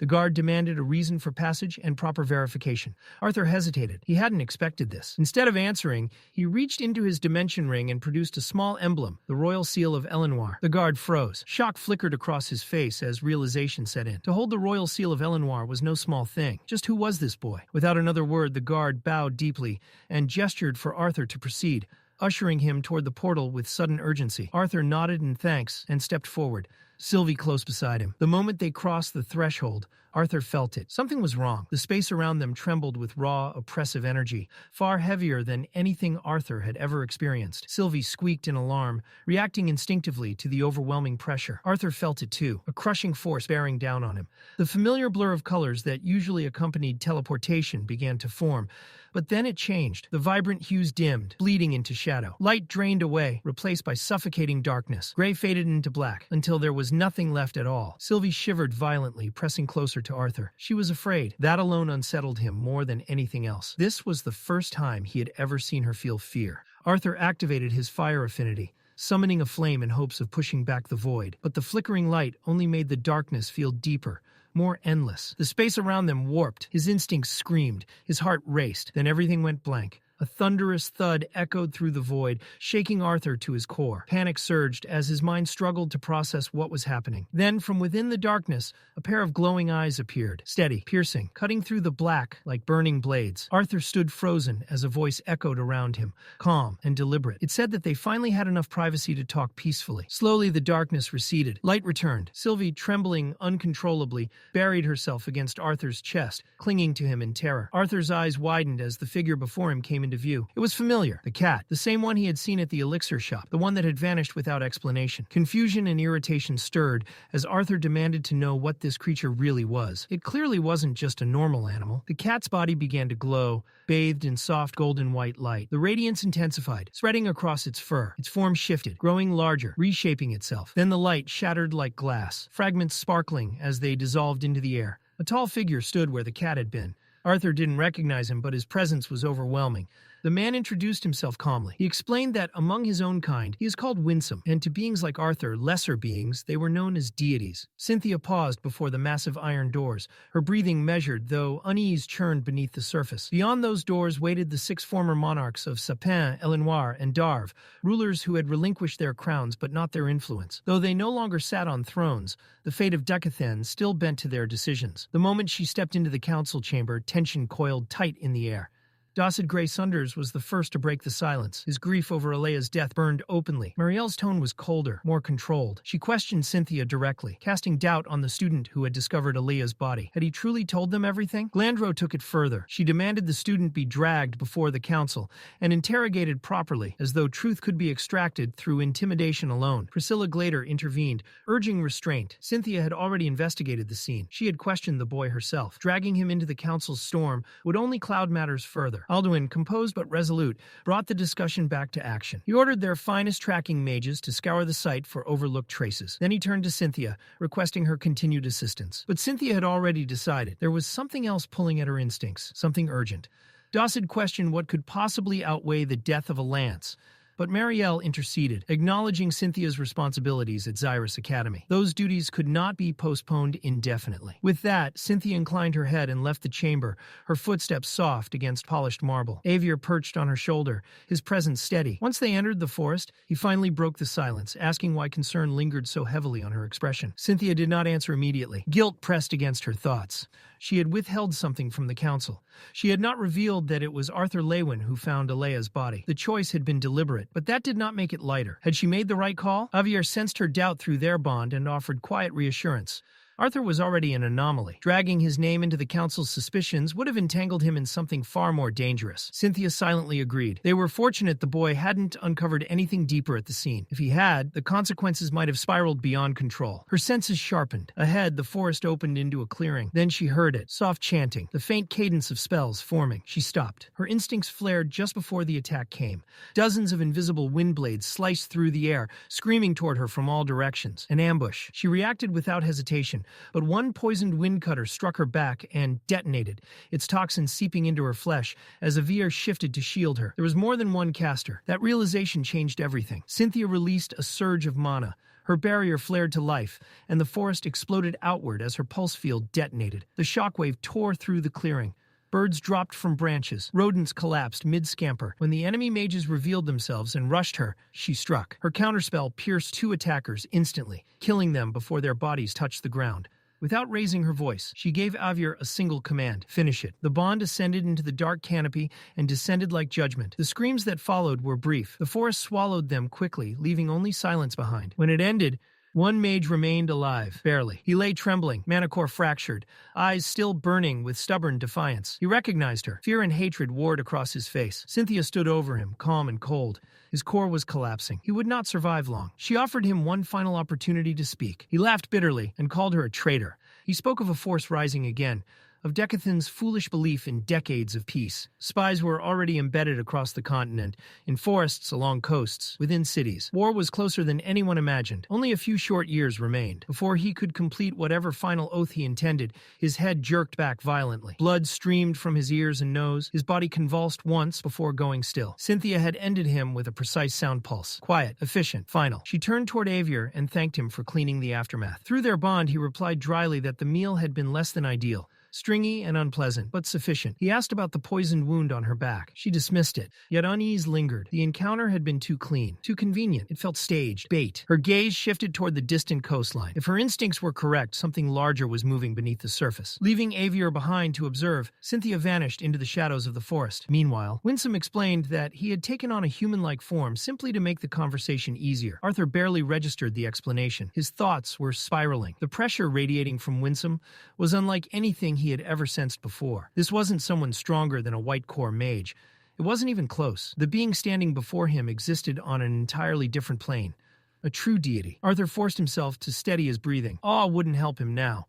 He pushed it aside and focused on what mattered. Answers. The words spoken by the gate guard earlier, suddenly resurfaced in his mind. El Anwar, his chest tightened. Had something happened to Tessia or Elder Varian? Was this connected to the strange orb Windsom had given him? Before Arthur could voice his fear, Windsom lifted a hand. A precise wave of mana rippled through the air, shimmering as it spread outward. The mana condensed, twisting into moving images suspended before Arthur's eyes. Tessia, Elder Varian. The image was clear enough to steal Arthur's breath. Both were alive, unharmed. Windsom calmly explained what Arthur was seeing. The elf princess and the former king were safe. More than that, Tessia was better than fine. The reason lay in the pearl Arthur had given her earlier, the same one Windsom had passed to him at the teleportation gate. That object was known as a Tot Slayer Pearl, a relic designed to prevent a mana core from violently collapsing. It had saved Tessia's life. Windsom then turned his attention to the second pearl, the one Arthur still carried. That one, he said, was meant for Arthur himself. He was instructed to guard it carefully. Arthur felt a chill run through him. He hadn't known Tessia had been so close to death. The mere thought of her mana core exploding left him frozen. But Windsom didn't linger on it. He moved on, his tone shifting as he revealed the true reason Arthur had been brought here. Arthur had always believed himself to be a citizen of Decathan. That belief, Windsom said, was incomplete. Decathan was not the only continent on this world. There was another, Alakria, and both lands had long been governed from a distant, hidden realm known as Effortlessly. The beings who ruled from there, including Windsom, were not merely deities, as the people of Decathan called them. Their true name was Asuras. Pieces began falling into place inside Arthur's mind. The artifacts, the ancient relics that had taught the races how to wield mana. He realized now where they had come from. Windsom confirmed it. The truth about the Asuras had been deliberately concealed. Only Elder Varian knew fragments of it, and only because of his age and position. The Asuras lived by an unbreakable law. They were forbidden from interfering in the lives of lesser races, humans, elves, dwarves, unless the balance of the world itself was threatened. They believed in restraint. Strength was never meant to rule, only to protect. Effortlessly itself was divided into 3 dominant factions, each composed of numerous clans with differing ideals and races. Despite their differences, they had all agreed on one thing: never to raise their power against lesser beings. That peace endured for ages, until one Asura broke it. Agrona, the new leader of the Vritra clan, had shattered that ancient law. Under his rule, the Vritra expanded at a terrifying pace. Windsom explained that the Vritra had always been different, scholars and researchers obsessed with understanding mana at its deepest level.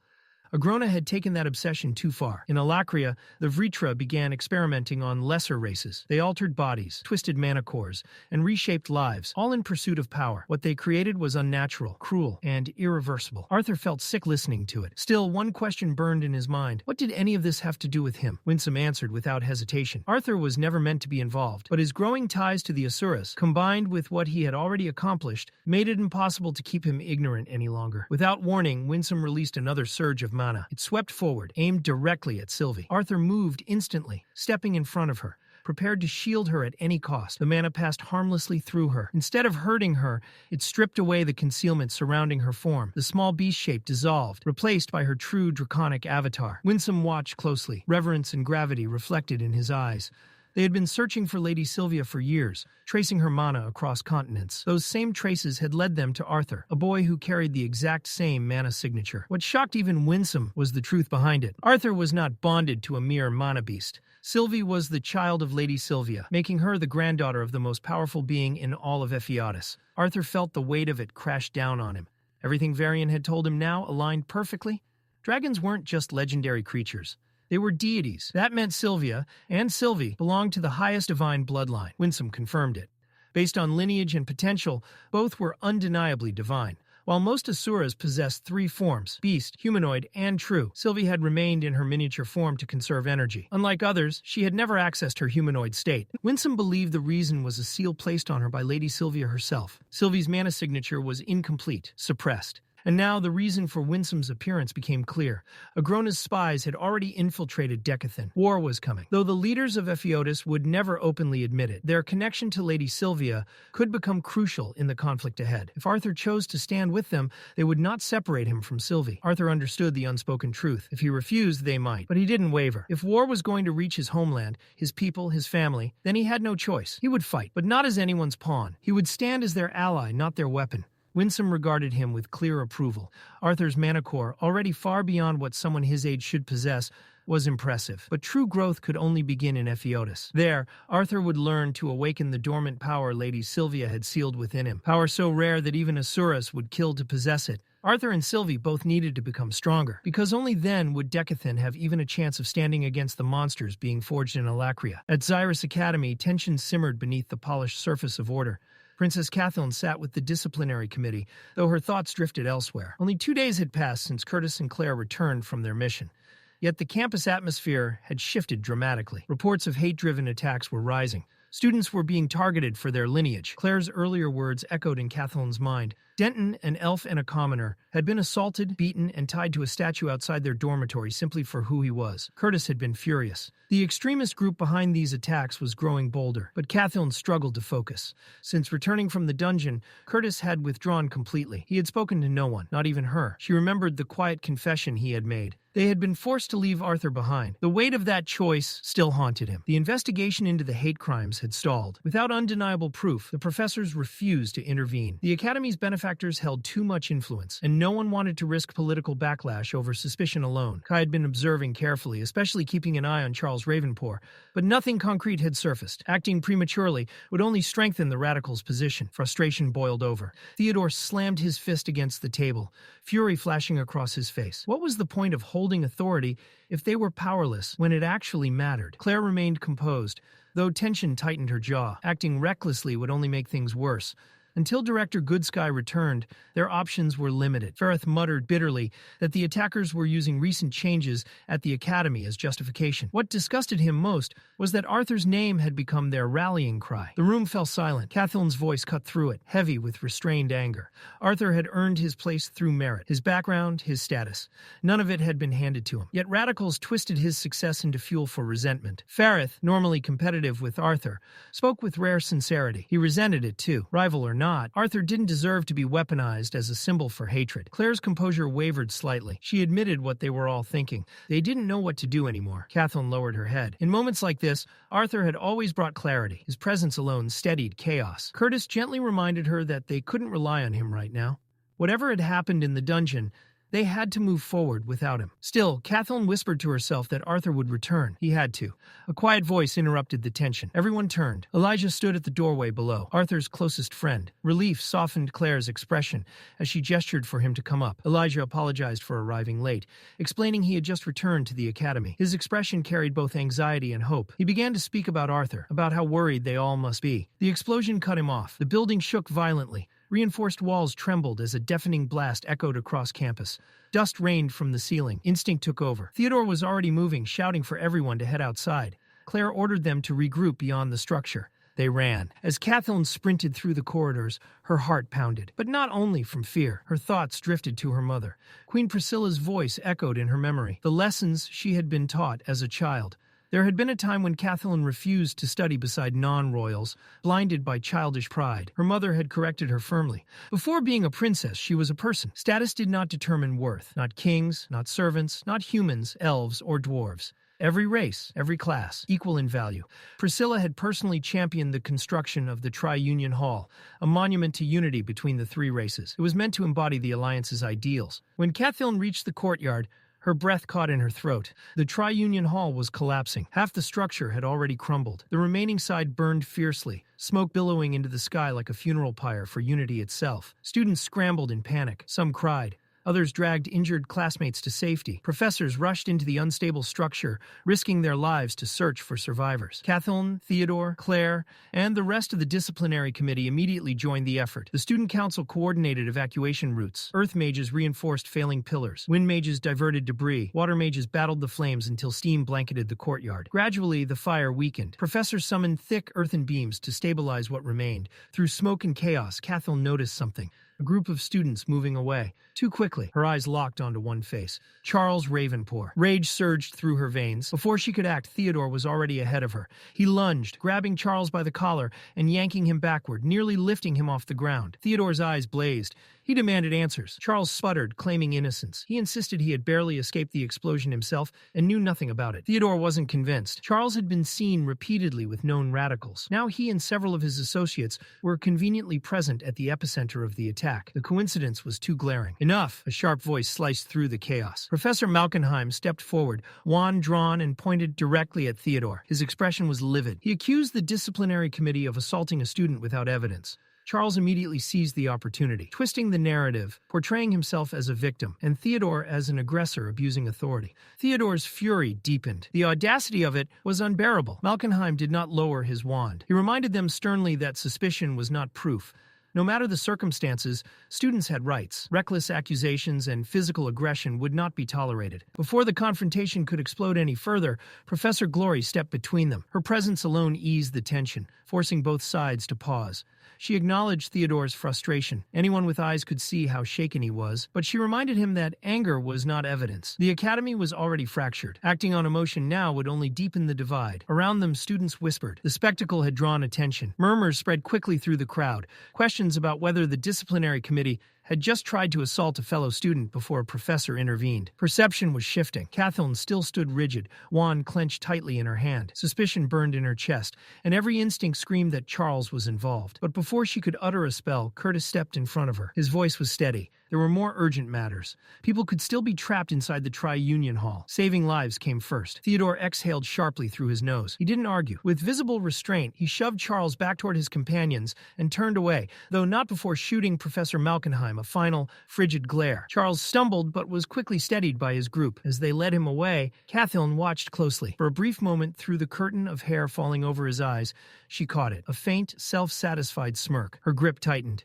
The damage went beyond the building. Students were no longer unified. The unease followed Elijah into the next day. Unable to remain idle, he made his way to the private training room Arthur had once granted him access to. He needed something to steady his thoughts. Mana gathered at his core as he invoked Earthen Spear. The ground answered. Jagged spikes of stone shot upward in front of him, tearing through the training field with satisfying force. Encouraged, Elijah transitioned into Stone Barrage. The earth fractured beneath his will, chunks of rock rising and hovering in the air. With concentration, he hurled them toward a distant tree.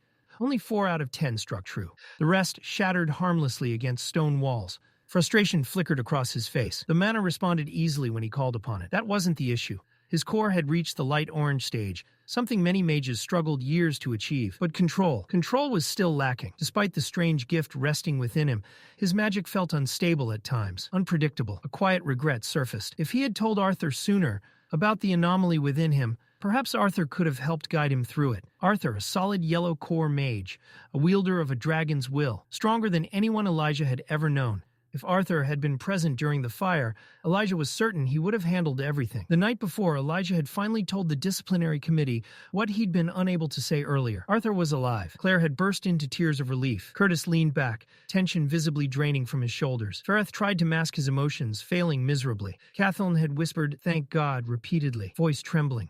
Doradrea insisted they needed to stabilize the situation so Arthur wouldn't return to chaos. Even Theodore admitted, with reluctant respect, that he never believed Arthur would fall so easily. Now, alone in the training chamber, Elijah reflected on their reactions. Would they have worried as much if they truly understood Arthur's strength? Probably, because it was never just about power. Arthur wasn't admired solely for what he could do. He was valued for who he was. That realization stirred something uncomfortable inside Elijah. Both he and Arthur were different, both unique, yet Arthur was seen as a miracle. Elijah often felt like a burden. Dark thoughts crept in before he could stop them. Envy, resentment, words he despised echoed in his mind, growing louder until a sharp pain stabbed through his skull. He clutched his head, teeth clenched as memories twisted unpleasantly. Then other memories surfaced. Arthur standing beside him. Arthur believing in him. Arthur never once looking down on him. The storm quieted. Elijah inhaled deeply and resumed casting. Spell after spell. Some were practice. Most were release. He didn't want to surpass Arthur. That had never been his goal. He only wanted to be strong enough to stand beside him.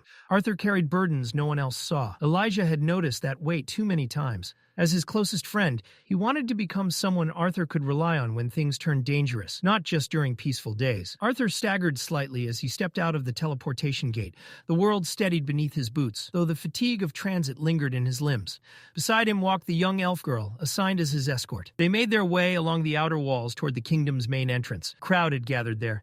Merchants grumbled loudly about delays. One man, Roger, complained that they'd been waiting for hours. Another doubted they'd even gain entry before nightfall. As Arthur passed near the group, moving directly toward the gates with quiet confidence, Roger noticed a boy, accompanied by an elf, walking straight toward entry while everyone else remained stuck in line. Irritation flared instantly. Roger stormed forward and grabbed Arthur by the shoulder. Arthur turned slowly, composed, but there was something in the way he stood that made it clear he He wasn't someone who could be bullied. The young elf beside him immediately stepped forward, trying to explain that Arthur was an honored guest of El Anwar and had urgent business inside the kingdom. She barely got a few words out before Roger roughly slapped her hand aside. Duke attempted to intervene, urging Roger to calm down, but the man was beyond reason. He shouted that everyone waiting in line had valid documents and important matters to attend to. Why should this boy, this child, walk straight through while they had been standing there for hours? Murmurs rose from the crowd. Frustration thickened into hostility. Arthur didn't allow it to spiral. With a clean, sharp motion, he knocked Roger's hand off his shoulder.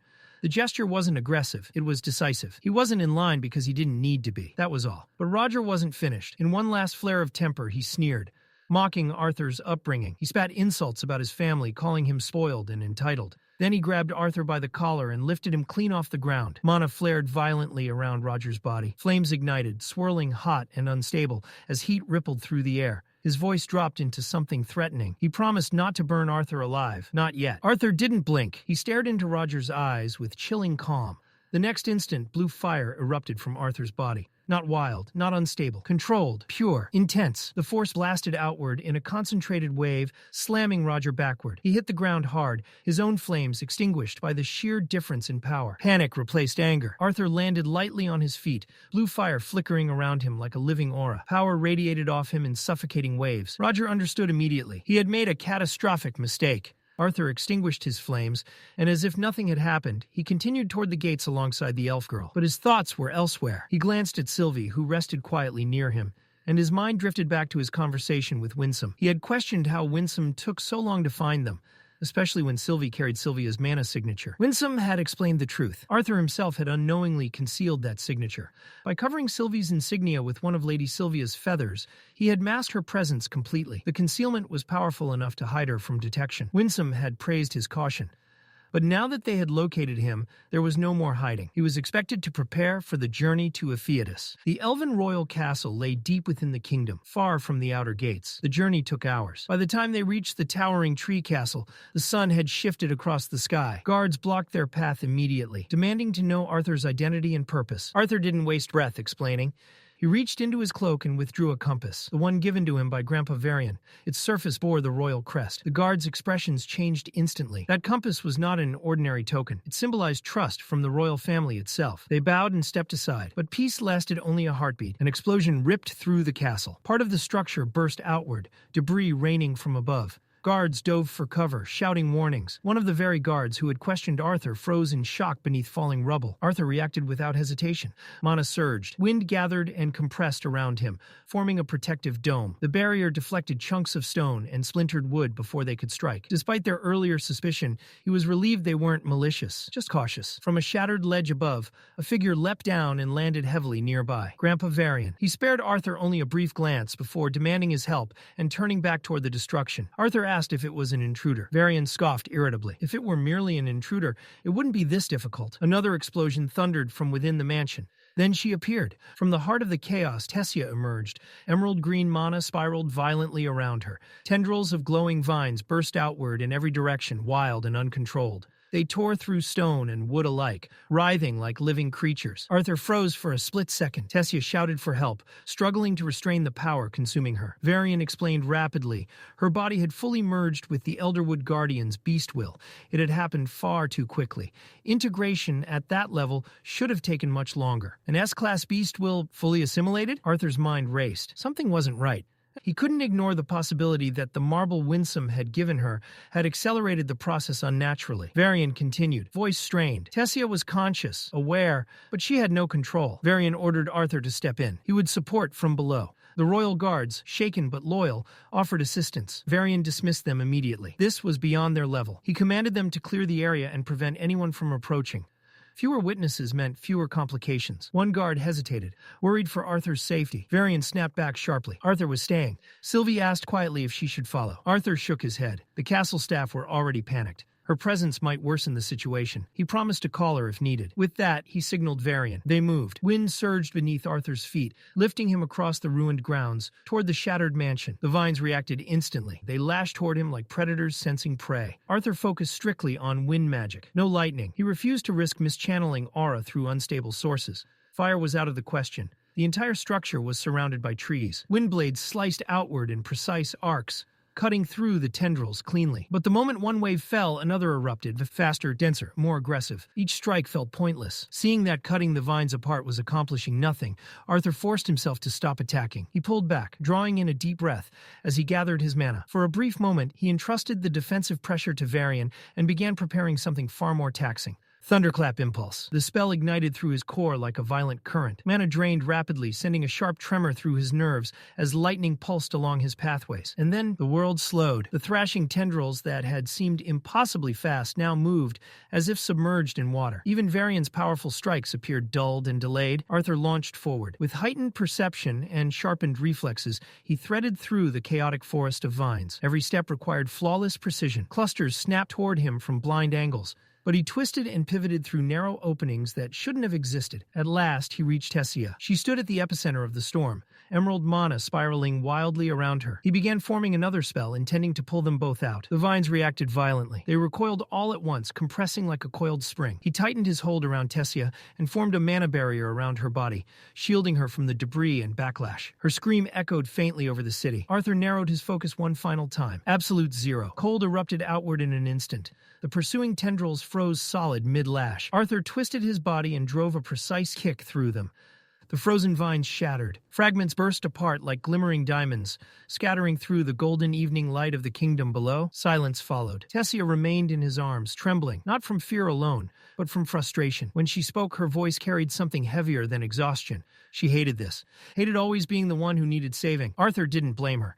If anything, he felt responsible. He had been the one to give her the beast will. The instability wasn't her failure. It was the consequence of power forced to mature too quickly. But Tessia didn't see it that way. To her, Arthur had given her an opportunity, a chance to grow stronger. And if she wanted to stand beside him as an equal, she had to master it. She refused to remain someone who constantly needed rescuing. Arthur's expression softened. He offered her a small smile and extended his fist. Tessia bumped it with her own. No dramatic vows, no grand declarations, just a quiet promise. He would wait for her. Unseen by them, Windsom observed from the shadows. His gaze lingered not on their shared moment, but on Sylvie nearby. There were truths Arthur still didn't know. Truths about Sylvie's bloodline and the weight of her existence, but not yet. The boy wasn't ready. Arthur and Tessia remained unaware of the silent watcher. Their moment was interrupted by the deliberate clearing of a throat. Varian. He gestured toward the devastation surrounding them. The mansion was partially destroyed. Rubble littered the grounds. The crisis wasn't entirely over. They lingered a second too long, still caught in each other's eyes, until Varian physically stepped between them, gently forcing reality back into place. Arthur blinked in confusion. Where are we going? Varian answered plainly. They needed to leave. The castle was unstable, and attention would only complicate matters. An inn had already been arranged, secure, easier to guard, and away from unnecessary scrutiny. Later, seated in silence, Arthur felt guilt settle heavily in his chest. This had started with him. He had encouraged Tessia to use the first phase of her beast will. Varian accepted part of the blame. He too had believed she could handle it. Her body had fully integrated the will, and he assumed he could intervene if things escalated. They had both miscalculated. Arthur replayed the integration in his mind. It had been accelerated. Tessia had skipped the gradual training phase, the period meant for balancing foreign mana and adapting to it. That missing foundation worried him. If she lost control again, it wouldn't just endanger her. It could endanger everyone nearby. Varian clenched his jaw, frustration evident. He admitted to himself that pride had clouded his judgment. He had been too eager to celebrate his granddaughter's growth. Now he had to think ahead. A mana suppression seal came to mind, something that could restrain her power if necessary. But that solution carried its own risks. In a real emergency, such a seal could leave her defenseless. Perhaps a better alternative would be a protective artifact, something capable of shielding her during instability without restricting her abilities. Arthur agreed immediately. An artifact was the smarter path, and to reassure Varian, he promised to remain by Tessia's side as much as possible. Varian chuckled at that, teasing that Arthur would protect her even if she weren't his granddaughter. Then his tone shifted, more serious. He asked Arthur something personal. What did he truly think of Tessia? Not as a friend, but as something more. Had he ever imagined a future with her? Marriage? Arthur froze, caught off guard by the abrupt change in direction. Before he could fully respond, Varian continued. Tessia had flaws. She was still impulsive, perhaps too sheltered at times. Her family might have indulged her excessively, but she was kind. And what she and Arthur shared, history, trust, understanding, those weren't easily found. Arthur attempted to deflect by mentioning that elves traditionally didn't marry young. Varian laughed softly at the idea of clinging to tradition. The world was changing far too quickly for rigid customs. The real question remained simple. Did Arthur like her? Arthur answered honestly. He did, but he also admitted he didn't yet understand what love truly meant. He needed time to grow, to mature, to become someone worthy before deciding something so important. For now, his focus was on improving himself. Varian studied him for a long moment. Then he nodded. It was the answer of someone who refused to rush into feelings he didn't fully comprehend. Someone determined to strengthen himself before making promises he might not yet be ready to keep. A mature answer, and one Varian respected. Arthur's priorities were clear. Even so, his eyes drifted toward Tessia, a faint worry surfacing as he wondered whether she had overheard any part of the conversation. Varian noticed the glance and calmly reassured him. She was fast asleep. In truth, Tessia was anything but. She lay perfectly still, eyes shut, breathing measured. But inside, her thoughts were in complete chaos. Arthur had admitted he liked her. The words replayed over and over in her mind. Her heart pounded so loudly she was certain it could be heard. Heat crept across her cheeks. She forced herself not to move. Varian, however, noticed the sheen of sweat forming on her forehead and commented on it. Arthur glanced at her, uncertain, then dismissed it as a possible nightmare. He didn't dwell on it, but his own thoughts weren't calm either. He knew his feelings toward Tessia were different, more protective, heavier, more serious than what he felt for anyone else. That difference alone meant he couldn't afford another mistake when it came to her safety. The idea of crafting a protective artifact returned to him, something reliable, something constant. It would give her security and give him peace of mind. That line of thought drifted naturally to his family, his mother, Ellie. They had the Phoenix pendants, powerful, yes, but single use, a last resort. And Ellie wasn't even awakened yet. If Windsom's warning about war was true, Ellie would be vulnerable. Arthur's thoughts deepened. Ellie would need a bond. Not just any bond, but something powerful. Varian glanced at him and narrowed his eyes. He told Arthur to stop whatever strange scenario he was building in his head. They had arrived. The carriage rolled to a halt. The door opened. Alduin and Marial stood waiting. The moment Tessia stepped out and saw them, all composure vanished. She rushed into her mother's arms, her earlier turmoil forgotten in the warmth of reunion. Marial held her tightly. Alduin greeted Arthur kindly, noting with amusement that he always seemed to be present whenever something happened involving Tessia. Marial thanked Arthur sincerely, though confusion soon crossed her face. They had been redirected mid-journey and informed that their manor was under construction. She wanted answers. Alduin laughed lightly, half-jokingly asking whether Tessia had somehow destroyed their home. Tessia hesitated and admitted, well, not completely. Before things could spiral, Varian stepped in smoothly. He claimed it had happened during a training session.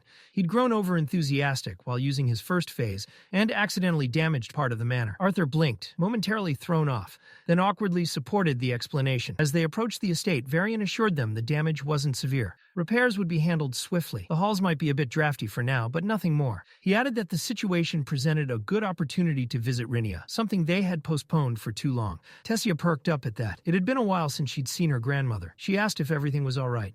Varian smiled faintly and explained that Rinia had been preoccupied. Lately, she'd shown particular interest in Arthur's future. That caught Arthur off guard. Why would Rinia concern herself with him? He glanced around as they traveled, realizing the forest path felt unfamiliar. It didn't resemble the routes from previous visits. Mariel gently explained that it had indeed been years since they last saw Rinia. She had moved. Varian added that Rinia had chosen to isolate herself near the kingdom's edge. Even he didn't know the exact reasons. The last time he'd visited without warning, he had nearly lost his life to her traps and layered defensive spells. This time, at least, he had notified her beforehand. Still, he warned everyone to remain cautious. Precautions that extreme meant Rinia feared something significant, something dangerous enough to warrant isolation. Arthur grew quiet. What kind of threat would push someone like Rinia to hide? They ventured deeper into the woods, sunlight filtering through the thick canopy above. Conversation continued lightly among the adults, until Sylvie abruptly stiffened. Her instincts flared. Something moved in the brush. A small creature darted away, attempting escape. It failed. Sylvie released a brief stream of fire, precise and controlled, instantly roasting the fleeing prey. With bright, satisfied eyes, she trotted over to inspect her catch. Alduin watched with visible interest, commenting that Arthur's bond continued to surprise him. Arthur could only agree. Sylvie remained a mystery, even to him. As they walked side by side, Alduin spoke more quietly. There was something he hadn't properly said before. Arthur looked at him, confused. Thank him? For what? Alduin's gaze shifted to Tessia. He spoke as a father. His daughter had faced danger more than once, and from everything he had learned, Arthur had been the reason she returned safely each time. Arthur brushed it off, saying Tessia had helped him as well, especially in keeping his mind steady during difficult moments. Alduin chuckled, clearly surprised. Those weren't words he expected from a 13-year-old, but Arthur didn't feel like a child to him. There was something older in his presence, in the way he spoke. Arthur simply thanked him, but Alduin's expression turned more serious. He clarified that it wasn't entirely a compliment. No parent wanted their child to grow up too quickly. No parent wanted to see them burdened with struggles meant for adults. Arthur said nothing. His youth had ended more than 30 years ago. Then Alduin revealed something unexpected. It was because of Arthur that the council had even been formed. Arthur stopped slightly, confusion surfacing. He didn't understand. What did he have to do with that? Alduin didn't leave it there. After the war, he said, he had lost faith in humans entirely. His mother had died because of them, and that wound had never truly closed. Then, years later, slave traders had dared to step into the elven forest and nearly taken his daughter from him. The hatred he carried had felt justified. And then Arthur appeared, a human child who saved Tessia, and then had the audacity to lecture the elven king to his face. That moment had shaken Alduin more than he cared to admit. Being scolded by someone from the very race he blamed forced him to confront his own prejudice. It was a wake-up call he hadn't expected, and one he needed. That was why he wanted Arthur to understand something clearly. He wasn't opposed to the idea of Arthur becoming part of their family. Before Arthur could properly process that, Mariel stepped in with a teasing smile. She revealed that Alduin hadn't mentioned Arthur just once or twice. It had been frequent, almost wistful. Alduin blinked, surprised she had been listening. Mariel simply smiled and said that if he truly wanted privacy, he should have cast a wind barrier. The way he'd spoken, it almost sounded like he wanted to be overheard. The atmosphere lightened until Varian suddenly raised his hand. Everyone froze. The forest fell into a tense silence as they shifted into formation. Then it came, a faint rustle of leaves, soft at first, then clearer. A single snap echoed from somewhere ahead. Varian turned sharply toward the sound. Another snap followed, louder, closer, this time from their right. The vines nearby shifted. From the curtain of greenery, a hunched figure slowly emerged. Arthur didn't hesitate. Instinct took over. Horror flashed across his face as he lunged forward, blade already swinging toward what he assumed was a monster. Before the strike could land, Varian grabbed him from behind and yanked him back. The figure straightened. It was Rainia. She staggered slightly, catching her breath after narrowly avoiding Arthur's blade. Her voice rang out in sharp frustration as she demanded to know why they were brandishing weapons at an old woman, especially when they were the ones who were late. Tessia rushed forward immediately and wrapped her grandmother in a tight embrace, relief and happiness clear on her face.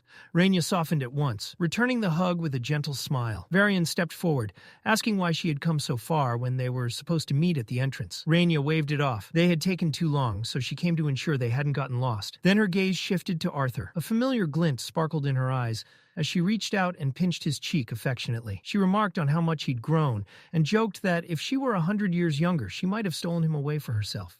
Arthur admitted that her sudden appearance had nearly stopped his heart. For a moment, he'd thought he'd seen a ghost. Rainia huffed playfully, declaring that in her youth, men would trip over themselves just to catch a glimpse of her. She urged Arthur to ask Varian how beautiful she had been. Mariel confirmed it gently, explaining how even her own mother used to tell stories of Rainia's charm, how other girls had envied her presence. Varian grumbled dismissively. In his eyes, she had been nothing extraordinary. Rainia smirked.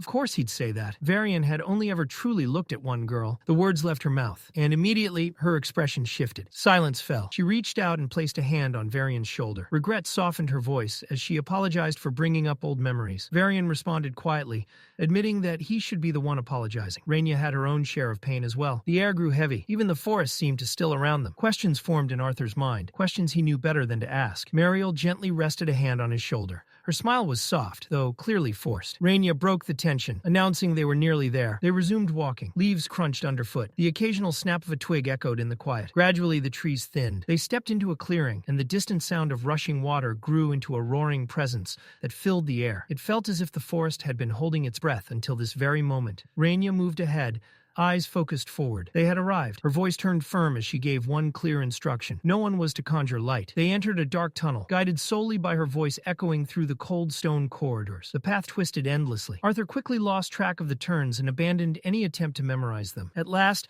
a faint flicker appeared in the distance. The tunnel opened. Rainia welcomed them into what she casually referred to as her cottage. The interior was far larger than the narrow entrance suggested. Arthur's eyes sharpened. That wasn't normal. Rainia distributed a warm herbal tonic. One by one, they drank. The liquid soothed their bodies, easing tension from the long journey. Arthur drank as well, but his mind remained alert. The space was impossibly large.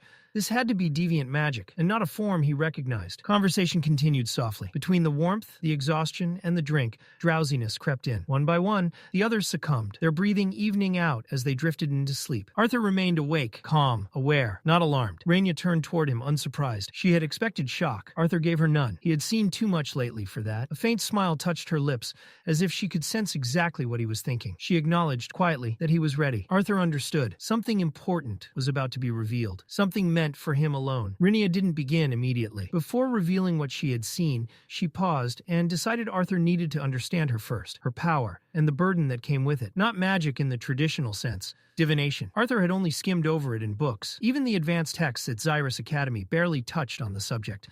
It was classified as one of the rarest deviant arts in existence, and now he was sitting across from a true diviner. Rinia noticed the spark of curiosity in his eyes and smiled faintly. Setting her cup aside, she began. Deviants, she explained, were fundamentally different from elemental mages. Elemental users drew mana from the atmosphere, shaping it into fire, wind, earth, or water. Deviants did not. They relied on something internal, a personal source, something uniquely their own. She gave him an example he would understand. His mother, Alice, was an emitter. Her healing abilities far surpassed conventional recovery spells because they weren't simply structured mana techniques. They were fueled by her own internal reservoir. Rinia had met many deviants over the years. Despite their varied abilities, they all shared that same trait, a personal pool of power separate from the natural flow of mana. Arthur, she noted, was an elemental deviant. He manipulated higher forms of natural elements. Diviners were different still. Their gift didn't awaken through training or discipline. It could manifest suddenly, even late in life. And when it did, it came in flashes, unpredictable, fragmented glimpses of the future. They couldn't control when the visions appeared. They couldn't summon them. They didn't even require mana. The images simply came. Rinia admitted that, on its surface, it sounded like a useless ability. Random fragments of an uncertain future. She reminded Arthur of the spells she once used, so he could speak to his parents as a child. That projection, those illusions, were techniques she created herself. But that wasn't true divination. True divination was something far more dangerous. It was the conscious act of looking ahead. Arthur frowned, trying to reconcile that with what she'd said earlier. If visions didn't require mana, then what powered them? Rinia met his gaze calmly. Lifespan. Every time a diviner deliberately chose to see the future, they paid with their own time. Years shaved away. Moments never reclaimed. That was the real cost of her gift. Everything else she did, illusions, projections, minor tricks, were secondary abilities she developed to compensate. The true power of divination came with a simple price: life. She then spoke of Varian's wife, Lanaya. Lania had been a diviner as well. Far stronger than Rinia ever was. Her visions were frequent, long, and painfully clear. She was admired not only for her ability, but for her beauty and grace, the pride of her kingdom. When she and Varian fell in love, their marriage felt like destiny fulfilled. For a time it seemed fate had favored them. But fate was never kind for long. Near the end of the war between elves and humans, when peace finally seemed within reach, the humans made one final move. The king of Sapin ordered an assassination. The target was Varian, heir to the elven throne. Lania saw it coming, but her visions were never complete. They showed Varian's death, but not the precise moment, not the exact method, just enough to torment her, enough to fill her nights with dread. She could see the future, but she couldn't change it. Rinia's voice softened as she shifted back to Arthur. There were two things she wanted him to remember. First, people often committed terrible acts for reasons they believed were good. Nothing was ever as simple as it appeared. He must never judge solely by the surface. There was always something beneath. Second, the most dangerous enemy wasn't always a king or a general. Sometimes it was the forgotten soldier, the one abandoned, the one with nothing left to lose. That kind of person could burn the world down without hesitation. She apologized for not saying more. Arthur's future was still unfolding. Too many details could disrupt what was meant to happen. He and Tessia would be leaving the next day. Arthur remained silent. The conversation lingered in him like a bitter herbal tonic, necessary, but difficult to swallow. Far from Xyrus Academy, beyond the depths of the forest, a gathering had begun. A group of cult followers stood assembled in the shadows. Beneath the cold night sky, they gathered in a tight circle, tension hanging thick in the air. Lucas Wykes stood among them. In his hand was a small vial containing the same experimental drug that had already claimed Marcos's life. Charles explained that Marcos had volunteered to take it, but his body simply hadn't endured the strain. Lucas wasn't impressed. He laughed at them openly, mocking the fact that none of them had been selected to try it themselves. To him, that alone proved their weakness. When he realized the drug's power far exceeded their limits, his disdain only deepened. Their mana cores were too fragile, too pathetic. The drug would tear them apart instantly. Charles's patience snapped. He reminded Lucas that they hadn't asked to babysit him. A larger operation was already in motion. Their informant had warned them that DC officers were growing suspicious. Time was short. Lucas didn't care. A sudden streak of fire sliced through the air, grazing past Charles's shoulder. He and the others barely avoided being scorched. Charles whipped around in alarm. Lucas hadn't moved. He stood there calmly, unaffected. He called Charles what he believed him to be, a mere errand boy. While they wasted time squabbling, their leader was already advancing the true plan. Then, without hesitation, Lucas uncorked the vial and swallowed the drug. The reaction was instant. His heartbeat thundered violently against his ribs. Agony tore through him like molten iron flooding his veins. He collapsed to the ground, convulsing, body twisting under unbearable strain. Charles watched and smiled. There was something satisfying about seeing Lucas suffer. He mocked him, returning every insult. Even someone as arrogant and powerful as Lucas couldn't withstand it. Certain of his impending death, Charles stepped forward and pressed his foot against Lucas's head. He told him to die quickly. Lucas's hand shot up. His grip clamped around Charles's ankle with monstrous strength. Bones cracked. Charles screamed. With a flick of his wrist, Lucas hurled him across the clearing. Charles smashed into a tree, the impact knocking the air from his lungs. Lucas rose slowly. A memory surfaced. His brother, Baron. Baron's voice echoed in his mind, calling him weak, accusing him of relying on their parents' wealth instead of forging his own strength, challenging him to prove himself without privilege. That humiliation ignited something darker inside him. A twisted grin stretched across his face. Then he began to laugh. The sound was unstable, unhinged. Flames erupted from his body, deep crimson, violent, and alive. This wasn't simple magic anymore. It was raw devastation given form. Juno panicked. He drew his sword, but his hands trembled. Instinct screamed at him to run. He dropped the weapon and fled. Lucas raised a single finger. A concentrated beam of energy shot forward, piercing straight through Juno. The scream barely left his throat before flames engulfed him entirely. His body burned alive, his cries fading into the forest until nothing remained but ash. The healer shouted in horror and rushed toward the flames, but Charles, still broken and bleeding, grabbed him, demanding healing first. The healer trembled, grief flooding his face. Juno was gone. Rage overtook him. He raised his wand and unleashed a desperate spell. A torrent of water blasted forward like a projectile. It never reached Lucas. The inferno surrounding him vaporized it instantly. In the next heartbeat, Lucas was in front of the healer. His hand wrapped around the man's throat and lifted him effortlessly off the ground. He slammed him down with crushing force, splitting the earth beneath them. The impact shook the clearing. Flames spiraled around Lucas's arm as he leaned closer, mocking him. His grip tightened. Blood streamed from the healer's eyes. The man begged. Lucas burned him alive. When the fire died down, nothing remained. Only smoke. Lucas turned toward Charles. Charles tried to stand, terror overtaking him. Lucas approached slowly, fire trailing at every step. He wanted Charles to feel it, the helplessness, the fear. Charles screamed. Flames swallowed him whole. His cries echoed briefly, then vanished. Far from the slaughter, morning light filtered into the stone cottage. Rinia moved gently through the room, waking everyone. She prepared a simple meal from foraged plants and mushrooms. There was no meat, but Arthur appreciated the warmth and flavor. Sylvie clearly did not. Rinia commented that the herbs in last night's tea had been stronger than intended. She hadn't meant to put them all into such a deep sleep. Alduin reassured her that the rest had likely been needed. Varian grumbled that some responsibilities didn't pause for enchanted beverages.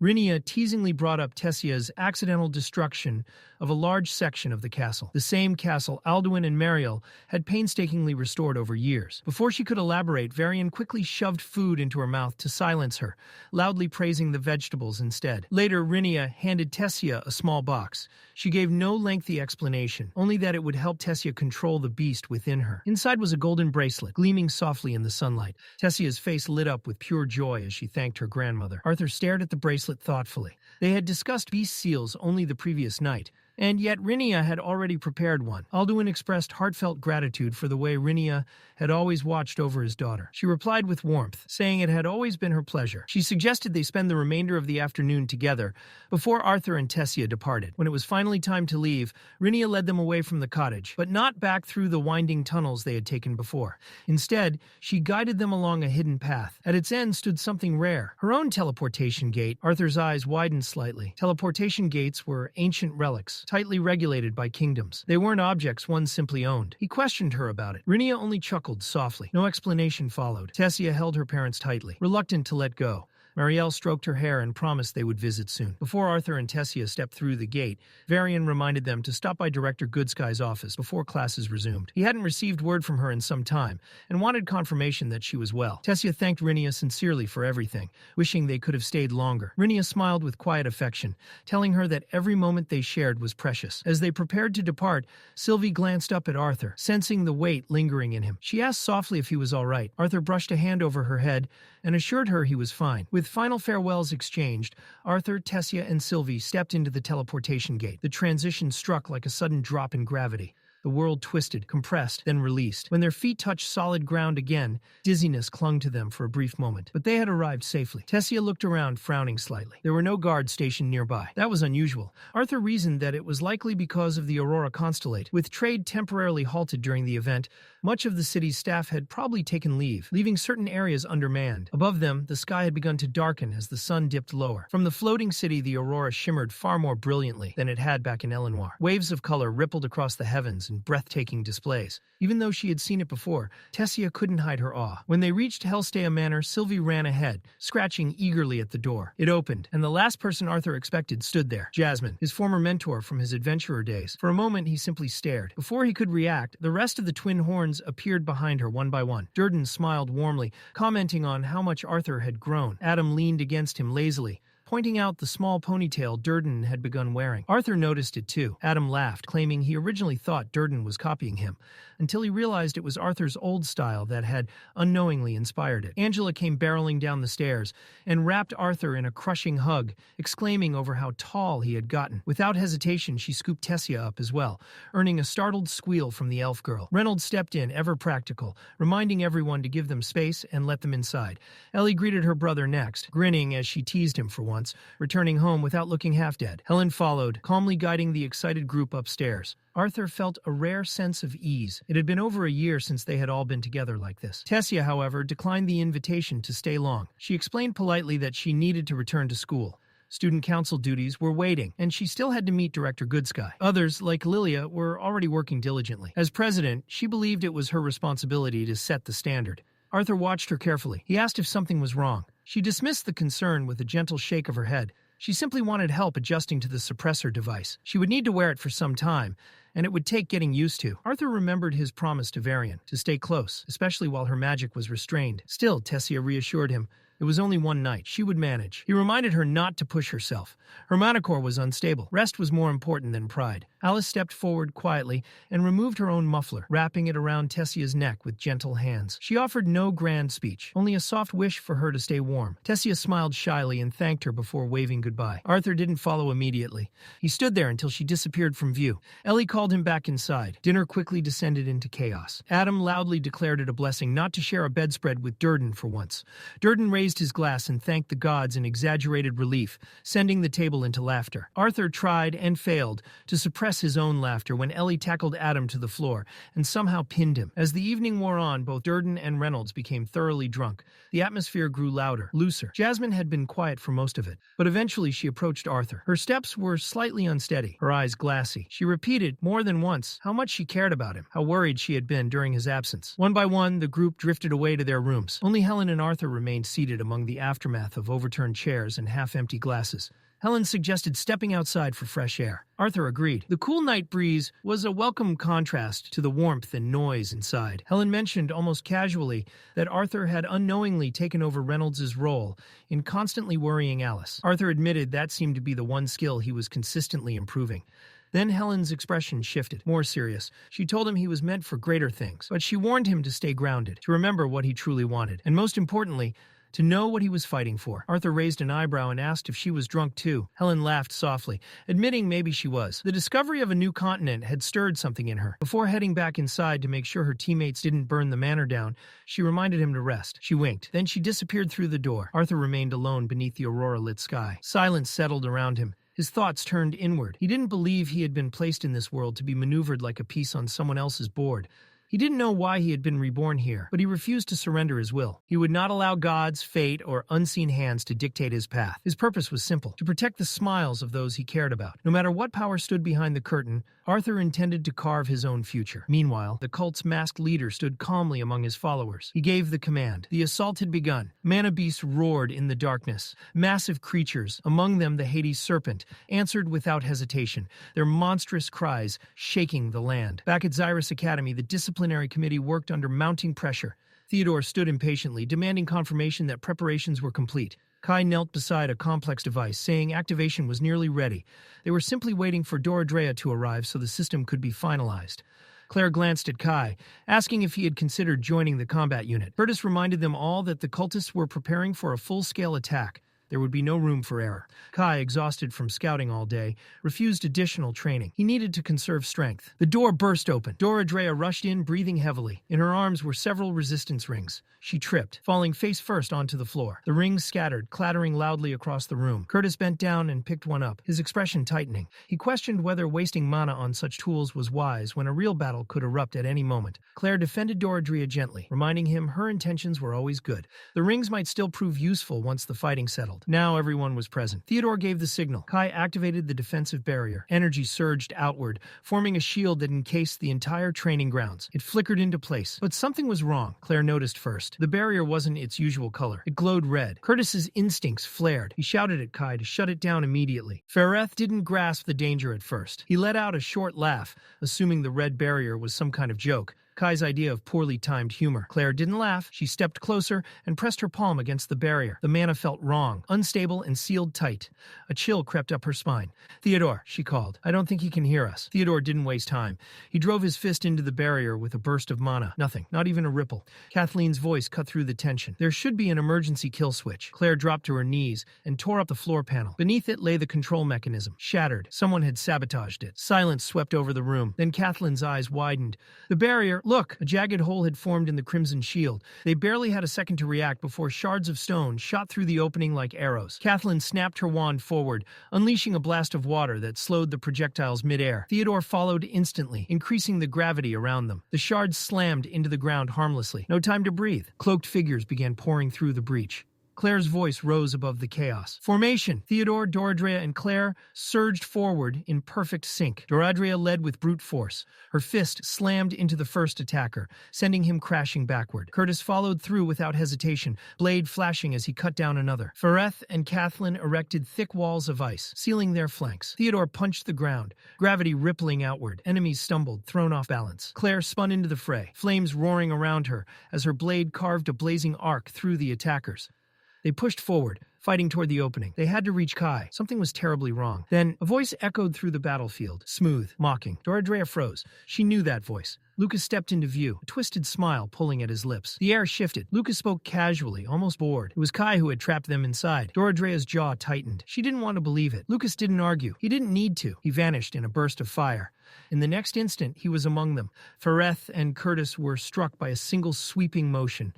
Blown away like leaves in a storm, their bodies slammed across the ground from the sheer force. Claire dashed in from behind, blade raised. Lucas didn't even turn. Flames surged from his shadow, forming a monstrous, bestial shape. The fiery construct hurled a blazing fist toward her. Dora Drea reacted instantly, grabbing Claire and throwing both of them aside. They smashed hard into the barrier. Claire's vision blurred. Then she noticed something. The barrier flickered where they hit, weakened. The mana resistance bands Dora Drea had brought earlier were interfering with it. It wasn't much, but it was something. "We can break through," Claire said through clenched teeth. "If we all push." Dora Drea's eyes never left Lucas. "He's stronger than the professor's," she muttered. "This isn't normal." Theodore activated downforce and launched himself forward, aiming for Lucas while he was focused on Fereth. Fast, precise, it didn't matter. Lucas turned midair and caught Theodore by the throat, stopped him, like swatting a fly. He lifted Theodore effortlessly, amusement dancing in his eyes. "You're nothing," Lucas said quietly. A communication artifact at his side blinked. Lucas glanced at it, then he smiled wider. The target had arrived. His grip loosened. Theodore collapsed to the ground. Without another word, Lucas stepped through the barrier breach, fire curling around him as if the world itself parted to let him pass. "Kai!" someone shouted outside. Kai's voice rose, confused and furious. "You were supposed to help capture them." Lucas didn't answer. He was already walking away. Back inside, Dora Drea felt the shift in the battlefield. More enemies were coming. "Move!" she shouted. "Now!" Claire nodded sharply. "Defensive cover! We break through together!" Theodore forced himself up and slammed his palm down, gravity crushing a wave of incoming attackers flat. Kathleen and Fereth raised their wands, unleashing torrents of ice that formed a temporary wall of frost and jagged spikes. Dora Drea charged the weakened barrier. She hit it like a battering ram. The crimson shield cracked. Once, twice. On the third impact, it shattered open just wide enough. "Go!" she roared. The others rushed through. Behind them, wind and fire magic tore apart the ice wall. Enemies surged forward again. Claire turned. Dora Drea hadn't moved. "What are you doing? Get out!" Dora Drea shouted. Theodore ran back toward her. She punched him square in the chest. He flew through the opening. "I said go!" An assailant cloaked in wind mana lunged at her, screaming. Before he could strike, a cannon-like blast of water slammed into him, sending him flying across the room. Dora Drea staggered from the recoil. Fereth stood beside her, wand raised. He'd come back. She glanced at him sideways and scoffed. Idiot. He smirked faintly. You'd lose without me. Back to back, Deirdre and Ferrith faced the charging horde. Outside, Claire and the others burst from the building, sprinting into the night with urgency burning in their veins. Inside, the 2 remaining members of the disciplinary committee braced themselves. The real fight had just begun. Claire's voice rang out, ordering everyone to split up and find the professors. But the command died in her throat. Her eyes had shifted past the courtyard, past the shattered stone, past the smoke. What she saw stole the air from her lungs. Theodore followed her gaze, irritation turning into confusion. What's going on? He didn't need an answer. The academy grounds had descended into hell. Monobeasts rampaged across the campus. Massive forms tore through buildings and bodies alike. Far from the carnage, a carriage rolled toward the academy gates. Inside, Tessia sat upright, composed on the surface, but something was deeply wrong. Her body felt foreign. Her manicore was hollow, empty. Every breath felt slightly delayed, as if her spirit were lagging behind her flesh. She told herself Director Coodsky would understand. There had to be an explanation. The academy gates came into view. Then, a shrill screech tore through the air. The carriage jolted violently to a stop. Tessia stepped down, senses sharpening instantly. The driver pointed forward, horror etched across his face. A barrier stood at the gates, dark, massive, humming with lethal intent. The moment her eyes landed on it, her entire body locked. Her instincts screamed. Her soul recognized danger before her mind could process it. Turn back, she began. An explosion erased the rest of her words. The blast swallowed the carriage whole. Wood and metal shattered. Flames erupted outward. The shockwave hurled Tessia through the air like debris. She hit the ground hard, the impact knocking the breath from her lungs as fire licked across her skin. Through blurred vision, she saw the driver, still, burning. A raspy voice echoed through the smoke. Familiar. Wrong. Tessia forced her head toward the sound and froze. Lucas Wake stepped through the flames. For a moment, her mind refused to accept it. The pressure rolling off him crushed the air itself. Bloodlust saturated the space between them. Her muscles refused to obey her. He walked closer. Another blast erupted from his hand. The explosion sent her skidding across the ground. Pain exploded through her ribs. The world spun. Lucas spoke as he approached, mocking her weakness, commenting on how frail she looked, how easy this was. Tessia clenched her teeth. Wind mana surged into her arm. She lashed outward in a sharp burst, knocking his hand aside and cutting through his taunts. She forced herself upright. Her legs trembled violently. I won't let you, she breathed. Lucas laughed. Madness colored every note of it. He could see it, how unstable she was, how her core barely responded. She wasn't a threat to him. Not like this. Inside, Tessia understood the problem. Rinia's bracelet still bound her beast will. It kept her from losing control, but it was also suffocating her power. Lucas suddenly lunged forward and grabbed her by the collar, lifting her effortlessly. His grip tightened as he stared into her eyes, not with intent to kill, but something uglier. He wanted her broken, humiliated. He believed if she were reduced enough, maybe she would look at him differently. Maybe she would stop looking at someone else. Tessia didn't flinch. She smirked. That single expression cut deeper than any blade. If he truly wanted her dead, she already would be. She wasn't the objective. She was bait. Lucas saw it, and rage twisted his face. He slammed her into the ground with brutal force. The earth cracked beneath her body. She coughed, but she laughed softly through the pain. She spoke to him calmly, exposed him, his insecurity, his desperation. That was the blow he couldn't tolerate. His hand struck her face with a sharp crack. Her head snapped sideways. Sparing you doesn't mean mercy, he growled. Tessia's fingers tightened around his wrist. She removed the bracelet, activated her beast will. Her manicore screamed in protest. She didn't care. Even if it destroyed her from the inside, she would not be used. Wind exploded outward. Vines formed from compressed air wrapped around Lucas from every direction. Blades of wind carved into his body, slicing flesh and tearing through clothing. The pressure forced him back, wounds opening across his skin. Tessia swayed. Her vision darkened, but she held it. Just long enough. Lucas roared. Mana erupted from him in a violent shockwave. The vines shattered. The backlash slammed into Tessia and launched her across the ground. Her body rolled to a stop, limp. Silence followed. Lucas stood there, breathing heavily, injured, but standing. He looked down at her unconscious form, then at the bracelet lying nearby. With calculated calm, he picked it up and slid it back onto her wrist. He wasn't going to let her die from her own power. Not yet. If she tried removing it again, he would make sure she couldn't. He grabbed her by the hair and began dragging her across the ground. Her body left a faint trail through ash and dust. At the barrier, he pulled out an artifact. The shield parted slowly. He stepped through, dragging her behind him. Inside her fading mind, Tessia felt nothing but weakness. Her limbs were unresponsive. Her thoughts scattered. She tried to hold on, tried to stay awake, but the darkness closed in. Sound disappeared, light faded, and the world went silent.